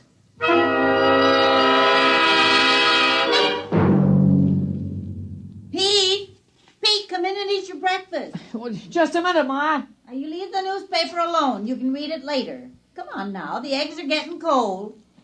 Yeah, but Ma, it's today. Well, what's today? Well, look at the headline. That's the only thing on the front page. Well, look. This is the day the world ends. Oh, that. Well, world's end or no, I won't have you eating cold scrambled eggs. Now, you sit right down and eat your breakfast.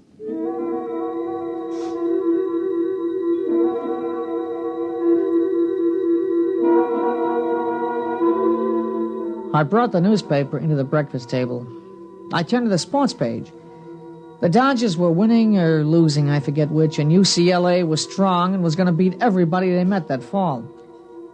An H-bomb had been tested in the middle of the Pacific, blowing another island off the map, just as if we had islands to spare.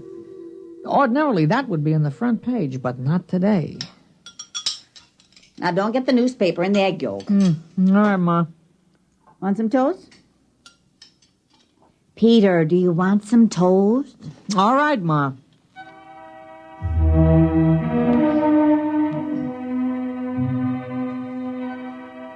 It was Saturday. Big things always seem to happen on Saturdays. I ate breakfast and got up. I had the usual things to do, like mowing the lawn, for instance, but I skipped it that day. There wasn't any use mowing a lawn on a day like that. I went out remembering not to slam the door. It wasn't much, but it showed thoughtfulness. I went past the church and looked at the sign that was set diagonally in the corner so it could read from both streets. There it was in big letters, quoting from the papers. This is the day the world ends. Dr. Davidson scheduled a prayer meeting for the calculated time. It was a bright day. People were out walking or just standing looking at the sky. It was too early to look up. Hey, Pete! Pete, here you are. Catch! Here! Hey! Who showed you how to throw a football? Here! Catch this! Hey, nice pass! Here you are, lateral.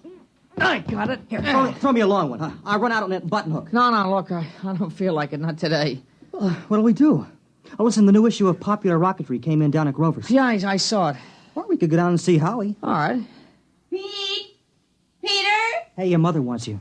Yeah, what is it, Ma? Now, don't go too far. I've got some things I want you to do. What?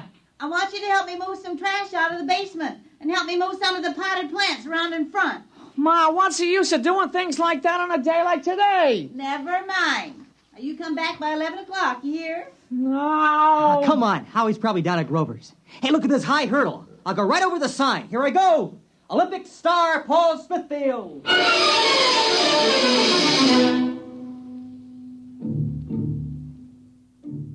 He went up over the sign easily. Paul's on the track team in high school.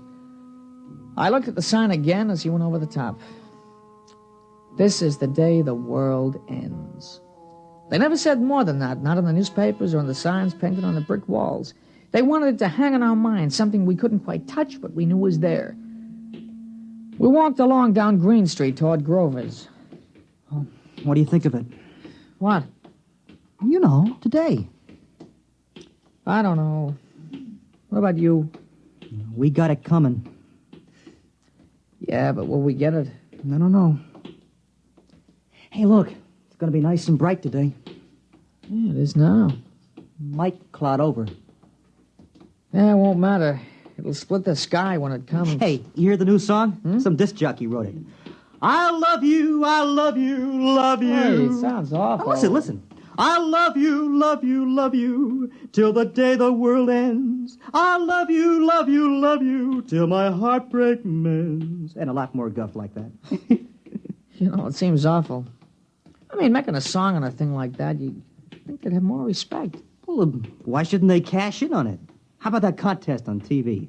What will you do on the day the world ends? In 25 words or less. You know, some people would do anything for a buck. Yeah. You think they'd have some... I don't know, some understanding of how important it is. Well, they do. You should see the souvenir stands on Main Street. You know, pennants saying the end of the world, stuff like that. That's disgusting. Grover's has an end of the world Sunday. Joey Tripp had one last night. It was really the end. Yeah, he's a pig. Yeah, it sure is. Boy, it was really something. With nuts on top.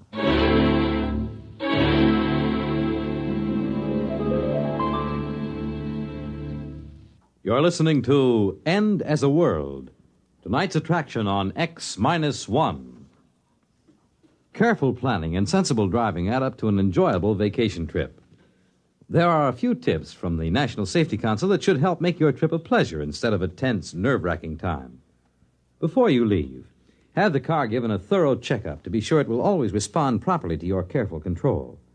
Check the emergency equipment you'll need, such as a first aid kit, keys, permits, identification, flashlight, tire-changing equipment, and your unexpired driver's license. Plan your trip for frequent rest stops with a good night's sleep each night. And then on your trip, pay attention to the job at hand and don't daydream. Stop off the road to see the sights or read the map. Be prepared for winding and straight roads, level and hilly roads, and changing traffic patterns between urban and rural areas. Obey all speed limits, traffic signs, and signals, and keep your distance behind the driver ahead. This vacation is what you've been waiting for all year. Enjoy it with sensible driving.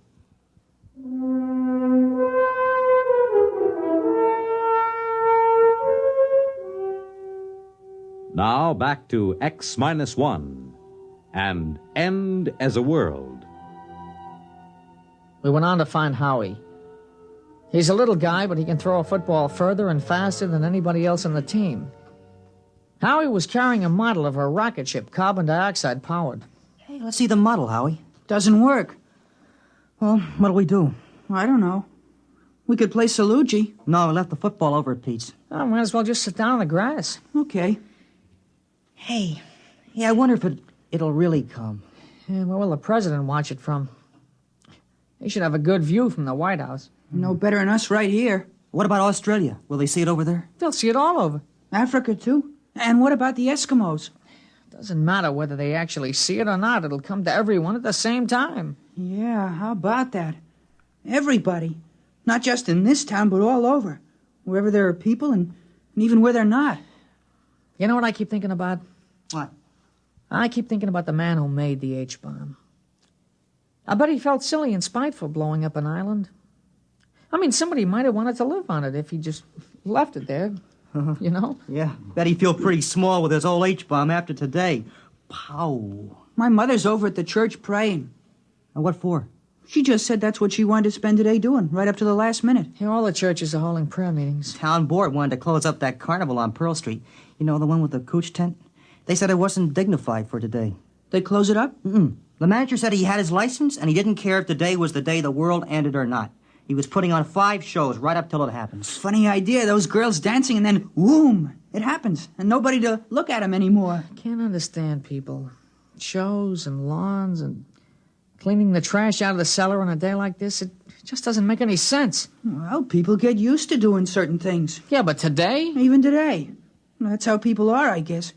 Just gotta keep on with what they're doing, even if it doesn't make any sense.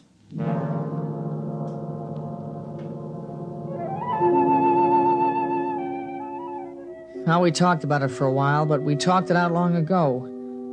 There was really nothing new we could say. Every once in a while, we'd look up at the sky, but it wasn't going to come until it got here.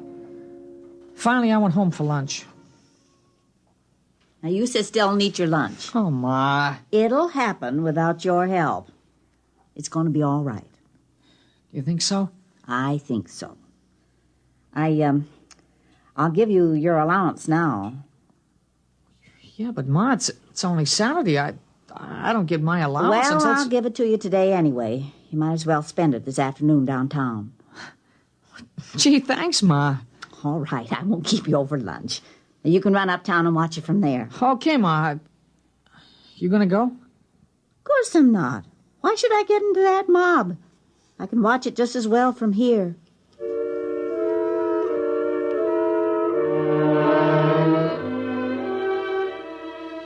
Ma, sure she could. It wasn't the same. Everybody I knew was going to be there. I changed my shirt before I left. I took a rag and wiped the dust from my shoes. I wasn't trying to be fussy or dressed up or anything. I just thought I should do it. I walked uptown slow because there was lots of time to kill. There was shade and sun on the streets and a few big clouds in the sky. I never knew how slow a day could pass. I suppose I should have slept late in the morning and kept busy doing something. Well, this was worse than putting on a uniform and waiting till game time. At least there was a coach on the field to let you know what to do as you ran through the drill. I ran into Paul at the corner of Cross and Chestnut. Hey, you nervous? No. Why should I be? You mean you're not in suspense? If only we had some way of knowing for sure. Radio, maybe. Oh, there's no radio. The calculations have been checked. Yeah, but maybe there's something we forgot or don't know. A lot of things can go wrong. Hi, fellas. Oh, hi, Howie. You want to go down to Grover's and get them molded? I don't know. Oh, we've still got lots of time. We won't miss anything.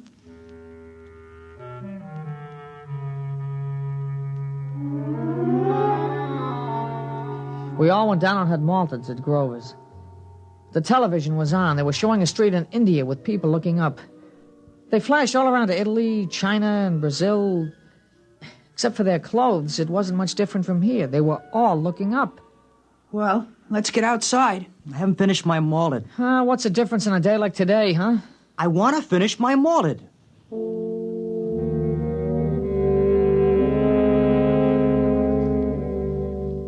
Outside, I noticed there was a slight overcast. The big billowing clouds had passed, but this was worse. I hoped that it would clear away in time, not that it really mattered. Hey, it's a pretty big crowd for a Saturday, huh? Well, this isn't a usual Saturday. What time is it? I don't know. You got to watch, Paul? No. We can see the clock on the merchant's block from the corner. Come on. Hey, it's Ginny Wexelberg. You see her over there? Hey, how'd you like to spend a day with her? That'll really make it a big day, huh? Oh, you don't need that old Ginny Wexelberg to make this a big day. After today, a blind 15-year-old kid isn't going to seem so important. After today, nothing's going to seem important, huh? Well, there's the clock. We still got plenty of time.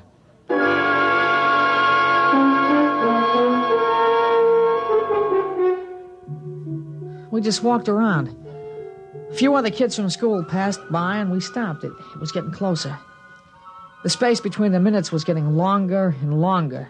Hey, I'm hungry. I want to go back and get a candy bar. You're crazy. It's almost time. I got a couple of minutes. Look. Well, you just had a malted. I don't know. I'm hungry. I mean, I got a right to eat a candy bar before it happens, don't I? How can you think about food? It's only 1 minute. Well, all right. I just wanted to get one last candy bar, that's all. You think we could see better if we went across the street? It doesn't make any difference. It's going to be all over the world.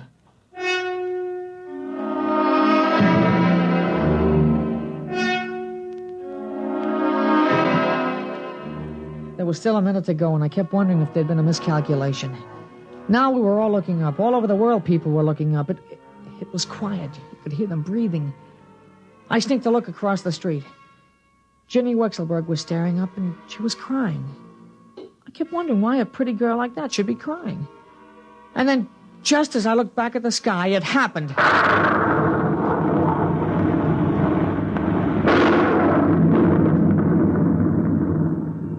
It came, the flash across the skies, a silver streak, the biggest vapor trail there ever was. It went from this side to that side in no time. It split the sky and was gone before the shockwave hit us. Nobody said anything. We stood there and shivered and straightened up after the rumbling sound passed. You know what? It's going to go around the whole world. Well, he did it. Yeah, he did it. Yeah, he sure did. All the way to Mars and back. Safe and right on schedule. You realize that? He did it! He did it! The first trip to Mars! He's back! He's safe!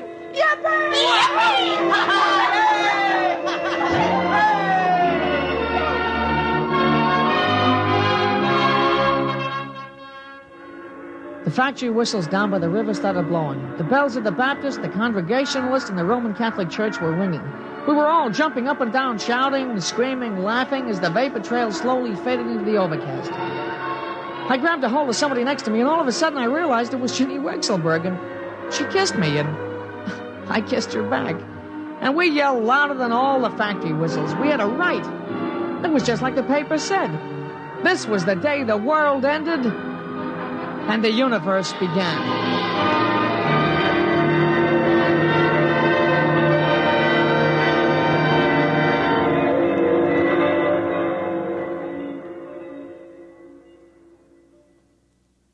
This is Fred Collins, and I'll be back with a word about X-1 in a moment.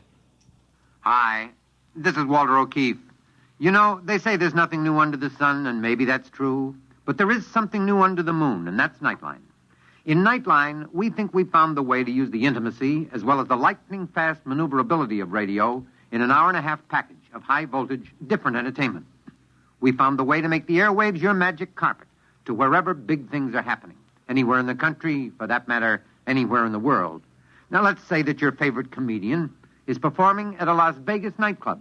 He's packing them in, and you've really got to have connections to get a table. Well, Nightline is that connection, and your radio is your ringside table. More things than you'd believe are happening in the so-called still of the night, and Nightline is your line to exciting entertainment after dark. My feeling is Nightline marks a new era in nighttime entertainment. Tune us in tonight over most of these NBC stations. You have just heard X-1, presented by the National Broadcasting Company in cooperation with Galaxy Science Fiction Magazine, which this month features William Morrison's novelette, The Sly Bunger Hop. To Colmer, it was the chance of a lifetime. He could hear opportunity knock. But where in all creation was the door it knocked upon? Galaxy Magazine on your newsstand today. Tonight, X-1 has brought you End as a World, a story from the pages of Galaxy written by F.L. Wallace and adapted for radio by Ernest Kenoy. Featured in our cast were Jack Grimes as Pete, Larry Robinson as Paul, Peter Fernandez as Howie, and Alice Yorman as the mother. This is Fred Collins speaking. X-1 was directed by Daniel Sutter and is an NBC Radio Network production.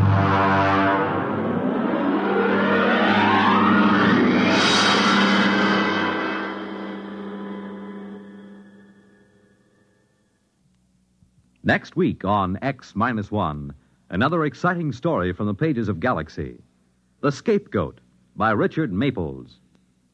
If you saw a big teenage young bully beating up a helpless old man on the street, what would you do? Try to stop it? Or save your own neck by just walking away? Well, this is the story of a man who did stop it. Of a newspaper reporter who not only rescued the old man, but took him home, hoping to develop a good angle for the newspaper series he was writing on juvenile delinquency. The Scapegoat tells of what happened then, of the terrible threat posed by this seemingly harmless old man to the unsuspecting reporter and his family. Be sure to hear it next week on X-1.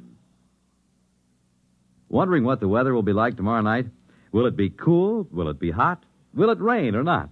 Well, don't give it another thought, because NBC's Monitor has a weatherproof evening plan for you with excursions to 3 world-famous underground scenic spots. You'll go roving with Monitor on a 2.5-mile trip through Marble Cave in Missouri. You'll listen to the music of a stalactite organ in Luray Caverns, Virginia. And you'll visit the historic catacombs of Rome. Between trips underground, you'll hear another merry report on his vacation tour of Europe by comedian Jonathan Winters. And you'll rub elbows with international celebrities at a unique party in Toots Shor's famous restaurant in New York. There'll be music and news, too. In fact, there'll be something for everybody on Monitor. So start your weekend right with Monitor Friday night, and stay with Monitor all weekend long. Nightline takes you to wherever exciting, interesting, and entertaining things are happening. Tonight, over most of these same NBC stations.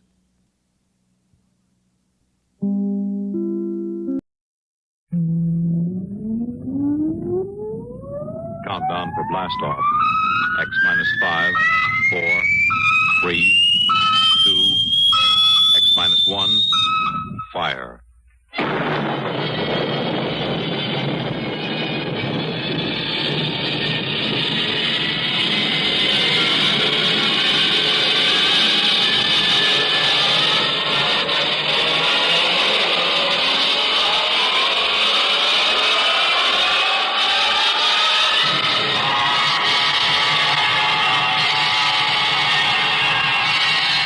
From the far horizons of the unknown come tales of new dimensions in time and space.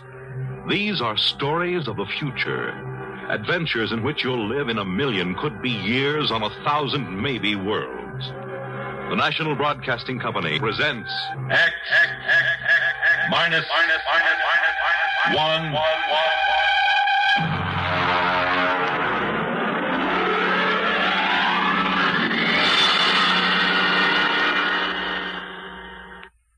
The Haunted Corpse by Frederick Pohl.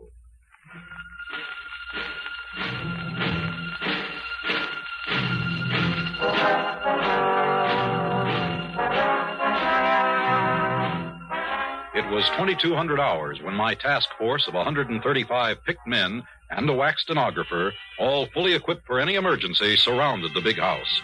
Just as I stepped out of my Jeep, the old boy himself came storming out of the house with fire in his eye. While he was still ranting and raving, I gave him a soft salute and waited for him to Go finish. on, get the whole bunch of you. This is private property and you're trespassing. I won't have it, you hear? Now go on, get out. I'm Colonel Windermere, sir. My orders are to establish a security cordon around your laboratories. Here you are, Dr. Horn. Your copy of the orders. You can take those orders. Say, who put you up to this? I know, Van Pelt.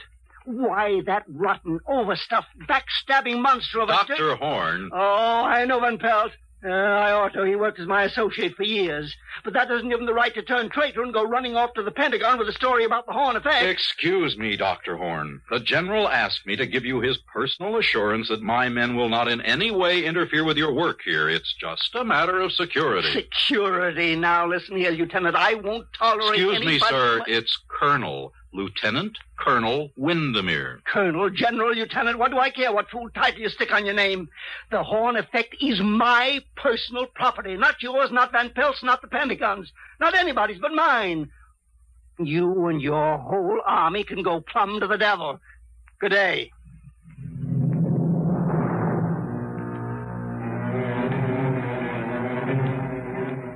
I watched the old man, he must have been all of 85, go stalking back into the house. During the night, a wire stringing detail surrounded the whole place with 3-strand electrified barbed wire with guard towers every 50 yards. I inspected the whole establishment before breakfast the next morning. And then, satisfied that everything was in order, I ate breakfast in my tent. I was interrupted by the appearance of Van Pelt, the fat and chubby scientist who had sent the original report to Washington. What did he say? How did he take it, Colonel? I mean, is he sore? Sore as a boil, Doctor. Oh. Well, you're here, so I guess he won't try anything. By the way, I didn't get a chance to have breakfast in town, and I wonder... Oh, of course. Have some bacon and eggs. Thank you very much. It looks delicious.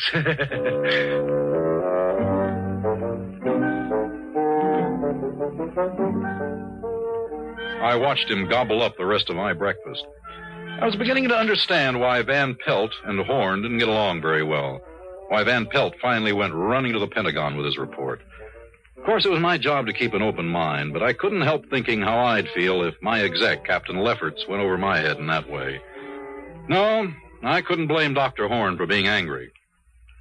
At 1400, I went to see the doctor again. I brought along Corporal McCabe, my wax stenographer. Well, what do you two want? Good afternoon, Dr. Horn. I'm here to get your daily progress report. Daily? You want to report every day? Yes, sir. Refer to paragraph 8 of my orders. Corporal McCabe here is an expert stenographer. She'll take down your dictation. Dictation? No, I won't do it. I absolutely will not do it. You'll have to do it, sir. Why, Orders. Why, you and your stinking little 2-bit army. I ought to... Oh. Progress report, you say? Yes, sir. You're going to stick to what you say? I must, sir. Well, I suppose I must reconcile myself to the situation. Now, exactly what is it that you want, Lieutenant? The report, sir, and it's Colonel, not Lieutenant. Just so. The report, all about my work. Is that it? You may speak freely, Doctor. Corporal McCabe has full security clearance. Well, that must make her very happy. Yes, the report. Just so.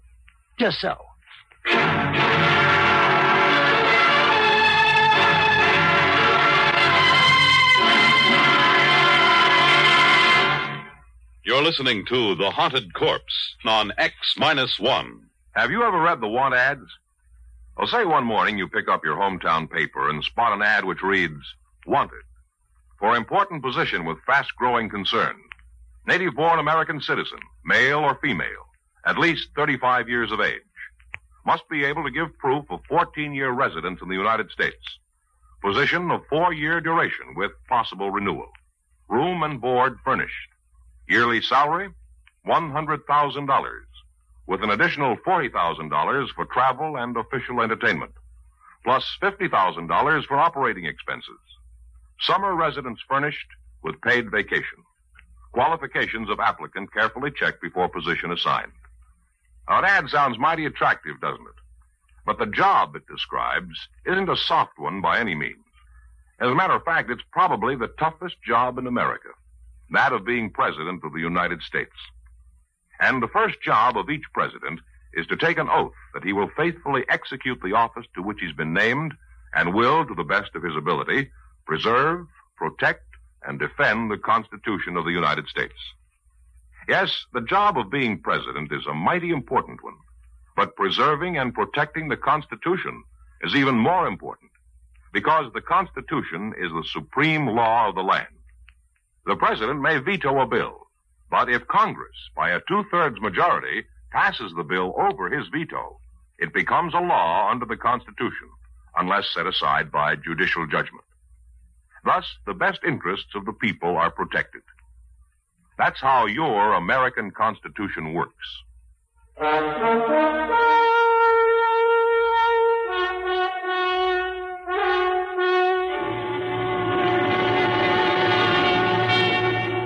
Now, back to X-1 and the haunted corpse. I wasn't deceived by Dr. Horn's sudden willingness to cooperate. He was probably trying to win my confidence so they could find a way to phone his congressman and make trouble for the whole operation. But I merely nodded to Corporal McCabe, who opened her notebook and got ready to take the dictation. Very well. This machine you see here is my polycloid quasitron. Now, to understand its operation, let me explain. Sir, excuse me, that term... Oh, yes. Dr. Horn, would you kindly spell those two words for the corporal? Just so. Polycloid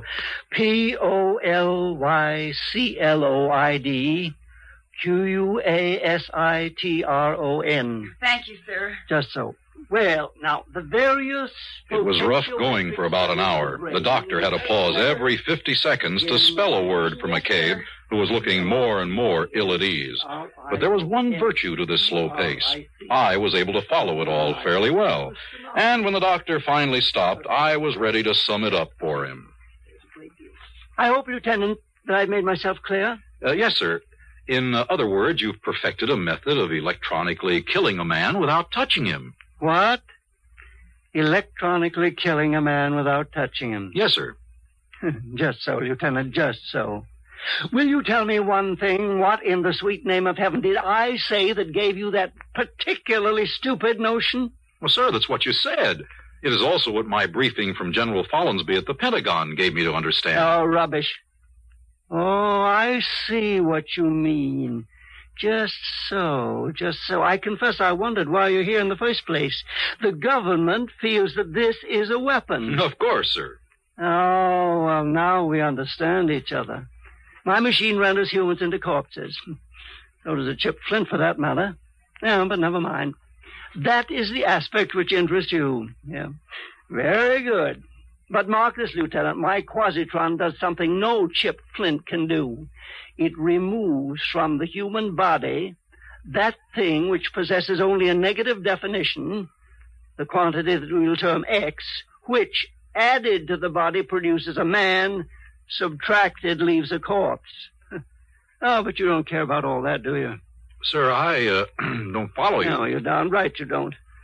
We're all corpses, don't you see? Corpses inhabited by ghosts. And there's only one man in the world who can separate the two without destroying them, and that is me. And there's only one way to do it, and that's with the quasitron. Good day, Lieutenant.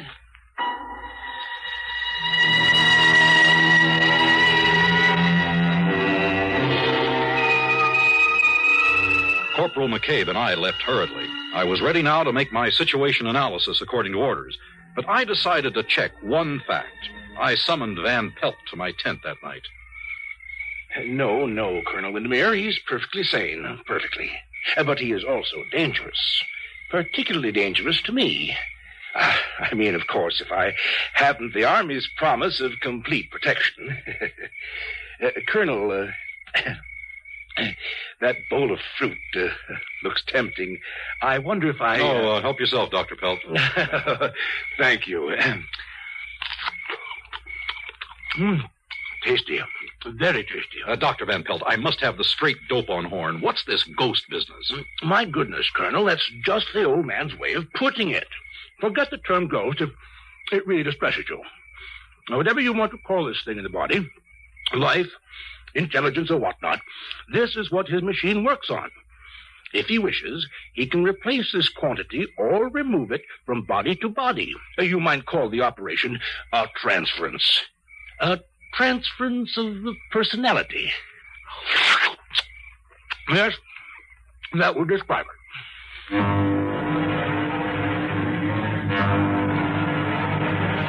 Well, I got rid of Van Pelt fast after that. Now I had something really exciting to look into. This old man had a machine that could take a person out of his body and put him into another one if he liked. Next morning, I demanded a demonstration, and Dr. Horn showed me how he could change a hen and a cocker spaniel with the quasitron. It was weird, but impressive and convincing. Well, Lieutenant, do you believe in my machine now? Remarkable. But can it work with people? Well, indeed it can, but these ridiculous laws governing the conduct of institutions. Heaven knows I've tried to get permission for an experiment.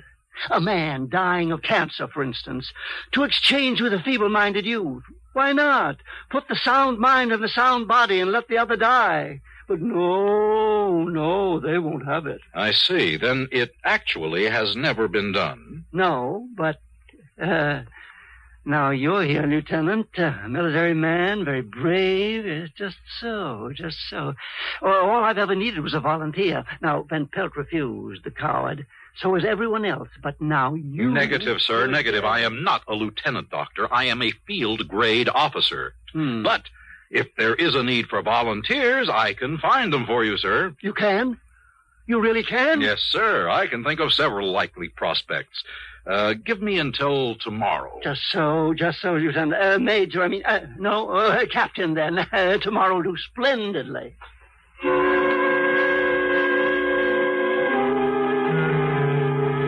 My immediate job was to get the volunteers. I would require two. The first was easy. A private in Able Company. I sent for him, and he appeared looking apprehensive. Sir, the colonel sent for me? I did. You're the latrine orderly of Able Company? Yes, sir, I am, sir. Yeah, there's a report on you. AWOL. That means a court-martial. You're aware of the possible consequences? Yes, sir, I am, sir. There is a possibility that these charges might be dropped. It depends upon our finding a volunteer for a special job. Is that all, sir? Oh, I volunteer, Colonel. When do I start, sir?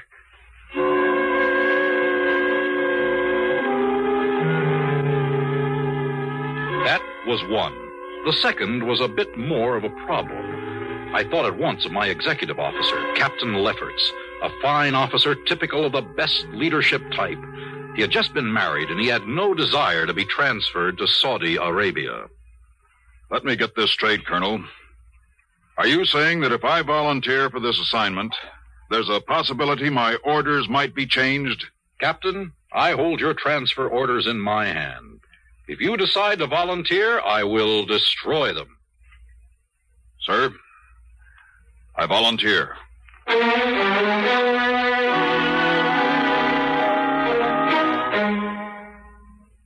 So it was done.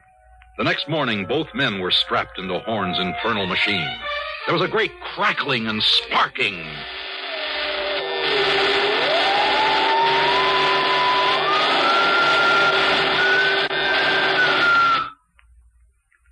There. It's done. May I speak to my men? Go right ahead, Lieutenant. The orderly first. You, name, rank, and serial number. Sir? Lefferts, Robert T., Captain AUS, serial number 033-39615. Oh, sir, about that transfer to Saudi Arabia... No, that'll do. Good heavens. And now you. Colonel, sir, I changed my mind. If I can't go back to latrine orderly, I'll take the guardhouse, sir. It worked. Addie's men. You really did it, Dr. Horn. Just so, Lieutenant, just so. I really did.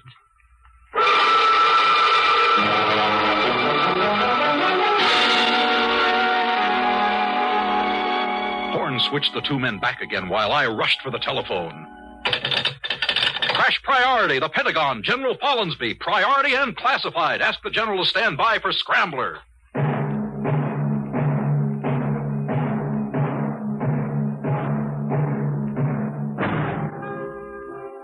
A weapon? This was far more than a weapon. We had the world by the tail. I got through to the general, and I was excited as I pointed out the implications of the device. Suppose a hostile representative visited this country, I told him. One of our men could switch places with him, and no one would ever guess. In time, we could have our men in the top positions of every government in the world. Our men reporting to us. It was the greatest opportunity any government ever had. The general was impressed in spite of himself. We arranged an appointment in the Pentagon for the next morning. As I hung up, I fingered the silver leaf on my shoulder.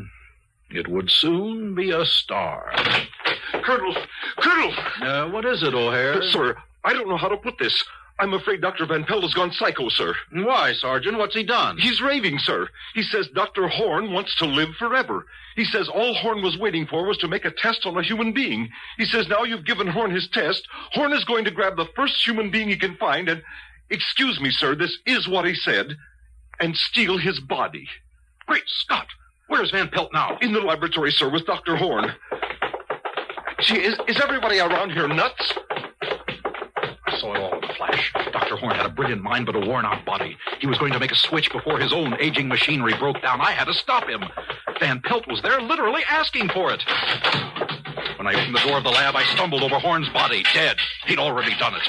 Next to his body sprawled my whack, Corporal McCabe, stunned by a blow on the head as she tried to prevent the tragedy. And there at the machine was Van Pelt, or what used to be Van Pelt, striking the complicated machinery with one blow after another. Too late, Colonel! Too late! Don't destroy the machine! Stop! It's too late, I tell you! Too late! Not that I know who you are! You're not Van Pelt! You're Horn! Get away from that machine! No! Not until it's destroyed! Destroyed! Destroyed! McCabe, you killed him. You fool, you unutterable ass! Wing him, yes. Stop him from smashing the machine, yes, but why did you have to shoot to kill? It seemed the best way. You've ruined everything now. Horn's dead, and so is Van Pelt. The machine is wrecked beyond repair. Sorry, Corporal, but I'm putting you under arrest. Give me that gun. I'm afraid not. You're fundamentally a nice guy, so I'm just going to lock you in here long enough to get away, Lieutenant. Lieutenant? Huh? Horn! You're Dr. Horn! Just so, Lieutenant. Just so. Goodbye.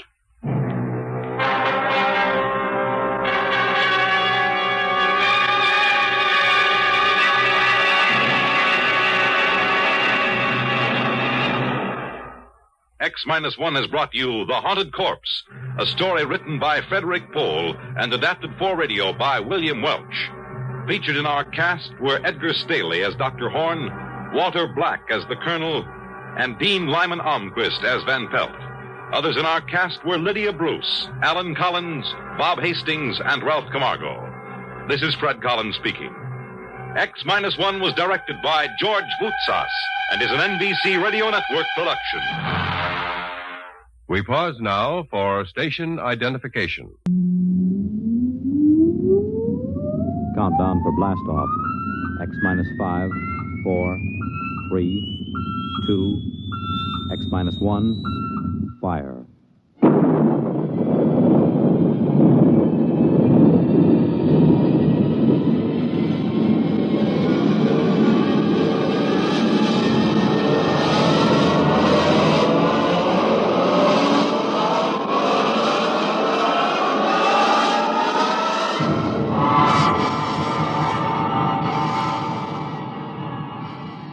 From the far horizons of the unknown come transcribed tales of new dimensions in time and space.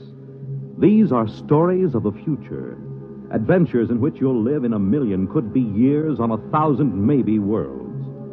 The National Broadcasting Company, in cooperation with Galaxy Science Fiction Magazine, presents X minus 1.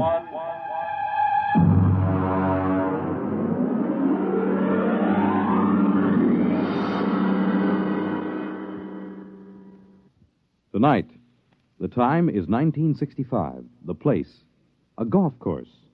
The story, open warfare.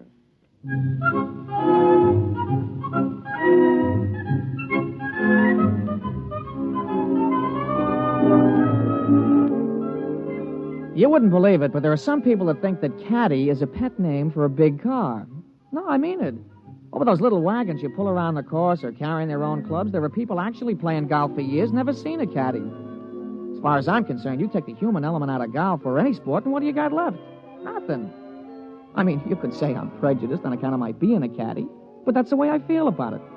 Besides which, a caddy is a perfect observer of the passing parade of human experience. I'll give you for instance.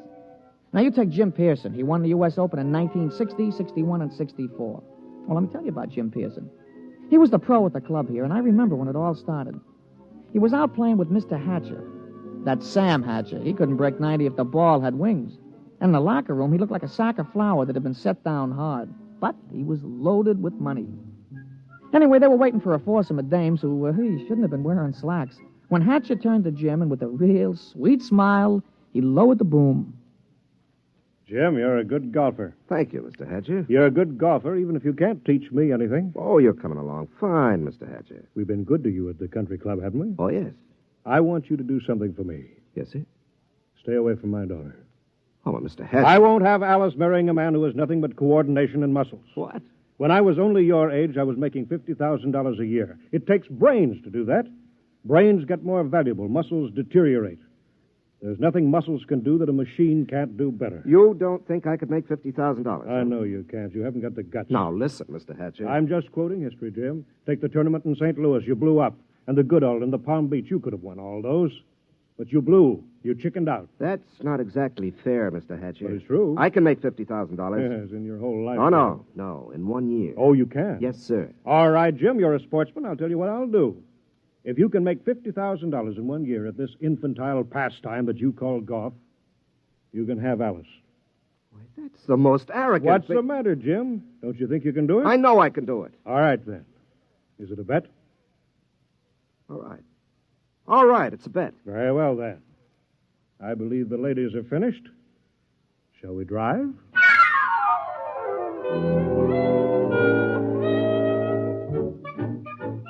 Naturally, old man Hatcher set a trap for him.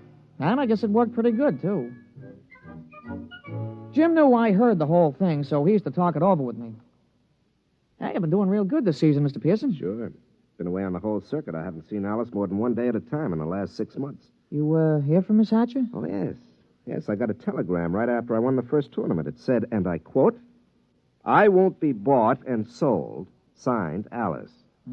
She found out about that bet, huh? Yeah, I'm sure her father made sure she did. Wouldn't it frost you? It did. It cost me $5,000 in tournament money, and then I just got mad. You know, the cold mad, the kind of mad that puts 20 yards on your drive? Yeah, I know what you mean. Sometimes when I get sore at the caddy master, I go out to the driving range.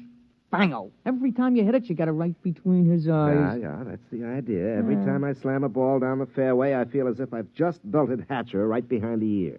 You, still figure you got a chance? Oh, I'm going to get that $50,000 this year, all right. I'm going to win the U.S. Open, and that's worth $25,000 in cash plus vaudeville appearances or Ed Sullivan's television show or something.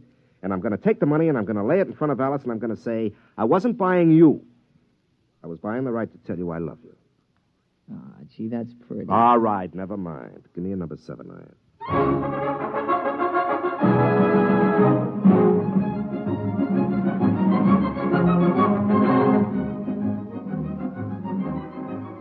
Jim Pearson sure was burning up the circuit. He came into the U.S. Open the man to watch. The day the tournament opened, Jimmy Cannon had in his column, "You are Jim Pearson, the hard luck boy with the velvet swing." It was real philosophical. All the sports writers picked him to win. And then Saul showed up. We was on a practice tee. Jim had been sharpening up his number one wood when all of a sudden the gallery took off like a batch of big birds. They were around another tee about 100 feet away. Jim knocked off, and the two of us strolled over. Hey, that's some swing. Who is that, Pete? I never seen him before. His name's Saul. That's some swing. Yeah, he's no amateur. I've never seen him on the pro circuit. Hey, Mr. Pearson, look at the caddy. 280 yards down there. That ain't what I mean. Look, he's got a ball bag in his hands. Now watch. Oh, that's a good catch. He caught that ball right in the bag. Mr. Pearson, that caddy didn't move that sack. That ball dropped right in 280 yards away. Oh, it's an accident. Yeah, look, it happened again. He's a trick shot artist. Wait till he gets into competition. I don't know. He just hit another one, dead center. Oh, there isn't anybody that good. Not even old Joe Kirkwood. Quite a spectacle, eh, Jim? Oh, hello, Hatcher. Must be unnerving to watch something like that. I can stand it. But will you be able to stand it when the going gets rough? Will you blow up like you always do? It'll be too bad just when you're so close. Don't worry about me. I'm not. I imagine Saul will take care of that. Oh, you know him? I brought him here. My own personal entry. He's going to beat you out of the open. But he's got something to learn. Look at him. Just a dumb country boy who never saw a golf club till a few months ago. I think he might teach you something, Jim.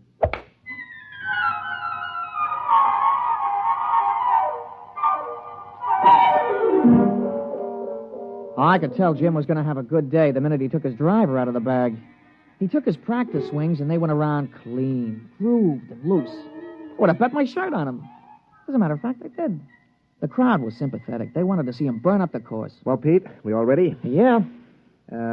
What's this? New kind of golf ball? Oh, yeah, a young fella from the A.B. Wells Sporting Goods Company. He slipped me a fin to talk you into using these balls. Well, I don't know. They any good? Yeah, I figured. They guaranteed they had 20 yards to every drive. Well, I sure could use 20 yards. Well, he's going to come around to see you later. He wanted to sign you up for testimonials and advertising and things. You know, the golf ball used by Jim Pearson when he won the U.S. Open, that kind of thing. There's a lot of dough in it. Well, we'll give it a try. Let's tee up.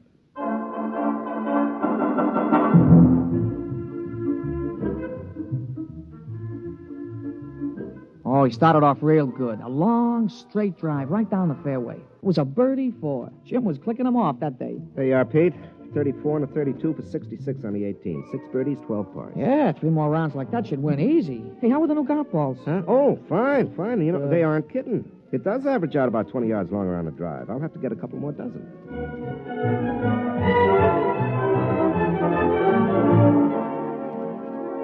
We went around and watched Jim's score being posted on the big board. Most of the field was still out, but he was ahead of the closest competitor by 3 strokes.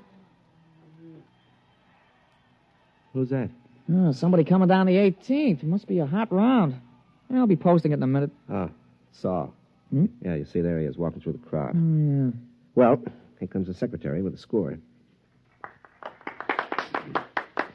Hey, Mr. Pearson, look at it. 32 and 32, 64. 64, that's a new course record. Yeah, well, it's only the first round. New course record. Look at that. 3s and 4s, 3s and 4. He ain't over 4 for the whole day. What's the matter, Jim? You don't look well. One round is not a tournament. Well, comfort yourself while you can. Saul's just getting warmed up. He's that mythical thing, the perfect golfer. But he's dumb. No brains, Jim. No brains at all.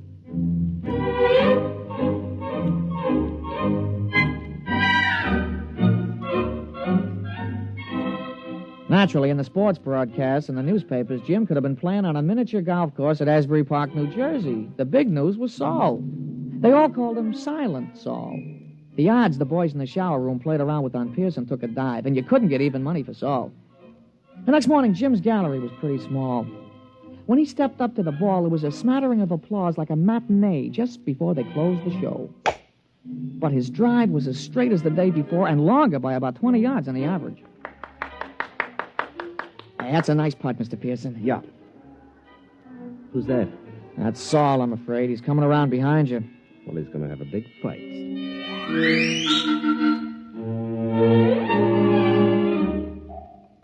Jim's second 9 was a duplicate of the day before. Another 32. He equaled Saul's record-tying score of yesterday. Then when we came in to read it on the big board, he looked like somebody hit him on the head with a driver. Look at that, Pete. 31 out, 31 back for a 62. He's got me by 2 strokes today. And 4 strokes in all. What do you got to say, Jim? Oh, nothing, Mr. Hatcher.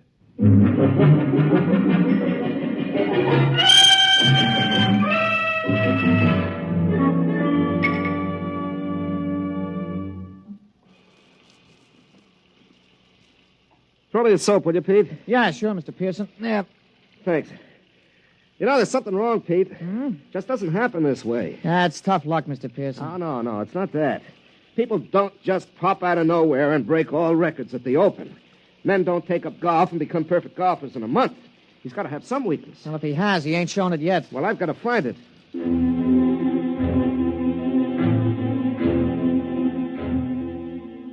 Jim was out the next morning, and he came in with a classy 32. On the back nine, he slipped a stroke to 33. He was still 4 down. He shook off a couple of reporters who were trying to egg him into a feud with this Saul, and the two of us just hung around in the crowd watching Silent Saul.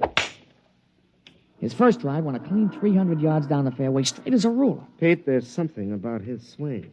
There's something about it. I've seen it before. Oh, you never saw that Silent Saul before, Mr. Pearson. Still, there's something about his swing.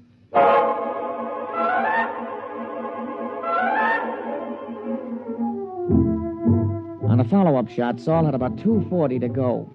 He took a club from his bag and took a few wiggling gestures, set his driver behind the ball, and swung. Pete? Did you see that swing? Those wiggles? Yeah, well, a lot of guys do that. Yeah, but it's unnecessary. I mean, you don't have to make those wiggles before you address the ball. Yeah, sure, and you don't have to spit 3 times every time you got a tough putt, but you do. But there's still something strange about him. Everything about him is perfection, except those wiggles. And he doesn't talk. Look at him putting. Just look at him. Mm-hmm. That could be Todd Winters, couldn't it? Yeah, he does look something like Winters. Yeah, when he putts. But that iron shot, who wiggles like that? Who does those wiggles? George Potter. Yeah, I guess he does. Yeah, and the approach shot, Pete. That's Gordon Brown. Nobody else bends the knee that way. He really gave it a lot of study, huh? And the drive. That grooved swing on the drive. Pete, come on. I've watched enough.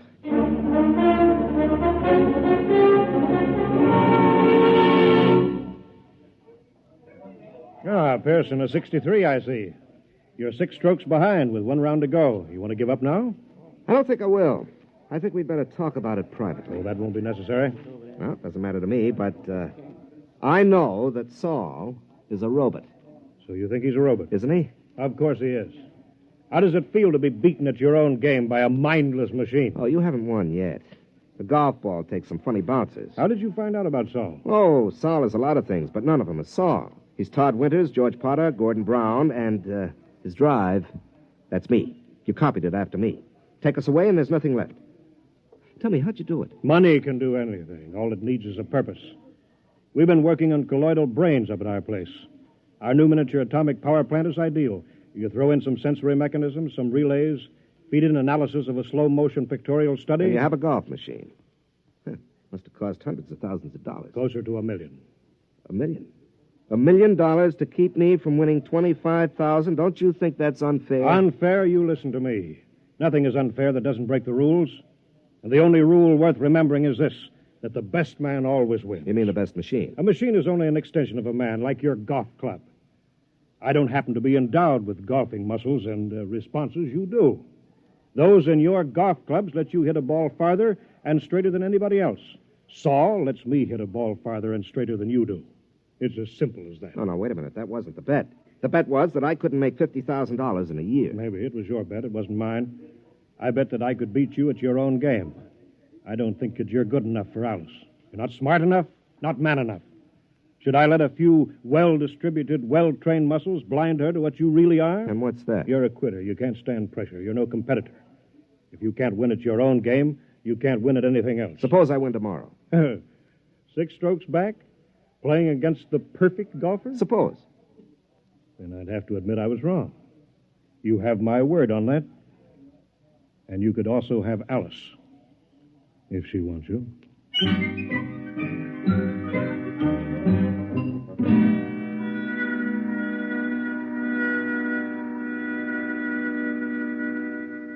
Somewhere, Saul must have an Achilles heel. Pete, the prime fact about man is his adaptability. Yeah, sure.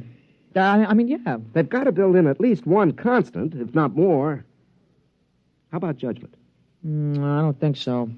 They could tell whether he'd have wind or rain or sun or slow greens or something. They got to take care of that. Yeah, I suppose so. Hey, maybe you could jimmy him. Drop sugar in his gas tank or something, smash him up. Oh, no. That isn't fair. Saul is fair. Well, Mr. Hatcher, he's playing fair according to his lights. He could have had me crippled or poisoned or something, but he didn't.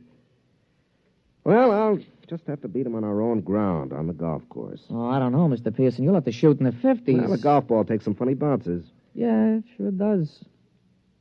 Wait a minute, there is a constant. Hmm? Listen, Pete, you know Saul's caddy? Yeah, I know him. An illiterate type of guy, yeah. Could he use $10 or maybe 20 or 50? He's a caddy, isn't he? All right. Pete, I want you to talk to him.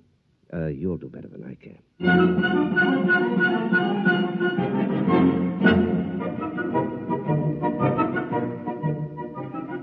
The management of the tournament is no fool. They know which side their television rights are butted on, and they had Saul and Jim paired for the final round. Jim's drive took a tail-end hook. It dived into the rough behind a clump of trees. It wasn't a very happy start. Saul took a ball from his caddy, teed it up, and settled himself. Hey, that's some drive, Mr. Pearson. Yeah, that was some drive. It's about 340 yards, isn't it? Some drive. You got a tough lie there on your ball, Mr. Pearson. You going to play it safe out on the fairway? No. You see that hole between those two trees? Mr. Pearson, that ain't sensible golf. Pete, sensible golf won't win.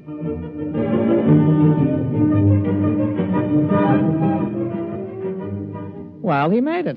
The ball went through the opening and rolled to a stop just in front of the green. Saul's easy 4-iron shot was dead on the pin all the way. But it hit the back edge of the green and hopped into the rough. Jim took an easy putt for a birdie, and Saul's recovery was long, and 2 putts gave him a par. Well, that's one of the strokes I need. And that's the way it went. Jim's game sparkled, and Saul's game kept finding trouble.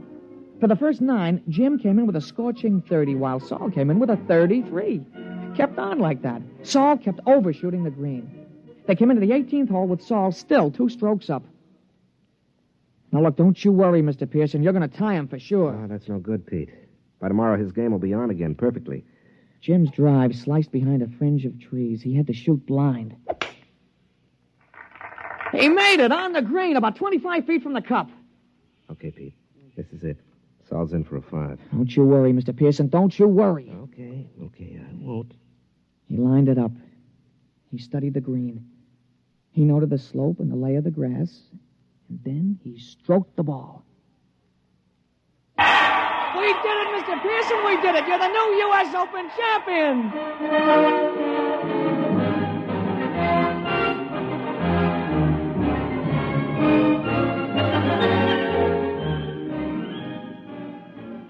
Well, we finally busted loose from the television and the movies and all those hangers-on, and we ducked around the back to the pro shop, where we run into Mr. Hatcher. How did you do it? Well, Mr. Hatcher, under extremely restricted sets of circumstances, a machine is better than a man, but over the long run, over the gamut of situations, a machine doesn't have a chance.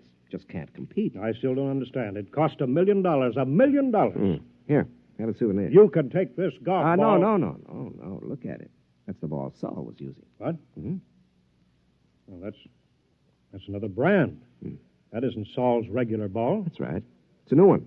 Guaranteed to add 20 yards to the average drive. But that's unfair. Well, your robot was built in with one constant. It had to be a golf ball. Well, it just couldn't adapt to a better ball. But that's not fair. Why, that's... Well. Uh-huh. How about... There are no perfect golfers, Mr. Hatcher. There are only good ones and better ones. But, well, I've been thinking about this robot of yours, and I'll be around in a few days to talk to you at your office. Huh? About what? Well, I'm sure you don't want to support your son-in-law for the rest of his life. And I have $50,000 to invest in business-making robots. Useful robots. And leave golf to the men. They're better competitors. Now, if you'll excuse me, Mr. Hatcher, I've got a telephone call to make to your daughter.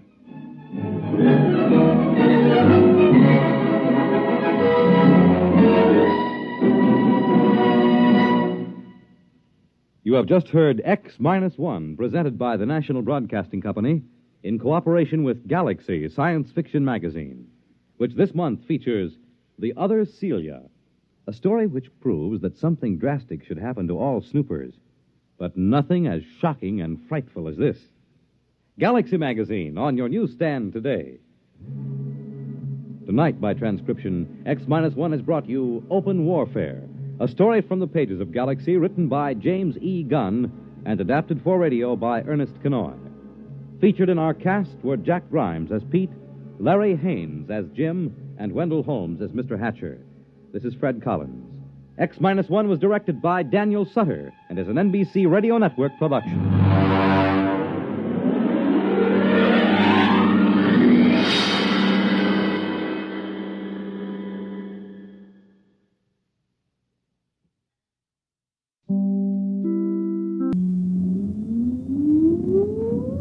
Countdown for blast off.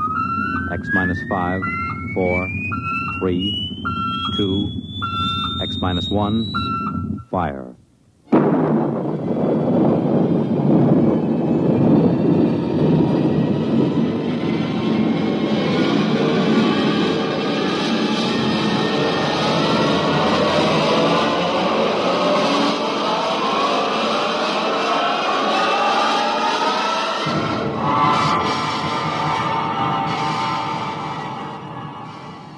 From the far horizons of the unknown come tales of new dimensions in time and space.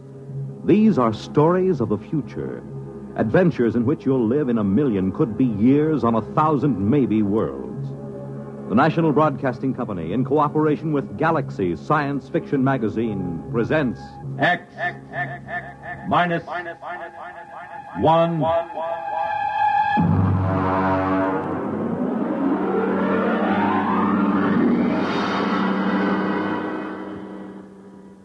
Tonight, an original story by Ernest Kenoy.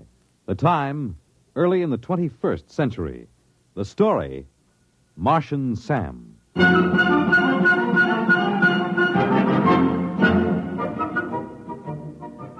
whole thing started the first day of spring training. I'd gotten into camp 2 or 3 days before and started to loosen up a little. Because at my age, even batting fungos to an outfielder can tie your muscles up into knots. Although, as a matter of fact, I'd bet that I was in better condition than half the Humpty Dumptys on the club. We hadn't won a pennant since, 1997, or was it 98? And it looked like we had a permanent lease on 12th place. The Los Angeles Dodgers were in pretty sad shape, and that's the honest truth. I was standing behind the batting cage watching a couple of kids from our Tokyo farm team when Tommy Watson from the New York Times Tribune News caught me by the elbow. Hi, Joe. Well, how does it look this spring? Well, Tommy, the club has been considerably improved. Mm-hmm. Several of the youngsters are ready to deliver this year, and, of course, we expect sterling performances from our veterans. Is that what you want? Oh, come on now, Joe, come off it. Has old man Castle loosened up enough to buy a catcher? Not that I know of. Well, how about a left-handed pitcher? Well, they're those 2 boys from Tokyo. Oh, come on, they couldn't throw a cream puff across the dining room table. Well, how does it feel to be first base coach for a team that'll clinch last place by July 4th? You're very kind, Tommy. Very kind. I just hate to see that old tightwad Castle run this club into the ground.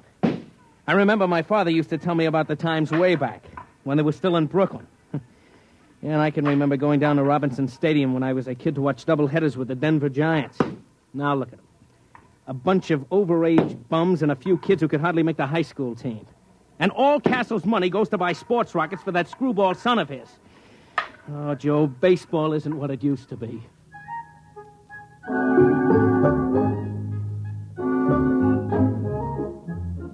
The sad truth of the matter was that Tommy was putting it mild. Old man Castle, the owner, begrudged every nickel that was spent on the ball club. I don't think anybody had gotten a raise in the last 5 years. The manager was old Rabbit Cinderella. And Castle used to issue statements every year about how he had great faith in him. Truth of the matter was that Rabbit would work for less than any other manager this side of the Sally League. You'll see what I mean when I tell you that the club traveled in an old four-jet Strato rocket like some barnstorming semi-pro team. I was in the locker room looking down at my feet to avoid looking around that were passed for ball players on this Los Angeles Dodgers when Rabbit come up to me. Joe. Yeah? Get your pants on and come into the office. Oh, what's the matter? Never mind. Come on. Okay. Listen, Rabbit. What are we going to do about a left-handed pitcher? Later. Joe, I had an idea. I thought we could take one of the right-handers and sew the letter backwards across his shirt, and maybe that'd fool the other club. Yeah. Come on inside. Or maybe we ought to disguise Iron Mike, the batting practice robot. All right, that's enough. Joe, the old man's dead. What? I said he's dead, old man Castle. Heart attack. I figured we had him scared so he'd loosen up a little dough for players, and then he goes and does this to us. Can't trust nobody. Well, who gets the club? His son. What, you mean Whistling Willie Castle, the Jetstream playboy? That's who. But he doesn't know anything about a ball He club. doesn't have to. Old man Castle owns 72% of the stock. And it all goes to Willie. Well, what's going to happen? Beats me. Probably sell us all out and buy a new rocket. Is he here? It was in the Earth-Moon small boat race when it happened. They got a message to him when he hit the direct beam off Lunaport. He could have landed and taken the shuttle back and made it in one day. But he was leading in the race, so he just kept going. He's due in a couple hours. You think you can get him to go for a left-handed pitcher? I don't know. We'll have to try.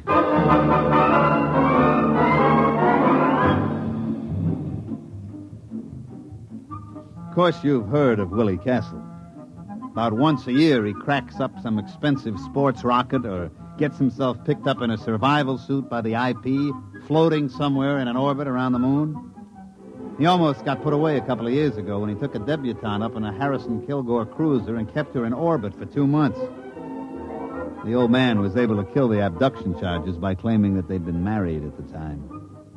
And one time when the old man had a couple of us up at the lodge he lives in during spring training, I saw the kid's room. It was filled with marak heads that he'd shot on safaris on Mars. He came down to the training camp a week later. He buzzed over in a Harley Donaldson atmospheric and set the ship down in the hole between second and third, burning out half the infield. I saw Rabbit get him to one side and start talking fast, so I sneaked over and listened. Well, Mr. Castle, of course, you know we're all very sorry about your father's death. And He had it coming, the old tightwad. Oh, well, I see. I couldn't convince him that a credit isn't any good to you, stuffed in a mattress.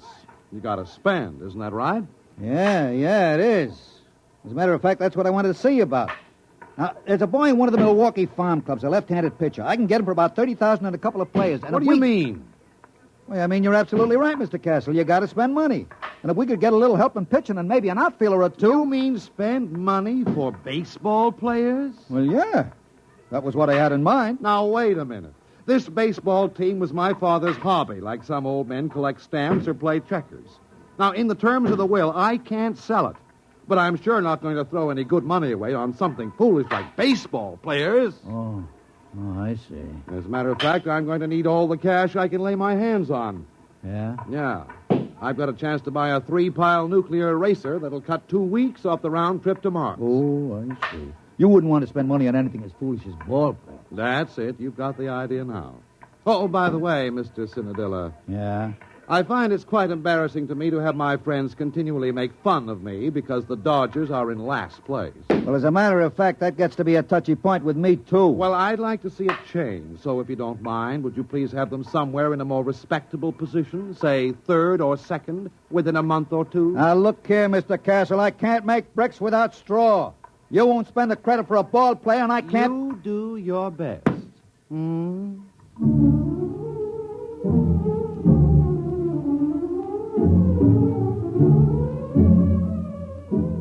Well, after that interview with the new owner, Rabbit went out and tied one on, and I had to run the ball club for 2 days till we got him straightened out.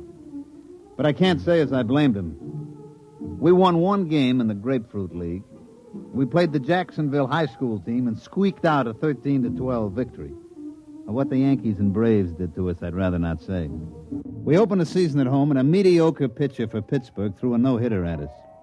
Actually, that's not quite accurate. The truth is he just pitched, and we didn't hit anything. We lost 10 straight from opening day, and we didn't lose on the 11th day because it rained. Rabbit and me piled into his 97 copter and flew out to the Castle Estate up near Arrowhead. I was in pretty bad shape. For one thing, Rabbit's copter has a wobble, and I was feeling green around the gills by the time we dropped down on the port. Willie Castle was very excited by the time we finally got to see him. He was puttering around a whole mess of stuff piled up in the middle of the floor. Say, how do you like this? Isn't it exciting?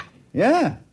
What is it? It's a Durgo stick. Oh, yeah, sure. And they use it in Mars in a game played between two villages. You see, all the men on one side line up, And then all the men on the other side try to knock them over with these sticks. Isn't it a beauty? Yeah. Look, Mr. Castle, I got to speak to you.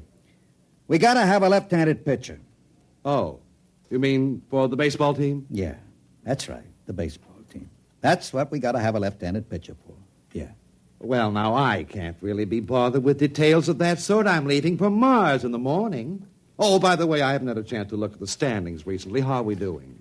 Mr. Castle, we may well set him out on record for consecutive games lost. Now, look here. You told me you can't sell the club. And you said you get tired of your friends kidding you about being last. Well, take it from me, Mr. Castle, and I know.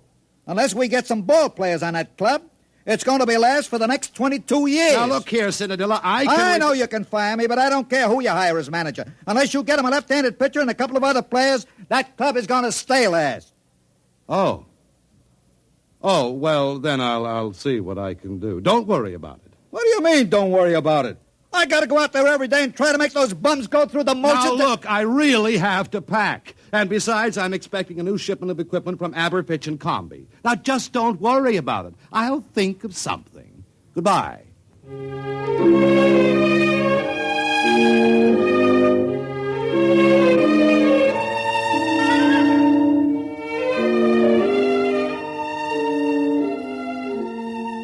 Next day, we lost a doubleheader to Cincinnati by a score faintly reminiscent of basketball. And that's the way it went. Oh, we won a couple here and there. Like they say, you can't lose them all. About the middle of the season, we were so far behind that the local papers just dropped us off the standings, didn't even bother to report it. It was about this time that Willie Castle returned from Mars. He came out to see us at the ballpark just before the massacre. Well, I noticed, Mr. Cinderella, that we're still in last place. Yeah, Mr. Castle, we are. We are lucky we are still in the league. With the ball players that you've given me.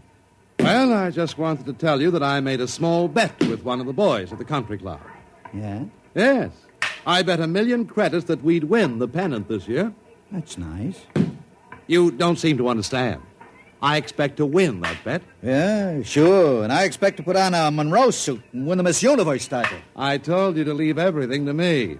Now, I'd like you to come into my office, if you please. I have a few things I'd like to talk over with you. For one thing, I've signed a ball player. You what? Oh, look here, Mr. Castle. This I got to complain about. My contract is clear. No ball player gets signed without my okay. Just come into my office, please. I'll explain everything.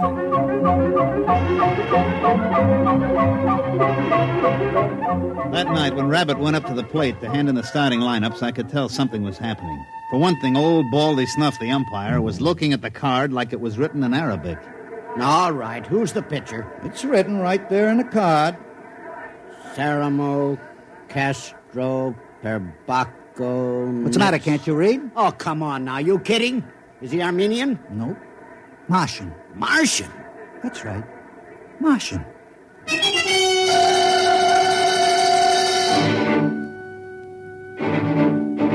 Of course, the riot didn't really start until our pitcher got out on the mound.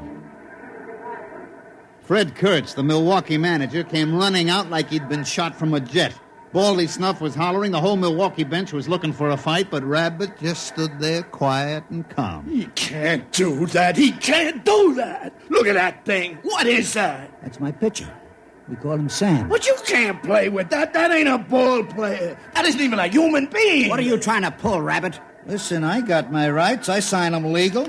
Here's the contract. But now look here, Rabbit. You can't get away with that. That thing's only about 2 feet high. 18 inches, as a matter of fact. But how's he gonna pitch? He hasn't even got any arms. Sure he has. He's got it curled up.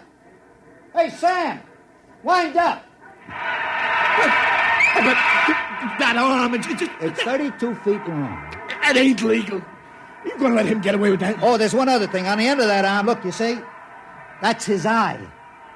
Rabbit, I'm going to punch you right in the nose. Now, take it easy, Kurtz. Take it easy. Look, I got the papers all here. I've got the United Nations Concordat with the Marshall Colonial Government, a Supreme Court decision in the case of Schultz versus Karawa, Kalpabal, Kalfitz, et al. It's legal. Any Martian citizen is entitled to the same legal rights and privileges as a citizen of Earth. And among those is the right to play ball in a national league. I protest again. I forfeit the game. Rabbit, I'm going to punch you right in the nose.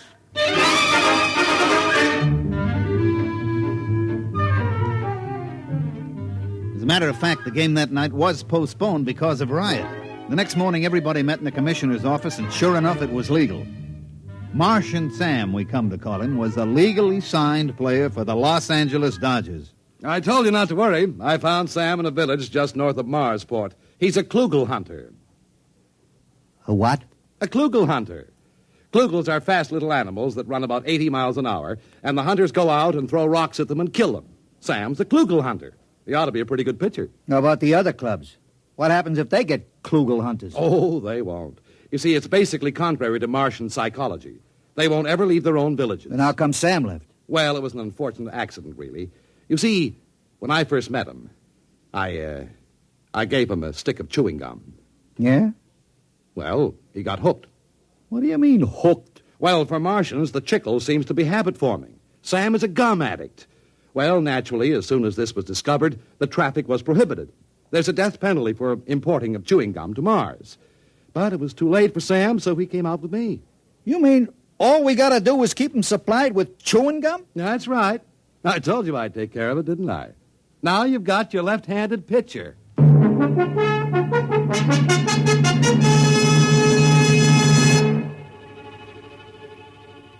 Sam pitched that night.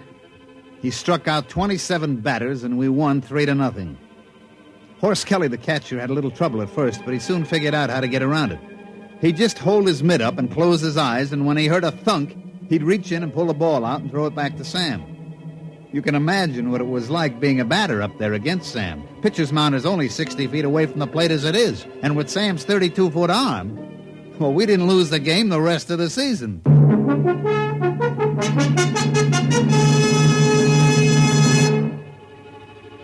Of course, we started out so far behind that by the last game of the season, we were tied with the Milwaukees, and we were playing them at Milwaukee. The winner of this game won the pennant. Of course, it was a lead-pipe cinch for us. Martian Sam had pitched every day since he joined the club. He looked real cute out on the mound, standing 18 inches high in his little Dodgers uniform and in that long 32-foot arm. We had taken a finished batting practice at Milwaukee County Stadium, and I was standing next to Willie Castle's box talking to him. Well, it looks like I won't have to be embarrassed about owning the Los Angeles Dodgers anymore, eh? That's right. With Sam pitching, that means we win the pennant and the series. Well, I think that's very nice. As a matter of fact, I'm thinking of taking the whole team on a barnstorming tour through Mars after the series is over. Hey, Joe! Joe! Oh, Mr. Castle. Well, what's the matter? It's Sam. Sam! Well, what's the matter? Is anything wrong with him? Did he get his chewing gum? Yeah, he got his chewing gum, but he's just lying on the floor in the locker room moaning. He is? We better get a doctor. Yeah, and all those scales keep falling off him. Oh, no. What's the matter? I know what it is. What? It's the molting season. All the scales will fall off. It'll take him a week to grow new scales. But he can pitch, can't he? No, he can't. Any violent movement would bring on great pain. Well, there goes the ball game. Martian Sam can't pitch. We're dead.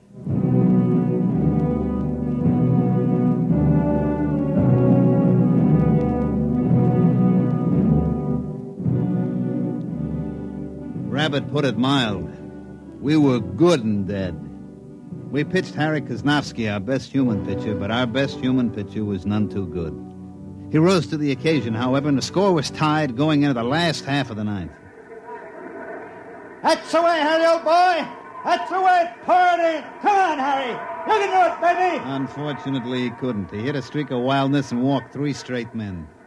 Things were very quiet in the Dodgers' dugout. One more walk would force in a run, the ball game would be over.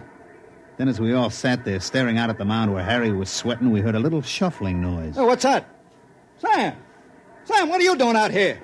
And then with the little squeaks that he used for talking, Sam told us what he wanted to do. He wanted to pitch. But, Sam, you can't. You're molten. Your scales. All right, Sam, all right. If that's the way you want it, you get out there. You pitch at that one batter. It's 2 out. You strike him out, it'll go to extra innings, and we'll win the ball game.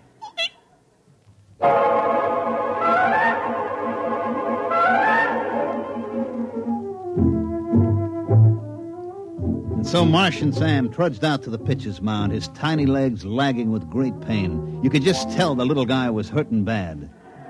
Now pitching for Los Angeles, Martian Sam.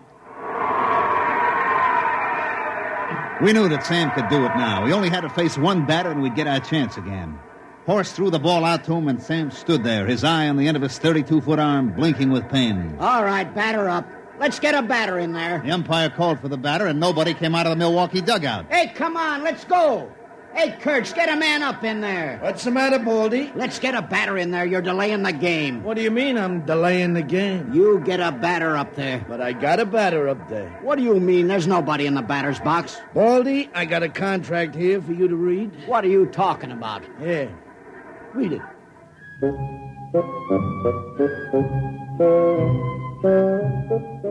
Well, of course, everybody knows what happened. The Milwaukee Braves had signed an intelligent virus from the moons of Jupiter. He was up there in the batter's box, but of course you couldn't see him without an electron microscope. He walked on 4 straight pitches, forcing in a run, and the Milwaukees won the pennant. But like I say, that's baseball. You can't win them all.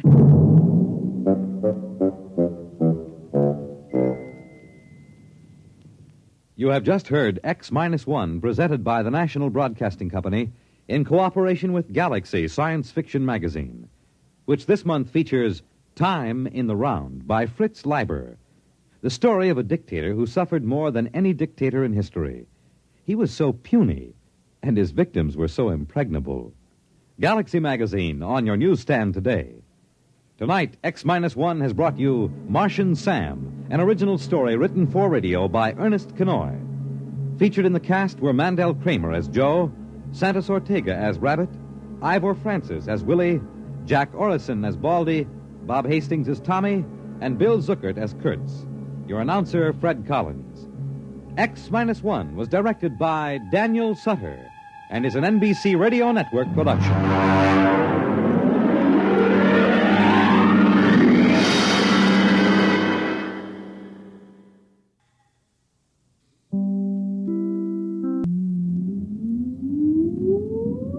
Countdown for blast off.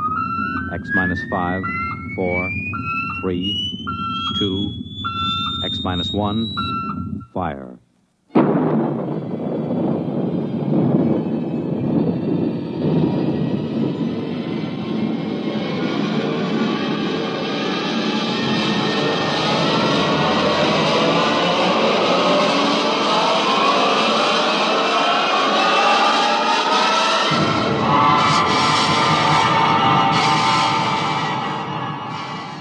From the far horizons of the unknown come tales of new dimensions in time and space. These are stories of the future, adventures in which you'll live in a million, could be years, on 1,000 maybe worlds. The National Broadcasting Company, in cooperation with Galaxy Science Fiction Magazine, presents Minus 1.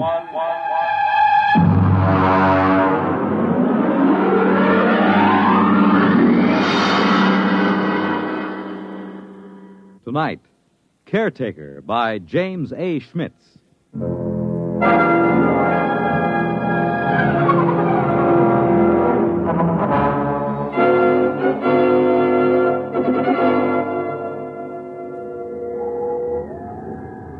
Commander Lowndes? Yes, Mr. Harris. Astrogation reports planetary orbit secure. What vector, Mr. Harris? Approximately 1,000 miles above subject planet 3785. Well, we'll have to give it a name soon, Harris. Yes, sir. Engineering secure. Damage control parties working on the hull. Very well. Has Martyr touched down in the scout ship? Yes, sir. We have him on the tight beam. Give him to me on my screen. Yes, sir. Sparkman, put Martyr on the command screen. Exploration ship Titan calling ship 375. Come in. Scout 375 reporting. What's it like down there, Martyr? It's not much different from the scan report, sir. I'm at the head of a valley. It's green and it's scarlet. It's all swampy. And there's a big river threading through it. Harris, get me a pinpoint on Martyr's location. Aye, aye, sir. There are mountains beyond. I can see Holman's house from here. Looks like a Swiss chalet standing over the lake. Have you made contact? Yes, sir. Boyce is over there now. How is he? Well, it's hard to say. Tell him we're recording the planet officially as Holman's planet. That might please him. No, I don't think so, sir. What? Boyce suggested that during our first visit with Holman today, he wants us to record it instead as, I'll spell it. Cresgyth. Cresgyth. What's that, local? Well, that's his phonetic interpretation of the name the people here use. Fair enough, if that's how he wants it. Anything to add on your present report? No, sir. I'll call you back after we've met his woman. His wife? Yes, sir. I'm glad it was you and Boyce who found Holman. You're reliable men, you in particular. Martyr, I don't need to emphasize that Holman's discovery of what appears to be the first genuine human race ever encountered outside of Earth is of primary importance. Yes, sir. Boyce might be inclined to hurry through the diplomatic overtures. You'll be careful about that part of it, Martyr. Yes, very careful, sir. On the 2 continents we've scanned before, we've found no traces of human inhabitants, present or past. Yes, I know, sir, but Holman's... It's possible Holman's acquaintances are the sole survivors of humanity here. If we frighten the tribe into hiding, there may never be another contact. Yes, I understand, sir. Fine. Now then, what about these other creatures? What did Holman have to say about them? Well, in the 20 years he's been marooned in this valley, he's had only 3 or 4 actual encounters with them, sir. Rather violent encounters on his side. Apparently they learned to avoid him after that. They're called Zares. He seems to have an almost psychopathic hatred for them. That's not very surprising. We pulled up a scout drag a little while ago, bagged a couple of specimens. The description checks with Holman's description of the Zares, the worm-like, slimy, blue body with a set of arms, legs, and head. Out of the water, they seem to wear some kind of clothes, presumably to conserve body moisture. Yes, that's what he said. All right now, Martyr. I want you to continue according to the plan. And remember, be careful of Holman. He's been alone on this planet for 22 years. He deserves a lot from us. Yes, sir. But he hasn't been alone. He has his wife.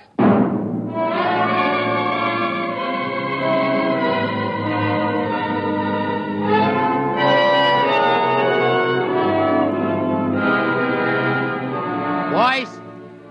Boyce, where are you? Down here. I'm with Holman. Check in with the exploration ship? Yes, it's all right. Holman, they say they'll name the planet the way you want it. That's good. Celia will like that. Celia? My wife. I called her Celia from the start. She likes the name. I see. Where's she now? Oh, she's out somewhere. She's very timid. She'll show up sometime in the night, and I'm leaving the doors open for her.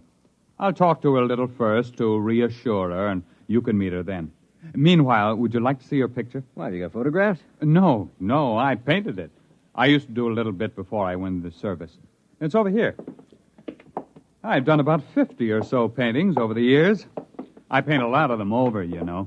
Here. I grind my own pigments and cut brushes from the swamp grass. I'd give my arm for a good camel's hair brush. Here she is. Beautiful. Real good looking. Of course, it isn't an exact likeness. I tried to capture the spirit. I think I've got it pretty good. You know, there's something about that picture sort of... Never mind, boys. Boyce doesn't know much about art. Yeah, but I know what I like. I like a good-looking woman. You're a lucky man, Holman. You wanted to see the deep water well. It's right through here. Actually, it's just an opening through the concrete to the river that runs below. It's as pure as anything you could wish. If they want to refresh the water tanks at the ship... Yes, I'll take it up with the captain. We'll be staying a week or more. We're to follow your judgment in every way in establishing contact with the Cresquithians. Good. We can't do anything till Celia comes in, and we'll have to be very tactful then. But I'm sure it won't take a week. Well, what makes them so shy of us? Oh, it's not you, it's me. Or it's an impression I gave them of the Earth kind of human beings. Come on upstairs and I'll tell you.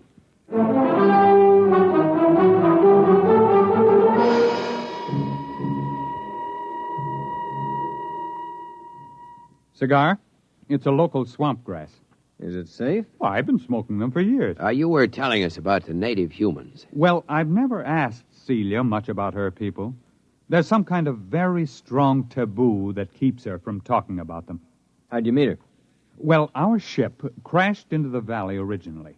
I was the only man left in the original crew of 4.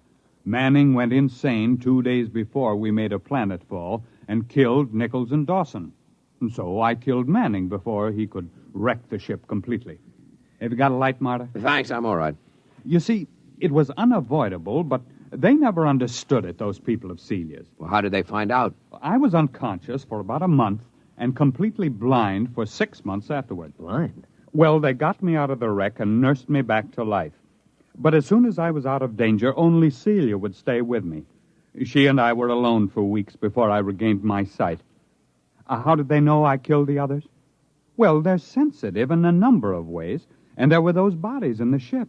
They withdrew from me, as soon as I no longer needed their help. Then in all this time you were never able to gain their confidence? It's not a question of confidence. It's a question of, well, I'm trying to tell you.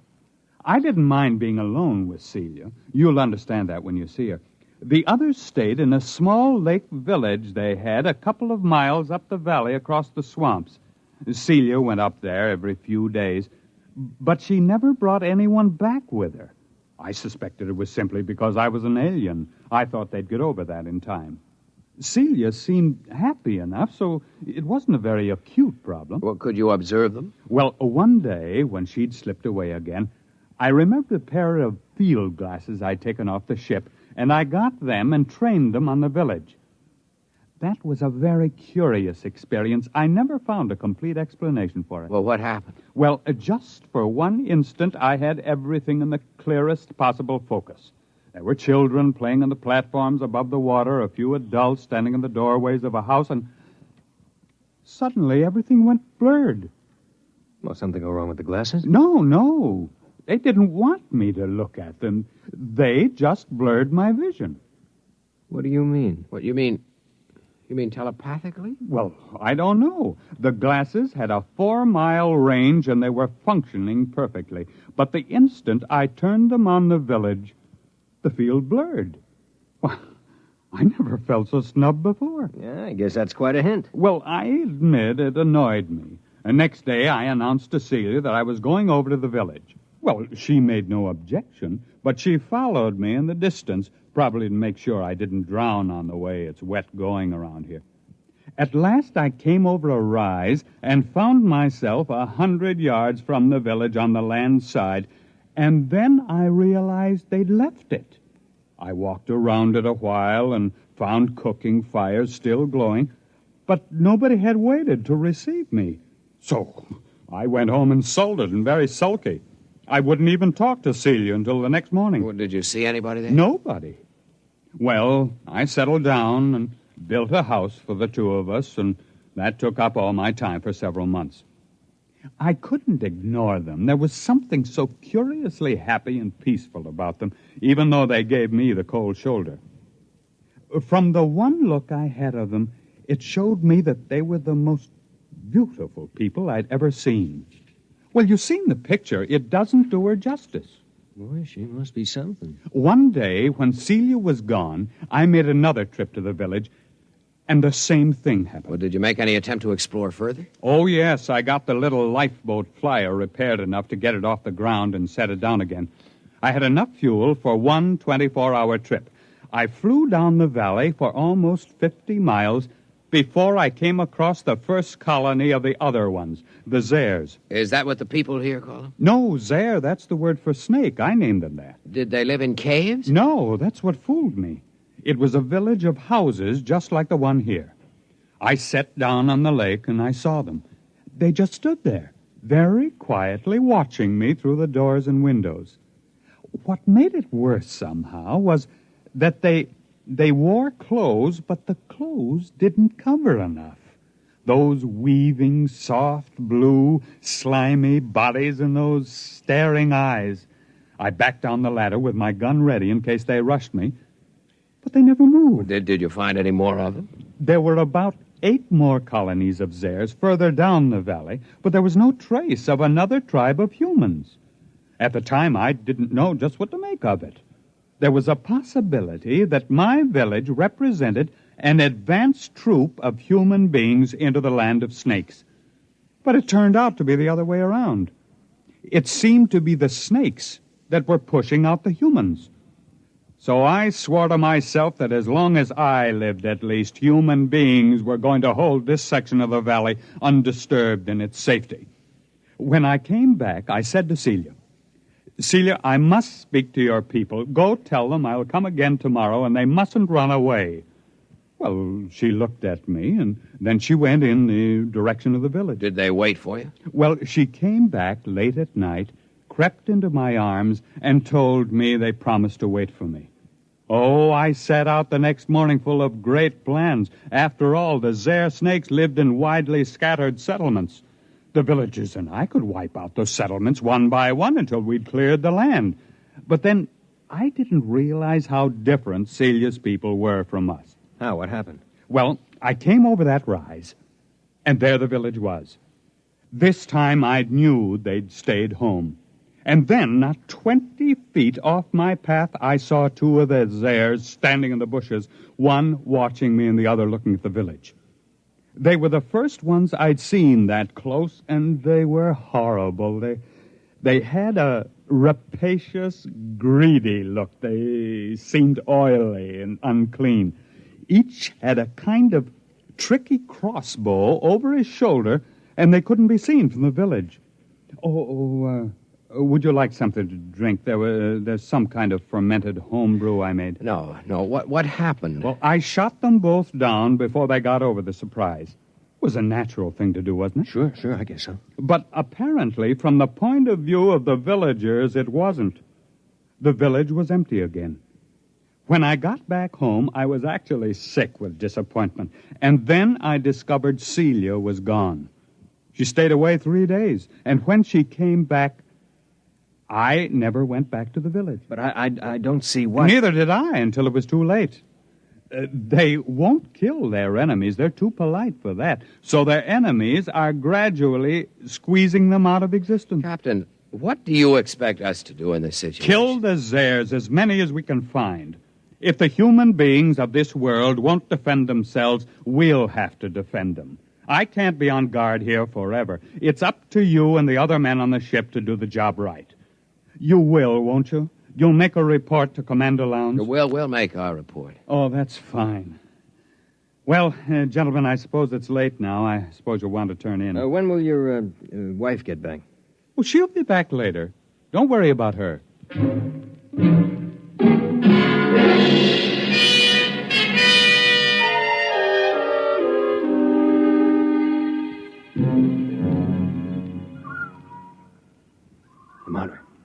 Marta, you awake? Why, what do you want? Listen. What? Somebody moving in the house. Listen. Holman? No. Listen to those steps. Now, hear him? That's no man. Slow, dragging. Yeah, come on. Wait a minute. Sidearms. Right there, come on. Quiet, it's coming from downstairs. Stop. Listen. Wait till I get the safety catch off. Look. No firing unless I tell you. Look, Marta, I'll take care of myself. Maybe it's one of those airs. I'd like to get a shot at them. Come on. Downstairs, all right? There's a light. What's that? A missile gun. Holman had a number of obsolete weapons down there. Hurry up. Look out, there goes the light. I've got my torch. It came from the well room. Oh, it's the door. Stand back. Turn your light in there. It's Holman. They've got Holman. There it goes. Stand clear. I'll blast it. Wait a minute. Get out of the way. It's one of those airs. Give me a clear shot. Hold it. Can't get out of here while we've got the well covered. Now keep your blaster ready while I look at Holman. I hear it moving back there in the shadows. He's dead. Come on, make a break for it, you rotten, slimy snake. Come on. Shot through the head with his own gun. Who's that Zare, that snake? You got a good look at it? No, it jumped for the shadows. There it is. Marta, swing your torch around. I'll roast it with one blast. Listen. Who's that? You who are his friends, will you listen to me? Who are you? He called me his wife. What? How'd she get in here? If that Zare gets a hold of her... Quiet. Don't move. I won't. Why did you kill him? But I thought you understood. What do you mean she killed him? It was that Zare, the snake. There are medical men who'd say he'd been insane for 20 years as he counted time. They would have forced him back into sanity. I could not bear the thought he should suffer that. Suffer what? Are you all fools? He was a fool, though I loved him. He could not see beyond the shape of things. So here among us, he saw shapes he could bear to see.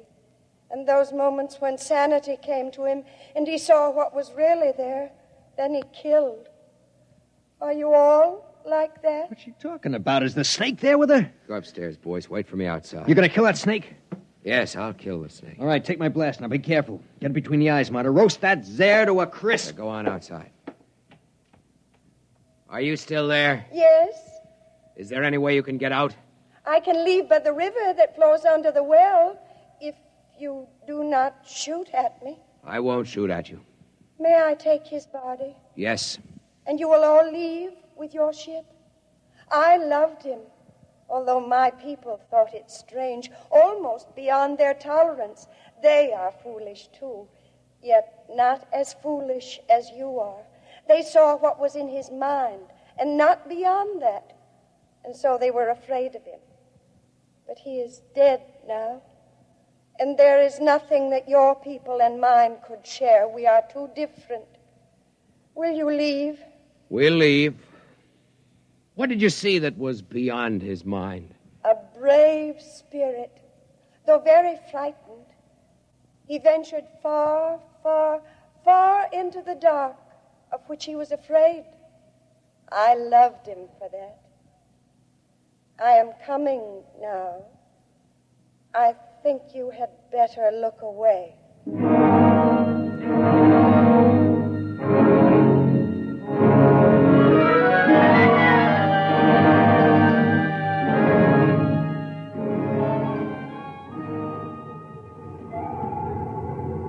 Martyr.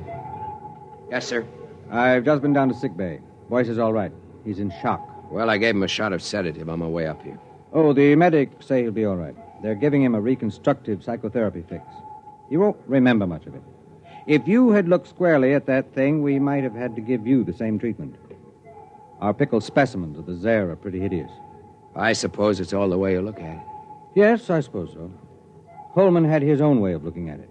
Selective hysterical blindness maintained for 22 years, with his own type of artistic hallucinations thrown in.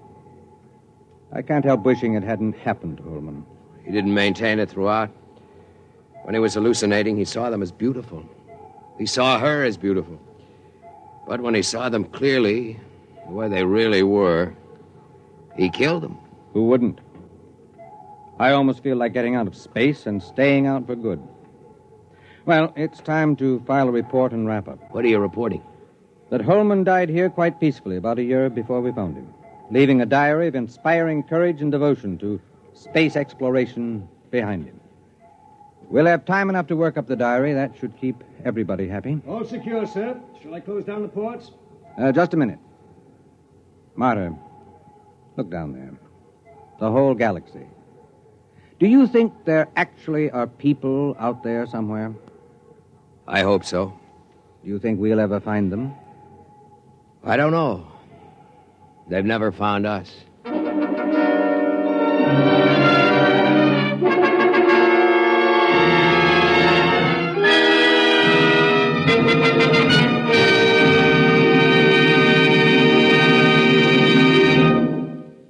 You have just heard X-1, presented by the National Broadcasting Company in cooperation with Galaxy Science Fiction Magazine, which this month features Survival Type by J.F. Bone.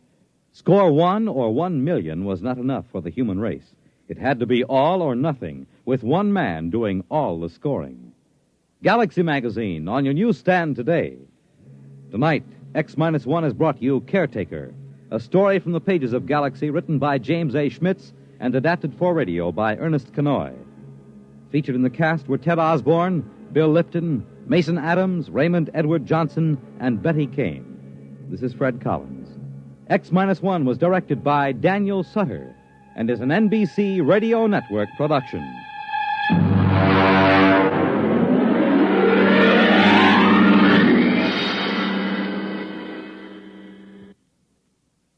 Polio is not over yet. A total of $46,900,000 is needed to continue the fight against this crippling disease. Thousands of polio victims are depending on you. Help finish the polio fight. Join the 1957 March of Dimes. The World on a New Hotline. Listen for news on the hour and the exciting hotline service all day, every day on most of these stations.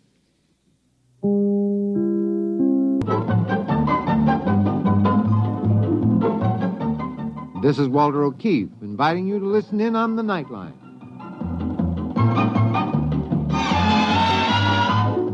Tonight, live the incredible life of ages yet to come, in a time that might be 1,000,000 years from now, on X-1.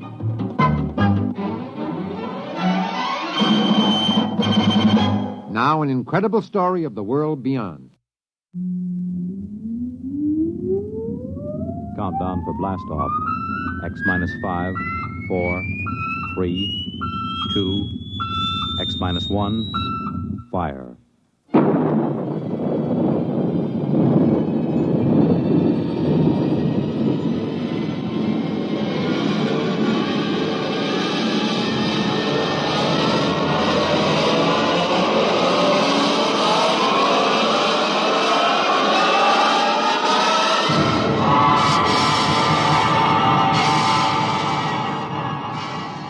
From the far horizons of the unknown come tales of new dimensions in time and space.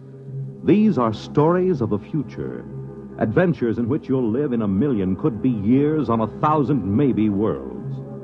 The National Broadcasting Company, in cooperation with Galaxy Science Fiction Magazine, presents X minus 1.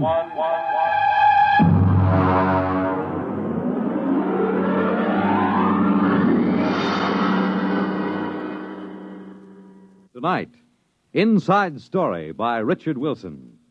But first, hear this. I know a couple old friends that argue about everything. Politics, world affairs, even the time of day. One thing they agree on, though, is Pabst Blue Ribbon draft beer. They say it's the best. And for a change, they're both right.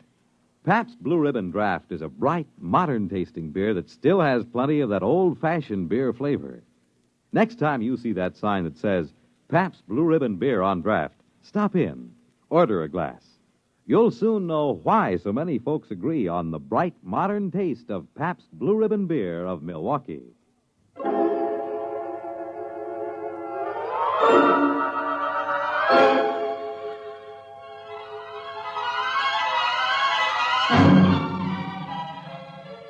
Now, X-1 and Inside Story.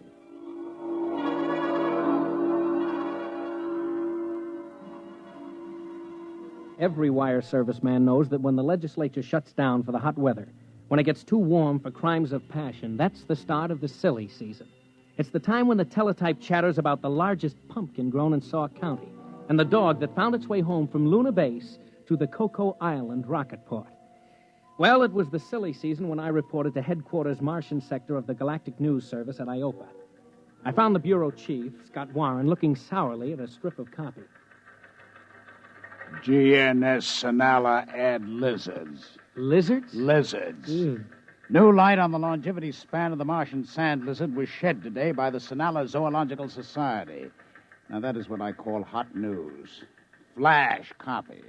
Dull day? Following a dull night. Was it like this in New York when you left? They had me covering a kitten in a tree in Gramercy Park. I would sell my soul for a nice, juicy cabinet crisis. Or else a little honest graft on a spaceport contract. Well, have you got any leads? No. The Garrison Administration of Martian Colonial Affairs is depressingly honest. When nothing's doing, you can stir it up a little. You know, rattle the local skeleton in the closet. Fan the fires a little. Have you read the Publications Responsibility Act of 1997? You can get 20 years for what you were thinking. Look, what's the local canker sore? What would you like most to get an inside story on? Something everybody covers up. Well, there's Druro. Oh, but that's Simon Pure. What's Druro? Nully Sanctuary. Oh, religious institution? No. It's a quarantine set up for null-gravity neurocatinosis. Nully fever. It's completely segregated. Nobody's ever gotten a report out of there. Well, it sounds like a natural. Look, George, you're new. You don't fool around with Nully fever here on Mars. Be like lighting a cigarette in a powder magazine. Chief, how would you like an inside story out of Druro? You can't get in. I will give 8 to 5. Now, look, who's in charge? The Ministry of Health, but you can't... Okay. Don't let the sand lizard take up all the space. I will get in.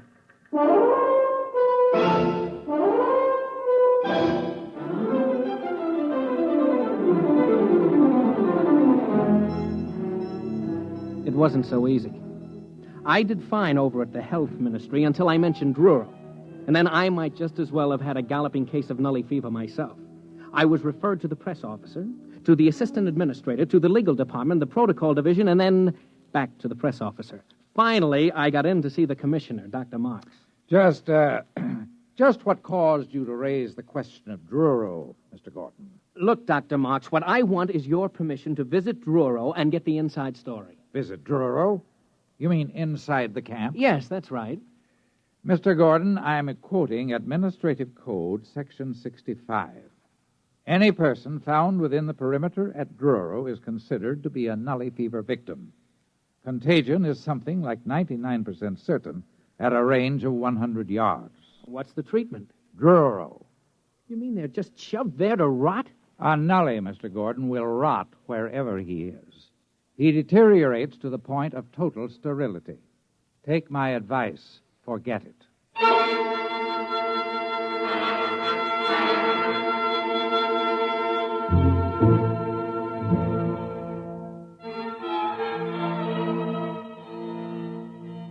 Naturally, I didn't forget it.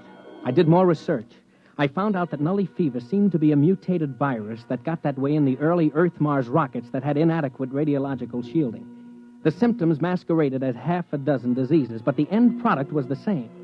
A physical deterioration that I don't care to go into, and a psychological lowering to an animal state.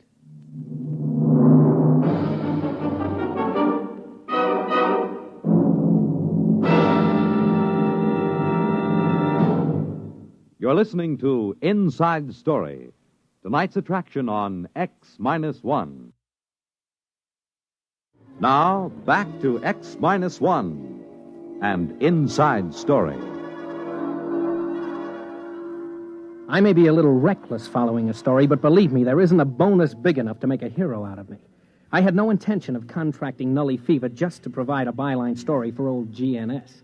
I had stumbled onto something, and I was wearing it when I dropped into the bureau and asked Scott if he noticed anything different about me.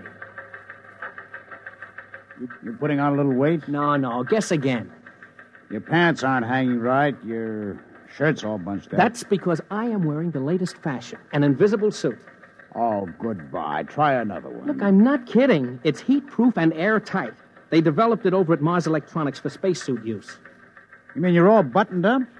Well, how do I hear you? Short wave from a miniaturized dental mic. It's hanging on a front tooth, see? You're not kidding. Well, how come it's invisible? It beats me. Something to do with a non-refractive coating. You need that for dark side work on airless satellites. I got an experimental model from a PRO at ME. What's it good for? Outside of spaceship work, not much, except it is my ticket to Druro. Now, wait a minute. Don't you get it, Chief?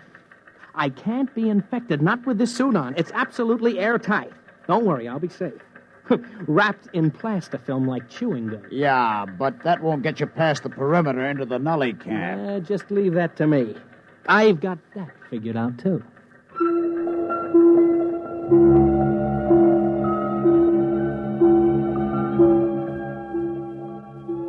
I picked up a sandcat out to the town of Druro and waited for 2 days. There was a shipment of Nullies, the last of the Sonala roundup, due at the camp. Out of respect to public opinion, they dumped Nullies at night, which suited me fine.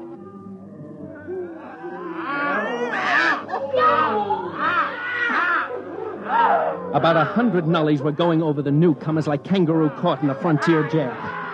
I don't think anybody actually got killed, but they almost tore the new bunch to pieces, grabbing cigarettes, jackknives, buttons, shoes, anything. And then, like as not, the old-timers would fight each other for it. The whole thing was over at dawn, and I could get a look around the camp. There were prefab huts and some trees. I started over to one of the huts. My hut. Take it easy, friend. I'm not going to hurt you. Look, I'm your friend. Sure. You think you're going to steal my ration, huh? I'll kill you first. How long have you been here? 2 years.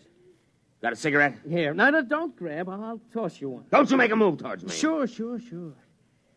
What were you before you got in here? Huh? A teacher. An IOPA technical. I fixed them before they got me. I cut down 10 medics with a power drill. When is breakfast, friend? You go plenty hungry. Ration isn't till tomorrow. You think there was some fight last night? Wait till you see ration drop. Last time somebody tried to beat me to a ration case, I fixed her. Never mind. Don't tell me about it. Hey, what's that over there? Up the hill. Looks like a regular fortress. What are you trying to do? Hurt me? No, I just asked you what goes on up there, those other huts inside that barricade. You spying for them? Yeah, sure. You're spying for them, you dirty...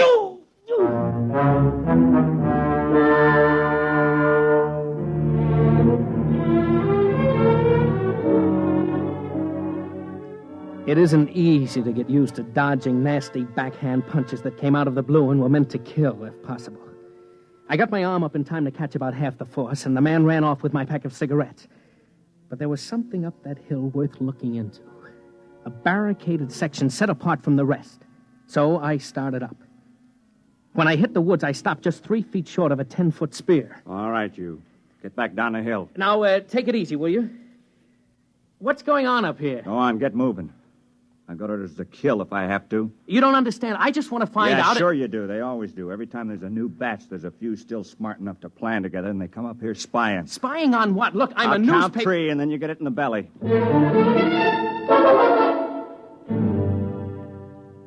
No hero I got before he reached 1.5. That night, I managed to talk to the ex-teacher without either of us slugging the other. I asked him about the guard on the hill. They get all the best rations. They make us give up our food or they come kill us. They've got spears and knives. You mean there's a gang up there living off the rest of you? Yeah. I killed one of them once. Caught him from behind with a rock. They came down and killed 10 of us. Didn't get me, though. Funny, huh?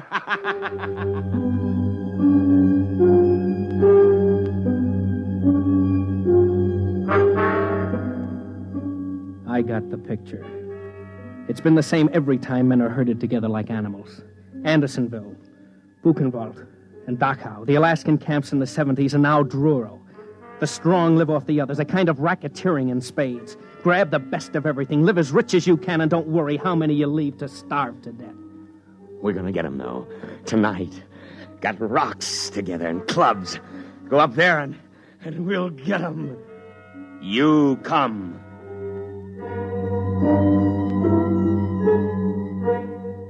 I didn't have much choice. They would have torn me apart. About 10 o'clock at night, the mob gathered at the foot of the hill. Every once in a while, they'd swipe at each other with a club or a rock, but mostly they shouted up at the hill. And then suddenly, without any signal, they charged.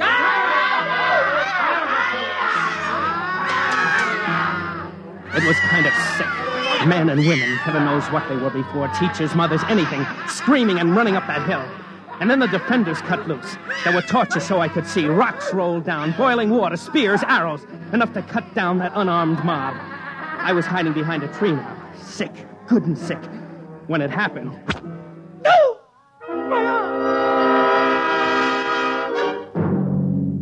Hold on, bud. I'm going to pull this arrow out. Here goes now. No. Where am I? Up the hill. That's where you wanted to go, isn't it?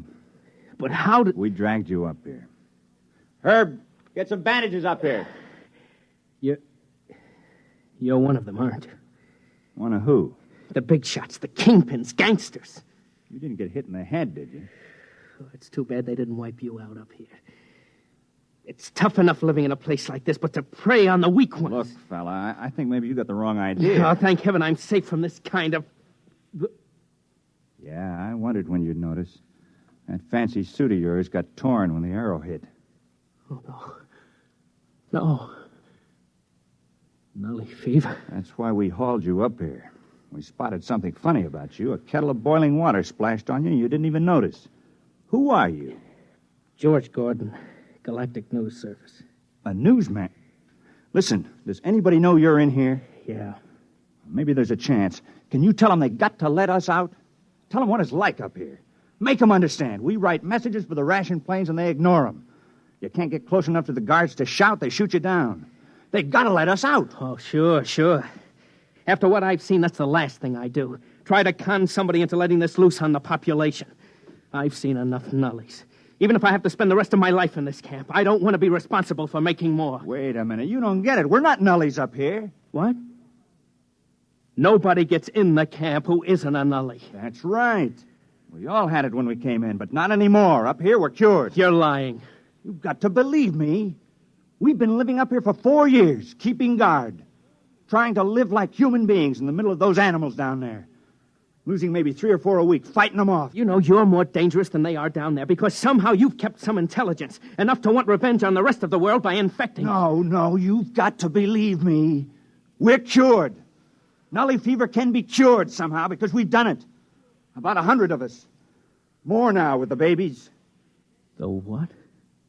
Babies. Normal, healthy babies.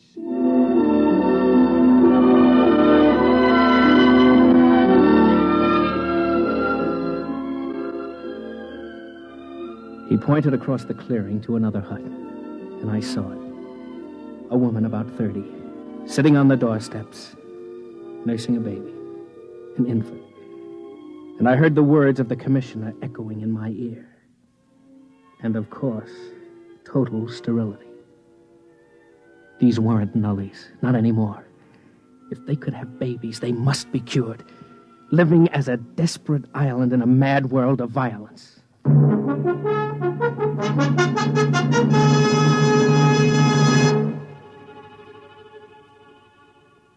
Well, you know the rest of it. You ought to. It was carried under my byline in every fact sheet on 3 planets.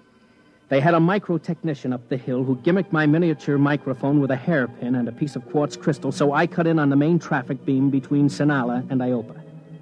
I had Scott Warren at Government House in 15 minutes, threatening to blow the lid off the whole colonial government. The babies did it. Aerial photographs with micro-enlargements.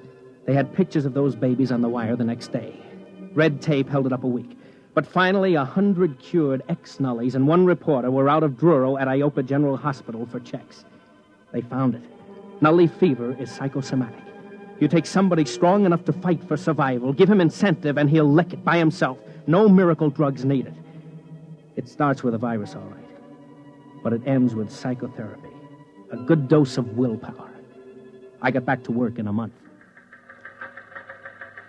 Welcome back, George. The teletype's dead as ever. Back to the longevity of the Martian sand lizard. Druro Nully story played out? Dead as last week's herring.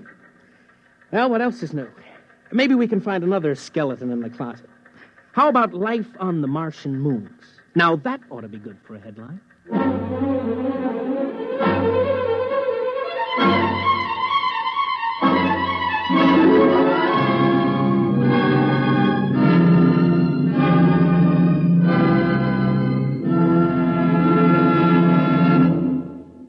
Fred Collins again, and I'll have a word for you about next week's X-1 in a moment.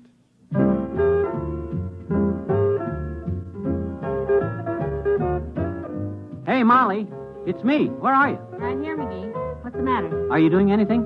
Am I doing anything? I've got a towel wrapped around my head, a broom in one hand, a bucket of soap and water in the other, and the kitchen curtains under my arm, and you ask me if I'm doing anything.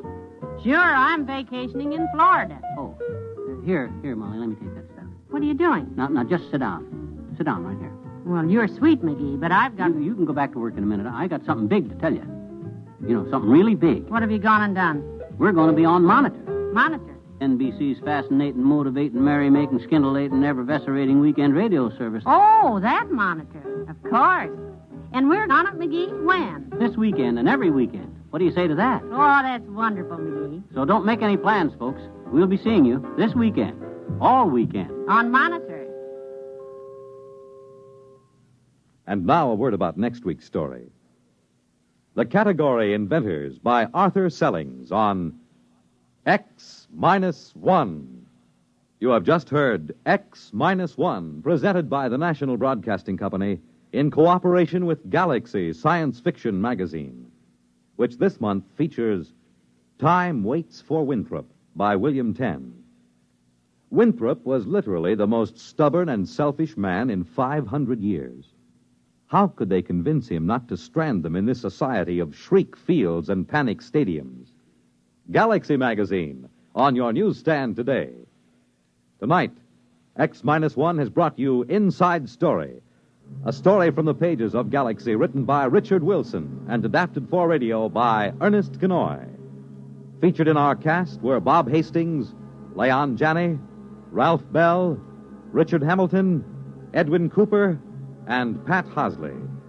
This is Fred Collins. X-1 was directed by Daniel Sutter and is an NBC Radio Network production.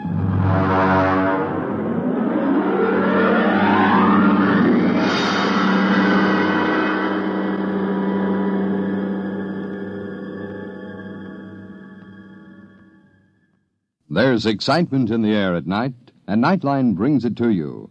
Hear Nightline with Walter O'Keefe, next on most of these NBC stations.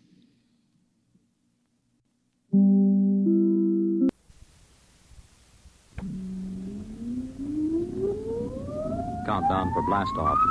X minus 5, 4, 3, 2, X minus 1, fire.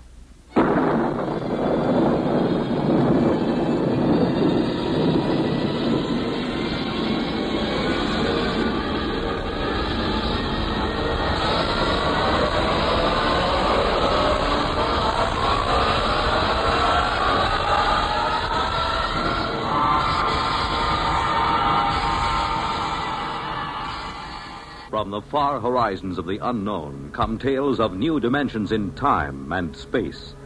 These are stories of the future, adventures in which you'll live in a million, could be years, on 1,000 maybe worlds.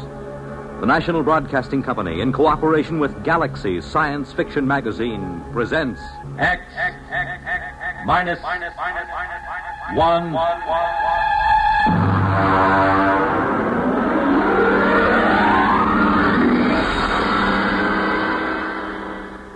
Tonight, gray flannel armor. But first, hear this. Everyone knows about and admires Bob Hope's frequent globe-trotting trips to entertain our servicemen in far-flung corners of the earth. But have you ever wondered what it would be like to actually travel halfway around the world with one of America's greatest comedians, accompanied by an all-star troupe of entertainers? Well, this past Christmas, Bob Hope and Company set out on a 12-day tour of the Far East, entertaining servicemen in Honolulu, Okinawa, Korea, and Japan. And NBC's Monitor went along, with microphones open all the way. This weekend, you'll find yourself a voyager on this exciting trip, along with Bob, Jane Mansfield, Hedda Hopper, and Jerry Colonna, as Monitor broadcasts highlights from Operation Entertainment. And this is only part of the top variety of information and entertainment Monitor brings you all weekend long, beginning Friday night.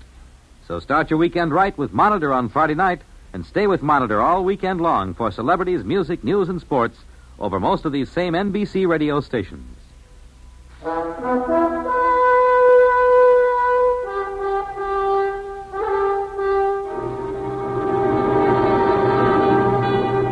Now, X minus 1 and part 1 of Gray Flannel Armor. My name is Thomas Hanley, and my case history is of particular interest to anthropologists, sociologists, and students of the bizarre.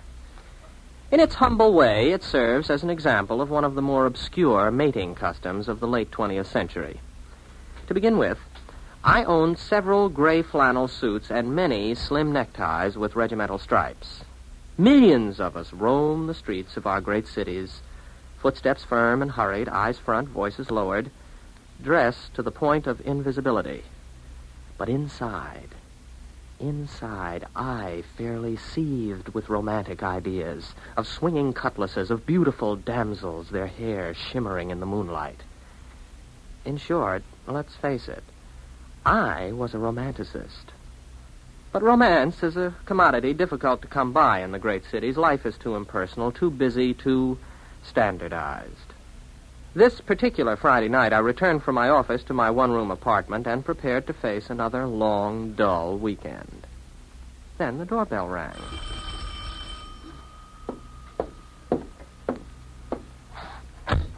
Good evening, Mr. Hanley. If you're collecting for something, come back after payday. My friend, I'm Joe Morris, a representative of the New York Romance Service.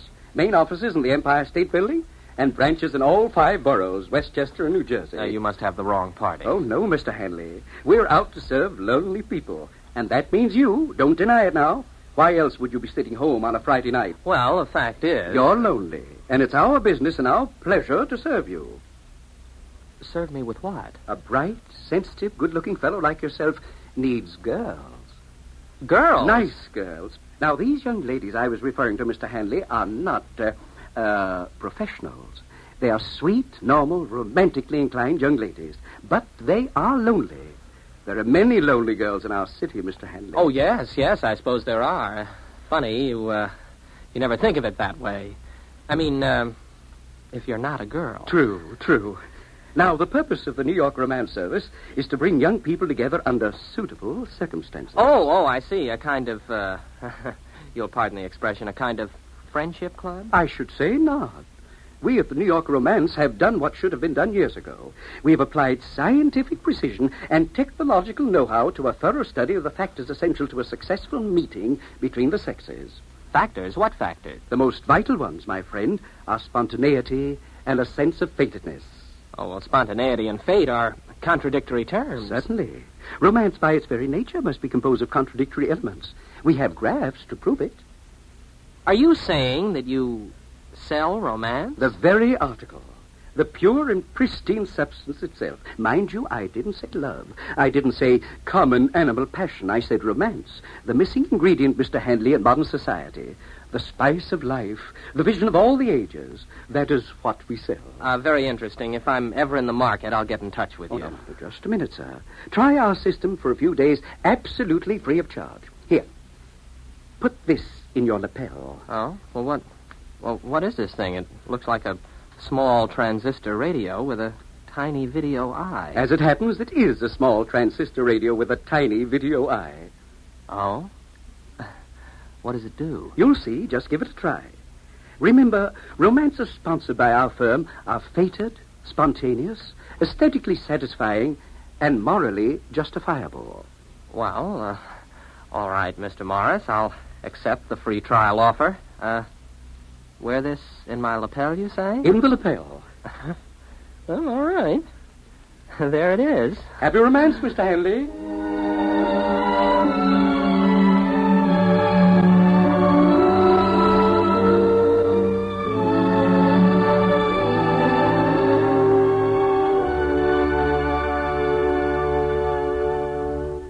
You're listening to The Gray Flannel Armor, tonight's attraction on X-1.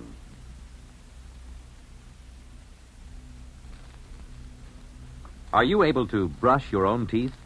Not everyone can. Not a man whose arms have been crippled by polio. There are thousands of disabled polio survivors who must depend on someone else to help them perform the simplest, most personal acts. With your help, many polio victims can learn how to be independent. Right now, there are 100,000 survivors of crippling polio who need help. They need your dimes and dollars to pay for expensive care and equipment. Your contributions will provide trained hands to teach a polio survivor how to live with his disability. Thanks to you, a polio-scarred life will once again seem worth living.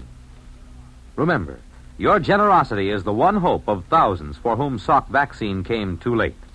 Join the 1958 March of Dimes. Won't you right now send your dimes and dollars to your local March of Dimes headquarters?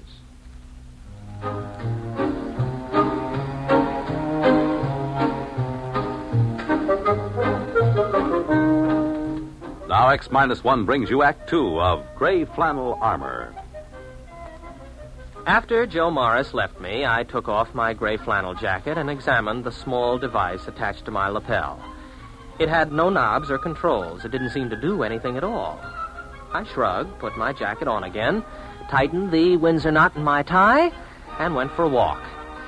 It was a clear, cool night. Like most nights in my life, it was a perfect time for romance. Around me lay the city, infinite in its possibilities and rich in its promise. But it was devoid of fulfillment. Nothing ever happened. I passed lighted apartment buildings and thought of the women behind the high blank windows, looking down and seeing a lonely walker on the dark streets. Wondering about me, maybe, as I was wondering about them. Nice to be on the roof of a building, to look down on the city. Huh? Who said that? I wonder... Oh, sure. This transistor thing. Hey, what was that you said about a roof? Oh, I guess it isn't two-way. Well, it's not a bad idea, though. It would be kind of pleasant to look down on the city lights. No. Not that one. Well, what's wrong? Oh, sure. Wrong building. You mean this one over here? Oh, no answer again. Well, it must be the right one this time. At least I hope so.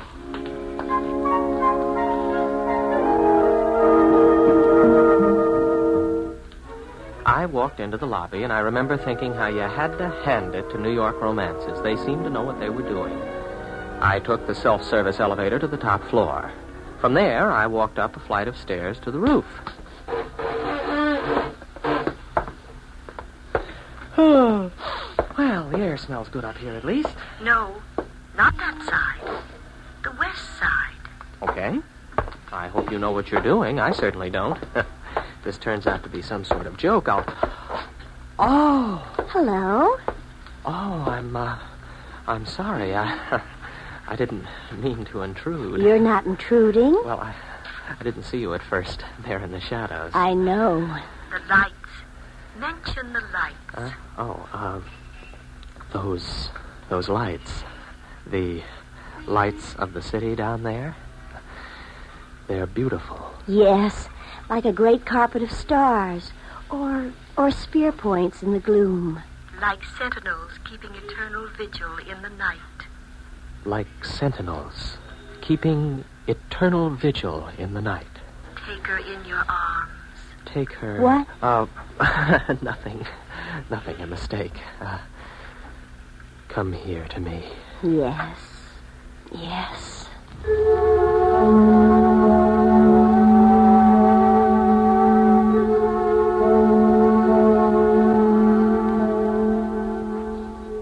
As she was melting in my arms, I caught sight of the small transistor set pinned to her shoulder strap. The one exactly like the one in my lapel. You can't help feeling a little odd about a romantic meeting set up and sponsored by transistor radios. I could visualize 1 million young men in gray flannel suits roaming the streets in response to barely heard commands from 1 million tiny radios. I tried to forget my doubts. The next night, I took another walk and found myself in a slum section of the city. I decided I'd made a mistake and started to turn around. Why not walk on? Huh? You want me to walk down this alley? Oh, well. Help! Help! Oh, good night. 2 muggers after a girl. I better look for a policeman. Why do that? You can handle them. No. A policeman can do it a lot better. No, you must do it now. But there's 2 men. They're probably armed. You can do it. Well, here goes. Oh, you don't. Now, wait a minute. I'll take you. Go over, you nuts. Oh, there. Take that. And that. That'll teach you to harm a helpless girl. Oh. You saved me. You saved my life. I had to come. I had to come. Yes, I know. Take her in your arms. Yes, I know.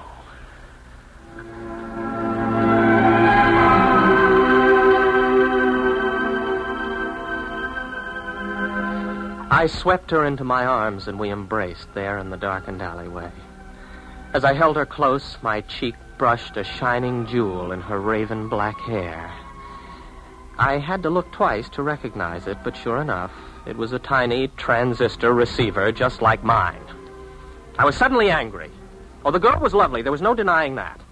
And the circumstances were undeniably romantic until you realized that it was all a kind of cheap play. Fated and spontaneous. That was a joke. Angrily, I tore the transistor from my lapel and threw it into the nearest garbage can. I stalked away into the night, hardly realizing where I was going. I didn't really wake up until I reached the waterfront. I stood there looking at the oily black water and let the brackish-scented breeze fan my face. And then, unexpectedly, I was aware of another person nearby. The moon slid from behind a cloud, and her auburn-tinted hair caught its light and held it for a moment. She turned her face toward me with frank curiosity. At this time, there was no transistor radio to throw me a cue. I didn't need one. It's a nice night. Maybe. Maybe not. The beauty is there, if you care to see it. What a strange thing to say. Is it? Is it really so strange? Is it strange that I'm here at this very moment, and that you're here too? Perhaps not. No, perhaps not. Let me look at you. Oh, you're really beautiful, you know. Am I? You know you are.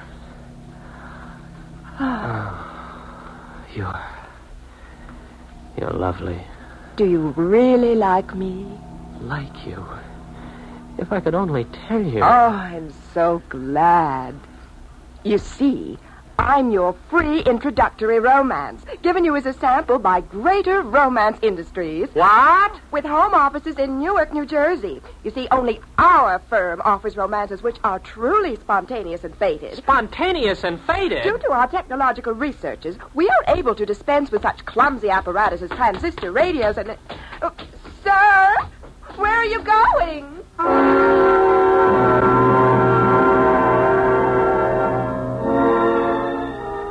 I was sick and disgusted. After that, there were several other attempts to get in touch with me, but I ignored them. I wanted no more to do with the romance game. In a couple of days, I called up a twittering aunt of mine, and she arranged a blind date for me with the daughter of one of her oldest friends. The blind date was a nice, friendly girl with plain, mousy brown hair. We were introduced in my aunt's living room, and we sat out on her sun porch and talked. So you're Tom Hanley. Yeah, I guess I am. Your aunt has told me a lot about you. You work in advertising, don't you? Yes, that's right. Madison Avenue. Oh, I think that's thrilling. Advertising, I mean. It's such an interesting field. Well, we like to think so. Yes, I imagine you do all right. Seems like, it's warmer this evening, doesn't it? Yes, it is. Although I don't mind the cooler weather so much. Lots of people complain about it, but I don't mind. Well, I don't either, I guess. As long as you're dressed for it. Yes, I suppose that's the secret. Oh, I was just thinking, do you like bowling? Oh, I don't know. I've never bowled. Oh. Do you like tennis? I'm crazy about tennis. Well, tennis is all right. Yeah. I guess you could say tennis is fine. I'm crazy about it.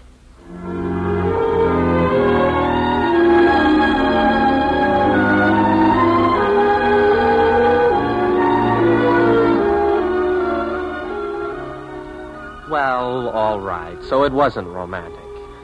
At least it wasn't at first. But there must have been something about it.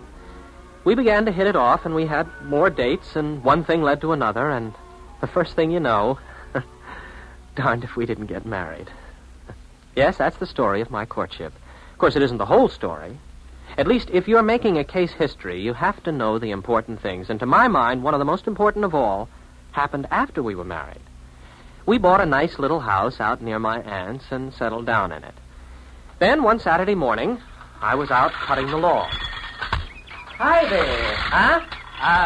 Did you say something? I said hi. Don't you remember me? Joe Morris.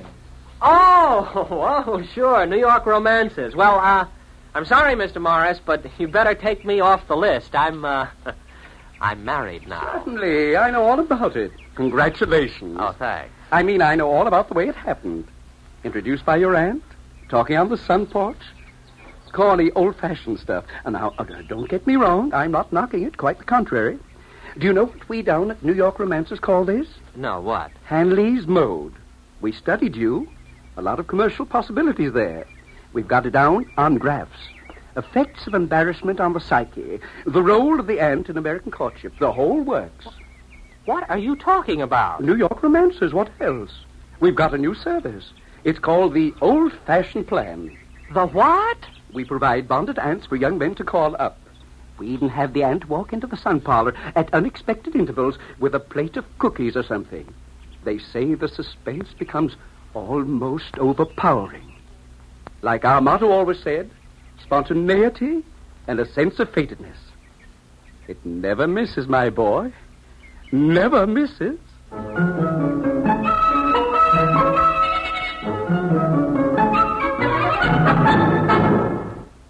Fred Collins again, and I'll have another word about X-1 in a moment.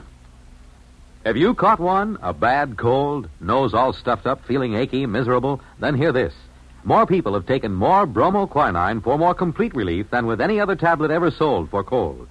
You could use aspirin, cough syrups, or nose drops all day long and not get bromoquinine's relief.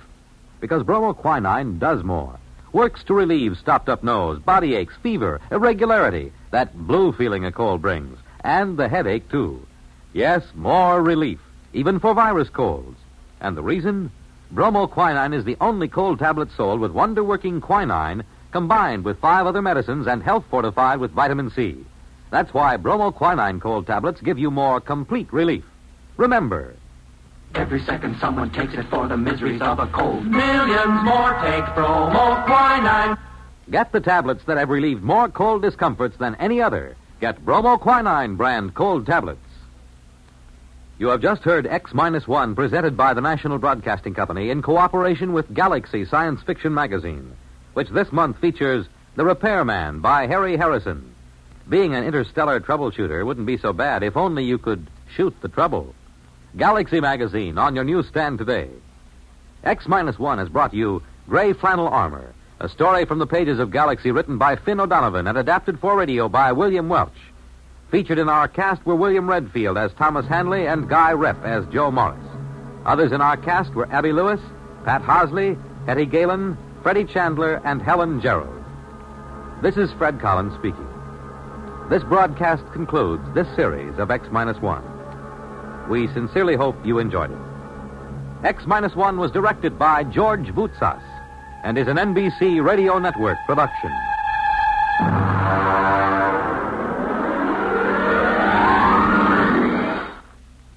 Guest star Don Amici is your host on Nightline, your line to new worlds of entertainment after dark.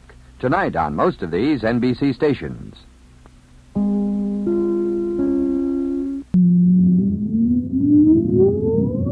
Countdown for blast off. X-5, 4, 3, 2, X-1, fire.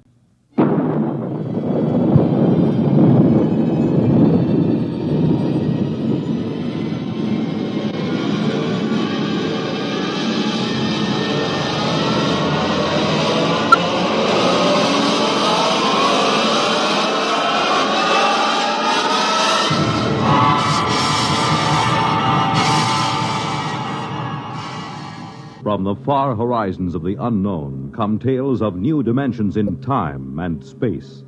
These are stories of the future, adventures in which you'll live in a million, could be years, on 1,000 maybe worlds. The National Broadcasting Company, in cooperation with Galaxy Science Fiction Magazine, presents X-1.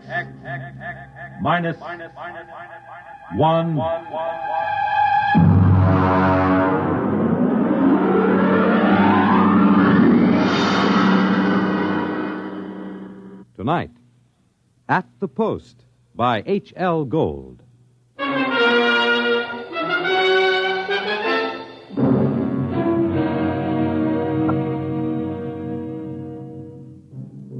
When I come into the Blue Ribbon on 49th Street west of Broadway, I could tell right away nobody told Doc Hawkins about my misfortune. Doc, who ain't one really, writes a daily medical column for the Racing Form, and we're celebrating his being sprung from the alcoholic ward. He got one look at me, and he choked on a piece of gefilte fish. What happened? What happened? Look at that. Clucker's become a character. Now, lay off, Doc. Look at that, a gray flannel suit, a black tie. Clucker, where is your purple and green check sports jacket? Where are your two-tone suede shoes? Why, you've become a character. That was Zelda's idea. She wanted to make a gentleman out of him. Wanted to? Why, you two kids got married just before they took my snakes away. Don't tell me you've fit already. You don't know, Doc? No. What happened? Well, it was right after you tried to take the warts off the fire hydrant that Zelda started hearing voices. It got real bad. How bad? Well, she's at Glendale Center upstate. I just came back from visiting her. Well, did the psychiatrist give you a diagnosis? Yeah, I got it memorized. Catatonia dementia precox. Oh, rough. Very rough. The outlook is never good in such cases. Maybe they can't help her, but I will. Now, Clocker, you're a race handicapper. You run the best tip sheet on Broadway. But people are not horses. You've got to think of your public. For instance, what's good at Hialeah, huh? My bar bill is about to be foreclosed, and I can use a long shot. Those couch artists don't know what's wrong with Zelda. I do. You do? Well, almost. I'm so close I can hear the finish line camera clicking. Well, now, that's very interesting. Perhaps we can collaborate on an article for the Psychiatric Journal. All right, look. Look at these charts. Look, here. Huh? I use the same system I used to dope the races. Look, Zelda's got catatonia. She used to be a hoofer before we got married, and now she does time steps all day. Stereotype movements are typical of catatonia. You don't get it. She does time steps. The first thing you learn in hoofing, over and over. 10 or 15 hours a day. And she keeps talking like she's giving lessons to some jerk kid who can't get it straight. And I hear when these catatonics pull out, they don't remember much or maybe nothing. Protective amnesia. They work harder and longer at what they're doing than they ever did when they were regular citizens. And they don't get a red cent for it. I beg your pardon? I said they were getting stiffed. Anybody who works that hard ought to get paid. I don't understand what you're getting at. What are they knocking themselves out for if it's for free? Doc, I tell you, I miss that mouse. I gotta save her. She can't see or hear us, but she can sure see or hear something. And I'm gonna dope her. Clarker, it's too much for you. Too much for me, huh? Who was it said Warlock had turned into a dog in his third year? Who was it had 7 winners the opening day at Belmont? You take my word for it, Doc. I'll beat the schizophrenia handicap.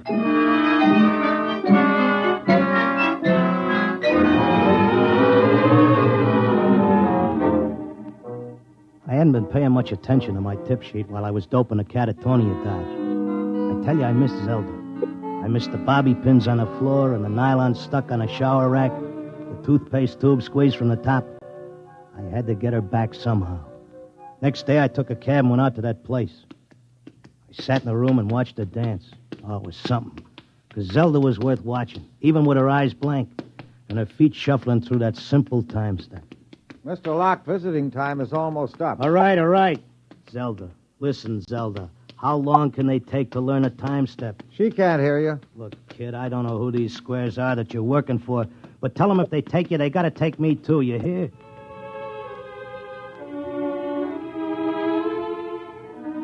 I had an idea now. I had a dope that Zelda was showing them how to dance, whoever they are. And the only way I could spring her was to find out who was controlling her and what they were after.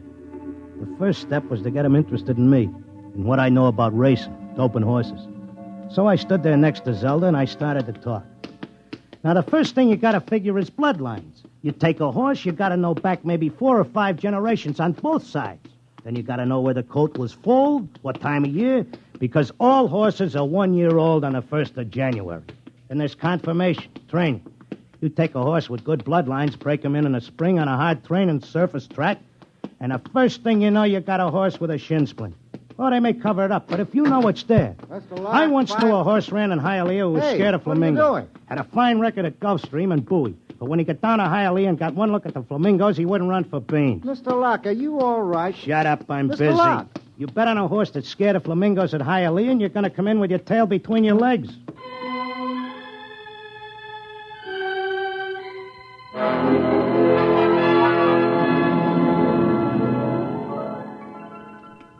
kept coming back every day. I'd just sit there next to Zelda while she did a time step, and I'd talk about horses over and over. And then finally, I started to hear voices. Clocker! Clocker! This way, Clocker, come this way. This way, Clocker. Come on now, come with me. Like it was a fog, I could see the attendant in his white coat, asking me questions, and I couldn't hear him. I knew I just kept on talking about the horses. And then suddenly I wasn't there. I was somewhere else. I was in a big square, and the buildings looked like the new Roosevelt Raceway, all modern. Or maybe like the World's Fair. There were trees and statues, and there were hundreds of people standing around, and they all looked scared. There was a little man with bifocals and a vest with pins and needles in it standing next to me. He looked scared. But I knew it had worked. I was on my way to Zelda. How did I get here? Excuse me, mister. How did I get here? I don't know. I can't take time for pleasure trips. I've got a customer coming in tomorrow for a fitting. She'll positively murder me if her dress isn't ready. She can't murder you. Not anymore. You mean we're dead? Don't ask me, but I don't think you're dead. That much I can tell you. Some of the people in the crowd were complaining they had families to take care of, while others were worried about leaving their businesses. And they all grew quiet when a man climbed up on a big platform in front. He was a very tall and dignified guy, and he had formal clothes and a white beard like the chief mourner at a politician's funeral. Ladies and gentlemen, please feel at ease. You are not in any danger. No harm will come to you. If you will listen carefully to this orientation lecture, you will know where you are and why. What is it? I don't understand. It's a pitch. Friends, I know you are puzzled at all this. Now let me explain. You've been chosen, yes, carefully screened and selected, to help us in what is undoubtedly the greatest cause of all history. You will learn more about it as we work together in this vast and noble experiment. What experiment? What is it? I got it picked. This is a pitch. These guys are out for something. Smells like a con. Let me state this in its simplest terms. Now, you know that there are billions of stars in the universe and that the stars have planets. A good many of these planets are inhabited. In almost all instances, the dominant form of life is quite different from yours. I am not of your planet or solar system. I am not formed as you see me. My true appearance would seem to be rather confusing to human eyes. Nuts, get to the point. The truth is, we are not here, and neither are you. Here is a projection of thought, a hypothetical point in space, a place that exists only by mental force. Actually, our bodies are on our own respective planets. What's he saying? What does he mean? Wait, he'll give us the convincer after the build-up. Our civilization is considerably older than yours. For many of your centuries, we have explored the universe both physically and telepathically, and during this exploration, we discovered your planet. We tried to establish communication, but there were grave difficulties. And it was the time of your dark ages. And I'm sorry to report that those people we did make contact with were generally burned at the stake. Here it comes. He's getting ready to slip us the sting. Oh, I don't think you ought to say a thing like that about a fine, decent gentleman. He's obviously very sincere. The problem we face is that the human race is doomed. The history of your race is a record of incessant wars, each more devastating than the last. And now, finally, man has chained the power of worldwide destruction. The next war, or the one after that, will unquestionably be the end not only of civilization, but of humanity, perhaps even of your entire planet. Then, why have we brought you here? Because man, in spite of his suicidal blunders, is a magnificent race. He must not vanish without leaving a complete record of his achievements. Now, this is the task we must work together on. Each of you has a skill, a talent, a special knowledge we need for the immense record we're compiling. Every area of human society must be covered. And so we need you urgently. Your data will become part of an imperishable social document that shall exist untold eons after mankind has vanished.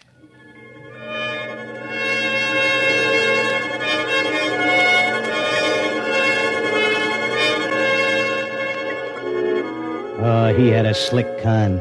He had that crowd in the palm of his hand like a small-time grifter selling pearl necklaces on 6th Avenue. They all cheered. They were all flattered to think that they were joining in this vast project to make a record of the human race. After a while, they broke us up into divisions, and I got herded into a building marked Sports and Rackets. They took my name and my occupation like I was applying for unemployment insurance. Now, here's our problem, Mr. Locke. We're making two kinds of perpetual records. One is written, more precisely microscribed. The other is a wonderfully exact duplicate of your cerebral pattern, in more durable material than brain matter, of course. Of course. The substance we use in place of brain cells absorbs memory quite slowly. But you'll be happy to know that the impression once made can never be lost or erased. Delighted, tickled to pieces. I knew you would be. Well, let's proceed, shall we? First, a basic description of horse racing. I started telling them about horse racing, but they held me down to one sentence. They said I had to repeat it over and over so that recording thing could get it. They had a picture of my body back on Earth lying in a bed in a hospital just saying that one sentence over and over again. Well, that's enough for today. Isn't it amazing? We have a more detailed record of human society than man himself ever had. Your life, my life, the life of this Zelda, whom you came here to rescue, all are trivial. For we must all die eventually. But the project will last eternally. You're telling me you know what I'm here for? To secure the return of your wife. I would naturally be aware that you'd submitted yourself to our control voluntarily. It was in your file that was sent to me by admissions. Then why did you let me in? Because, my dear friend, we also... Look, leave out the friend pitch. I'm here on business. As you wish. We let you in, as you express it, because you have knowledge that we should include in our archives. We hoped you'd recognize the merit and scope of our undertaking. Most people do once they're told. Zelda, too? Oh, yes. Yes, Zelda's extremely cooperative, quite convinced. Would you like to see her? Yeah, sure I would. Well, that can be arranged. I'll call the Arts and Entertainment section and arrange a meeting.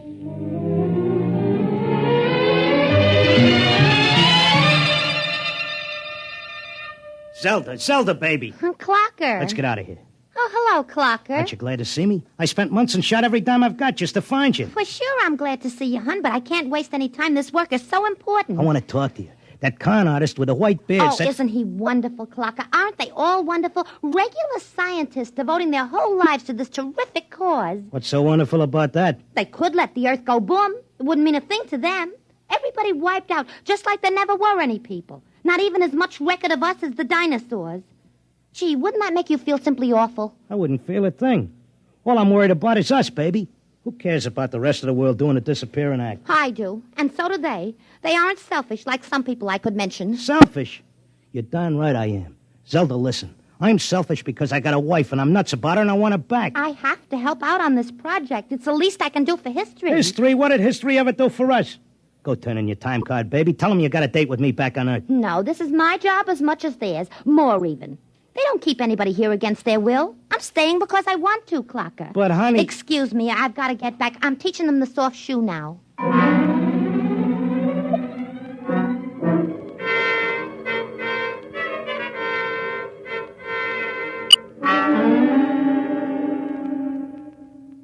Are you satisfied now, Mr. Locke? Listen, take away the doom push and this racket falls. Listen, suppose you're all square. Suppose you're leveling. You're knocking yourself out because your guess is we're going to commit suicide. But is there any doubt of it? Do you honestly believe the Holocaust can be averted? I think it can be stopped, yeah. Listen, between these catatonics and me, we could tell them what it's all about. I notice you got people from all over the world here. They get along fine because they have a job to do and don't have time to hate each other. Well, it could be like that back on Earth. Mr. Locke, we have experimented in the manner you suggest. But a human psychological mechanism defeated us. Yeah? What was that? Protective amnesia. They completely and absolutely forgot everything they'd learned here. Well, what are the odds on me remembering? Well, you are our first volunteer. Look, I'll give you a deal. You let me out, and maybe I'll be the first case that didn't get amnesia, and I can tell the world all about this. I'll come back if I lame out. You can pick me up any time you want. If I make headway, you gotta let Zelda go, too. It's a very reasonable proposition. We'll lift our control, Mr. Locke, for a suitable time. If you can arouse a measurable opposition to racial suicide, measurable, mind you, then we agree to release your wife and revise our policy completely.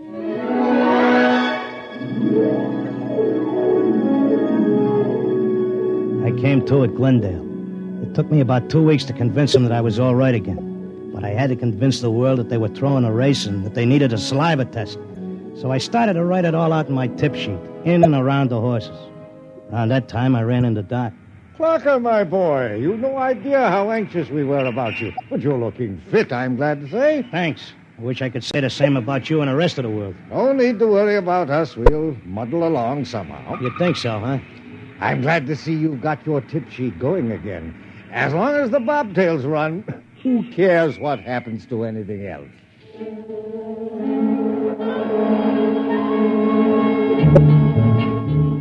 Of course, nobody listened to me. I had posters printed telling everybody. I hired sandwichmen to walk through the city. I made speeches in Columbus Circle. I told everybody doomsday was near. I sent letters to Congress, to the UN, editors of newspapers. Nobody paid any attention. I sneaked into the balcony of the General Assembly and tried to shout a speech, and they threw me out, very politely. I wrote the whole thing up for a magazine, and they printed it and sent me a check and told me if I had any more fiction, they'd be glad to run it. They kept trying to tell everybody the truth about the catatonics. We ought to go to the hospitals and get ourselves let in and have the aliens take over and show us where we're going. But nobody would listen. And then finally, I went back out to Glendale. Oh, Mr. Locke, we were wondering when you'd come visit your wife. You been away? I want my old room back. But you're perfectly normal. Give me half hour alone, and you'll be glad to give me my room.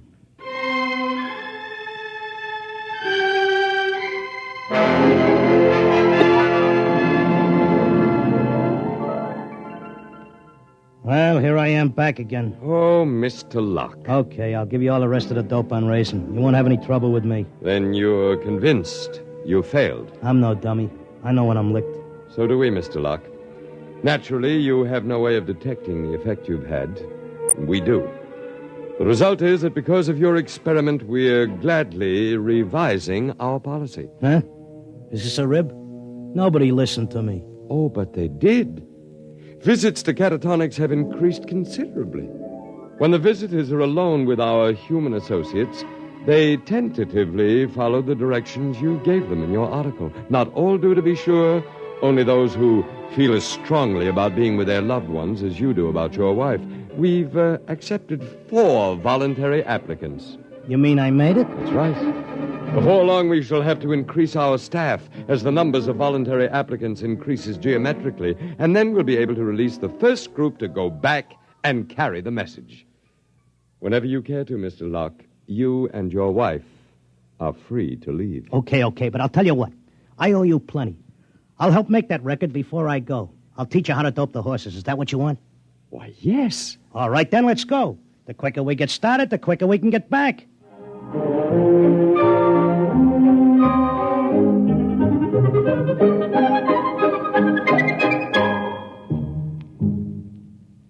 You have just heard X-1, presented by the National Broadcasting Company in cooperation with Galaxy Science Fiction Magazine, which this month features A Touch of E-Flat by Joe Gibson, a story with a warning. Never let anyone point any weapon at you, even something as harmless-looking as a water pistol. It may be a cooling gun. Galaxy Magazine on your newsstand today. Tonight, X-1 has brought you At the Post, a story from the pages of Galaxy written by H.L. Gold and adapted for radio by Ernest Kenoy. Featured in our cast were Frank Maxwell as the clocker, and Thomas as his time-steppin' wife, Zelda, Arnold Moss as the otherworldly one, John Griggs as the doc who wasn't one, really, and Sam Raskin as the confused little tailor with his mouth full of pins. Your announcer, Fred Collins. X-1 was directed by Kenneth McGregor and is an NBC Radio Network production.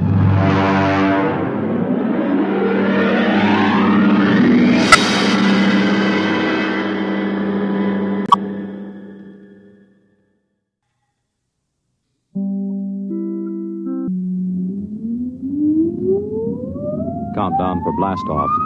X-5, 4, 3, 2, X-1, fire.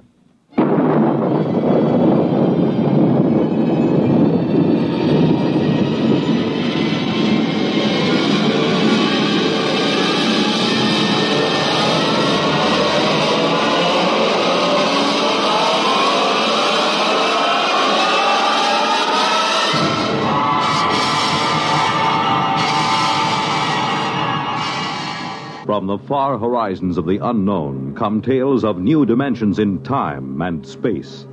These are stories of the future, adventures in which you'll live in a million, could be years, on 1,000 maybe worlds. The National Broadcasting Company, in cooperation with Galaxy Science Fiction Magazine, presents X minus 1.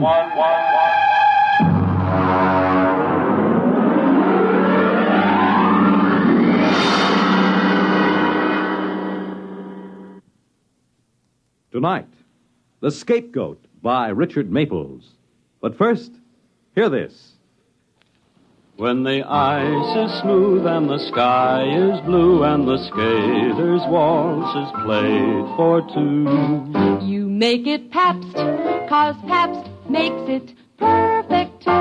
Yes, Pabst makes it perfect. Just as we always have ever since 1844. So next time, you make it Pabst, because Pabst makes it perfect. America's Blue Ribbon beer from the Pabst Brewing Company, Milwaukee, Wisconsin. Yes, Pabst makes it perfect.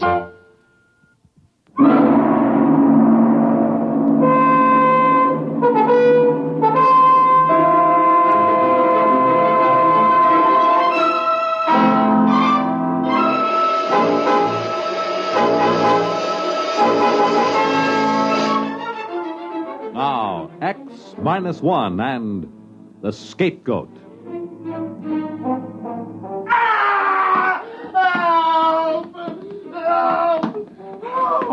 The old guy didn't have a chance. All he could do was shield his head with his limp arms and moan, while this other fellow, a husky young 6-footer, gave him a vicious, cold-blooded beating. Hey, cut it out! You, cut it out beating up an old man like that! I said cut it out! Now, let go of him.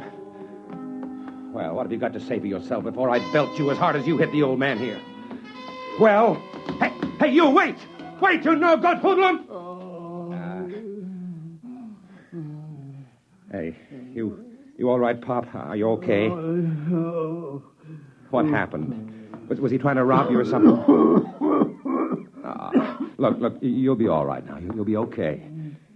You're lucky I came along then. No cops anywhere. Okay, come on, old-timer. Up on your feet. You're going home with me.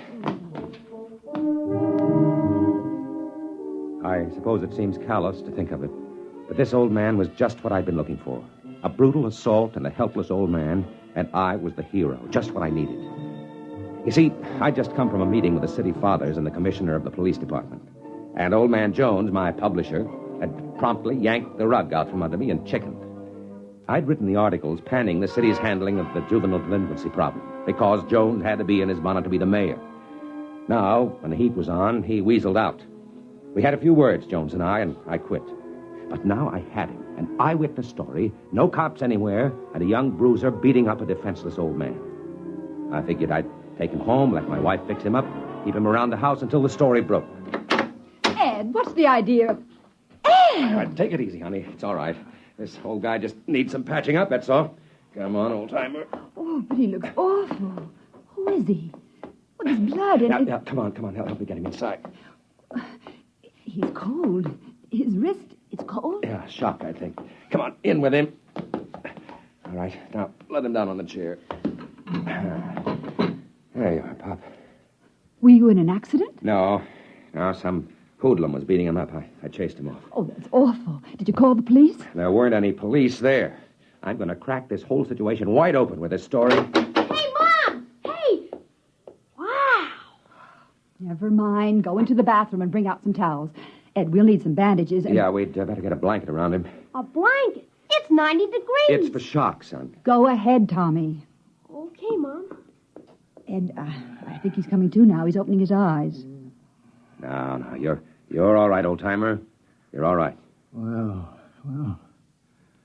isn't this cozy? What's your name? Ash. Ash. And first name?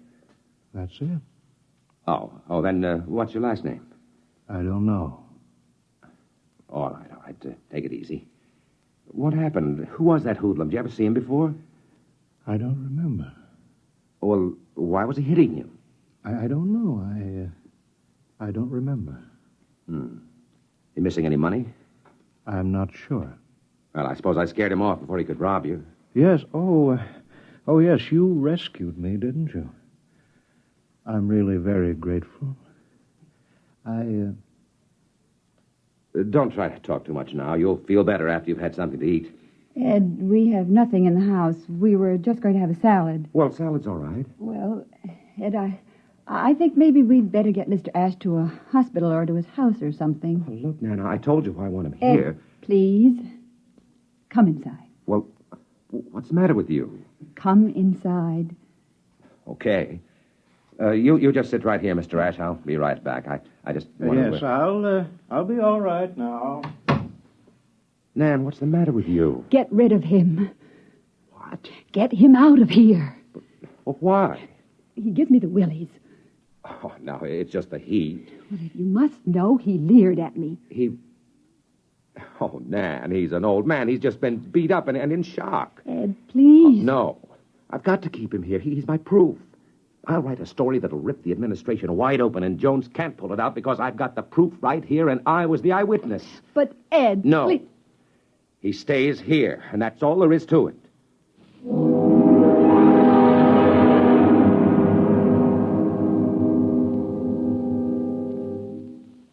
You're listening to The Scapegoat, tonight's attraction on X-1.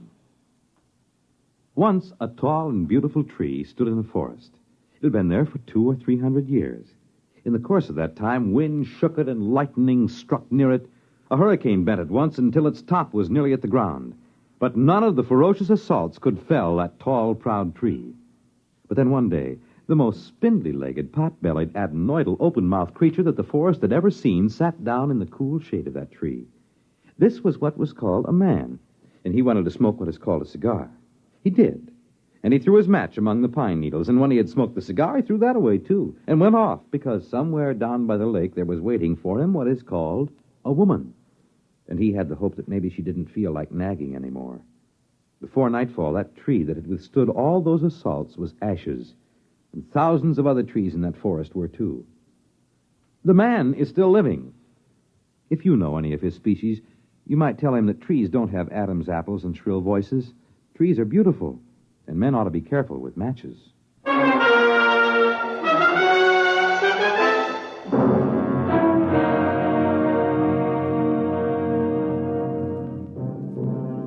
Now back to X-1 and The Scapegoat. The old man seemed to recover pretty quickly. I suppose mostly because I'd gotten there in time. As a matter of fact, he began to talk, and he kept it up through the whole meal. And it was the craziest story you ever heard. He insisted he'd come from another world outside our solar system, where people existed in a kind of liquid state, bouncing about for the most part like large water-filled bladders. They were, however, capable of taking almost any shape their superior minds willed. They could flatten and drift about on the water, or they could inflate and rise in the air. As a matter of fact, they can even become facsimiles of other living things, taking on the shape and texture and coloration, a capability which adds greatly in their main function of traveling as missionaries of goodness among the peoples of the galaxy. Goodness, huh? Oh, yes. They're perfect as angels. All right, I've had enough. I asked for it. Nan, where are you going? Don't rush off. Well, I guess I know when I'm being kidded. Very funny, Mr. Ash. But I'm not kidding. Don't tell me that you're a missionary to Earth. Oh, no, I'm here because I was banished. Oh, sort of a fallen angel. Exactly. Look, Ash, it's too hot for games. If you don't want to explain what happened this afternoon, that's your privilege. But as you know, this story means a lot to me. And I did stick my neck out for you. One moment, my boy. Let me finish. You see, I'm a throwback. A what? A throwback, an atavism. They tried to reform me, but there was something rather fundamental about me, something rather evil. Then, of course, as a last resort, they put me into one of the machines, and they threw the switch. Oh, sure. They killed you. Look, I'm not in the mood for shaggy dog stories. They didn't kill me, exactly. It was sort of like water being scraped over the edge of a sharp rock. When I came to, I was drifting through space. And then, of course, much later, I landed on Earth. Oh, I've had many shapes through the years. Mainly people who've died. I find that's much more convenient. Yeah. Well, look, if you'll excuse me, I have to make a telephone call. I'll just go into the other room. I dare say you want to call the hospital. I'm not psychotic, really. I've got iced coffee. Ah, yes, you're just in time, Mrs. Potter. I think perhaps I'd better prove my story if you'll wait just a moment. You see, it's done by the generation of a high electrostatic field. Something like this. If you'll notice, my face begins to lose definition. It moves as if it had a life of its own. Now what? Ash, stop it! Ash!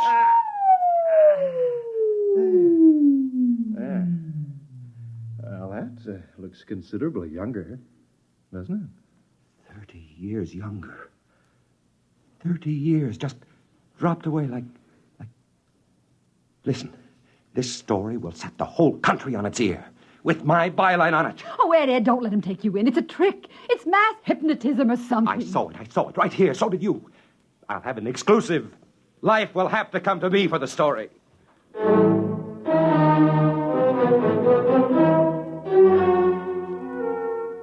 I've got to admit that I could share something of Anne's point of view. He wasn't really very pleasant. As a matter of fact, he had what you'd call colossal gall. After supper, he came right down to cases. Naturally, if I'm to stay here and keep my identity secret until you can arrange for an exclusive story, I will need a little pocket money. How much? How much you got?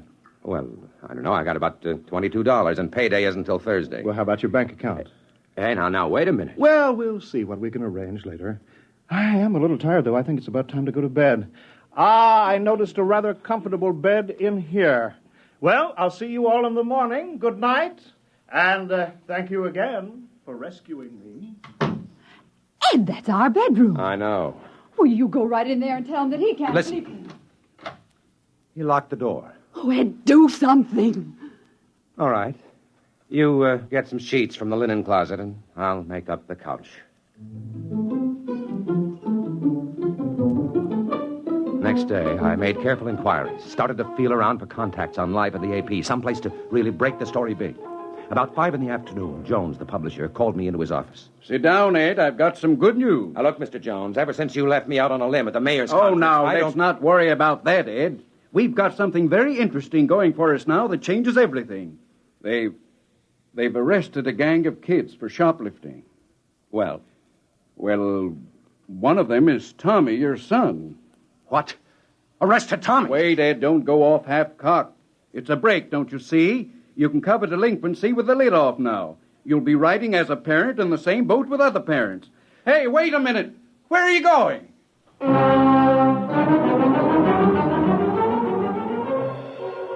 At the police station, I had the distinct feeling they'd been waiting for me. Well, Mr. Potter, we meet under unfortunate circumstances. Can the phony sympathy, Thompson? Just let me see my boy. We'd better have a little talk first about all those articles you're writing about the police force. I've got no talking to do. This is a lousy frame-up against me and the paper. Now, you get my son out here and do it fast. You don't understand, Mr. Potter. Your son is in trouble. He's been identified as leading a gang of kids who spent most of the morning shoplifting in the stores all over town. That's nonsense. How could my boy do anything like that? He's only 12. Who identified him anyway? The shopkeepers and the other members of the gang. You can see him, Mr. Potter, but I still think we'll want to have our little talk.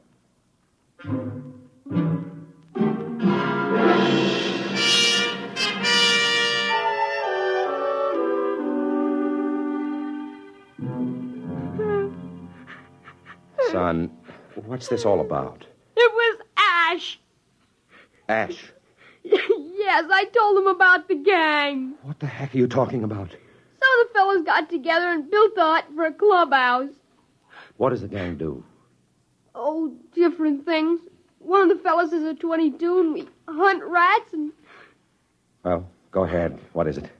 we smoke. Oh. And what else? That's all, honest.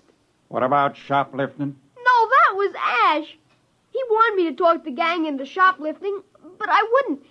Then he changed himself to look like me and talked the fellas into it when I wasn't around. I only knew about it because I ran into them after they'd robbed a store. Who is this Ash he keeps talking about? Why, he's a man... Oh, never mind.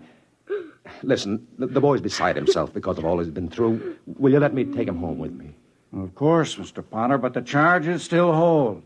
Don't forget to stop in and have our little talk before you report back to juvenile court.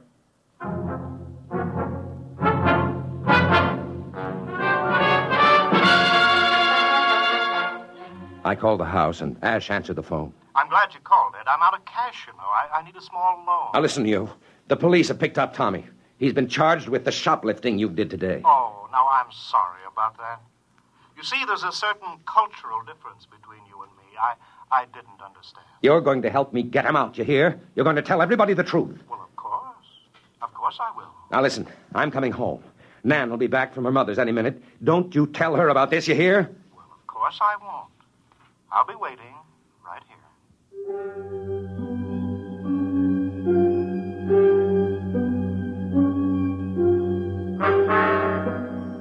I suppose I was a fool, but I still wanted that story. I wanted it so bad I could taste it. The exclusive account of an extraterrestrial being. Driving home, I had it all figured out. I'd bring Ash down to the police station. He'd tell the story, go through his changing act to convince him, and spring Tommy. I'd have my story already filed and beat everybody. In the meantime, I just hoped Nan wouldn't spoil everything alone with it. Alone with him. And then suddenly I let my foot come down on the accelerator like it was made out of lead. I pulled the car to a stop and sprinted up the driveway. Nan! Nan, where are you? They were both in the bedroom. Nan stood in the far corner with her back against the wall. Her shoulders were scratched and her lip cut. She held a heavy bookend, poised to strike at Ash, who was in front of her, moving stealthily forward. He turned as I came in, and I froze in amazement. I couldn't recognize him.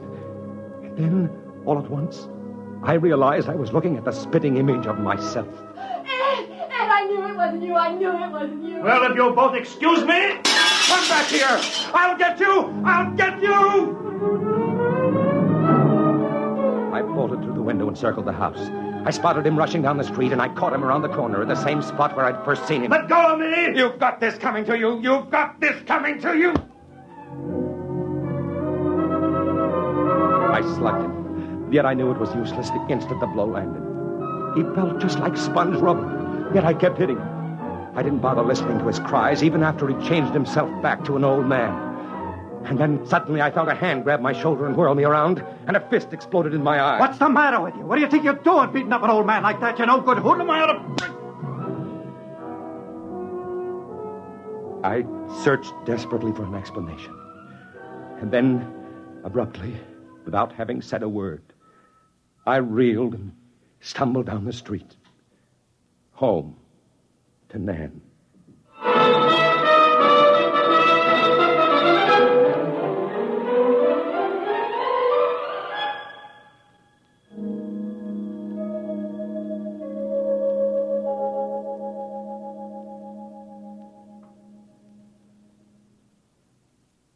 Fred Collins again, and I'll have another word for you about X-1 in a moment. Hi, this is Walter O'Keefe. You know, they say there's nothing new under the sun, and maybe that's true. But there is something new under the moon, and that's Nightline. In Nightline, we think we found the way to use the intimacy as well as the lightning-fast maneuverability of radio in an hour-and-a-half package of high-voltage, different entertainment. We found the way to make the airwaves your magic carpet to wherever big things are happening. Anywhere in the country, for that matter, anywhere in the world. Now, let's say that your favorite comedian is performing at a Las Vegas nightclub. He's packing them in, and you've really got to have connections to get a table. Well, Nightline is that connection, and your radio is your ringside table. More things than you'd believe are happening in the so-called still of the night, and Nightline is your line to exciting entertainment after dark. My feeling is Nightline marks a new era in nighttime entertainment. Tune us in every Tuesday, Wednesday, and Thursday, and you'll hear what I mean. You have just heard X-1, presented by the National Broadcasting Company in cooperation with Galaxy Science Fiction Magazine, which this month features Shadow World by Clifford D. Simak. Of all the upsetting phenomena, the most alarming was this. I had a little shadow that went in and out with me. It's in Galaxy Magazine, on your newsstand today. Tonight, X-1 has brought you The Scapegoat, written by Richard Maples and adapted for radio by Ernest Kenoy. Featured in our cast were Carl Weber as Ed, Wendell Holmes as the changeable Mr. Ash, Jane Amar as Nan, Bobby Alford as Tommy, Guy Rep as Mr. Jones, and Roger DeCoven as Thompson. This is Fred Collins. X-1 was directed by Kenneth McGregor and is an NBC Radio Network production.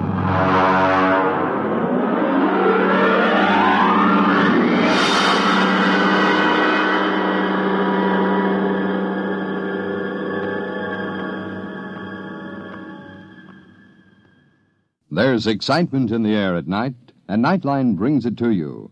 Hear Nightline with Walter O'Keefe Next on most of these NBC stations.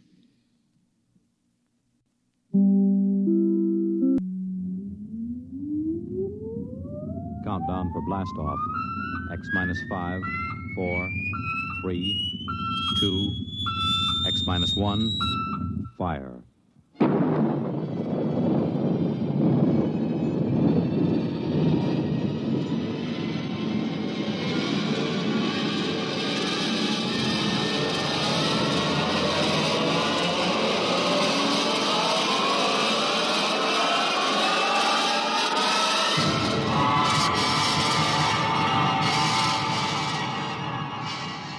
From the far horizons of the unknown come tales of new dimensions in time and space. These are stories of the future, adventures in which you'll live in a million, could be years, on 1,000 maybe worlds. The National Broadcasting Company, in cooperation with Galaxy Science Fiction Magazine, presents X minus 1.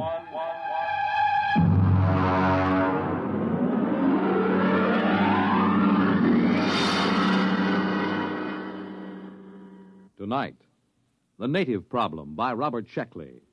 But first, hear this. This is Marion Baker of Atlanta, Georgia. As a teacher, there is a problem that I feel quite acutely. I know most of you think I'm speaking of low salaries or inadequate school facilities. True, both of these situations should be remedied. But actually, what I would like to speak to you about is something which should be quite close to you as parents. Each day in your community, there are quite probably children who will miss valuable days in school simply because of preventable illnesses. It's all very easy to speak of the normal winter cold, but such things as hot breakfasts, good lunches, adequate clothing, and shoes can do more than any yet-to-be-discovered miracle drug in keeping our children warm and healthy and in class. Look into your school system this fall when your youngsters go back to school, but give equal consideration to the way in which you look after your children's needs.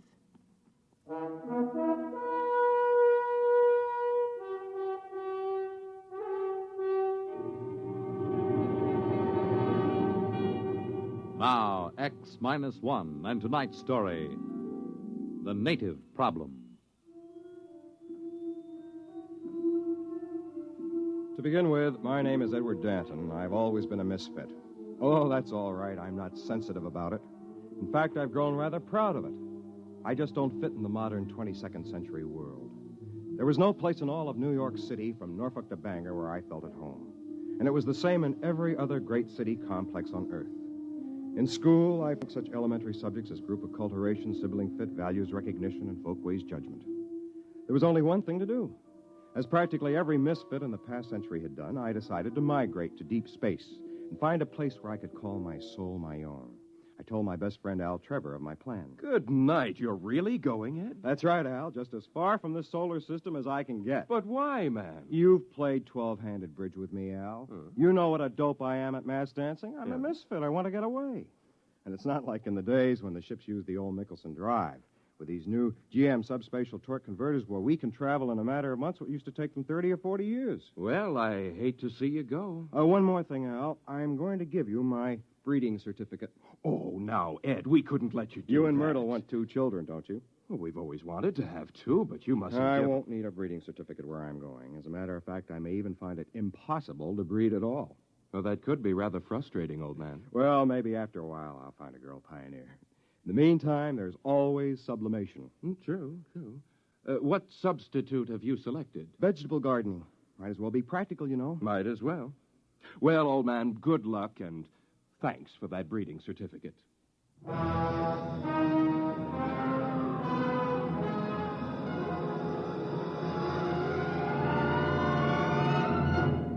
next day, I took off for the stars on a government ship. The spot I picked was out in what they call the New Territories. The planet I finally settled for was ideal.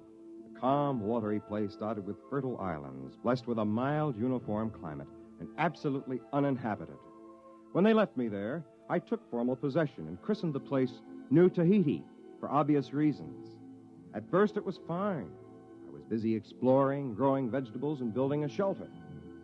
After that, though, time began to drag. I had to do something. But what? I was marooned on this deserted planet, and it might be years before another Earthship would land here. And then, miraculously, it happened. A ship came out of the skies and headed for a landing on my own private island. It was an ancient Michelson drive job, battered and scored, but bearing a proud legend painted on its nose. The Hutter people, it read. When the ship landed on the beach, I ran out to meet it, forgetting that I must have looked more like a naked savage than a fellow Earthman. Hey, there in the ship! Stop where you are! Welcome to New Tahiti. Boy, am I glad to see you folks. What's the latest news from... Stand back there. Take another step and I'll shoot. What, is something wrong? What's your name? Edward Danton. What's yours? Simeon Smith, military commander of the Hutter people. And this is Jedediah Franker, my second in command. How come you speak English, boy? Me? Why, I've always spoken English. Where are the others? Where are they hiding? There aren't any others. Just me.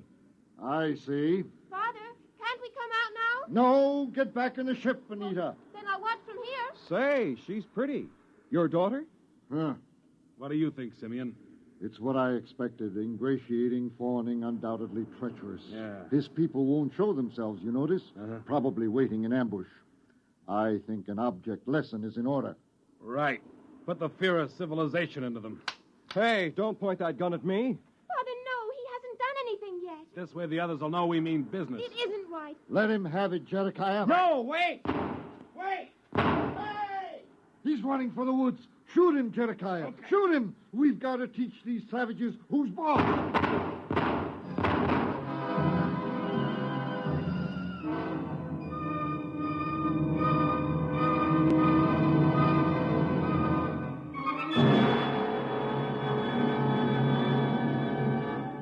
You're listening to The Native Problem, tonight's attraction on X-1.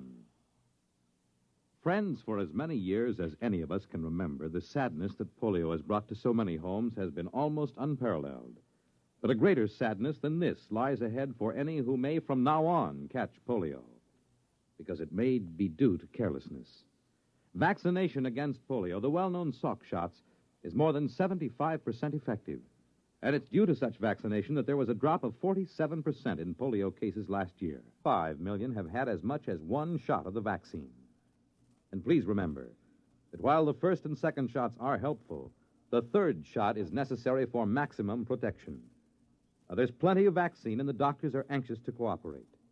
Remember, the end of polio is at hand, but it takes 3 visits to the doctor to lick it. Can you afford not to go?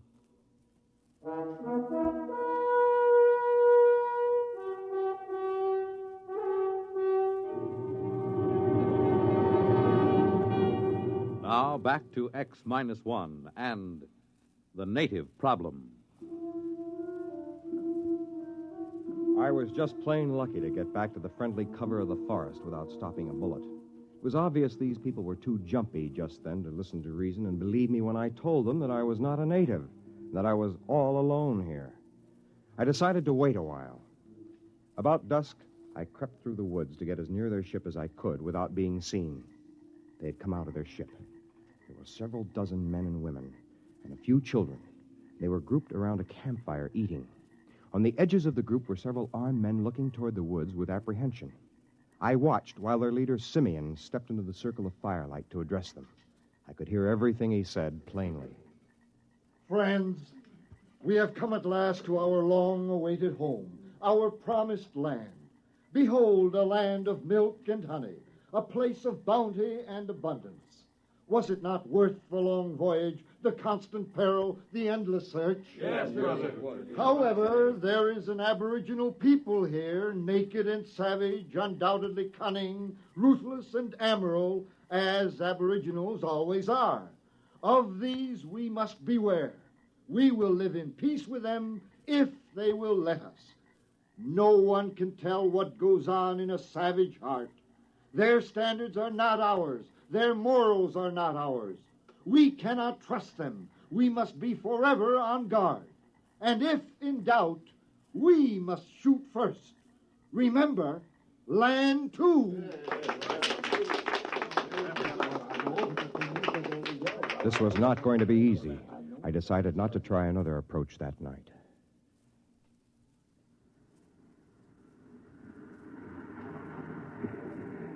The next morning, as they were bustling about unloading their spaceship, I walked down to the beach and headed straight for them with my hands held out to show them that they were empty. The sentry stopped me at the point of a gun, and in a minute, both Simeon and Jedekiah came running up, covering me with their weapons. I stood still, my flesh creeping in anticipation of the bullets someone might fire at me any minute. So you have come back. I'd like to explain. I am the leader of these people. I am the big chief fella. You, big fella chief, your people? There's no need to talk that way. I told you yesterday. I have no people. There's just me. I speak English. Unless you're honest with me, you're going to regret it. Now, where's your tribe? I'm an Earthman. Are you deaf? Can't you tell by the way I talk? Now, listen, you... Excuse me, Simeon. I don't believe I have met your friend. Professor Baker, this savage here claims to be an Earthman. Oh? You are an Earthman? That's right. My name is Edward Danton. Only a few months ago, I left Earth on a spaceship. How was it powered? By a GM subspatial torque converter. What do you think, Professor? It's amazing. Truly amazing. His grasp of colloquial English bespeaks a fairly high level of intelligence, which points up a phenomenon frequently met with in savage societies, namely, an unusually well-developed power of mimicry. Our friend Dante, as his original uncorrupted name must have been, will probably be able to tell us many tribal legends and myths. Oh, come off it, Professor. I'm an Earthman. No, my poor friend, you are not. Obviously, you have met an Earthman. Some trader, I dare say, stopping for repairs. We saw signs that a spaceship once landed here, Professor. Oh, confirmation of my hypothesis. That was the government ship that dropped me off here.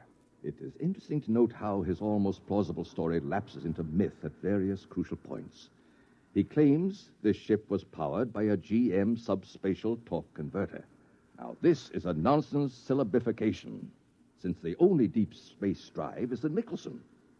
He also claims that the journey from Earth was made in a matter of months, since his untutored mind cannot conceive of a journey lasting for years. Yet we know that no space drive, even theoretically, can reach here from Earth in less than 30 or 40 years. Then GM must have been developed after you left Earth. How long have you been gone? The Hutter ship left Earth 120 years ago. We are mostly fourth and fifth generation. Now, come on, Dante. Where's your tribe? Where are they hiding? This is preposterous. What can I do to convince you I'm from Earth? That's enough. We won't stand for backtalk from natives. Where are your people? There's only me. Maybe a taste of the black snake whip will loosen his tongue. Later, Jedekiah. His tribe will come around for handouts. Natives always do. Then let's put him to work. Dante, you can join that work gang over there unloading supplies. No, thanks. I'll go back. Chief said no back talk. Why are you natives always so bone lazy? You'll be paid as soon as we unload the beads and calico. Now get to work.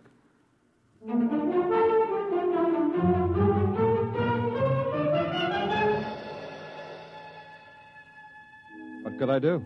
I joined the work gang and unloaded the ship. By late afternoon, we had finished. I sneaked off to sit beside a mountain spring near the ship. In a few minutes, Anita, the pretty girl I had noticed the day before, came and sat beside me. Hello, Dante. Anita, do you think I'm a native? What else can I think? Everyone knows how fast a spaceship can travel. Times have changed since your people left Earth. By the way, they weren't in space all that time, were they? No, they originally settled on a planet called Land 2. But there was a native rebellion. We barely managed to escape. In that case, I can understand why they're so nervous about aboriginals. Oh, but don't worry, Dada. Things will be better when the council takes over. Who are they? A council of elders. They're men of goodwill who detest violence. And if you and your people are really peaceable... I haven't any people. Yes, I know. But if you and your people are really peaceable, you're sure to prosper under the rule of the elders.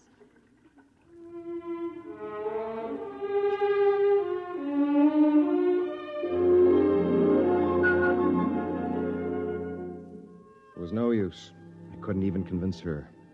But as we sat together and talked, I began to forget my problems. I was enchanted by her. And I think she liked me, too. After a while, as though it were the most natural thing in the world, she was in my arms, and I was kissing her. What's going on here? Jedekiah. You're a disgrace to your people. Are you out of your mind, girl? You can't mess around with a dirty native and keep your self-respect. Now, just a minute, you... Shut up! As for you, you've got to learn something and learn it good. Natives don't fool around with Hutter women. I'm going to impress that little lesson on you right here and now. Jedediah, don't! I've had enough from you. Danta, you struck him. He tried to hit me first. Get up, Jedediah. You're not hurt. Jaw. Help! Help! The natives are revolting! Help! Well, that did it. People began to shout and run all over the place. Anita tried to calm them down, but it was no use. I took to the brush just before they turned a machine gun on me. And all that night I hid, while armed parties went crashing through the woods, shouting and firing at shadows. It was a nightmare. There goes one. Quick! They're behind us. Turn the machine gun. Got him! No, they got away. Look, they're in the trees. Fire, man, fire!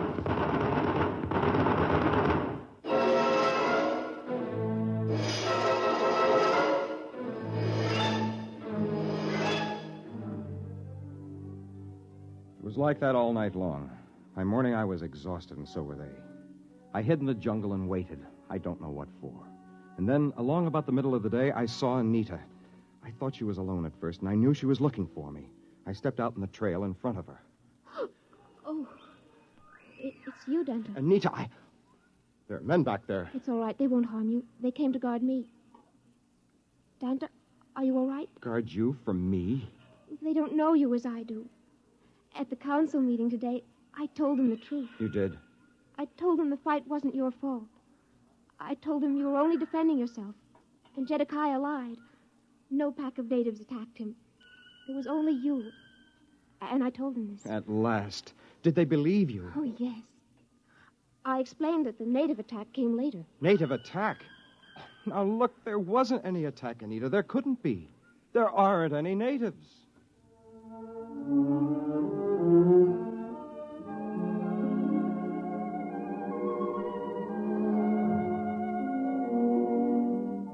I could tell right then it was no use trying to convince anyone, even the girl I loved.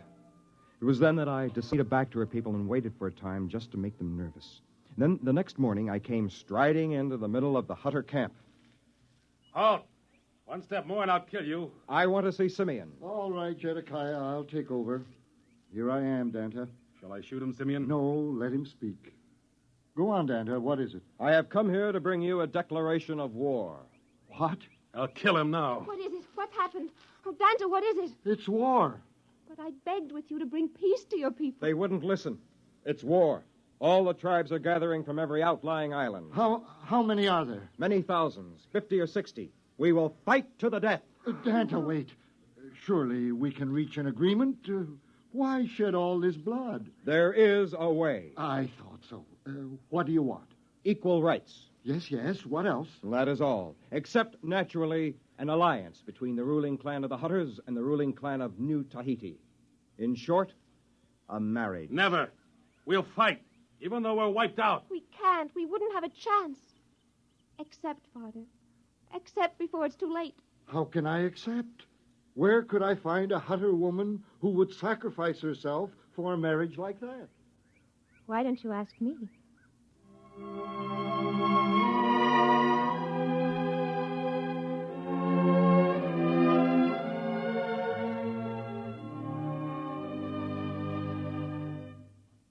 So it came about.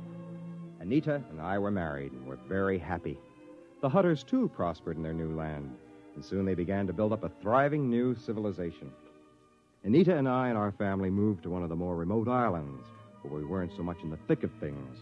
Sometimes people would come to see us and ask me to talk about my people, and I would tell them how they could not stand the white man's civilization and how they died off, all but me. It always made them feel very guilty, and somehow I liked to watch them squirm. As I said, I've always been a misfit.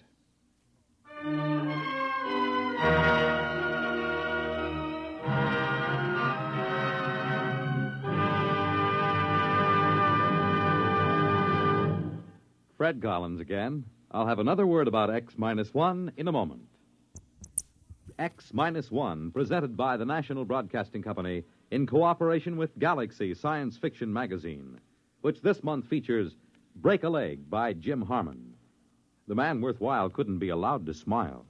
If he ever laughed at himself, the entire ship and crew were as good as dead. Read it in Galaxy Magazine on your newsstand today. X-1 has brought you The Native Problem, a story written by Robert Sheckley and adapted for radio by William Welch. Featured in the cast were John Thomas, Joseph Boland, James Dukas, Ellen Muir, Charles Webster, and Alan Bergman. Your announcer, Fred Collins. X-1 was an NBC Radio Network production.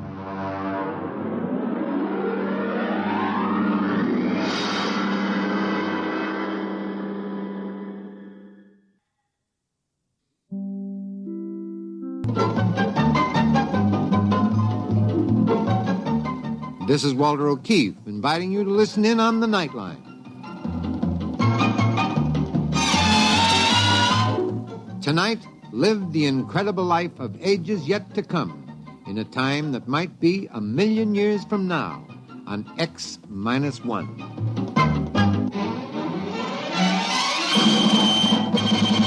Now, an incredible story of the world beyond. Countdown for blast-off. X-5, 4, 3, 2, X-1, fire.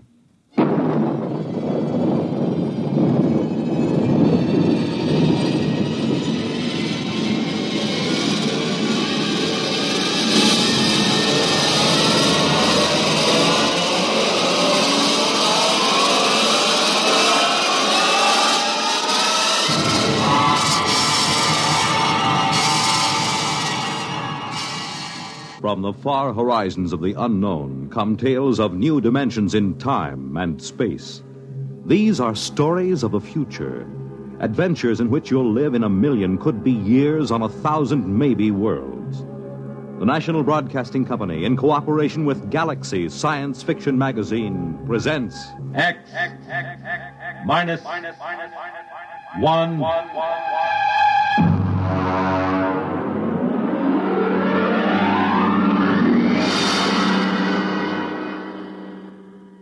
Tonight, The Haunted Corpse by Frederick Pohl. But first, hear this. Whenever you want things to be just right, be it here or there or day or night, You make it Pabst, 'cause Pabst makes it perfect. Yes, Pabst makes it perfect. Just as we always have ever since 1844. So next time, you make it Pabst, because Pabst makes it perfect. America's Blue Ribbon beer from the Pabst Brewing Company, Milwaukee, Wisconsin. Yes, Pabst makes it perfect.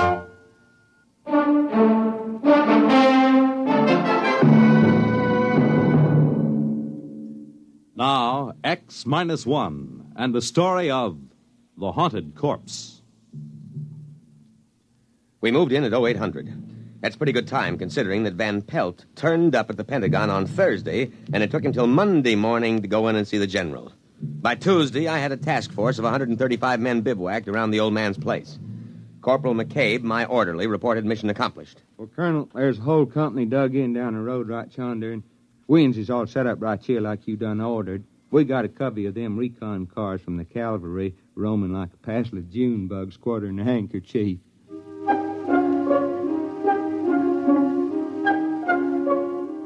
McCabe isn't very bright, but he's loyal. Well, about 9 in the morning, the old man woke up. I suppose the firing at the auxiliary pistol range I set up got him out of bed.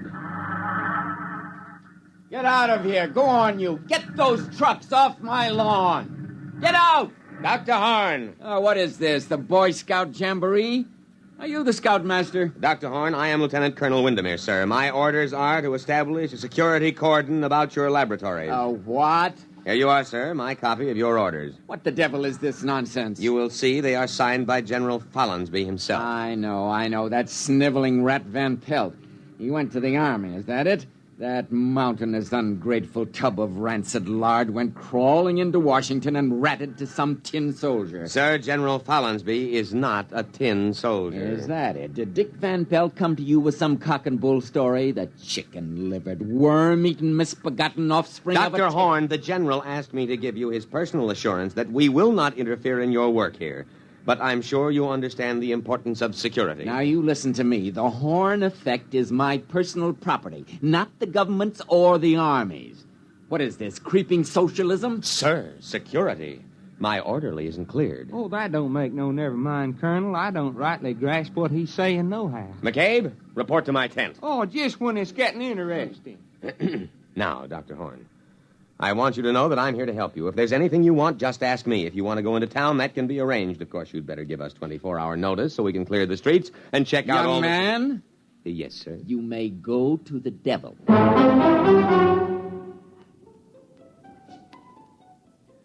Of course, he went in to call the Pentagon and protest.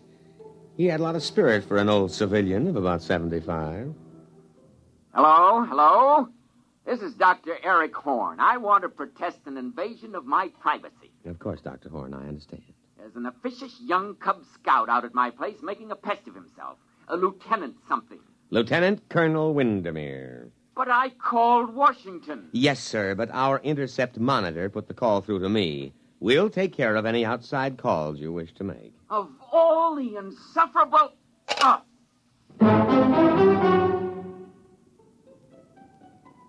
At about 0600 the next morning, I ran a surprise full-scale inspection and simulated infiltration. Hey, look out! You trigger-happy idiots! It's me, McCabe! And you simulated! You hear?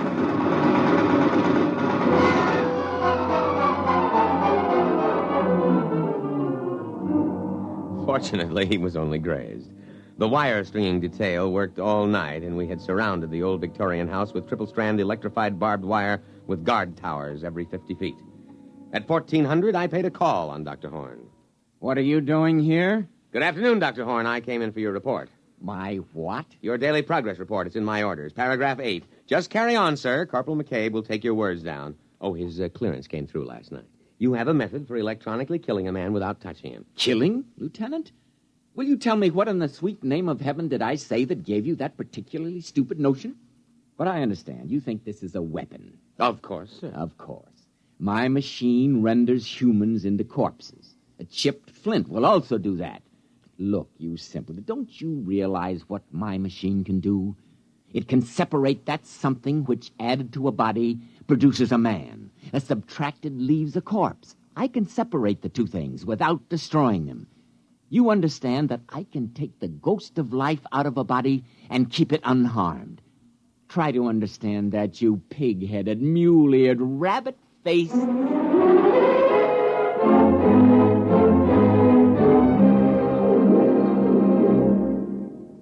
You're listening to The Haunted Corpse, tonight's attraction on X-1. You know, the property value of your home depends on the well-being of your community and your neighborhood, on things like good lighting for your streets, accessible parks and playgrounds, and cleaning up slums. And what others are doing, you can do. In Michigan, a city group launched Operation Bootstrap to rehabilitate houses, clean up slums, and interest everyone in better living standards. In Pennsylvania, a local real estate board surveyed every property in town, got 500 improved and 50 hopeless slums torn down. So help clean up slums and keep up your own home as well. To help keep your community sound, get into Action. Action is a national organization designed to help you protect the well-being of your community. For free information on your particular problem, write to Action, Box 20, Radio City Station, New York 20, New York.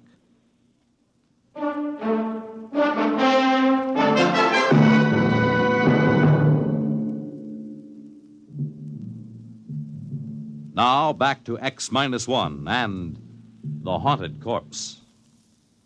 I terminated the interview and went back to headquarters to prepare my situation analysis. Van Pelt, all 300 pounds of him, was waiting for me. He was eating a can of sea ration with a knife. He's perfectly sane, Colonel, but he's dangerous. Very dangerous. You've got to protect me, absolutely. Van Pelt, I want the straight dope on Horn. Now, what is this ghost business? Oh, that. That's just his way of putting it. You see, care to join me in a can of beans? No, thank you. Well, there's a difference between a living man and a dead man, and that difference is what Dr. Horn whimsically calls a ghost.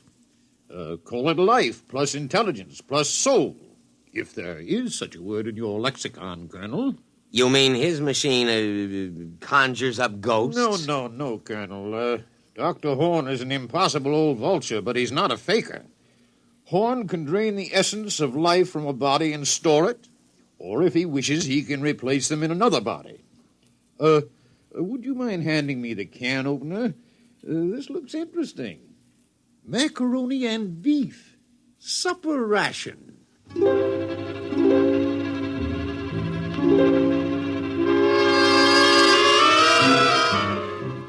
Well, so he had a machine that could take a mind out of one body and put it in another body. Well, why didn't he say so straightforwardly instead of beating around the bush like a civilian?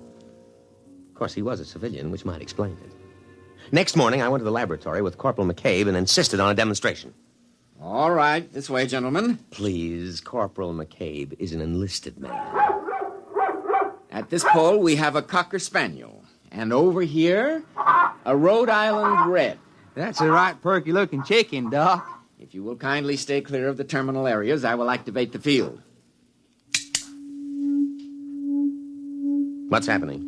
The field is vibrating at the cycloid rate set on the crystals. All right, it's ready for discharge.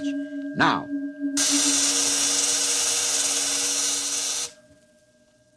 Well? Watch. Here, Rover. Here, boy. Here, boy. Hey, that ain't no hound. That's the chicken. I know. Here, Rover. Well, I'll be pickled for an eel. That little old chicken is trying to wag its tail. And over here... Here, chick, chick, chick, chick, chick, chick, chickie. Here, chick, chick, chick, chick, chick, chick. Well, doggone. I never did see the like of that. A flop-eared, honest-to-Pete dog trying to peck corn.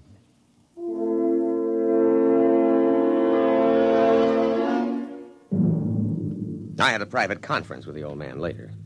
Under Section K of my security regulations, I moved on my own initiative. Well, Lieutenant?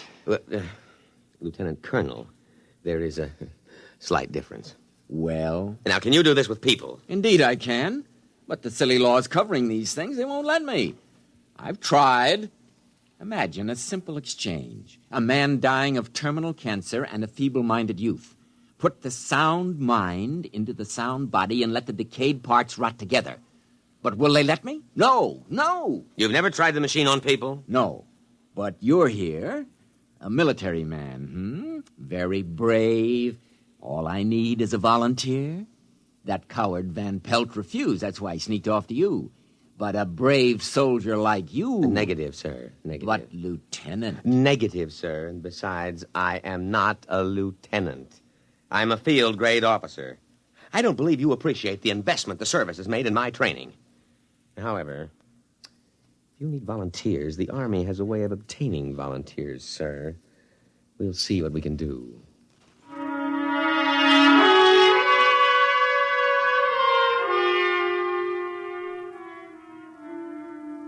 Actually, it was easy. First, there was a boy from Maine awaiting court-martial on an AWOL charge.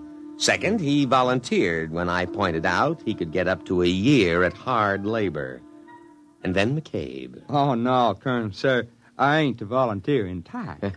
Well, McCabe, I have been asked to recommend a non-com for infantry assignment in the Aleutian Islands. Infantry? Yes. Advance, rifle, platoon, scout. The Aleutians? In the winter. Colonel, sir, I begs to report you have found a volunteer, namely I.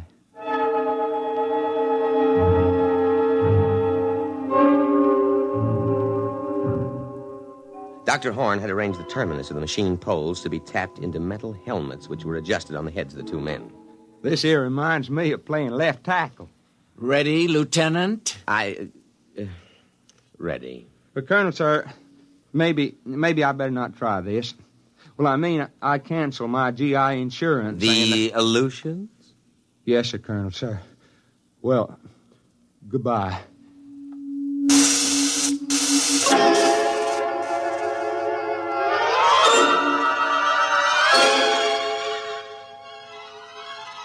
The test was an anticlimax. It worked. McCabe, that is, McCabe's body, reported himself as Private Ethan Coffin in a broad down-east dialect. I had Horn switch them back, and then I went back to my tent and put through a call. Crash priority. General Fallon's be on a scrambler circuit, Colonel, sir. All right. Now leave, McCabe. This is top secret. They don't never tell me nothing. I swear it's worse than grade school. Now, General. Colonel! Colonel! Van Pelt, what's the idea of barging in? I'm making a top secret You call. didn't let Horn make his test. You didn't. Now, out, Van Pelt, out. But that's all he's been waiting for. You gotta listen to me. McCabe! Colonel! Escort Mr. Van Pelt out.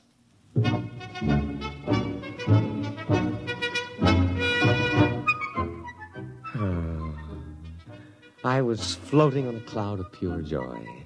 I could see my eagles within my grasp. Maybe even a full star. I told the general my plan. Are you still there, sir? Oh, well, you see, we use the device for intelligence. Suppose someone way up top in their government should visit the United States. We switch him, put our own man in his body, you see? Or in wartime, take a few prisoners and put our men inside their bodies. Yes, sir. Yes, sir, I can be available for a staff meeting at 0900. Yes, sir. General Windermere. Lieutenant General Windermere. Oh, why not? General of the Armies. Colonel, sir. Oh. What is it, McCabe? That Mr. Van Pelt. Listen, McCabe, next time I'm on the top secret scrambler to the Pentagon, don't you dare let anybody into the command tent. No, sir, Colonel, sir. But this here Van Pelt. I don't want to hear about him. Now let him cool his heels a while. Well, he ain't. That is, he left. Good. But he carried on something frightful. He kept saying Mr. Horn wanted to live forever. What? Screw, he ain't it. That's what he said. He said all Horn was waiting on was to make a test on human beings. He said that he's going to grab the first man he runs into and steal his body. I think he is drunk or something. McCabe, call a condition red alert. Well, what for? Don't argue. Oh, never mind. You go up to the laboratory and take Dr. Horn into custody. I'll give the alert. Now move.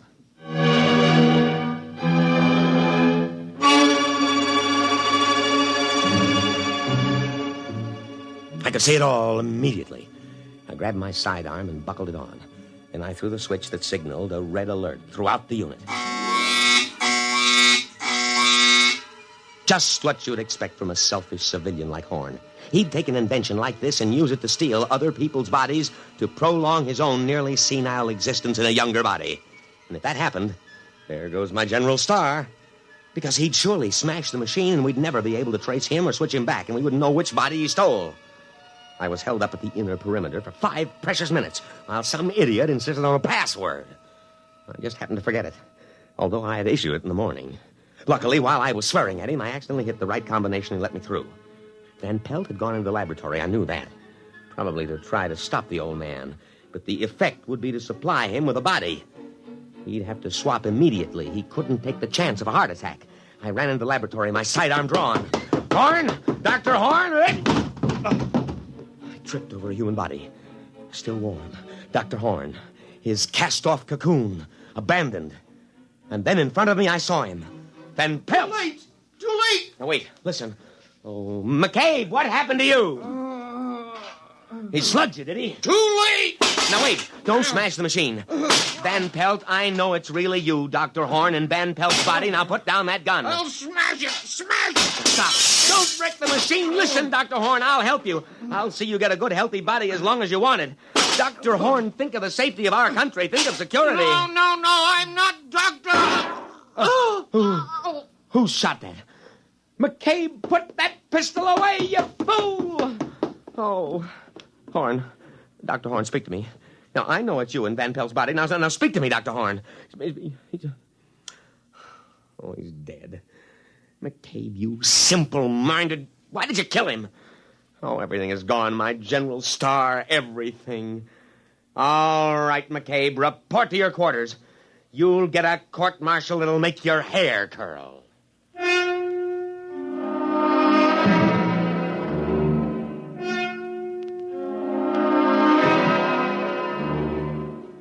I sat there in the wrecked laboratory, and I almost cried. Everything gone, the machine, the brilliant mind that knew its secret. I looked at the corpse of Van Pelt that held the mind of Dr. Horn before that idiot McCabe had put a bullet through the brain and killed both.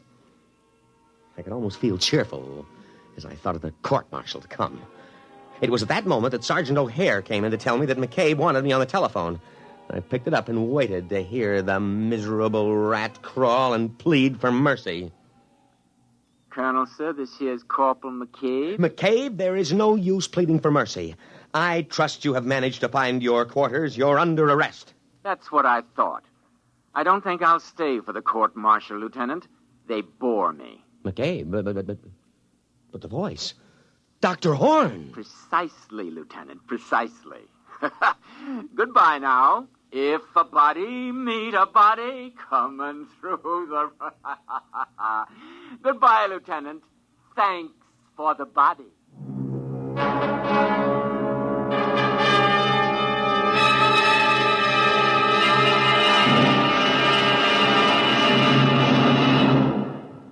Fred Collins again, and I'll have another word about X-1 in a moment.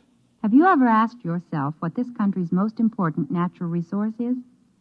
I'm Dorothy Olson, NBC Bandstand singing schoolteacher. Our most important resource? Well, you might consider it our mineral deposits, or our tremendous sources of water power, or maybe our great forests. Well, these are all very important natural resources, but there's one resource that's more important than all these combined. Our children. Don't neglect them or their educational facilities. Poor schools breed inadequate citizens for tomorrow. And another thing, keep your youngsters in tip-top shape so that they won't miss important school days. Dress them against the weather so they won't catch needless winter colds. Check their wardrobe as they go back to school this fall to be sure that they have plenty of the right kind of clothing. Remember, our children are this nation's most important natural resource. It's your job to protect their future as they go back to school this fall. You have just heard X-1, presented by the National Broadcasting Company in cooperation with Galaxy Science Fiction Magazine. Your announcer, Fred Collins. X-1 was an NBC Radio Network production.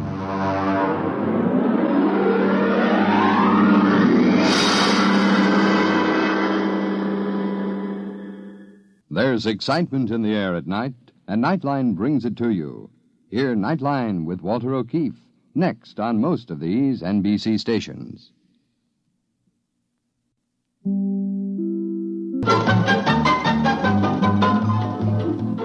This is Nightline, your tie line to the world, and this is Walter O'Keefe.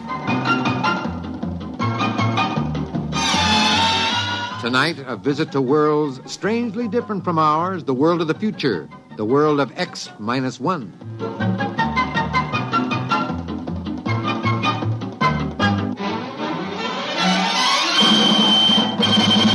Now, here is the future, X-1. Countdown for blast-off. X-5, 4, 3, 2, X-1, fire.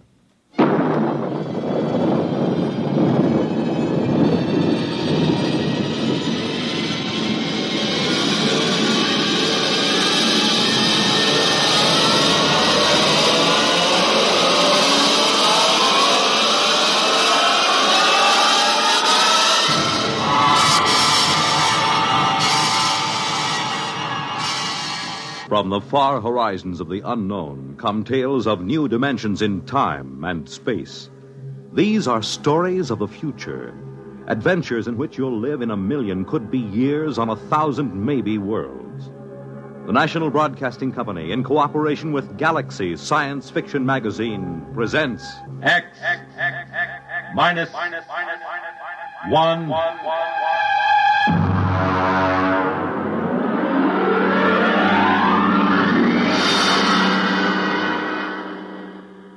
Tonight, The Coffin Cure by Alan Norse. But first, hear this. The scene of America's first Thanksgiving celebration. The top Big Ten football game of the day.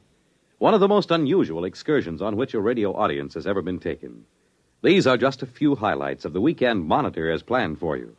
To help set the mood for the coming Thanksgiving holiday, Monitor takes you on a visit to the banks of the James River at Berkeley Plantation, Virginia. The scene of America's first Thanksgiving celebration more than 300 years ago. For sports fans, Monitor takes you to Michigan Stadium at Ann Arbor for the big Michigan-Ohio State football game. And for everybody, a most unusual listening experience as Monitor takes you behind the walls of Leavenworth Penitentiary. You'll learn of this famous prison's operation from Warden C.H. Looney. Sit down to lunch with its inmates. Learn from them how confinement behind prison walls affects a man. Learn of their opportunities for rehabilitation. There'll be celebrities, music, news, and sports. All on Monitor all weekend long, beginning Friday night over most of these NBC stations.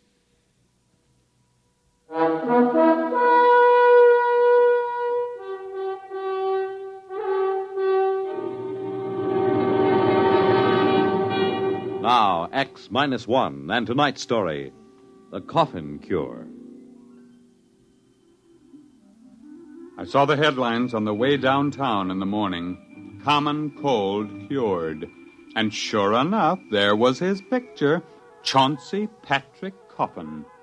The newspaper ran on deliriously.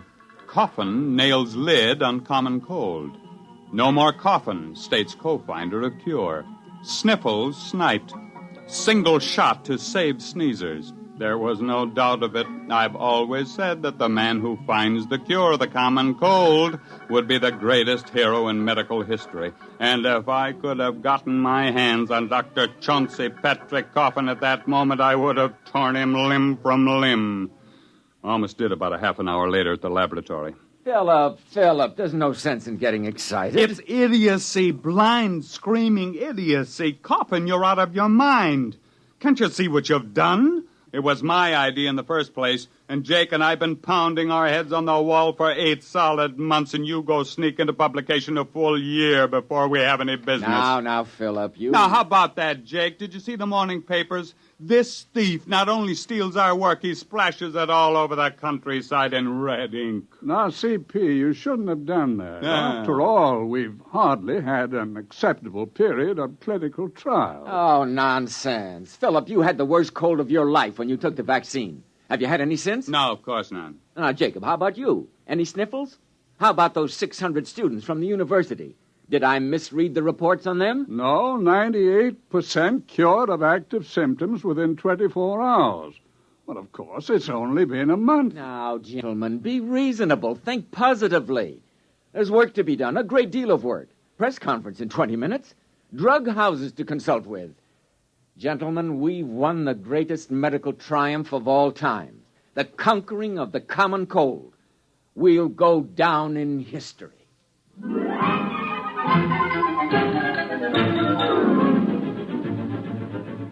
He was right on that point, at least. We did go down in history. Of course, it was the biggest story of the year. In medical circles, it was called the Coffin Multicentric Upper Respiratory Virus Inhibiting Vaccine.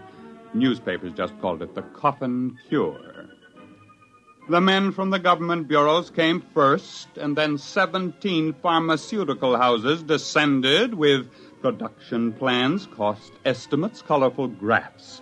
One laboratory promised a vaccine in 10 days. Another guaranteed it in a week. The first actually appeared in 3 weeks and 2 days to be soaked up in 2 hours by a thirsty sponge of cold, weary humanity.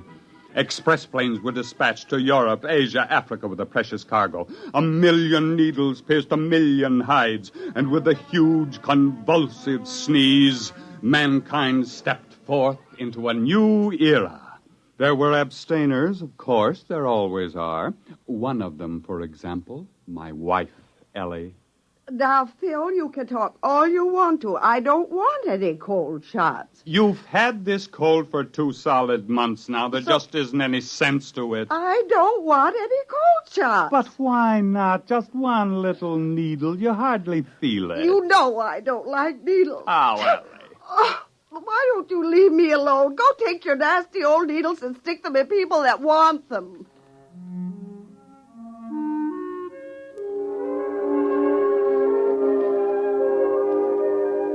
I woke up once that night and listened to a parade of sneezes from Ellie. I rolled over and frowned to myself. It was ignominious in a way. The wife of one of the cold cure discoverers was refusing the fruit of all those months of work. When I woke up in the morning, I thought I was suffocating. Hey, Ellie! Ellie! I'm choking! Ellie! What did you do? Hey! What's burning? Hey, Ellie! Somebody's burning down the house! Oh, what are you talking about? It's just the toast. I burned it. Well, it's awful. What's happened here? I'm baking breakfast. But don't you smell it? Of course not. It's just bacon and eggs and toast. Oh, you mean you don't smell anything strange? I don't smell anything, period, with this cold. But, say, did you put on fresh perfume this morning? Before breakfast? Don't be ridiculous. Not even a drop? Not one drop. This must all be in my mind, or I'm imagining things, that's all. I'm working too hard. Say, wait a minute. Ellie, give me my hat. I've got to get down to the laboratory, quick.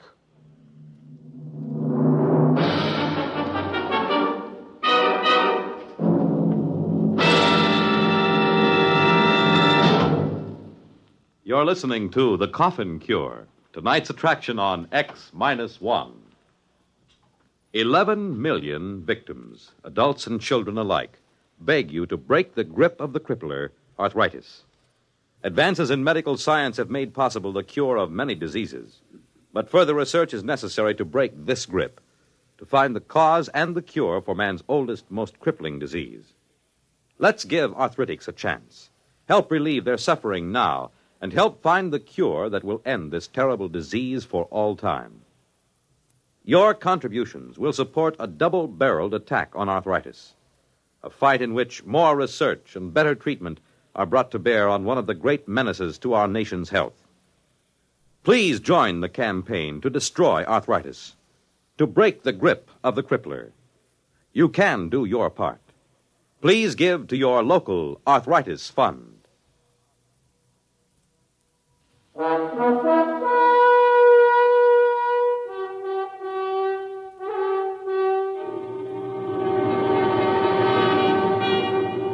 Now back to X-1 and The Coffin Cure.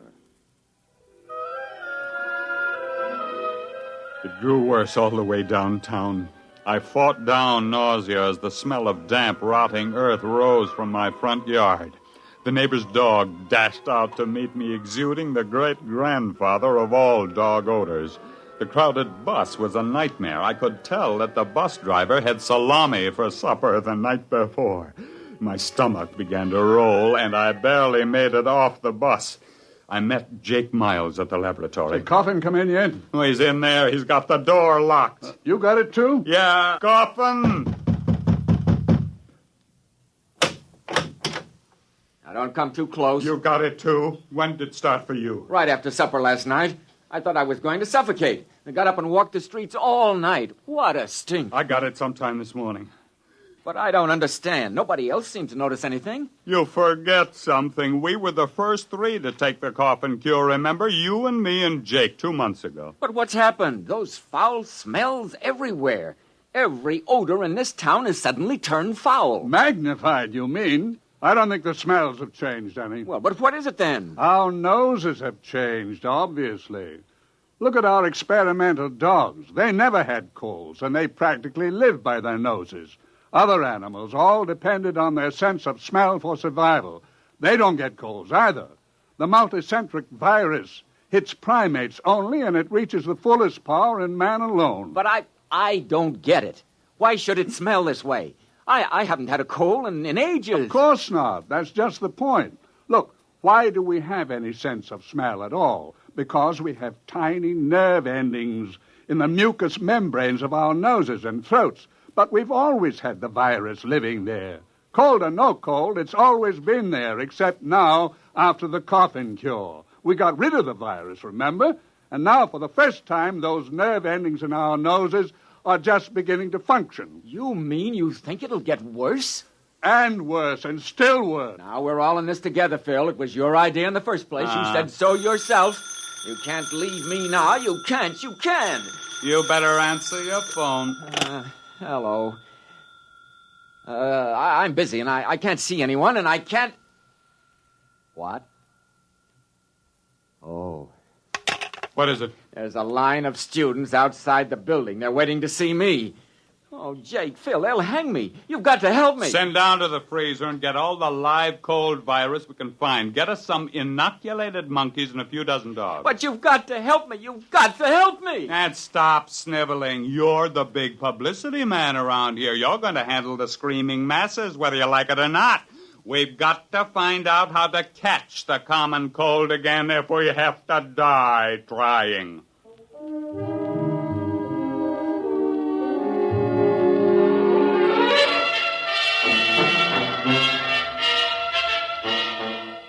It was a futile struggle. We sprayed our throats with enough pure culture of virulent live cold virus to have condemned an ordinary man to a cold for life. We didn't develop a sniffle. We injected the virus hypodermically, intradermally, intramuscularly, intravenously. We drank it. We bathed in it, but we didn't catch a cold. We wore wet clothes and sopping shoes to work, but we never felt better in our lives. I think you should all be locked up, taking a cold shower and then going out in the snow. You don't understand, Ellie. We've got to catch a cold. Why? Suppose you don't. What's going to happen? We had 300 students march on the laboratory today. The smells were driving them crazy. They couldn't even bear to be close to their best friends. Tomorrow, we'll have them back and 300 more.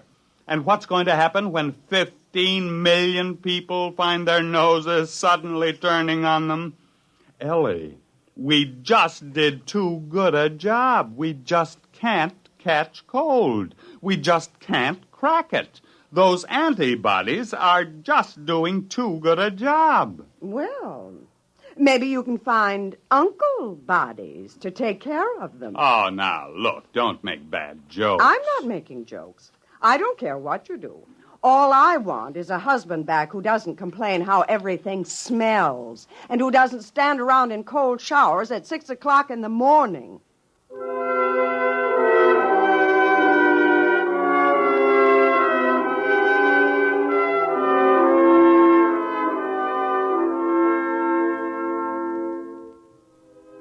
In the morning, Jake, Coffin, and I had a conference in the lab.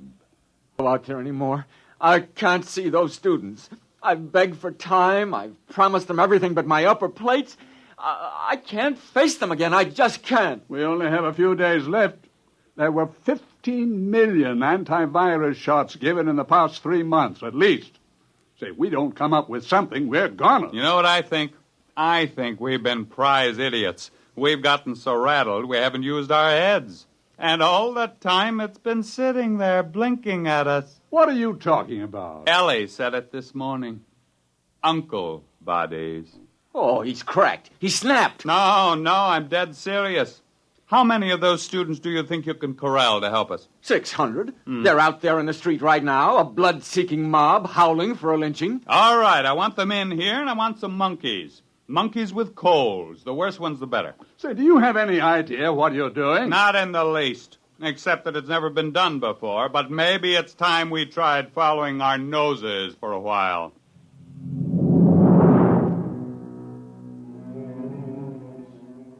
The tidal wave began to break 2 days later. Only a few people here, a dozen there, but we could tell it was coming. At the laboratory, the doors were kept barred, telephones disconnected.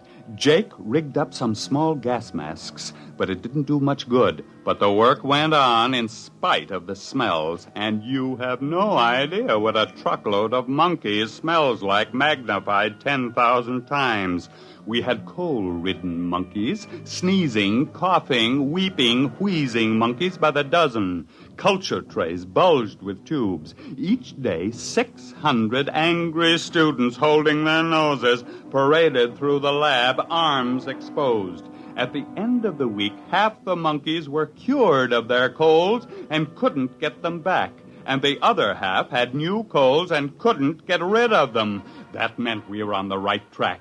And then, 2 days later, Jake came into the laboratory triumphantly. Jake, what's the idea of bringing that dog in here? I've got 6 nose plugs and they still don't do any good. But look at that puppy. Look at it. Watch him carefully. Yeah, he sneezed. He's got a cold. That's the first dog in history that ever got a cold. And we've won.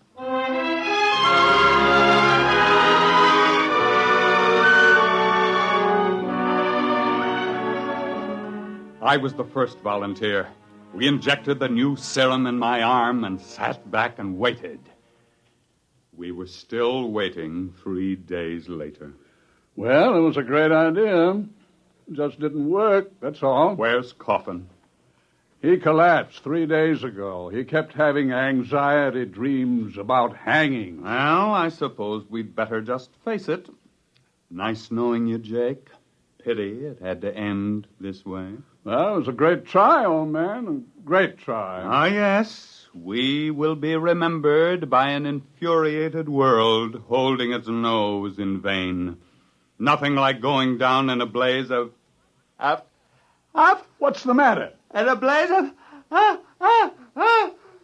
Choo! Phil, say it again.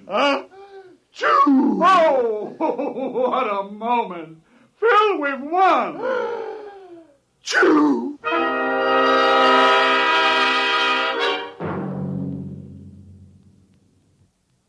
Now, just keep your feet in this warm bath, Phil, and drink plenty of hot lemon juice. You'll be all right. You see, it was your idea, the uncle bodies. We developed an antibody against the cold virus, and then we had to develop an antibody against the antibody. Will they be able to make it fast enough? Just about fast enough for the people to get good and eager to catch cold again. There's only one little hitch. Hitch? The stuff we made does a real good job, just a little too good. I may be wrong, but I think I've got this cold for keeps. Unless I can find an antibody against the antibody against the antibody. Choo!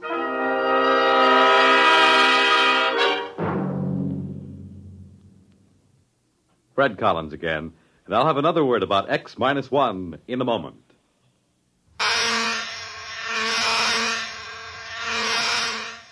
Is your head buzzing with the feverish, stuffed-up feeling of a cold? Here's how to get relief. Every second someone takes it for the miseries of a cold. Bromoquinine brand cold tablets.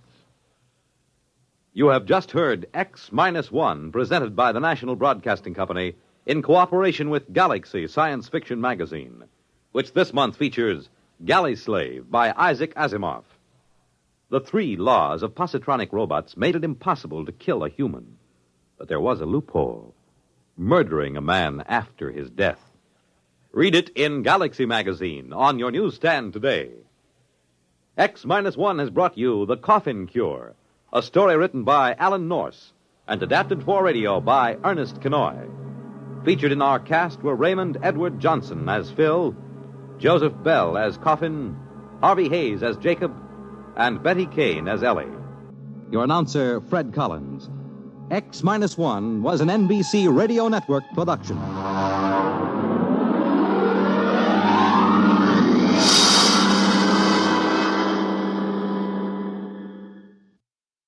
There's excitement in the air at night, and Nightline brings it to you. Hear Nightline with Walter O'Keefe, next on most of these NBC stations.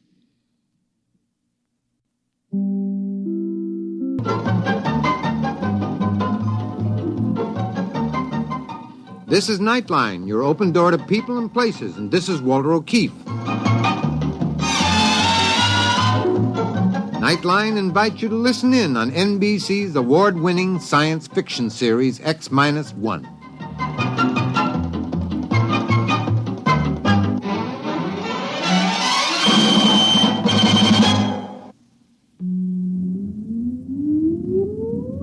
Countdown for blast off. X-5, 4, 3, 2, X-1, fire.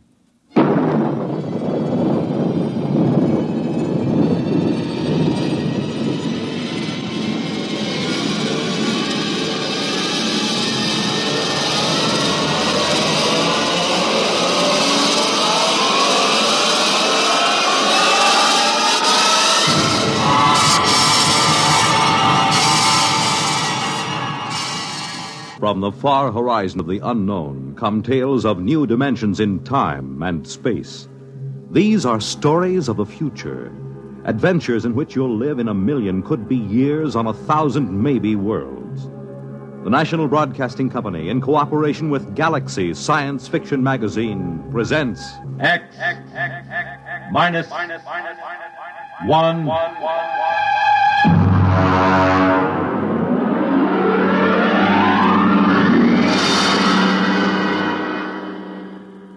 Tonight, The Light by Paul Anderson. But first, hear this. The glamour backstage at Broadway's newest hit musical show, the spectacular West Side Story, the novel experience of accompanying a congressman, Joseph Martin, as he searches out the complaints, compliments, and problems of his constituents on a grassroots tour of his district. The thrill of attending one of the top football games in the nation as Army versus Virginia. The excitement of spending late evening hours with the music of top artists performing in famous nightclubs in New York and Chicago. These are just a few of the highlights of the weekend entertainment Monitor has planned for you. Beginning tomorrow night, Gene Kelly, Milton Berle, Tab Hunter, and Tony Martin are among the celebrities who will be visiting you over the Monitor weekend. There'll be comedy by Fibber McGee and Molly and Bob and Ray.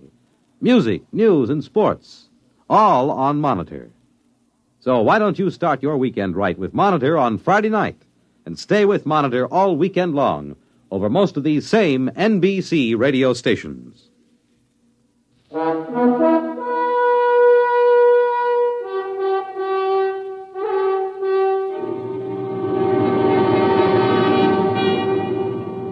Now, X-1, and tonight's story, The Light. You really should feel highly honored, Professor. You're the only person I've been allowed to tell this to. And, of course, there's a good reason why you're being permitted to hear it. Why? I think you'll see why before I've finished. We're not a gang of power-nutty militarists, you know that. Personally, I'd like to tell it to the whole world, but it could very well touch off a war, and a war would mean the absolute end of civilization. There's one thing you should understand right from the start. Just because I know enough math and physics, just because I could pass the most rigid physical exam ever devised, doesn't mean I don't know anything about culture and art. When they picked me for the three-man crew for the first landing on the moon, they were a little condescending about that side of my background. Baird, the skipper, and Hernandez, the engineer, the other two members of my team, were a little leery of me just because I could talk about art every now and then. They needn't have worried. Once we left the space station and got into orbit, we didn't have much to do for several days but talk. Look at it. From this distance, you'd swear the Earth was uninhabited. It's hanging like a big sapphire in the inky black. Poetry. Don't you ever quit spouting it. Why are you riding me all the time, Baird? Maybe I don't trust a scientist who keeps talking about art all the time. You think there's no connection between the two? I know blamed well there isn't. I always thought that when you got up this high, you could make out the continents. I can't tell where the sea ends and the land begins. It's the clouds lying all over the surface that make it so tough. I think that's Russia coming into view, isn't it, Skipper? According to the orbital schedule, that should be Siberia emerging from the Terminator right about now. Are they watching us, I wonder? Why not? They've got a space station of their own with good telescopes on it. Yeah, and I'll bet they're hoping that we smack into a meteor. Maybe they don't have to hope. Maybe they've already arranged an accident. I doubt it, Baird. They wouldn't risk sabotaging us. Not on a trip like this with the whole world watching. Because it might start a war? Don't make me laugh. Nobody's going to start shooting when they know the whole world will go up in smoke just to avenge 3 spacemen and a $10 million hunk of ship. Ever hear of chain reaction? One sharp diplomatic note might set off the whole thing. You think our own government would be sending us to the moon if there were any military advantage to be gained from it? Then what's the idea? Why are we doing this? Prestige. Yeah. They put up the first satellite, built the first space station. Now we've got to be the first man to step on the moon, or the rest of the world will start looking on us as a second-rate power. You make it sound like some kind of game. Oh, it is, Hernandez. The deadliest game mankind ever played. One false move, and bang, the whole world goes up in a mushroom cloud. How long will it go on? That's what gets me. As long as there's a balance of power. But let one side, Russia or us, find a really new concept, something the other side doesn't even dream about, and it'll be all over. Suppose they find it before we do. That'll be too bad for us. The Cold War will be over, and so will we. Why don't you shut up, the two of you? You both talk too much. It was the wrong thing to say, I knew, out there in the great quiet night. We shouldn't carry our little hates and fears and greeds out beyond the sky and into space. Or perhaps the fact that we can be burdened with them and still reach the moon shows that man is bigger than he knows. I couldn't say. Anyhow, as the whole world knows, we made it. Our landing site hadn't been chosen exactly, but as you know, Professor, we came down at the foot of the lunar Alps, not far from the crater Plato. We felt no sense of pioneering when we touched down. We were tired and tense. It was merely a hard, breakneck job.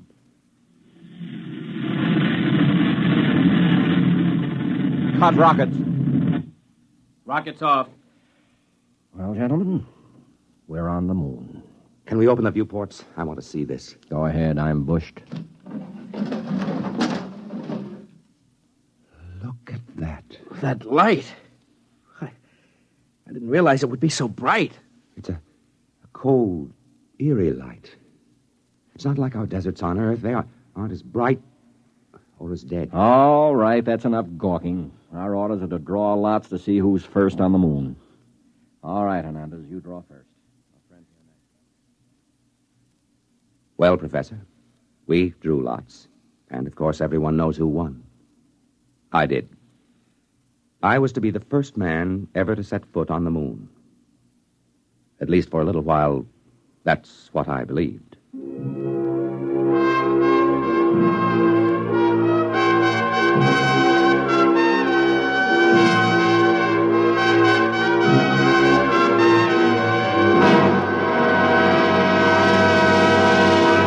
You're listening to The Light, tonight's attraction on X-1.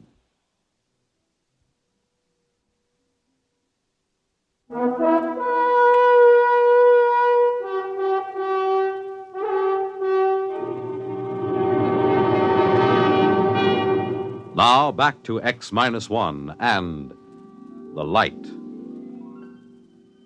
We were in heavy spacesuits, of course, and it wasn't any too easy to move about, even with the light gravity of the moon. I stepped out of the airlock first, followed by Baird.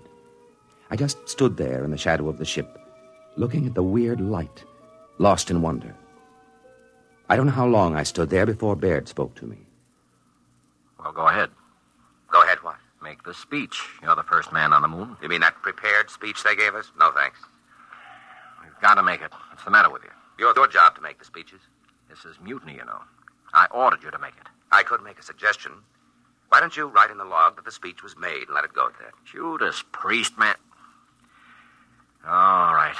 But if this ever gets out... It's our secret, Captain. Consider the speech made. Well, what do we do now? You start gathering rock samples. I'm going to take pictures. Come on the double. So we went to work. I gathered some samples, and each time I did, I left a little mark in the dust on the surface. The traces I left would probably last until the sun burned out. It seemed like an act of desecration, though the landscape was ugly enough. No, that's not true. It wasn't ugly, only alien. You know, it was several hours before I could really begin to see anything. I mean, it took that long for my brain to start registering in this strange, eerie place. I remember pausing to rest a minute while I watched Baird making adjustments on his camera lens and snapping various bits of landscape. Yeah, that ought to be a good one. You know, Baird, the thing that gets me is the light. It's no trouble. I'm using an F8 exposure this time. I mean, the quality of it. It isn't like anything I ever saw on Earth. I wonder if it can be photographed. Of course it'll photograph. You know, in a way, it reminds me of that weird brass-colored light you get just before a storm on Earth. But it isn't the same either. No, I think I'll try an F11 setting. What I mean, though, Baird, is I don't think you can get the feel of this light in a picture. What you'd need for that is such a painter as hasn't lived for centuries. Rembrandt? No, it's too harsh a light for him. Cold light that's somehow hell-hot. Will you shut up? You and your blasted Renaissance?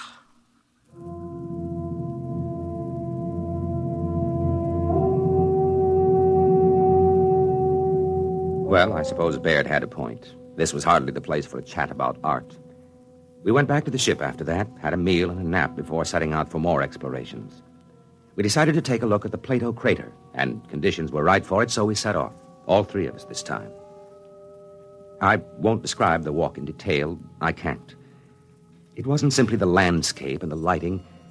On the moon, your weight is only 1/6 as much as it is on Earth, while the inertia remains the same. It feels almost like walking underwater, but you can move very fast once you get the hang of it. After a while, we reached the crater wall, climbed it, and stood looking down.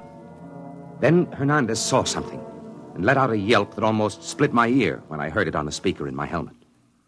Hey, look! What's the matter? What happened? There, in the floor of the crater, that mist. Yes, I see. Then they were right. Who? What are you talking about? The astronomers. They thought they saw something that looked like a mist in some of the big craters. They're right. It's right in front of our eyes. I thought there was no atmosphere here. How could there be mist? Maybe there's some kind of water table down in the floor of the crater. Hey, get back here. I want to go down for a closer look, Baird. And break your leg so we have to carry you home? No dice. You stay here. We've got to find out. He couldn't break anything wearing that space suit. They're like arms. Stay here. I'll have your court-martial. Oh, Skipper, have a heart. Yeah, come on, Skipper. We've got to find out what that stuff is. In the end, we convinced Captain Baird, but he insisted we rope ourselves together before we made the descent. It was agonizing work getting down the